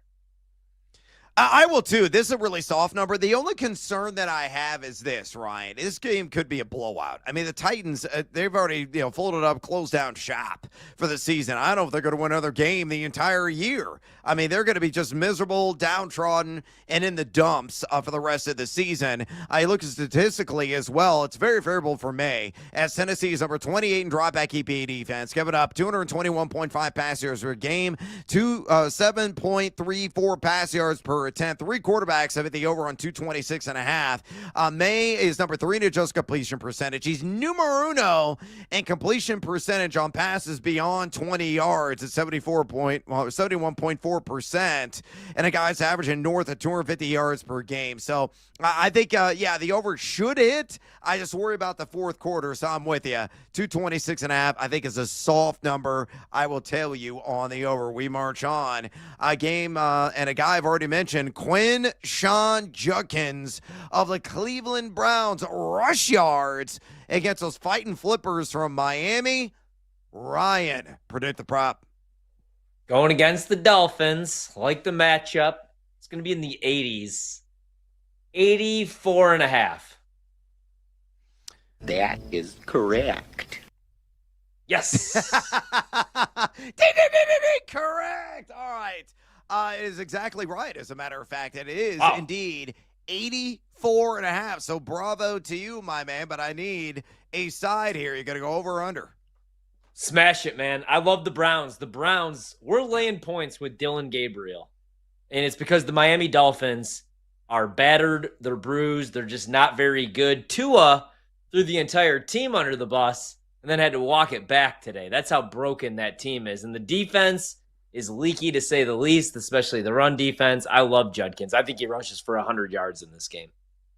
Yeah, I would go 100 plus. It's significant plus money once that alt line opens up there at BetMGM. Miami, number 30 in rush EPA defense, giving up 5.59 yards per carry, 134.3 rush yards per game just to running backs. 3 RBs have gone for at least 85 on the ground against him. Quinshon is number 5 in the NFL in yak per attempt. He's number 15 with 15 missed tackles forced, and he's seeing right around 70% of the opportunity share has gone over this number 3 times already this year. So, yeah. Over and over again. I think it is sledgehammer worthy on that over 84.5. Mind step ladder it, as a matter of fact. All right, let's go to a guy that's been really disappointing this season. That is Saquon Barkley. Rush yards on the road against Skull and those Minnesota Vikings. Ryan, predict the prop. Saquon. Man, he's tough to figure out right now. 68.5, minus 115 both ways. That's the best damn answer I've ever heard. Yes, that is correct. Almost exactly right, as a matter of fact. Early yard off. Very nice. 69.5 rush yards and a soft matchup. What do you say? Over or under? I think this is the week where they finally get Saquon in that ground game humming, man. So the Vikings run defense, I believe they're 24th, 25th right now in average rushing yards allowed, 25th in EPA per rush. So I think Saquon rushes for at least 75, 80 yards in this game minimum. Over. I totally agree. Specifically giving up 4.35 yards per carry, 111.6 rush yards per game. Again, just to the running back position. 4 RBs have gone over this. Saquon, a massive disappointment. 2.42 yak per attempt. He has only forced 11 missed tackles. He's only been over this number once. He's gotten to 70 yards this season. That was back in week 2, but I think you're right. This is the week. If it doesn't happen this week, I'm going to continuously fade him the rest of the way. So I will take the over as well on 69.5 rush yards. Let's go to Brian Thomas. Receiving yards for the Jacksonville Jaguar, taking on the L.A. Rams in Duval County. Ryan, predict the prop. Oh, 65.5 receiving yards. Shake and bake. Correct. Not exactly right. The number is at 68.5. So what's a lean here, over under? Whew. I actually, you know what? I'm going to go under in this matchup on Brian Thomas. I think he closes with exactly 60. I'll go under here. I'm with you, man. The LA Rams are number 4 in dropback EPA defense. They've been terrific. They've allowed only the 17th most wide receiver yards in the season. Only 3 wideouts have gone over this number against them. And he's going to see a lot of Kobe Durant coverage, who's a respectable number 41 in pass coverage grade there at Pro Football Focus. So, yes, I think he's going to be right around 55 to 60 in the end. All right, we're going to close up shop on Predict the Prop Week. Come up next on Hump Day Hail Marys. It's a Wednesday after all plus money all the time. Don't you go anywhere, fools. We're still getting warmed up right here on BetMGM tonight, right here on the BetMGM Network. Stay tuned. Don't go anywhere. Brad Evans and Ryan Horvat will be right back with more Wagertainment on BetMGM tonight on the BetMGM Network.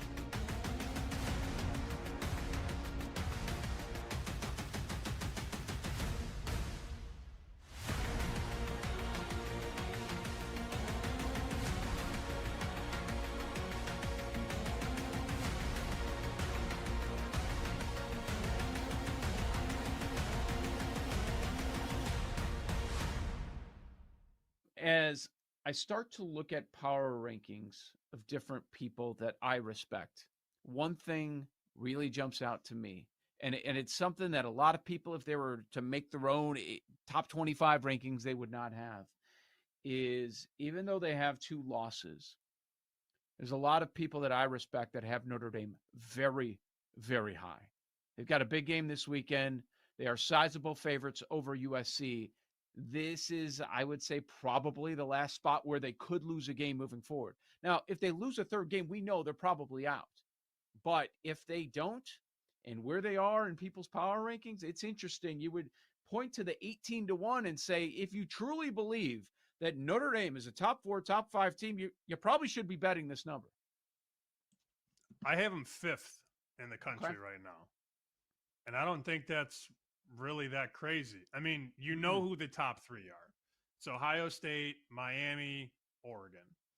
Some guys would have Bama a little bit above Oregon. Fine.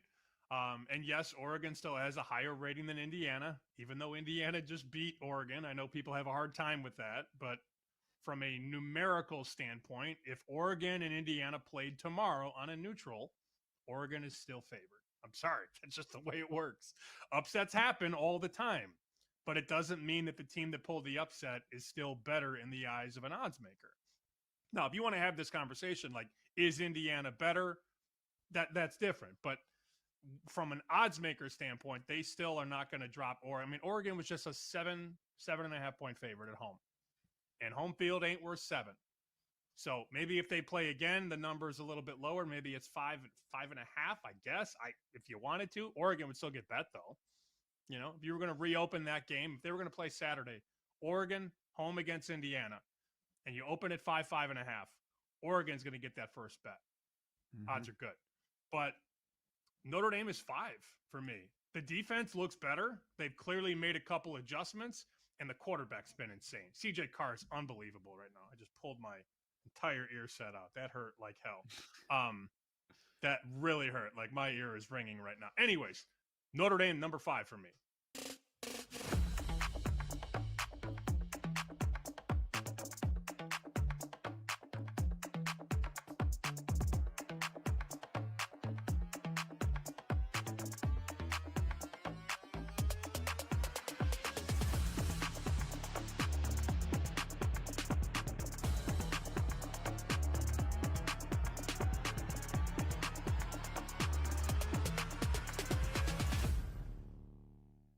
live dogs or public dogs? Which one do you want first? Because you know the public dog is going to be Tampa.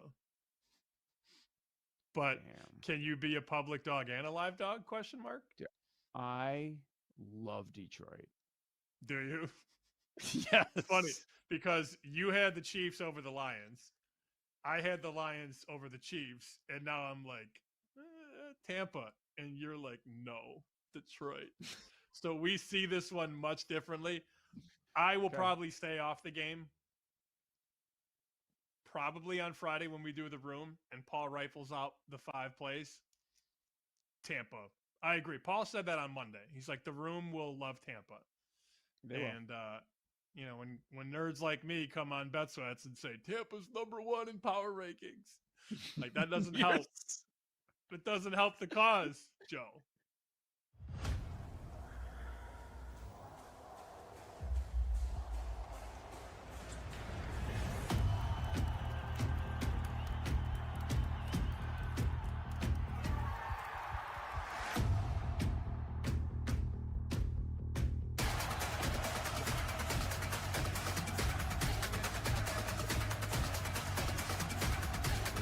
It's time to bet and sweat. The sweat is on.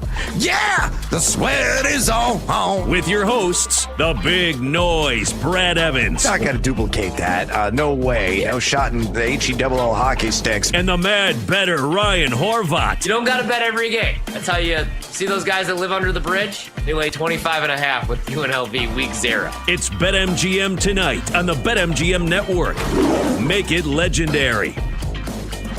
Welcome back to BetMGM tonight. Brian the Big Noise Evans with you. Ryan Horvat in the house on this hump day edition of the show. And folks, how the tables have turned in Seattle. Mariners got out to a 2-0 lead off a back crack of J-Rod, Julio Rodriguez, with a 2-run home run, but 5 unanswered runs from the Blue Jays as my dude George Kirby got rocked in that inning. And all of a sudden, the Toronto Blue Jays up 5-2 on the Seattle Mariners. Plenty of game left, but I don't think Kirby's going to cash in on my over 15.5 outs. I may go over 3 on the card tonight, Horvat. I desperately need the NFL to restart.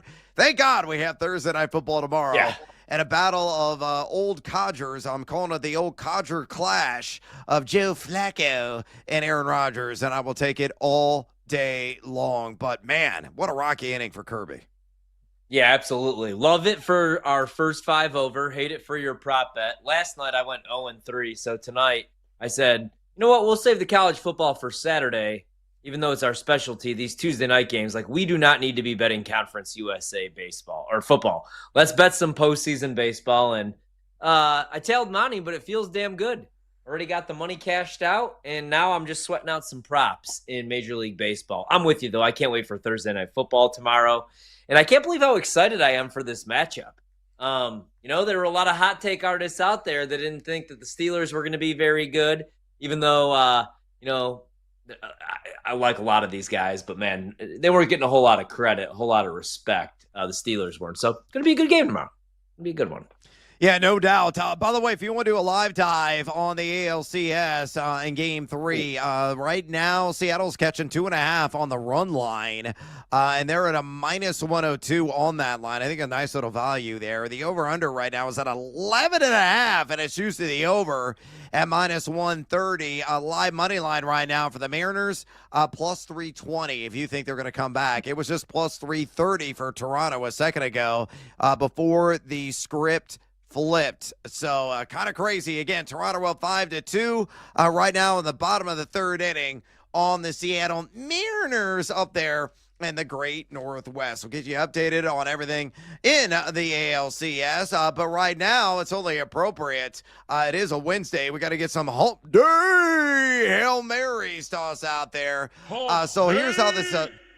Yeah, thank you, Camel. How the game works here. All plus money of the time is going to be the requirement. Ryan is going to bat leadoff naturally. He's scrappy, he's speedy. He's a guy who knows how to split a gap. So he's going to go first. He's going to throw out one of his favorite plus money plays.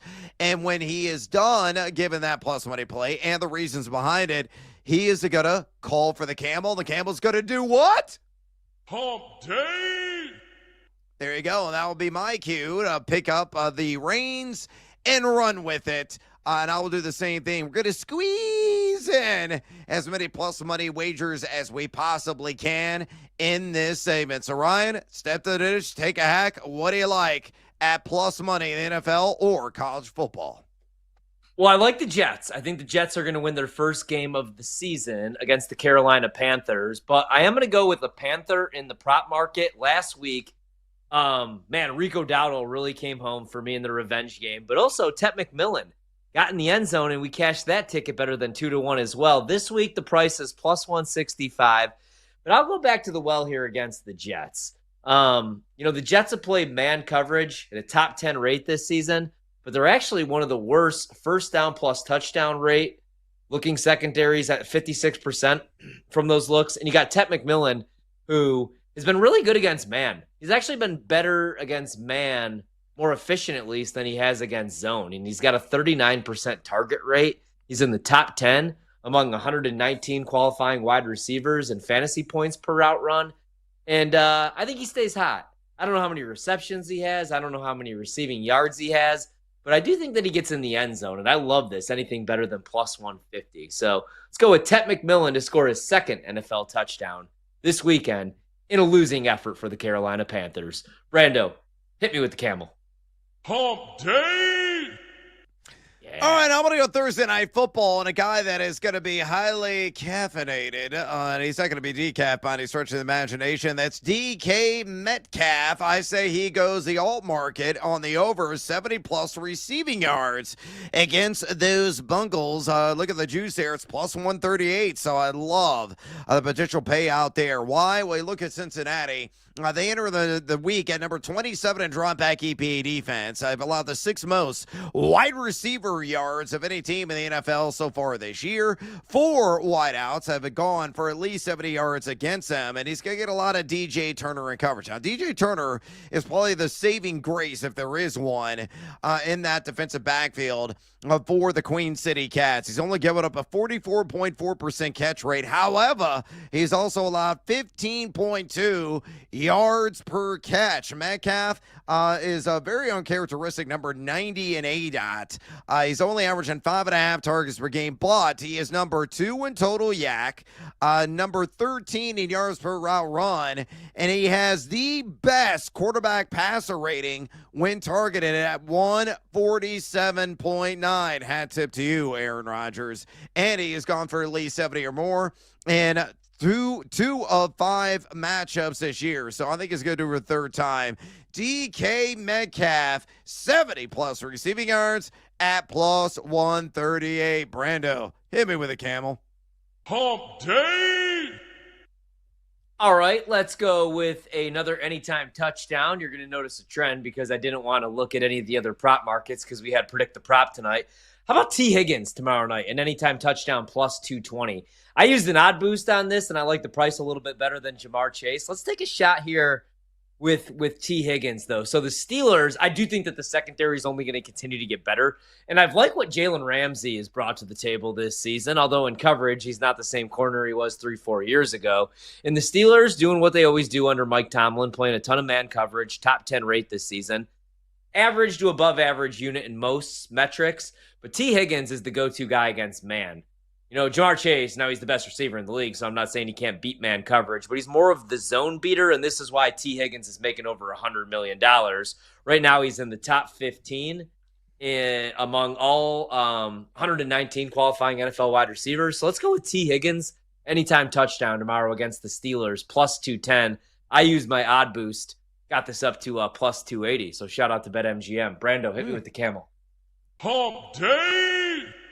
Yeah. I'll stick with the anytime touchdown theme there, mi amigo. I'm going to go deep into the bag. And tomorrow night, I say Jonnu Smith spikes one home at plus 330. Yeah, we'll get seduced by that juice. I think this bet has a decent shot of cashing in. I already said that Cincinnati nearly drinks of the cake and drop back EPA defense at number 27 in the NFL, but they've really been vulnerable, and particularly to tight ends. They're giving up 6.2 receptions, 65.8 yards per game, and 5 total touchdowns to plus-size targets. You look at Jonnu, he's only got 1 red zone target. He also only has 1 touchdown on the season. He's seeing just a mere 4 targets per game, but a respectable number 14 and average yards of separation per target. So eventually his role is going to ramp up within this offensive scheme. I think Aaron Rodgers could get him involved early and often in this one, given the struggles of Cincinnati trying to contain those big boys there on the line. So I think he'll break away and splash 6. If he does, I cash in at plus 330. Brando, hit me with a camel. Got to follow along. All right, let's go with another anytime touchdown. I'm going to go Amon-Ra St. Brown anytime touchdown, minus 110. And last night I gave out the Lions. How I'm going to make this plus money? I was thinking about using Gibbs, but he's minus 200. Let's go St. Brown anytime touchdown paired with the Lions, and you could get this plus 169 right now on an SGP. And then you don't have to play around with the points against Tampa Bay.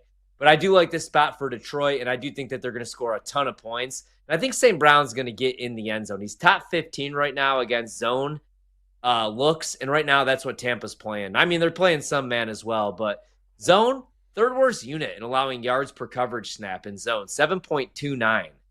So I think St. Brown gets in the end zone. That's minus 110, and I think Detroit wins, so I'm going to pair those together, plus 169 on the SGP. Brando, hit me with the camel one last time. Hump day! Yes, sir. Again, I'm going to go with the Holy War, and I want some action in this game because I'm going to sit and watch this on the late night tip on Saturday. So I'm going to build a same game parlay right now. Give me the Utah Utes on the money line. All I got to do is win straight up there in Provo, taking on BYU. And I want to take the total way down to 39.5 and dunk on the over. So 40 or plus points, Utah win. And I get to an even Steven plus 100 juice on that one. Again, numbers nerd background vocal here. Football Power Index says Utah at number 14 on the season at ESPN. BYU at number 19. Offense efficiency, Utah number 19. BYU, which is number 34. Utah at number 49 in terms of defense efficiency. BYU a little bit better at number 34 in that category. I think the Utes, though, are going to win this sucker. I think they're going to cut down BYU to size. All they got to do is win straight up. So it takes a 3.5 and Captain Hook especially out of the equation if they win by a field goal boot. And I think this game will have some points. So I'll take the over on the 39.5 on that all total. And again, I like that at plus 100. Harvey, we got a little bit extra time here. We had one loose end to tie off on our predict the prop because we didn't get to this one. I wanted to feature a tight end, and it's a member of your Green Bay Packers. So let's get to it right now. Tucker Kraft, receiving yards down in the Sonoran Desert, taking on the Arizona Cardinals. Harvey, predict the prop. Ooh, going against the Cardinals. I'm going to say 46.5 receiving yards.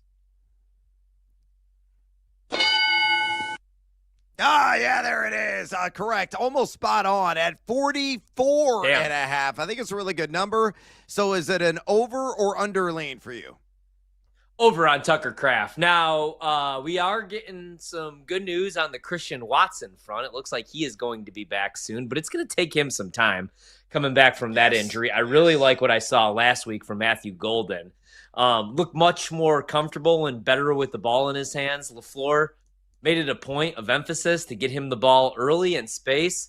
But Tucker Kraft is still the go-to guy. And going against Arizona, man, I think he's going to get a ton of targets, and I think a couple of them are going to come in the red zone. So I'm going to go back to the anytime touchdown prop as well. Yeah, look, I think Kraft's going to hit the over on this. I think he's going to be right around 50 yards. So we got a nice little 5.5, 6-yard cushion. Arizona middle of the pack, number 16 in drawback EP defense. However, they've given up 69.5 yards to the tight end position. 4 tight ends have cashed the over on 44.5 receiving yards against them. Kraft averaging a so-so 4.4 targets per game, but he's running a routes on 77.6% of his snaps played. He is numero uno in yards per target among tight ends at 12.2. He's also numero uno in yards per catch among tight ends at 14.9. Is at the over on this in 2 of 5 contests. I think make it 3 of 6.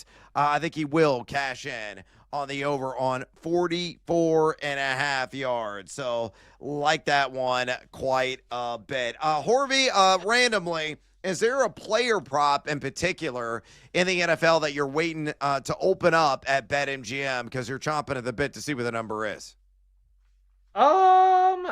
Player prop right now. How about It's a really good question, man. Caleb Williams passing yards against the Saints. I was looking for. That one's actually open. Do you want to venture a guess on what that number is? I was thinking maybe 235 to 238.5. I saw Spencer Rattler's was like 210, 211, but I didn't see Caleb. I would think in the 230s. Let's actually, 235.5 I'll go with. All right, 235.5. I'm going to pull it up right now. I actually bet on Spencer Rattler today over 1.5 passing touchdowns at plus 140. I like that one quite a bit. I think the Saints are definitely going to be in contention. All right, so the Caleb Williams number is down now. They have passing touchdowns, but the passing yards is not yet open. I thought it was open for a hot minute, and I recall it being somewhere in the high 220s. But that number is long gone now. It's nothing is live. So I'm hoping that's going to be reposted. Anything less than 230.5, and I'd venture to bet on the over. What say you? Yeah, over for me, man. That's why I like this matchup. I think this could be a sneaky shootout, right? I think the Saints are going to be able to move the football. I actually think they might cover in this game, but yeah, I think Caleb's going to throw for over 4,000 yards this year. Also, by the way, George Springer, over 1.5 total bags, comes home. He hits a solo shot. Blue Jays, they're back, baby. 6-2 game. Yeah, kind of wild the turnaround so far in this game. All right, we got to take a little siesta. We come back. We're going to feel the draft, our weekly fantasy football draft right here. BetMGM tonight on the BetMGM Network. You're listening to BetMGM tonight on the BetMGM Network. Presented by BetMGM. Make it legendary.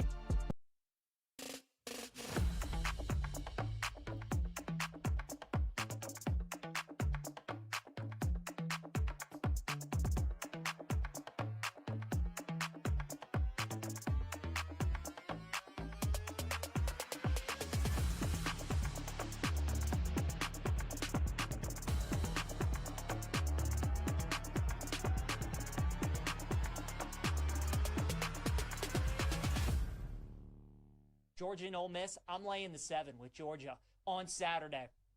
Right? I think this line is telling you a decent amount. You got a top 10 matchup. You got an undefeated Ole Miss team, a Georgia team that already lost at home this year to Alabama. Georgia's laying 7. They're 7.5 at some spots. Ole Miss, I think, is a little fraudulent. I think they are a good team. They have benefited from an easier schedule, and this is going to be the best team that they've played. Alabama going into Georgia and winning, I think, took a little steam, if you want to say, out of just how tough it is to go into Georgia and beat them, especially in a game of this magnitude. Georgia, they need this game, right? Because if you lose, I mean, you have 2 losses and you still got to play Texas at the end of the year. They still have a game. They still have some tough games on their schedule. So Georgia's got a tough schedule. This is a game that they need to win. And again, like Michael was saying, Ole Miss is really just looking for a split over these next 2 road games. I like Georgia -7. I think offensively they're going to be able to move the ball on this Ole Miss defense. I think the Rebels on the road going to struggle in this game. So I do like Georgia -7. The underdog that I like is going to be Purdue +3.5 against Northwestern. This is going to be a fade of Northwestern after the biggest win that their program has had under their head coach, David Braun, in his 3 years there in Chicago or in Evanston. with that big win over Penn State, right? 3 touchdown dogs, go on the road, win outright, massive win. Now you come back home. Keep in mind, this was a Northwestern team that beat UCLA by 3 before UCLA started to get rolling, right? I mean, UCLA, that was their last game as being horrendous UCLA, and Northwestern was only able to beat them by 3. Purdue has been a pesky team in year 1 over Barry Odom. They've been able to put up some points. I think they can win that game. I like Purdue plus 3.5 against Northwestern. The best over that I like, we're going to attack this a little different. I like Notre Dame's team total over 35.5 against USC. This line at 9.5 feels very fishy, right? Feels like way too many points. It opened 7.5. It went to 9.5. Yes, Notre Dame defense has been better, but they're facing one of the best offenses in the country. These might be the 2 best offenses in the country. I think this is one of those games where either Notre Dame just kills USC or maybe the Trojans win outright. I think it's kind of one of those. But if USC wins outright, I think it's an A&M type game. 41-40, one of those where if Notre Dame wins, I could see them winning like 45-24 or something like that. The common theme, though, I think Notre Dame scores their points. I like team total over 35.5. The best under that I like is going to be in Texas Tech and Arizona State. I'm taking under 51.5. This game, you have quarterback questions surrounding both teams. Baron Morton for Texas Tech got injured in the Kansas game. He's considered day-to-day. And then Sam Levitt, who missed the Utah game, is also considered questionable for this game for Arizona State. So both quarterbacks are banged up. And as we saw with Oklahoma last week on Saturday with John Mateer, just because the starters play doesn't necessarily mean they're going to be effective. So in this game, we're either going to get both teams with the backup quarterback, one team with the backup quarterback, and if both starters play, they're both not going to be 100%, and they're both going to be banged up. Texas Tech is the best defense in the Big 12 and one of the best in the country. They haven't given up more than 17 points so far this year, and I think Arizona State being at home is certainly going to help their defense. Texas Tech's run game has been very good this season, and it really helped them beat Kansas. Arizona State has the 30th rush defense in college football, so you're probably not going to be able to run the ball all too effectively on the Sun Devils. I like under 51.5. And then how about my favorite upset for Saturday?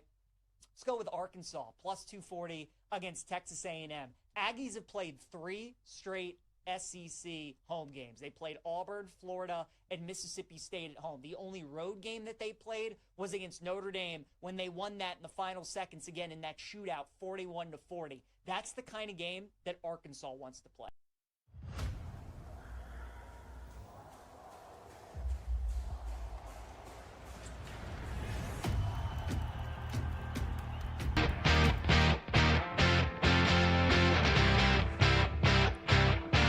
It's time to place your bets. This is BetMGM Tonight on the BetMGM Network.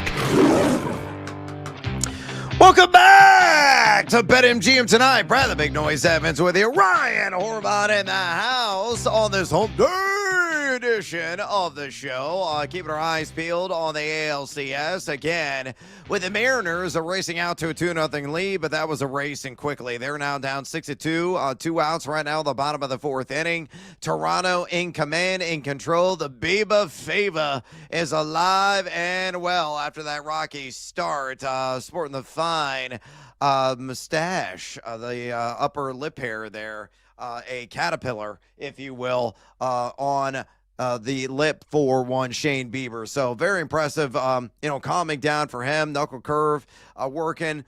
Crowd silent right now at T-Mobile Park, but plenty of baseball left. We'll chime in if there's any significant movement in the overall score. I don't even know what's going on in the other college football games because, again, when I turned them off, I was thanking the pigskin gods that I didn't have to endure another minute of any of those games. Ryan, I think you and I, we have to make a pact with each other and Yes. with our listeners that we have to stop betting on the small conference games on Tuesdays and Wednesdays in college football moving forward. The downside is we don't have a whole lot to choose from. And we're, cranking out bets for our cards and all the other action that we have in the show construction. It's my fault because I designed the show And we're supposed to be, really hammering home some of the live stuff. But, man, I don't like betting some of these small conference football games at all. And I think you feel the same. Yeah. Now, when Tuesday Night Maction returns, that's a different story. But Conference USA, Yes. I'm staying away from for the rest of the year. MAC, I do a little bit better with the MAC. But, yeah, man, like Jacksonville State, Sam Houston State, these are teams I want nothing to do with for the rest of the season. Yep, dead to us officially. What is not dead to us, of course, is Feeling the Draft, our weekly fantasy football draft, which we're going to dive in right now on. I'm going to give you the order. Let me give you the standings at the current moment and time. Your boy is still dead last, a total of 351. Decent week, but not a great week in week 6 with 67 points scored. Horvath, you're at 445.4, so you are the pace setter right now in this exercise. Last week going for 84.9. Next up is Brando, our EP, at 428.2. Last week, 75.8. And Monty, who was leading the way early, has significantly cooled his point total on the season, 404.8. Last week, dead last at 61.2. All right, so the order is tonight, Ryan, you're going first, followed by Brando, then me, then Monty. Snake draft. So you're at either one of the bookends. You get back-to-back picks. You got to take either a quarterback, running back, wide receiver, tight end, and flex. And once you take that player, A, you can't take him the rest of the season. B, nobody else can take him this week. That's how it works. Half-point PPR format. The flex position, by the way, folks, is a standard flex, not a super flex. Running back, wide receiver, or tight end. So, Horvey, you're up first with your number one pick in this week's Feeling the Draft. Who is it? To quote R. Kelly, which I probably shouldn't do, but whatever. What are they going to do? Cancel me? Usually I don't do this, but I'm actually going to go with a quarterback. Give me Jaden Daniels against the Dallas Cowboys. Yep, I'm crossing off my list. Obviously, that was a coveted player. You have to take every quarterback against the Dallas Cowboys. Brando, you're up next. I'm sure you wanted him, but you got a contingency plan, and what is it? I do have a contingency plan, and I did want him, to be honest with you. But I'm going to go with Quinshon Judkins to run all over this Miami defense. So I'm going to go Quinshon Judkins at running back. Yeah, so you took my quarterback. I took your running back. I hate both you guys. You've taken both of my players. Monty, you're going to steal mine next. So, oh, no, wait. It's not you. It's me. So I'm picking third. Yeah, I wanted both those guys. They're going to be one of my two picks. I can't take Dak because I've already taken him, and I just look at the cheat sheet. Man, I really hate you dudes. I got to get some action in this Dallas and Commanders game. Give me George Pickens at wide receiver. I know I have not taken him. He's been a touchdown scoring machine.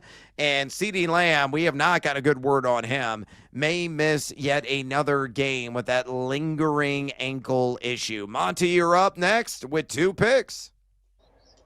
Boy, am I glad you already took Dak.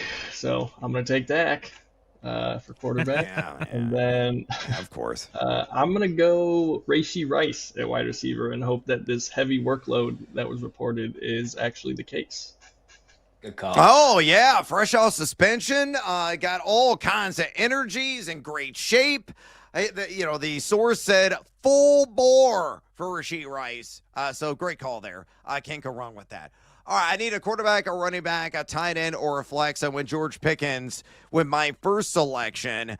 I'm going to go with Rachaad White taking on Detroit, but he is going to get the heavy load again. No Bucky Irving this week, and a guy that boosts the bottom line in the pass game. I think he's going to find the end zone as well in a game that's got one of the highest totals on the board. Last checked, I think it's already up to 53.5. So I got White and Pickens with my first two picks. Back to Brando, who went with Quinshon Judkins, who I absolutely wanted.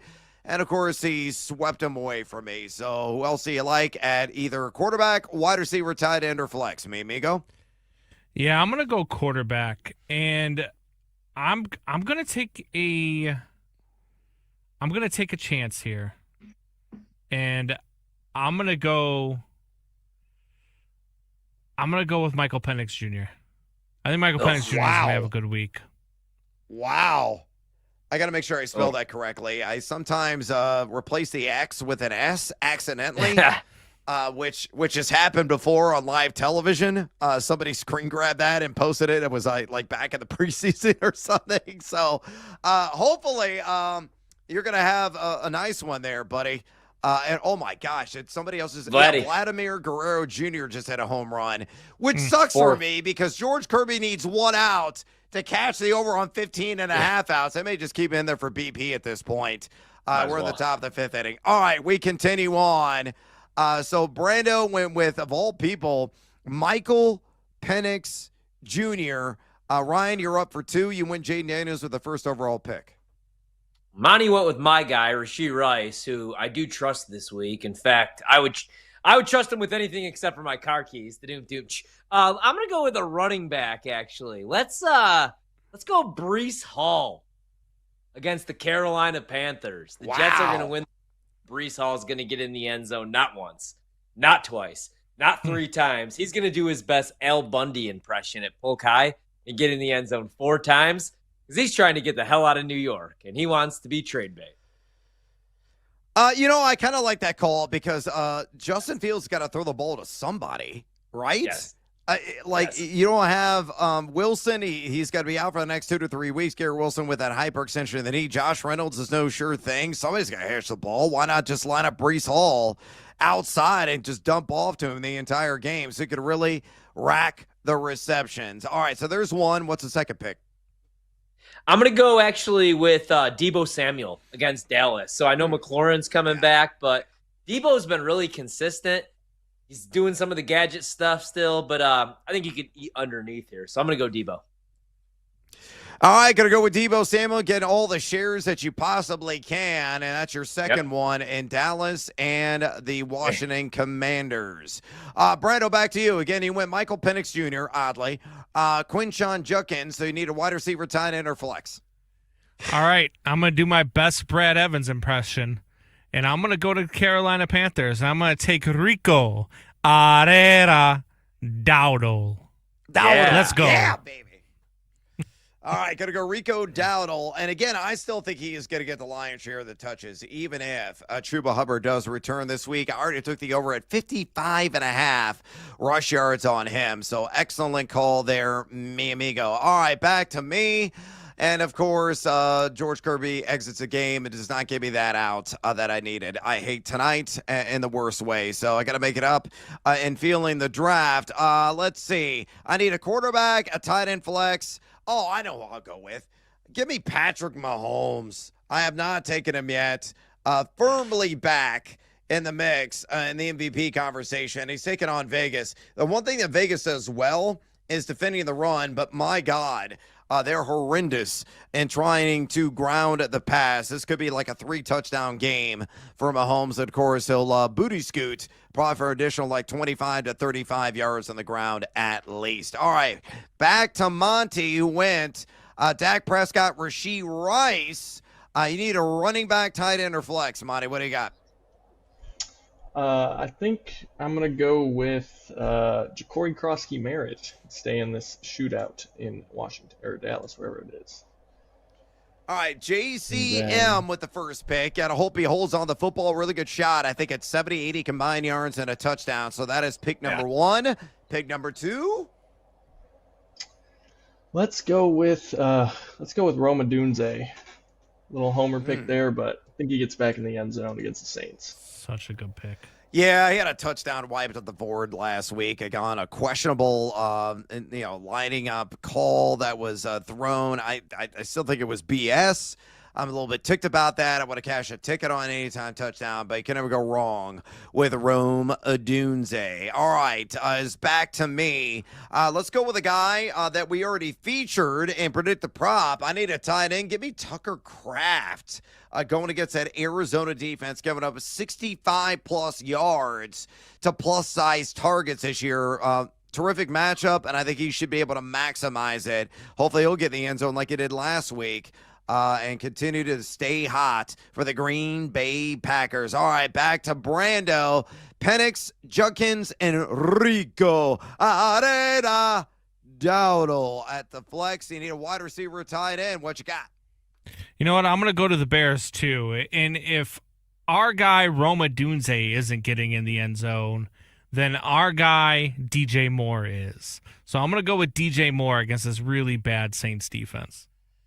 Is he even alive? You can't rescind it now. You better hope that DJ Moore and that tendon love muscle actually suits up this week after he was hospitalized briefly after the game just a few days ago. I forgot about that. So, yeah, good luck, Brando. He's yours now. Congratulations. All right, we're going to go to Ryan. At least I haven't picked him before. Oh, that's true. That's very valid, actually. I'm due for one of those here on the show. Oh, me too. Ryan, you got back-to-back picks. These are your last two picks. So far, you got Gene Daniels, Brees Hall, Deebo Samuel. I need a flex or a tight end. I'm going to go with the tight end, and I'm going to go with Mason Taylor against the Carolina Panthers. I think he's going to score a touchdown this week. Yeah, Carolina's will have the second most yards at tight end position this year, so you're going to maximize a matchup. Good call there. Flex is your last pick. Who is it? I'm going to go Cam Scatterboo going against the Denver Broncos. I know that's a good defense, but how do you fade Scatterboo right now? He's ripping his shirt off. He's doing backflips. I think he gets in the end zone this week. Yeah, just a fantastic story. Him and Jackson Dart. I like Jackson Dart quite a bit this week as well on the ground. The over-under opened at 42.5 rush yards. I got to bet the over on that, my friend. All right, back to Brando. What injured player do you want to take now on tight end? Well, I won't take an injured player, but I'm going to take a scarred player that a lot of people try to stay away from. But I already took his quarterback, so I'm going to take Kyle Pitts.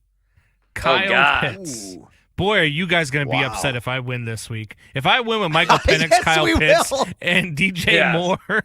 You have the Atlanta Falcons offense. Yeah, the fantasy gods will be shining kindly down upon thee if you somehow pull this one out of your ass this week with what you're building right now. And he also took Michael Penix. Quinshon Judkins, you watch, have like 5 touchdowns and run for 200 yards. All right, back to me. I need a flex.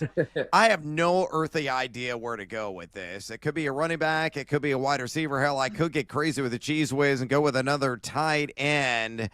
You know what I'm going to take here, guys? Because I think they're going to be behind much of the game. And the one area of weakness of this defense is on the back end. And I haven't taken him. Let me go and do this for all the Penguins out there. Jaden Waddle is who I'm going to go with. Jalen Waddle. Nice. I think he's going to get it done. 5-6 catches. His prop opened up at like high 60s there at BetMGM. So I think Waddle could have a decent game and get it done there in the pinch. All right. We're back to Monty, the last pick. Again, to recap your roster, Dak Prescott, JCM, Rashee Rice, Roma Dunze, and you, sir, have got to take a tight end. So what's the last pick? No better way to end the draft than picking an Iowa Hawkeye. Let's go with Sam Laporta. Go Hawks. Oh, yeah. I mean, I thought maybe we're going to go George Kittle. I was training in the right direction. So Sam Laporta is the pick. So there you go.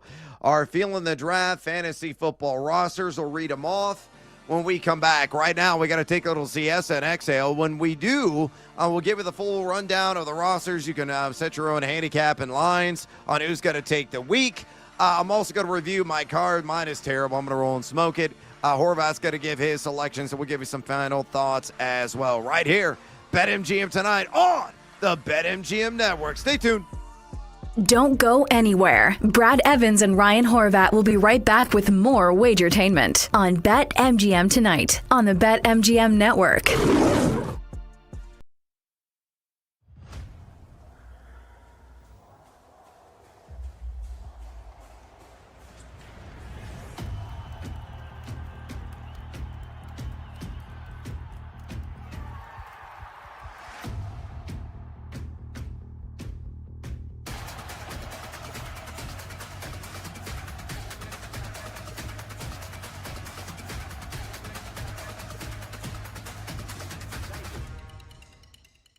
I know the 14 teams who will be in the upcoming NFL playoffs. And I want to start in the AFC because the AFC, I think, is a lot more interesting than the NFC. in terms of who's going to make the playoffs. I don't know what's going to happen once we get there. Like, I have sneaking suspicions about who might win the Super Bowl, who can win multiple playoff games, et cetera, but I just want to do the exercise.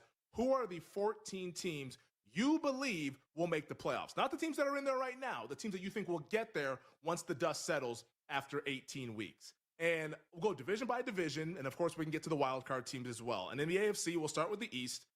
I do think that Buffalo will hang on to win this division.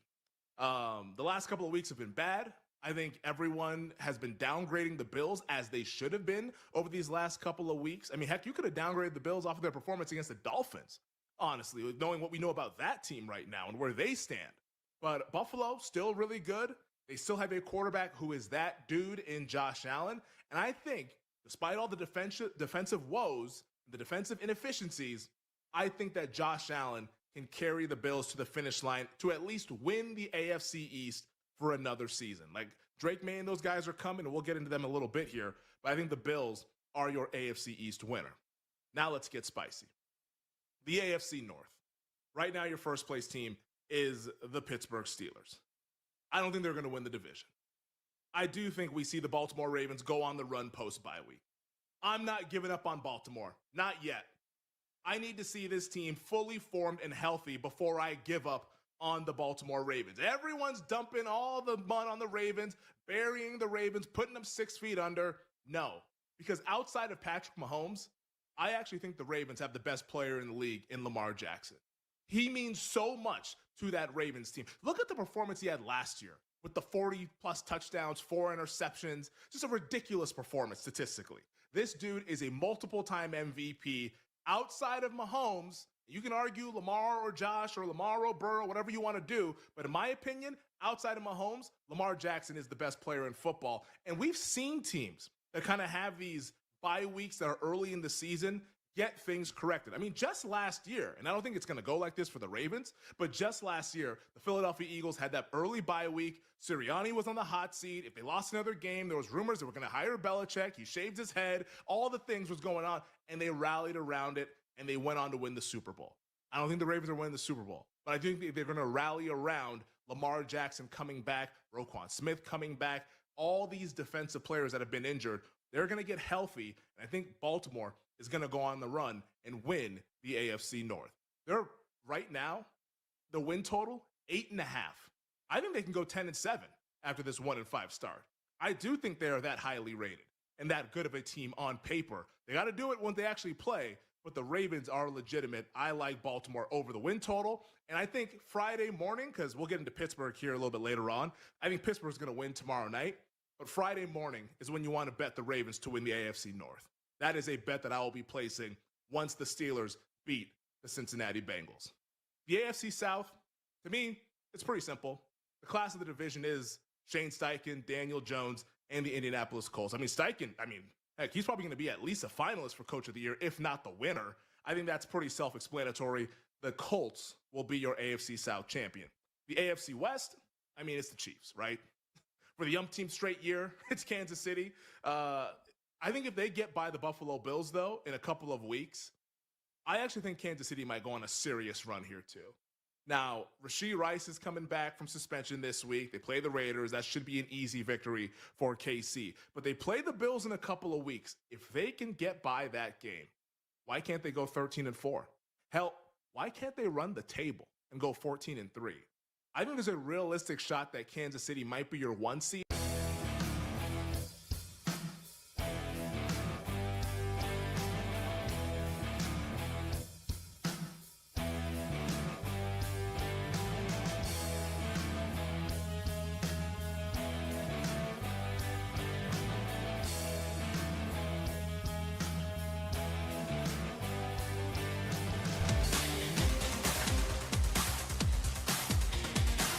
It's time to place your bets. This is BetMGM Tonight on the BetMGM Network.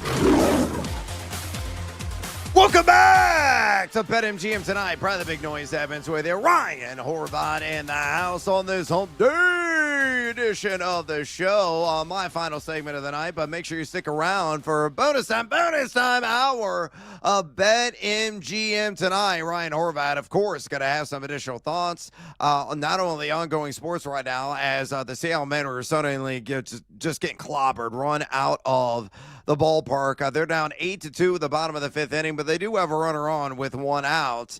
I will keep you up to date on that. I'll have some additional thoughts in college football and, of course, in the National Football League. Awesome Feel the Draft segment that we do every single week here on the program.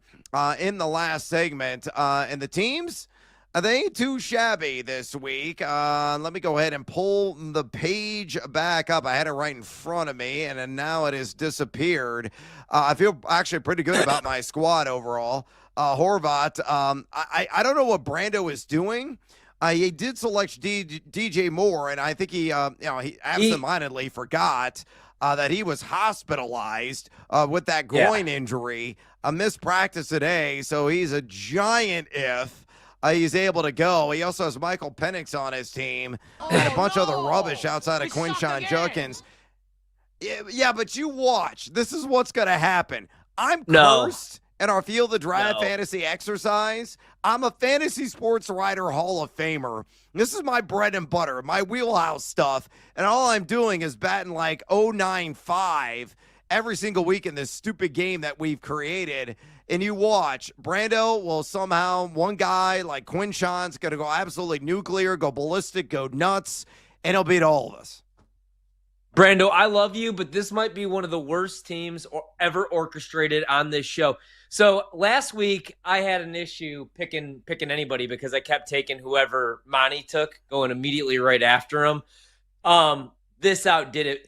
Brandon found a way to take first off, he takes a wide receiver that may still be hospitalized. Then he goes and he takes every single Atlanta player except for the good ones. He does not have Drake London or Bijan Robinson, but he has Michael Penix and Kyle Pitts. Good luck. I think, you know what? I'll make a bet. Brandon, I think you finished dead last this week. I'll bet $100 on it. Oh. You don't even have to. You're in. Brando, you got to shake. Yeah, we will. Maybe that could be our final. All right. We got a whole 60 minutes to talk about it.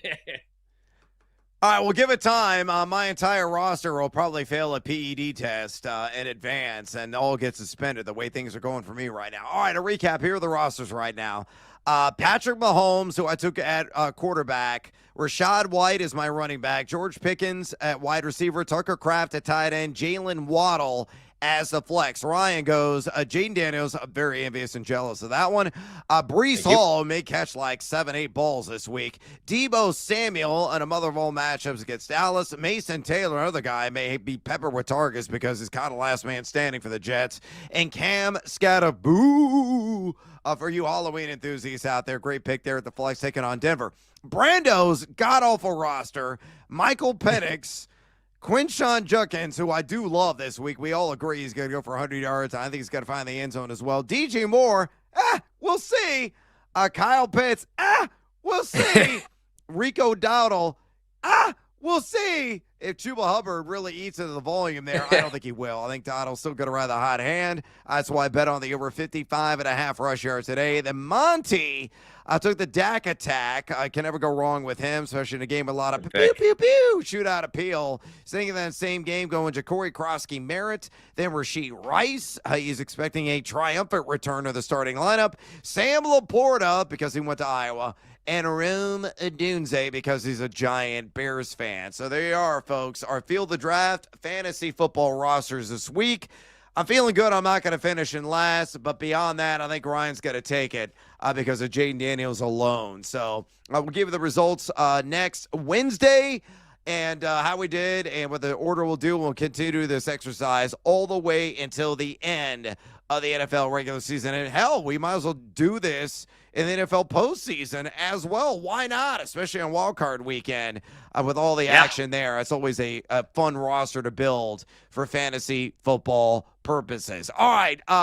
Further reminder, folks, if you have any fantasy football questions for us, by all means, pick up the phone And dial us, fools, at 833-732-3875.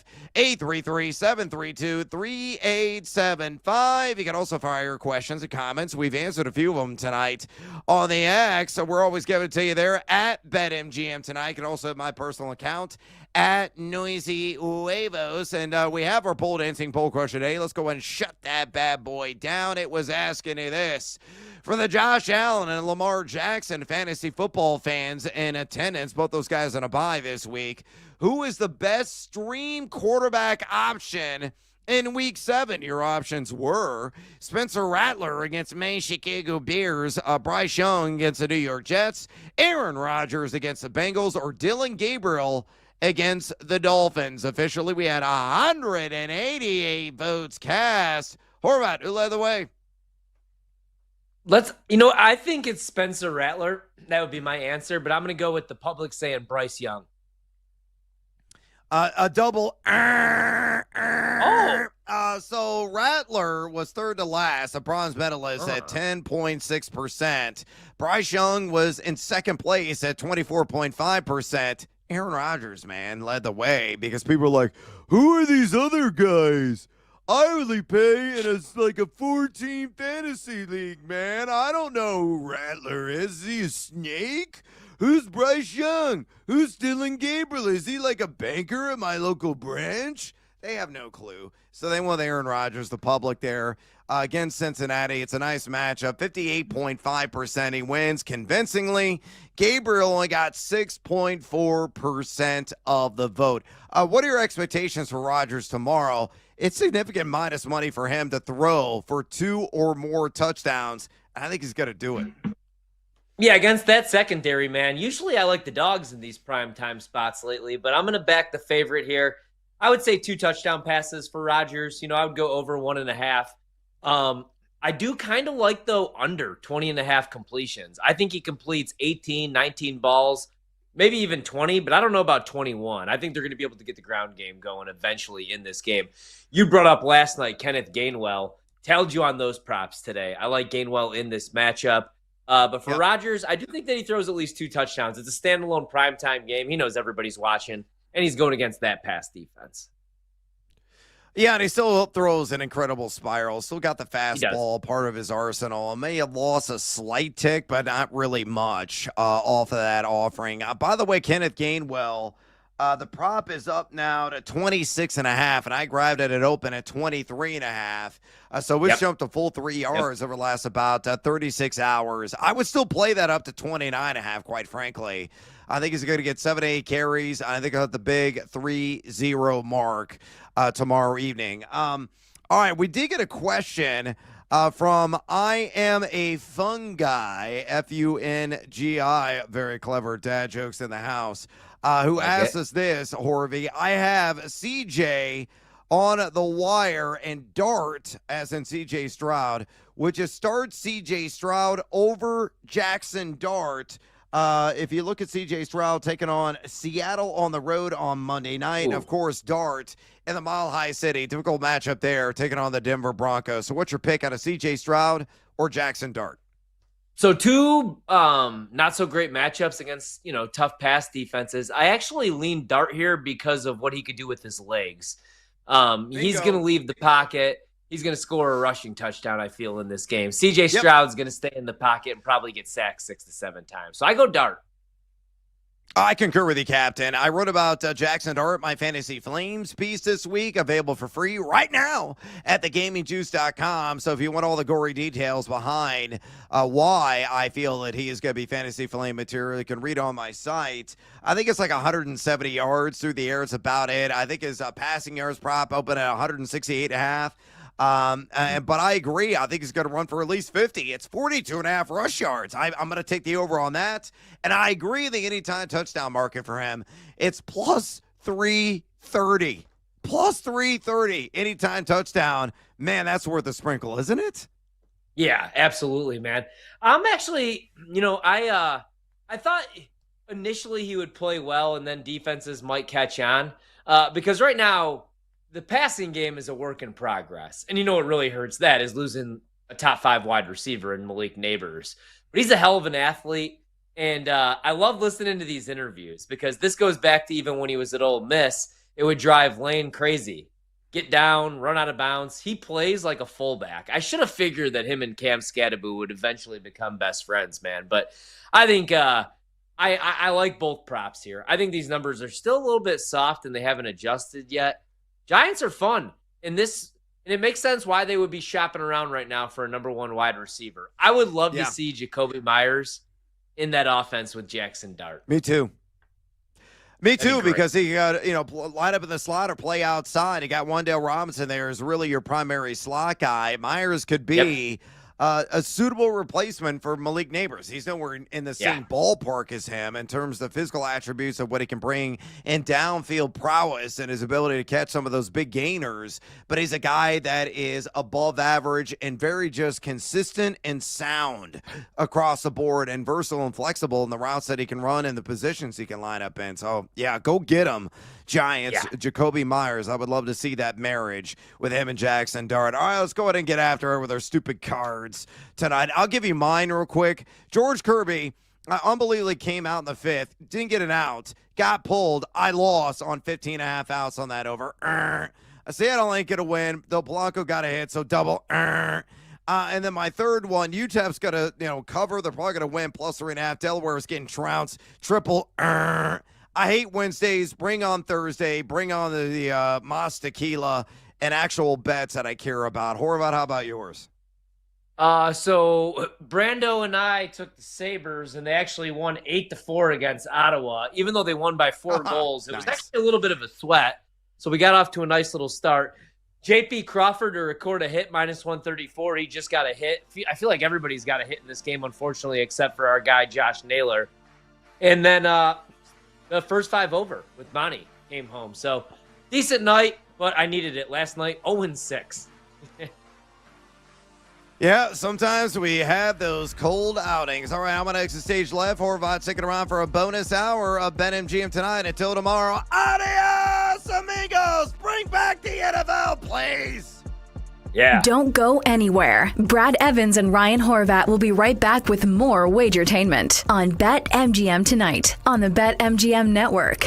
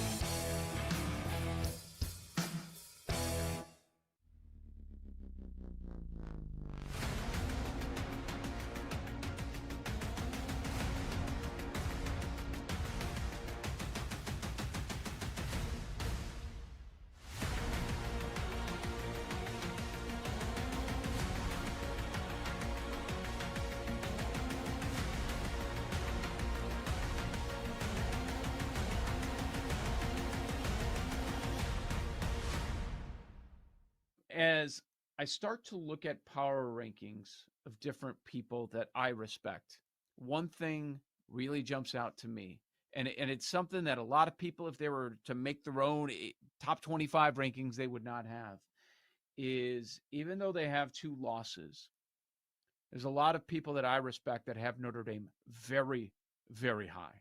They've got a big game this weekend. They are sizable favorites over USC.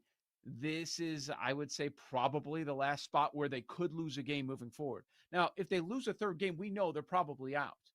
But if they don't, and where they are in people's power rankings, it's interesting. You would point to the 18-1 and say, if you truly believe that Notre Dame is a top 4, top 5 team, you probably should be betting this number. I have them 5th in the country right now. And I don't think that's really that crazy. I mean, you know who the top 3 are. It's Ohio State, Miami, Oregon. Some guys would have Bama a little bit above Oregon. Fine. And yes, Oregon still has a higher rating than Indiana, even though Indiana just beat Oregon. I know people have a hard time with that, but from a numerical standpoint, if Oregon and Indiana played tomorrow on a neutral, Oregon is still favored. I'm sorry. That's just the way it works. Upsets happen all the time, but it doesn't mean that the team that pulled the upset is still better in the eyes of an odds maker. Now, if you want to have this conversation, like, is Indiana better? That's different. But from an odds maker standpoint, they still are not going to drop. Oregon was just a 7.5 point favorite at home, and home field ain't worth 7. So maybe if they play again, the number's a little bit lower. Maybe it's 5.5, I guess. If you wanted to, Oregon would still get bet though. You know, if you were going to reopen that game, if they were going to play Saturday, Oregon home against Indiana, and you open at 5.5, Oregon's going to get that first bet. Odds are good. But Notre Dame is 5 for me. The defense looks better. They've clearly made a couple adjustments, and the quarterback's been insane. CJ Carr is unbelievable right now. I just pulled my entire ear set out. That hurt like hell. That really hurt. Like, my ear is ringing right now. Anyways, Notre Dame, number 5 for me.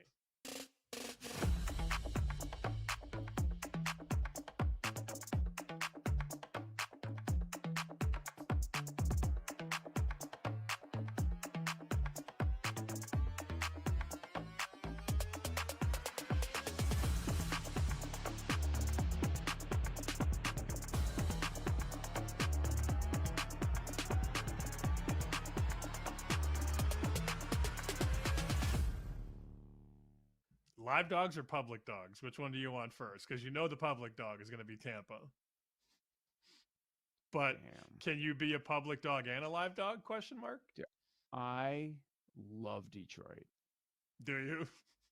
Yes. It's funny because you had the Chiefs over the Lions. I had the Lions over the Chiefs, and now I'm like Tampa, and you're like, no, Detroit. So we see this one much differently. I will probably stay off the game probably on Friday when we do the room and Paul rifles out the 5 plays. Tampa. I agree. Paul said that on Monday. He's like, the room will love Tampa. And, you know, when nerds like me come on Bet Sweats and say, Tampa's number 1 in power rankings, like, that doesn't help. It doesn't help the cause, Joe.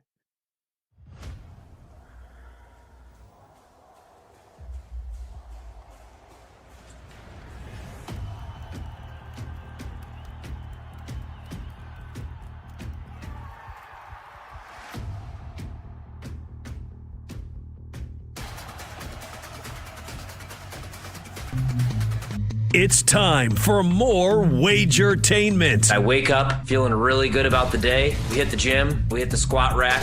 More than 3 plates still, even though we're pushing 40 years old. It's time for the madness. You just go right on Twitter or X. That's where you're going to see me giving out college football bets. We don't win every week, but we are going to win 8 of the 12 weeks. It's BetMGM Tonight, After Dark, with Ryan Horvat. BetMGM the night after dark, solo hour. Ryan Horvat with you here. It's Wednesday, October 15th, 10 p.m. Eastern. ALCS, not much of a game.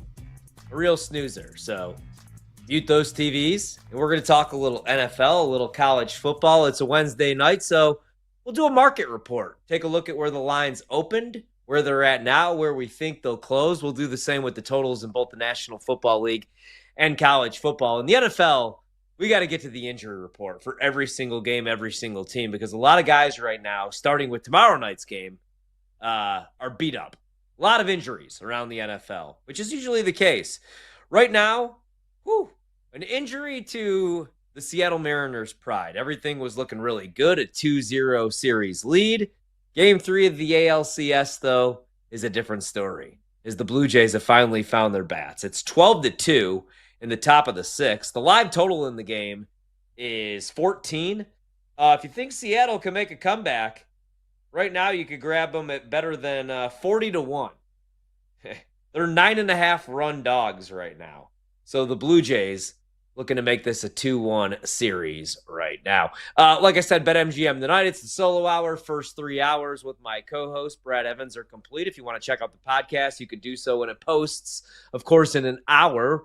Earlier, hour number 1, we talked with former Bear, former Jag, former Penn State Nittany Lion, Allen Robinson. Talked about the NFL card, obviously, this week, who he likes, who he dislikes. But we also talked some Penn State football after they fire James Franklin. Talked about that last night as well. James Franklin gets bought out for nearly $50 million. That right there is the American dream. Sure, if you ever step foot anywhere near that campus again, they're going to look at you like you're a big loser.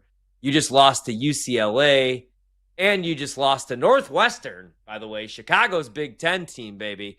But you did that as more than 3 touchdown favorites. But now you're really rich. You're $50 million richer, and you get to sit on your couch and watch the rest of the baseball postseason like the rest of us.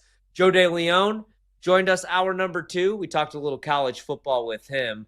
Shout out to our executive producer, Brandon Combs, who does all of our guest booking. Video producer, Mike Montgomery. Like I said, you can listen to BetMGM Tonight live anywhere with the Odyssey, iHeartRadio, or TuneIn apps. And you could also download the BetMGM Tonight podcast wherever you get your podcasts. I'm going to do a market report in the National Football League. But before I could get to that, Brando, you liked the Mariners to go up 3-0, I believe, in this series in the ALCS. They're getting pounded right now by 10 runs. I'm not going to ask you if they can make a comeback tonight. I don't think that that's possible. But you still feeling pretty confident about Seattle? I always worry about momentum. That was the case that I was trying to make for the Cubs in Game 5, even though I knew that was a dumb bet. That was a selfish bet. Me being a homer, I should have known the Brewers were going to win that series. But I want to get a couple quick baseball thoughts before we get to football. Any concern over this Blue Jays team getting hot again and making a comeback in this series? Yeah, no, look, the Blue Jays are a good team. They really are, and they're not they're not going to die. I mean, they're not going to go away. They're going to put up a fight. I thought that the Mariners coming home after winning the first 2 games in Toronto and coming home to this raucous crowd, and then they hit the 2-run home run, Julio Rodriguez, and I just thought that the Mariners were going to sweep. But I still think this is probably a 5, maybe at the most a 6-game series. The Mariners pitching is just too damn good, man. Yeah. What do you think about the other series? Jose Quintana in the Lord's year of 2025. Brewers, pretty much their season on the line. We're going to see him. It looks like right now, scheduled to start, though, is Mizorowski. What do you think about that series? The Dodgers are up 2-0. They take both games in Milwaukee. Now they go back to Los Angeles. They're a minus 191 favorite, which I almost think is a steal with Tyler Glasnow on the bump. 7.5 is the total. I know Glasnow has been injured this season, only 4-3 with a 3.19 ERA. And it's Mizorowski, who's been solid, for a young pitcher, 5-3, 4.36 ERA. I think he's a little overrated. I like the Dodgers. I think this series is a wrap. I think the Dodgers are sweeping. Famous last words, but give me LA. I think the Dodgers are sweeping too. I don't think that the Brewers can win a game in this series. Look, I'm not going to be one of those loser Cub fans who, cries about them celebrating with the L flag or anything like that. You don't want them to celebrate with the L flag? Don't let them beat you in Game 5. Maybe yell at your GM for not making a trade at the trade deadline, or yell at your manager for starting a 34-year-old on short rest in Game 1. Maybe do something like that. But I'm not going to be one of those losers that complains about them celebrating with the L flag. But I'm also not going to pretend that I'm happy or not going to pretend that I'm sad when I watch them lose to the Dodgers. I think the Dodgers are going to sweep, and I think the Dodgers are the better team.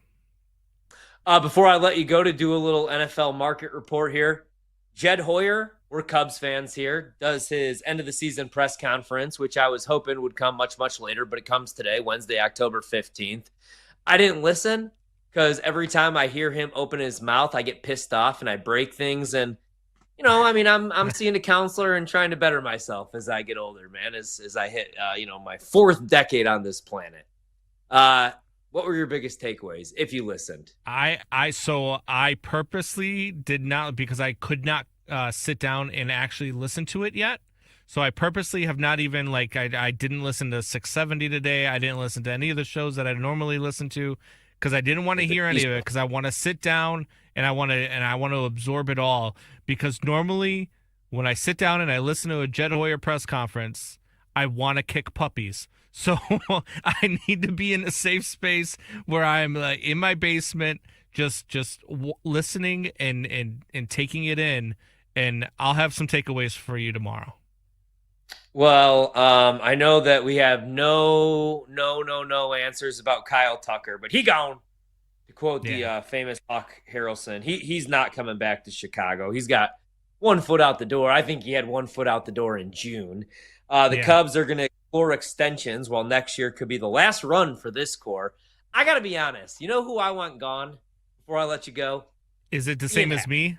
Oh, I wanted yes. to trade Ian Happ after that All-Star season. I said, Yeah. it's kind of like how I tell you, like, after a big win for the Jags, all right, now we sell our stock. You know, we got to sell the stock now a little bit here. That's what I would have done with Ian Happ after that All-Star. I was talking about this with my dad. He was in town watching the game. And he's like, you know, I get that they like him, and he's like the last member, which also it sucks that the last member of that core, it's Ian frickin' Happ. But I don't know. I believe in the clutch gene, and I believe that he lacks it. Am I wrong for that? There's not very many players in this lineup that actually have it. I mean, Dansby Swanson is probably the worst clutch hitter I've ever seen in my entire life. But Ian Happ, look, I love Happer. I really do. Like, I love him as a ball player. I love watching him play. I would just be okay with Alcantara taking over in left and having Owen Casey take over in right, and just have our young core outfielders that have come up through your system along with PCA and watch these guys play the outfield for the next 10 years. That's what I would like to see happen, and maybe even you go out and you get a Kyle Schwarber. But yeah, I would be okay with them trading Ian Happ. Absolutely. Also saw that Craig Counsell got some praise for a terrific year. Interesting. And then unclear whether or not the payroll will increase or decrease for the 2026 season. They ranked 11th in Major League Baseball. They spent approximately $227 million. That better increase. You went to the NLDS and you lost to your rival in Milwaukee, big market team. I like when I do like the yelling thing. That's how I keep myself awake at 10 p.m. I'm really not that. I mean, I am angry about it, but no, you go to that podium and you say spending increase. It's Major League Baseball. It'll be team interesting, right though. Now. Here, let me make this very simple. Team playing right now, Dodgers, big payroll. Team playing right now, Mariners, pretty big payroll, right? Went for it at the deadline at least.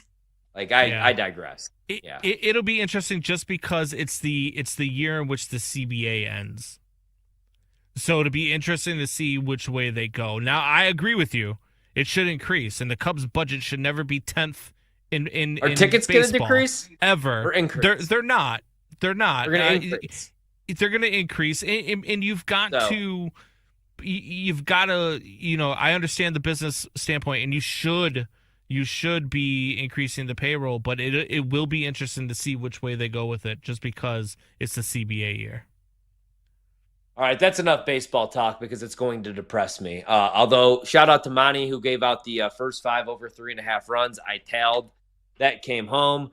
So let's do a little NFL, and I'm going to pull up the odds screen, and let's see where some of these markets are moving, because on Wednesdays, that's when these markets open up. The limits open up. So people that are placing bigger bets than I do, bigger bets than Brandon does, anybody on this network, no matter how much you bet, you're not betting millions of dollars on these games like some people are, 4 or 5 figures. They're moving the numbers, which also, you know, I don't want to like name any names or call anybody out, but you hear a lot of people that create gambling content, and we got to be better about this, I feel, and more responsible, because I hear a lot of people say this, and I feel like it should be explained a little bit better, okay? I always hear like, I'm going to wait until the casuals have their way with the market, and I'm going to get a better number. So the public, you, I, regular Joe, it doesn't matter if we all go to the sports book and we bet the same bet. Like, we don't move the number. What moves the number are professionals, professional bettors that go and bet, like I just said, 4 or 5 figures, you know, millions. You'll see John Ewing, who does data and PR from BetMGM. Terrific follow on social media. We always see these bets, right? On Bleacher Report, whatever publication you follow on Twitter, it'll say this known bettor or Better X places $1.5 million, match or smack, right? On the Astros to win the World Series. I bet pretty big money, but I can't go and bet 1.5 mil on the Astros, unfortunately. Nor would I on the Astros. I'd probably waste it on the Cubs, damn it.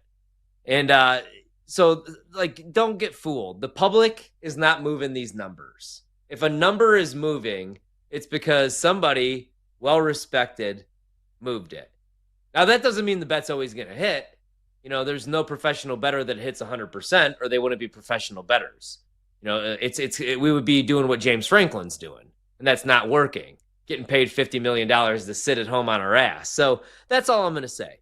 The public isn't moving these numbers. Now, sometimes the public can have their say if it's a big standalone game, right? So I could take that back a little bit. Monday night, maybe right before kickoff, a number may move because of the public. Super Bowl, you know, because everybody's betting it. But yeah, don't listen to people when they say it. Just turn off your radios if you hear anybody say that.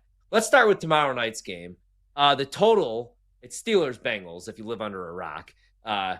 Steelers right now, rotation number 311, Bengals number 312. This total opened at 46.5. The under takes money because it's a Thursday night game.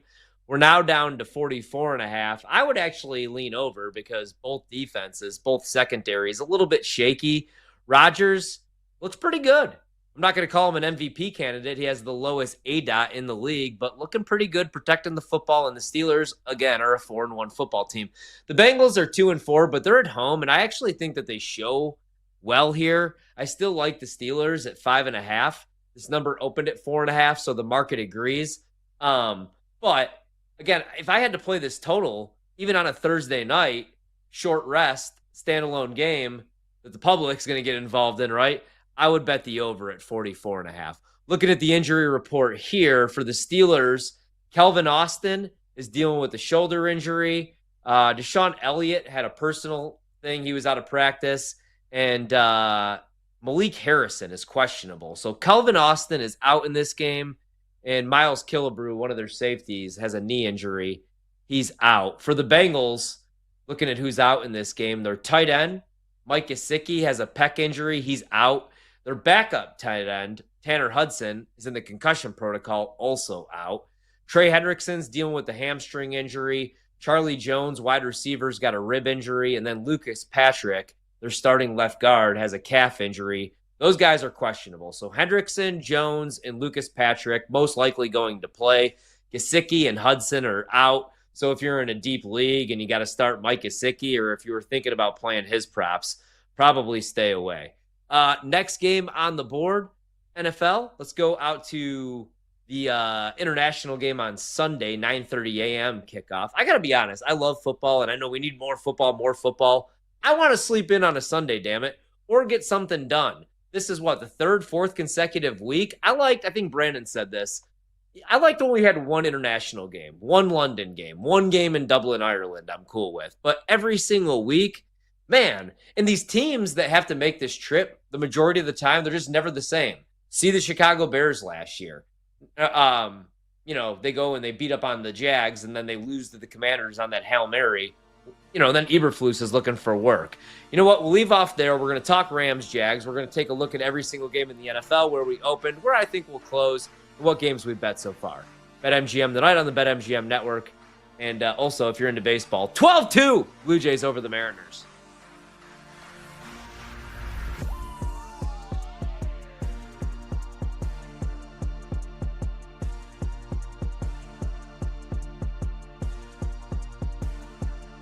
On the move? Take the BetMGM network with you. Catch live Wagertainment anytime on Odyssey, iHeartRadio, or TuneIn.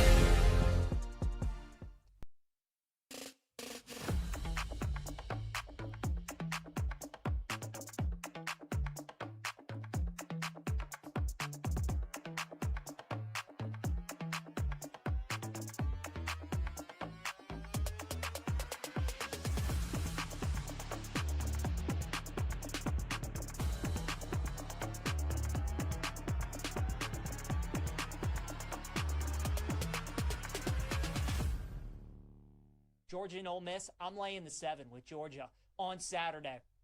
Right? I think this line is telling you a decent amount. You got a top 10 matchup. You got an undefeated Ole Miss team, a Georgia team that already lost at home this year to Alabama. Georgia's laying 7. They're 7.5 at some spots. Ole Miss, I think, is a little fraudulent. I think they are a good team. They have benefited from an easier schedule, and this is going to be the best team that they've played. Alabama going into Georgia and winning, I think took a little steam, if you want to say, out of just how tough it is to go into Georgia and beat them, especially in a game of this magnitude. Georgia, they need this game, right? Because if you lose, I mean, you have 2 losses and you still got to play Texas at the end of the year. They still have a game.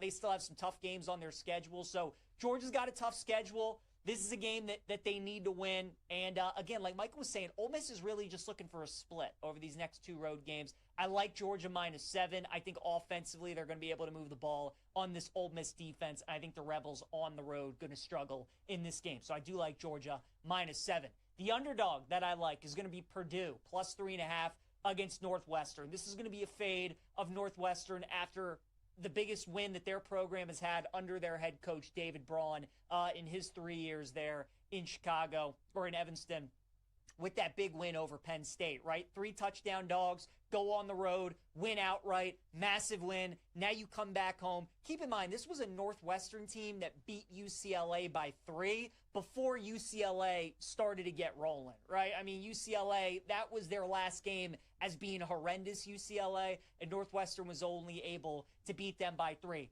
Purdue has been a pesky team in year 1 over Barry Odom. They've been able to put up some points. I think they can win that game. I like Purdue +3.5 against Northwestern. The best over that I like, we're going to attack this a little different. I like Notre Dame's team total over 35.5 against USC. This line at 9.5 feels very fishy, right? Feels like way too many points. It opened 7.5. It went to 9.5. Yes, Notre Dame defense has been better, but they're facing one of the best offenses in the country. These might be the 2 best offenses in the country.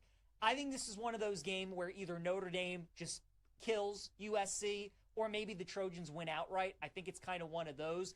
But if USC wins outright, I think it's an A&M type game. 41-40, one of those where if Notre Dame wins, I could see them winning like 45-24 or something like that. The common theme, though, I think Notre Dame scores their points. I like team total over 35.5.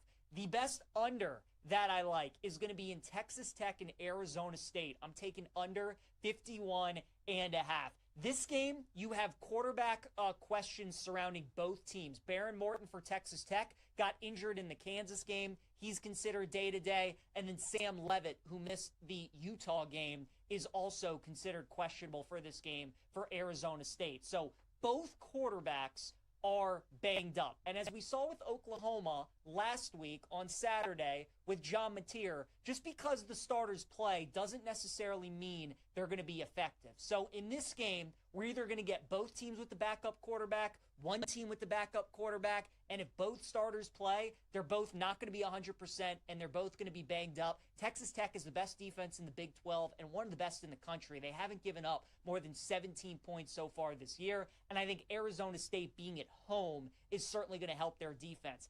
Texas Tech's run game has been very good this season, and it really helped them beat Kansas. Arizona State has the 30th rush defense in college football, so you're probably not going to be able to run the ball all too effectively on the Sun Devils. I like under 51.5. And then how about my favorite upset for Saturday? Let's go with Arkansas, +240 against Texas A&M. Aggies have played 3 straight SEC home games. They played Auburn, Florida, and Mississippi State at home. The only road game that they played was against Notre Dame when they won that in the final seconds again in that shootout, 41-40. That's the kind of game that Arkansas wants to play.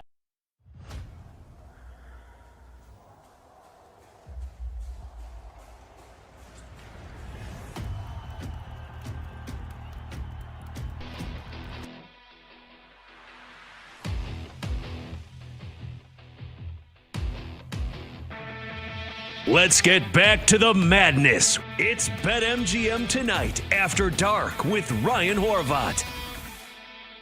BetMGM the Night After Dark. Ryan Horvat with you here right now in the ALCS out in Seattle. 12-2. Toronto. Bottom of the 7th. UTEP 35-17 over Sam Houston. Sorry, I was distracted there. Sabres, Buffalo, 8-4 winners over the Senators in hockey for Brandon and I. Shane Bieber, 8 Ks tonight. 6 innings pitched, but a 12-2 lead for Toronto here in the bottom of the 7th. Seattle Not coming back in this one, but they do still have a 2-0 lead currently in the ALCS. All right, we're talking NFL, doing a little market report. And we are right now discussing the game in London. The Rams, 3-point favorites against the Jags. For the Rams, wide receiver Puka Nacua is dealing with this ankle injury. He did not participate in today's practice. Usually the Thursday practice is the biggest practice. Friday, of course, the walkthrough. Also, backup running back Blake Corum, dealing with an ankle injury, also missed practice.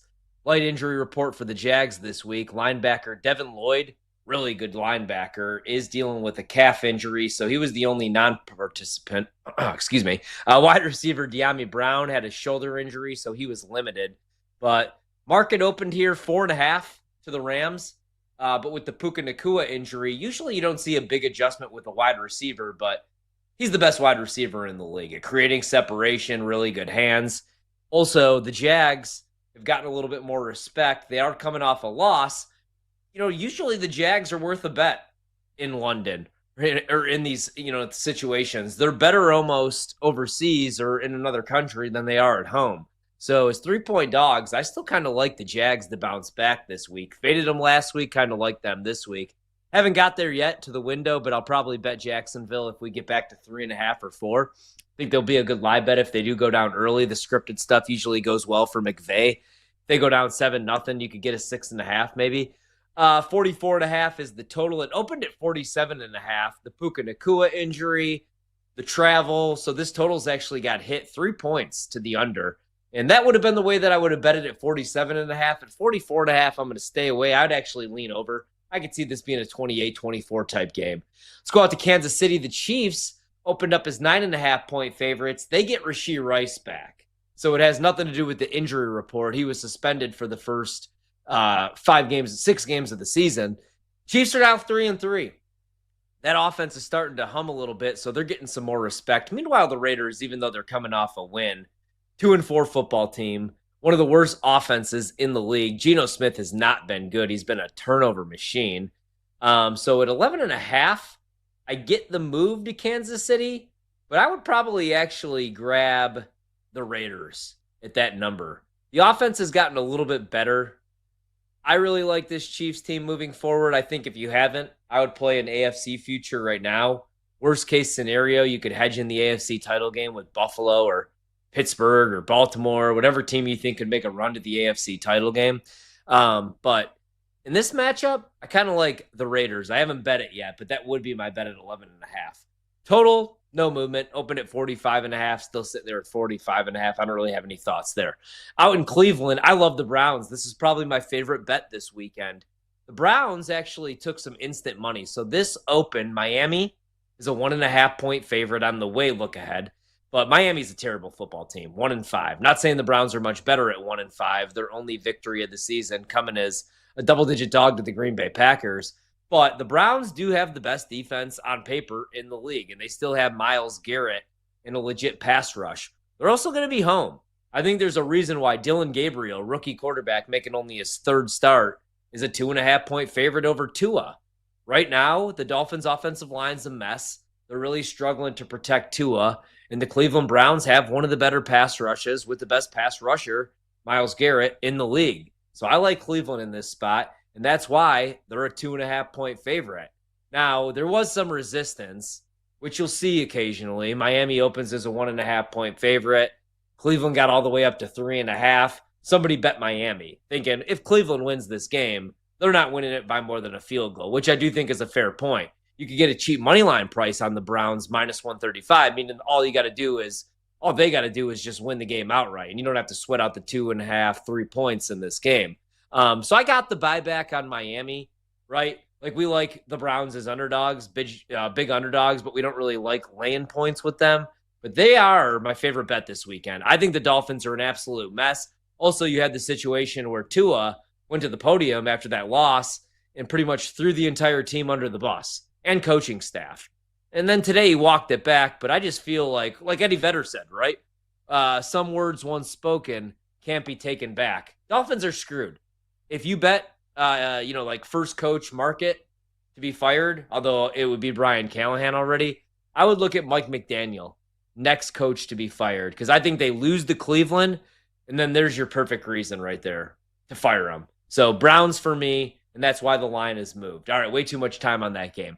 Patriots opened up on the look ahead as a 1.5 point favorite before the season. We're out to 7. Turns out the Patriots are a good football team. I thought the win total going from being a 4-win team to 8.5, I thought that was a little too trendy. But the Patriots, if you look at the remaining schedule, one of the easiest schedules the rest of the way. And they have the outright victory over the Bills in a game many thought that they would lose, including the market. They were a 7.5 point dog. Now they're 4-2. The Titans +7. I don't know. Usually I like a dead cat bounce, which is when a head coach, especially a bad head coach like Brian Callahan, gets fired. But I just can't do it with the Titans right now. Cam Ward has not looked very good outside of one half against the Arizona Cardinals.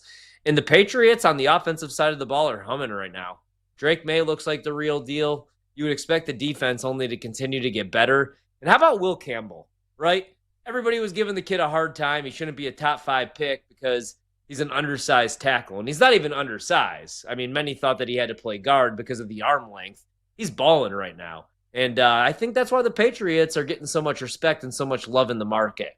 Again, if you give me $100, I'll take the points with the Titans, but I could think of 101, maybe 102 better ways to spend your Sunday at 1 p.m. Eastern than sweating out Tennessee to cover 7. So I'll stay away from that game. The Bears, 4.5 point favorites at home in Chicago. The open here was actually 7.5 before the season. Bears now 3-2. Saints, a 1-5 football team, but more competitive, I think, than people are giving them credit for. I actually kind of like the Saints to keep this game close. I would worry about a Bears letdown spot. I do think they win, but I could see this being a field goal game. Spencer Rattler's playing some decent football right now for the New Orleans Saints. The total in this game opened at 44.5, and we've seen movement to the over to 47.5. I agree with that move. I bet the Bears under on Monday night, but I like the over here at 47.5. I think this has potential to be a shootout. DJ Moore, looking at the injury report, I'm not sure if he's going to be able to give it a go here. He did spend the night in the hospital after that game, so he's on the injury report. Looking at the Saints injury report, no Alvin Kamara. He's got an ankle injury.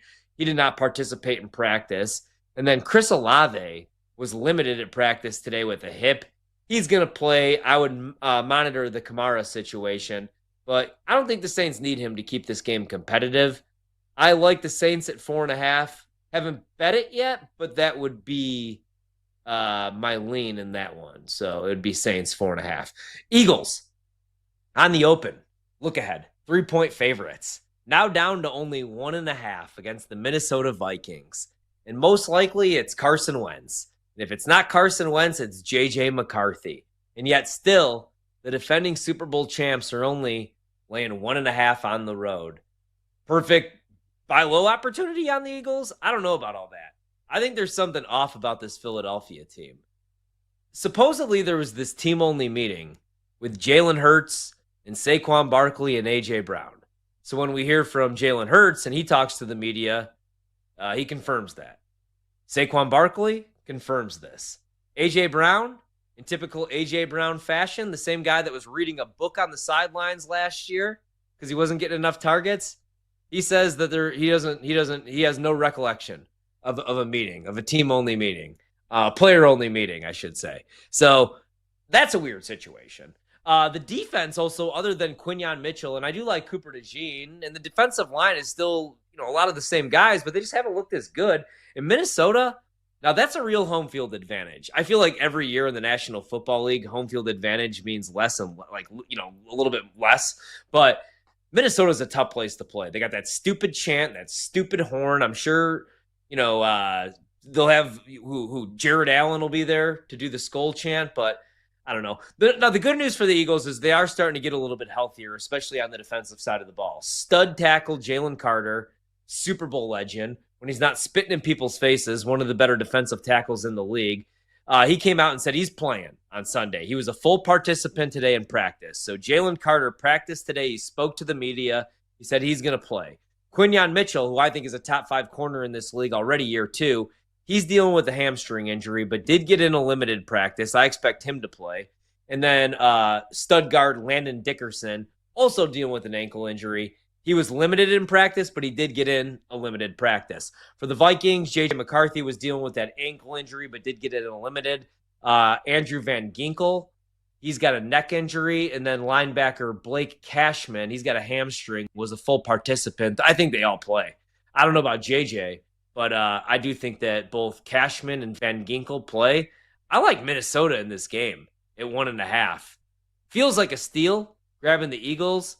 But like I said, Minnesota, a tough place to play. Brian Flores is a solid defensive coordinator. And I think Kevin O'Connell's one of the better coaches in the league.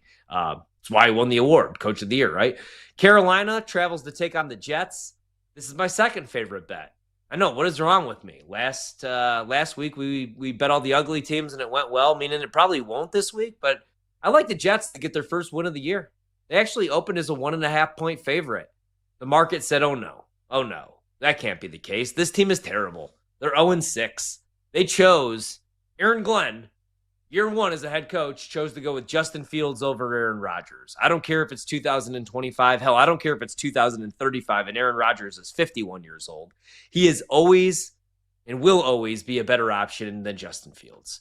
We've tried to make this excuse for Justin Fields. And I do feel bad because I don't think he's ever going to get a fair shake. And here's why he's not going to get a fair shake, right? Good teams, good organizations draft good quarterbacks, or they have found, they have good quarterbacks, right? So this is why Justin Fields has to start for the Steelers, where it doesn't work out. This is why he was drafted by the Bears, and it sucks for him that he was drafted there and that he had to play behind one of the worst offensive lines in league history. He had an idiot as a head coach and offensive coordinator. And there was a year where, Darnell Mooney was wide receiver number 1. I like Darnell Mooney as wide receiver 2 or 3, but he's sure as hell not wide receiver number 1 in any offense ever, unless it's the CFL. But Justin Fields, I think, just is what he is. He'll give you 25 fantasy points on a random Sunday, and then the next week he'll give you 5. I think at best he's a gadget guy or he's a career backup.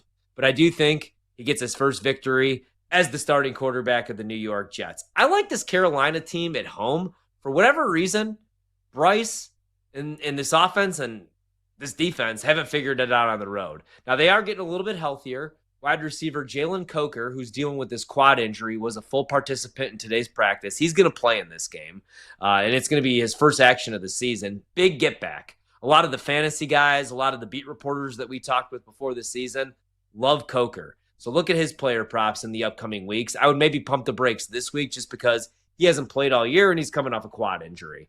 Running back Chuba Hubbard with the calf injury was limited, but he's going to play. It looks like it's going to be a 50-50, maybe a 60-40 backfield with our main man, Rico Dowdle. And I still like Rico Dowdle props a little bit more than Hubbard coming back from a calf injury. And then one of their tackles, their starting left tackle, Taylor Morton, he's dealing with an elbow injury, but I would expect him to play. Notable player that did not practice for the Jets, Garrett Wilson, going to be out. And then wide receiver Josh Reynolds has a hip injury, also did not practice. So I like Breece Hall props. Receptions, I'm going to play him in fantasy, in our little fantasy league on the show. I grabbed him. So I think the Jets get their first win of the season. Browns are winning with Dylan Gabriel as their starting quarterback, and Justin Fields and the Jets are winning this week. Both very gross, but I really do like both bets. And I think that's why the market has moved in those directions. Colts open up as actually a 6-point dog. The market, this is on the way look ahead back in the summer. Colts are 1.5-point underdogs in this game. The Chargers 1.5-point favorites. Total goes to the over. Open at 45.5. Money comes in today on the over. So we're out to 48.5. I definitely don't want to bet an under in this game, but I would be tempted at 48.5 now. I get the money at 45.5. I could see this being a 26, 27, 20 game, but 48.5. This Chargers defense, I expect them to bounce back here soon. I know they're really struggling right now to defend the run, which is never good when you're going against Jonathan Taylor, the favorite right now at plus 175 to win Offensive Player of the Year. But I think Harbaugh is going to get that figured out. As far as the side, I like the Chargers here. I think this is a discounted price. Give me the Chargers money line minus 130. I already gave my thoughts on the total. We'll take a quick break. When we come back, we'll talk Giants, Broncos, look at the rest of the games for Sunday, and get out of here on a Wednesday. BetMGM tonight.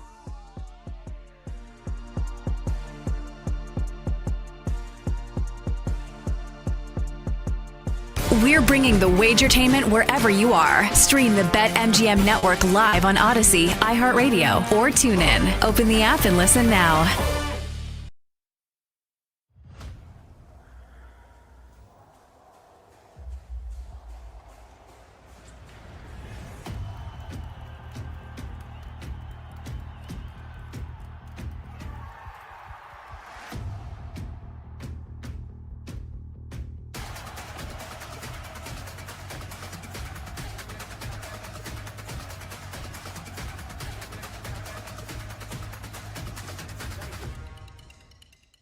I know the 14 teams who will be in the upcoming NFL playoffs. And I want to start in the AFC because the AFC, I think, is a lot more interesting than the NFC in terms of who's going to make the playoffs. I don't know what's going to happen once we get there. Like, I have sneaking suspicions about who might win the Super Bowl, who can win multiple playoff games, et cetera, et cetera. But I just want to do the exercise.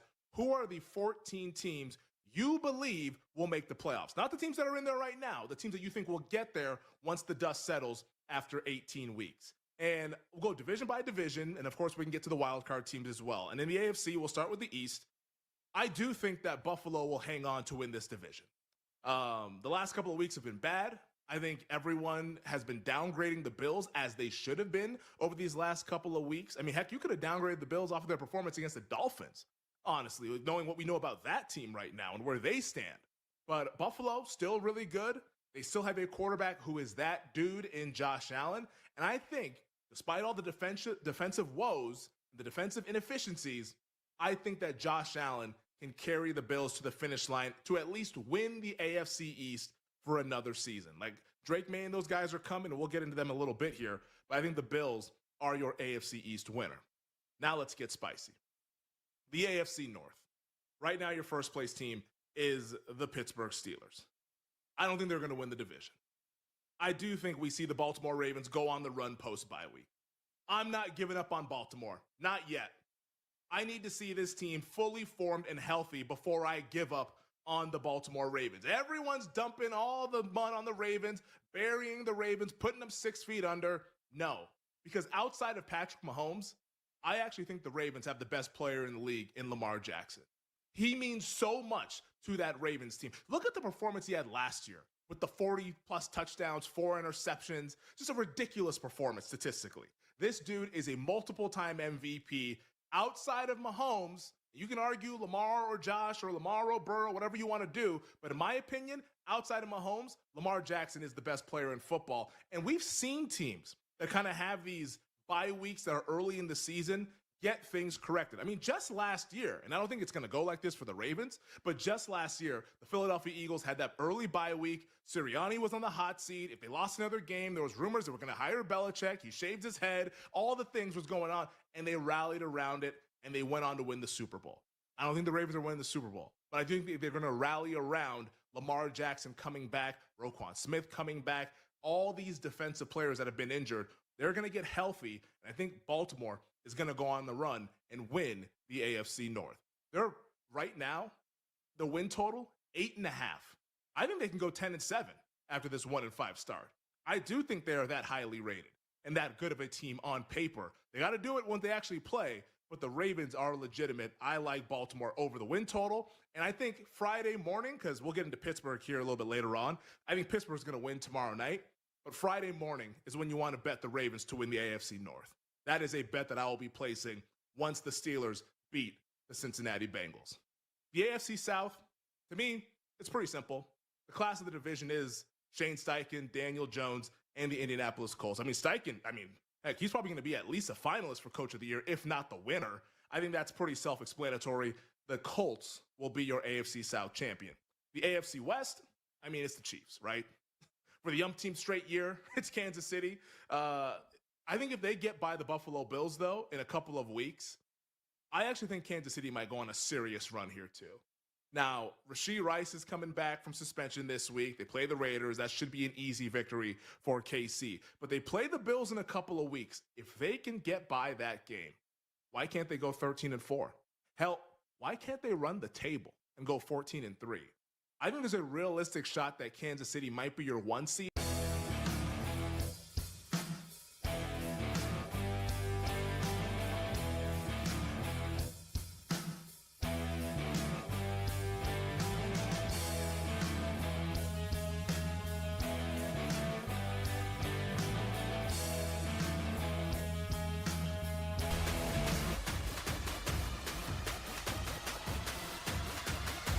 Let's get back to the madness. It's BetMGM Tonight After Dark with Ryan Horvat.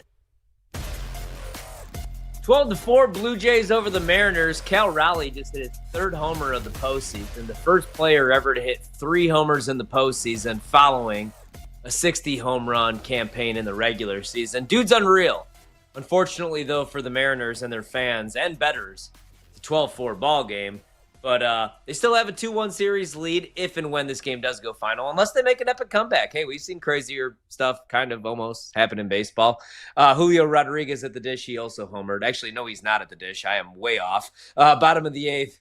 Blue Jays up 12-4, though, on Seattle. College football, Jacksonville State up 38-25 on Delaware. That's kind of what kind of night it is. So we're talking some NFL. Taking a look at the market report, where these games opened as far as the spread, where they opened on the total, and where they're heading and what we've bet so far. Left off with Colts Chargers. The Broncos out in Denver, back home, 7-point favorites over the Giants. They opened as 7.5-point favorites, down to 7. I like the Giants. So Jackson Dart, he's fun right now, man. Cam Scatterbo, he's fun.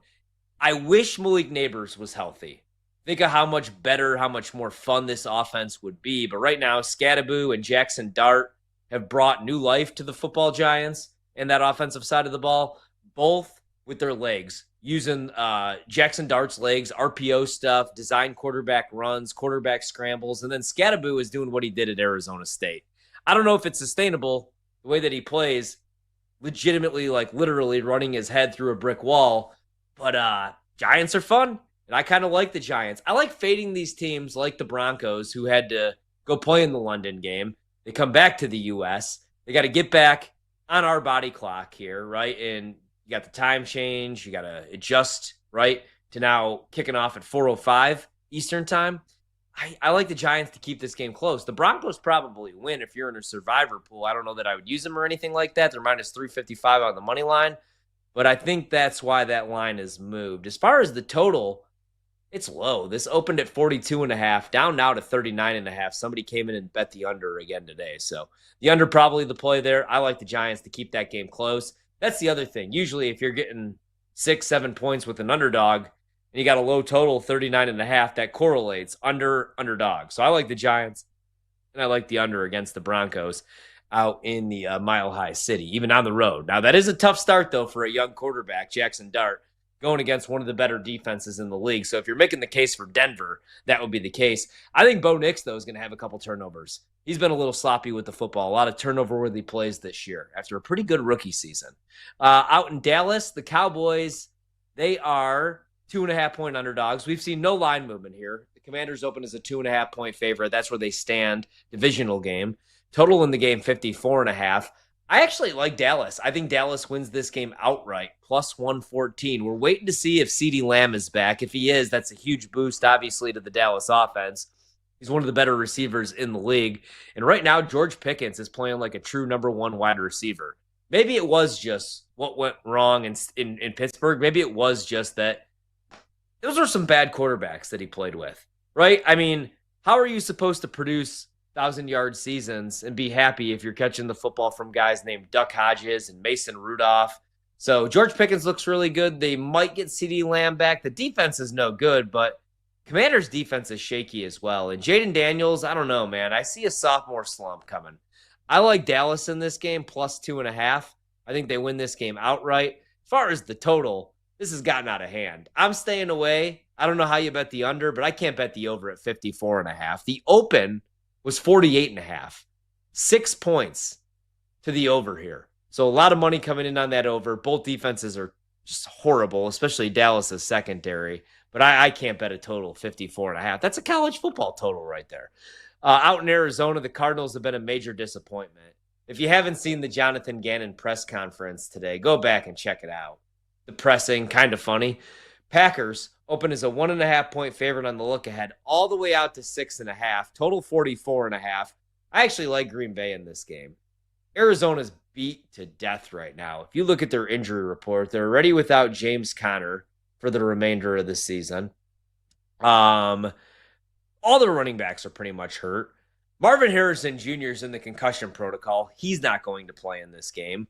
Michael Wilson, another wide receiver, has a foot injury. Kyler Murray, dealing with the foot injury, he didn't play last week, was limited. If he can't play, Jacoby Brissett for the second consecutive week is going to get the start. Now, the Packers didn't have Jordan Love on the injury report for the first time all year, so he's finally healthy. Their injury report's pretty clean. Their kicker, Brandon McManus, has a quad injury. Their tackle, Zach Tom, has an oblique and back injury. They both did not participate in practice. They signed a new kicker last week. And then Josh Jacobs was dealing with an illness. And then wide receiver Christian Watson, he was limited, but he's coming back from an ACL, a torn ACL. I like Green Bay in this game. Arizona has been a huge letdown for me this year. So if I had to play the game, which I haven't bet yet, it would be Green Bay or pass there. Out in San Francisco, the 49ers, you want to talk about beat up, man. You never know who's going to be on the field this year for the Niners. They open as a 6.5-point favorite on the look ahead. Now down to 2.5 because of this injury report. Atlanta coming off a big win. Total in the game opened at 47.5. We still sit there at 47.5. Primetime game. But San Francisco, it looks like most likely Brock Purdy will be coming back. But do you even want him to come back right now? I mean, Mac Jones has been balling. Atlanta didn't practice, so their injury report is just an estimation provided by the team.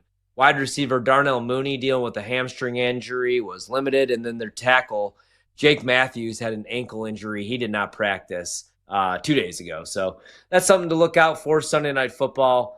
I did not bet that game right now. I have nothing in that one. But if I had to do something there, I might look at the total at 47.5. I kind of like the under. Bucks Lions. I love Detroit this week in a bounce back spot. They open as 3.5-point favorites. I played it at 4.5. Now we're out to 5.5. I would probably play this up to 6.5. I like this Tampa team. Right now, Baker Mayfield's one of the favorites to win the MVP for a reason, but he's throwing the ball right now to his 6th wide receiver. They're all beat up on the offensive side of the ball. Detroit goes back home, pissed off, motivated after losing to the Kansas City Chiefs in a game where they only scored 17 points. They give up 30 on the defensive side of the ball. I think they'll get enough pressure on Baker to force a couple turnovers. He's been flirting with some interceptions. He's only thrown one all season, I believe. I like the Lions to cover here in a bounce back spot. Second Monday night game, the Seattle Seahawks open as 1.5-point favorites. That's out to 3 against the Texans. I actually kind of like what I've seen from the Texans the last couple weeks.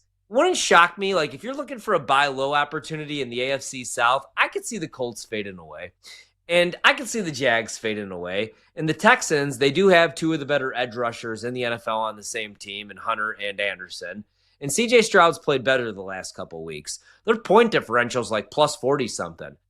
So I would lean Texans plus 3, even though Seattle's a tough place to play. Darnold looks awesome right now. Jackson Smith and Jigba is one of the better receivers in the league, coming off another 150 receiving yards and touchdown. But the only thing I bet in this game, I got involved with the total. It opened at 44.5. Now we're down to 41.5.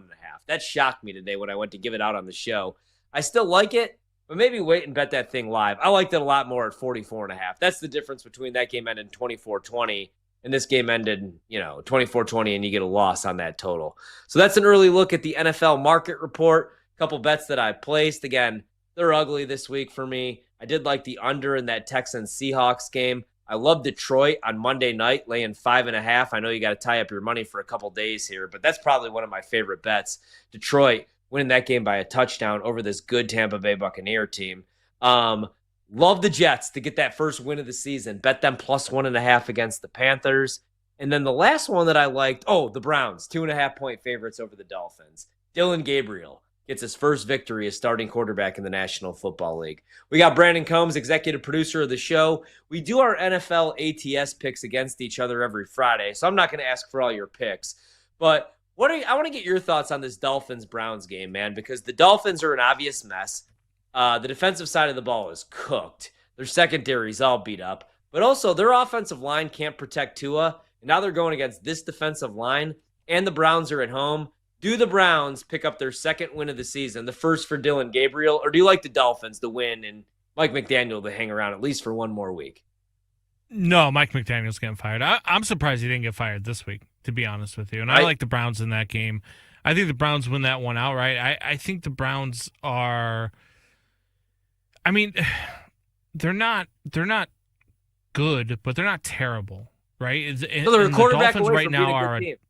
yeah, and the Dolphins right now are a terrible football team. They might be the worst football team in the NFL right now, and it's because they're a terrible team, not because they don't have talent. It's just because they're a terrible team. They don't get along in the locker room, and that's clear and obvious. They don't trust their coach. That's clear and obvious. And there's just so many problems going around that it's just so dysfunctional. So, no, I think they lose this week, and I think Mike McDaniel's gone. The other one, I think the Jets get their first victory of the season. But that's your boys, Yeah, ain't I think it? you're crazy. Oh, yeah, they're winning, baby. Nah, Jay. look, I just can't bet that team, man. They're just so I thought you were poorly a big coached. Justin Fields fan, though. I am a big Justin Fields fan, and I'm rooting for the kid. I want the kid to succeed. But that coaching staff, man, I just can't.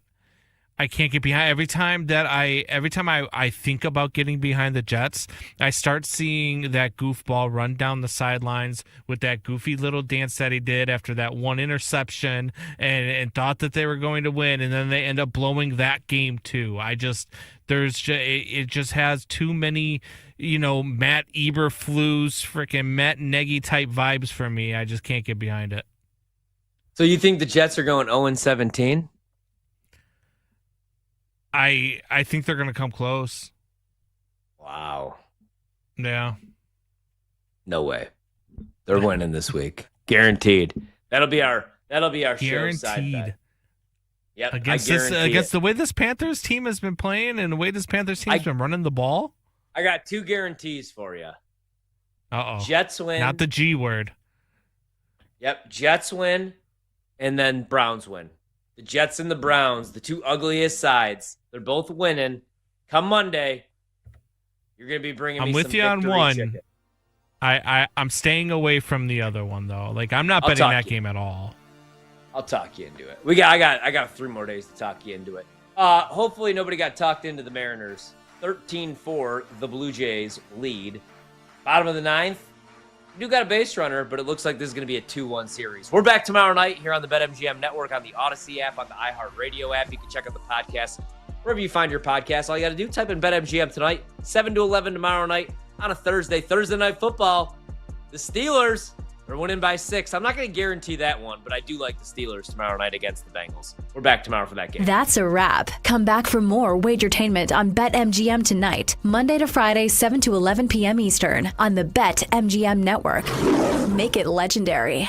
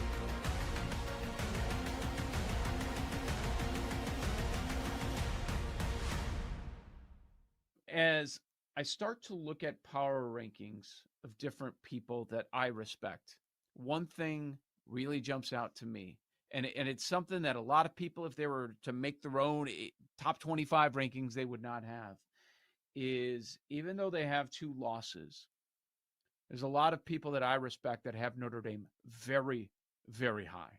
They've got a big game this weekend. They are sizable favorites over USC. This is, I would say, probably the last spot where they could lose a game moving forward. Now, if they lose a 3rd game, we know they're probably out. But if they don't, and where they are in people's power rankings, it's interesting. You would point to the 18-1 and say, if you truly believe that Notre Dame is a top 4, top 5 team, you probably should be betting this number. I have them 5th in the country right now. And I don't think that's really that crazy. I mean, you know who the top 3 are. It's Ohio State, Miami, Oregon. Some guys would have Bama a little bit above Oregon. Fine. And yes, Oregon still has a higher rating than Indiana, even though Indiana just beat Oregon. I know people have a hard time with that, but from a numerical standpoint, if Oregon and Indiana played tomorrow on a neutral, Oregon is still favored. I'm sorry. That's just the way it works. Upsets happen all the time, but it doesn't mean that the team that pulled the upset is still better in the eyes of an odds maker. Now, if you want to have this conversation, like, is Indiana better? That's different. But from an odds maker standpoint, they still are not going to drop. Oregon was just a 7.5 point favorite at home, and home field ain't worth 7. So maybe if they play again, the number is a little bit lower. Maybe it's 5.5. I guess. If you wanted to, Oregon would still get bet though. You know, if you were going to reopen that game, if they were going to play Saturday, Oregon home against Indiana, and you open at 5.5, Oregon's going to get that first bet. Odds are good, but Notre Dame is 5 for me. The defense looks better. They've clearly made a couple adjustments, and the quarterback's been insane. CJ Carr is unbelievable right now. I just pulled my entire ear set out. That hurt like hell. That really hurt. Like, my ear is ringing right now. Anyways, Notre Dame, number 5 for me.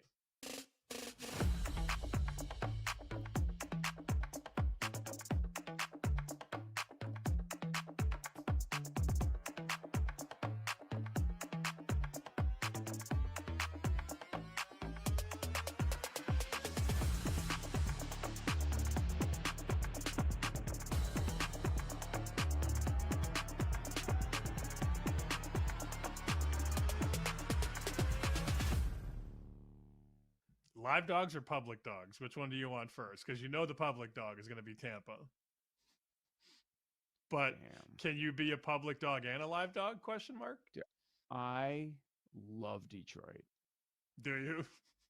Yes. It's funny because you had the Chiefs over the Lions.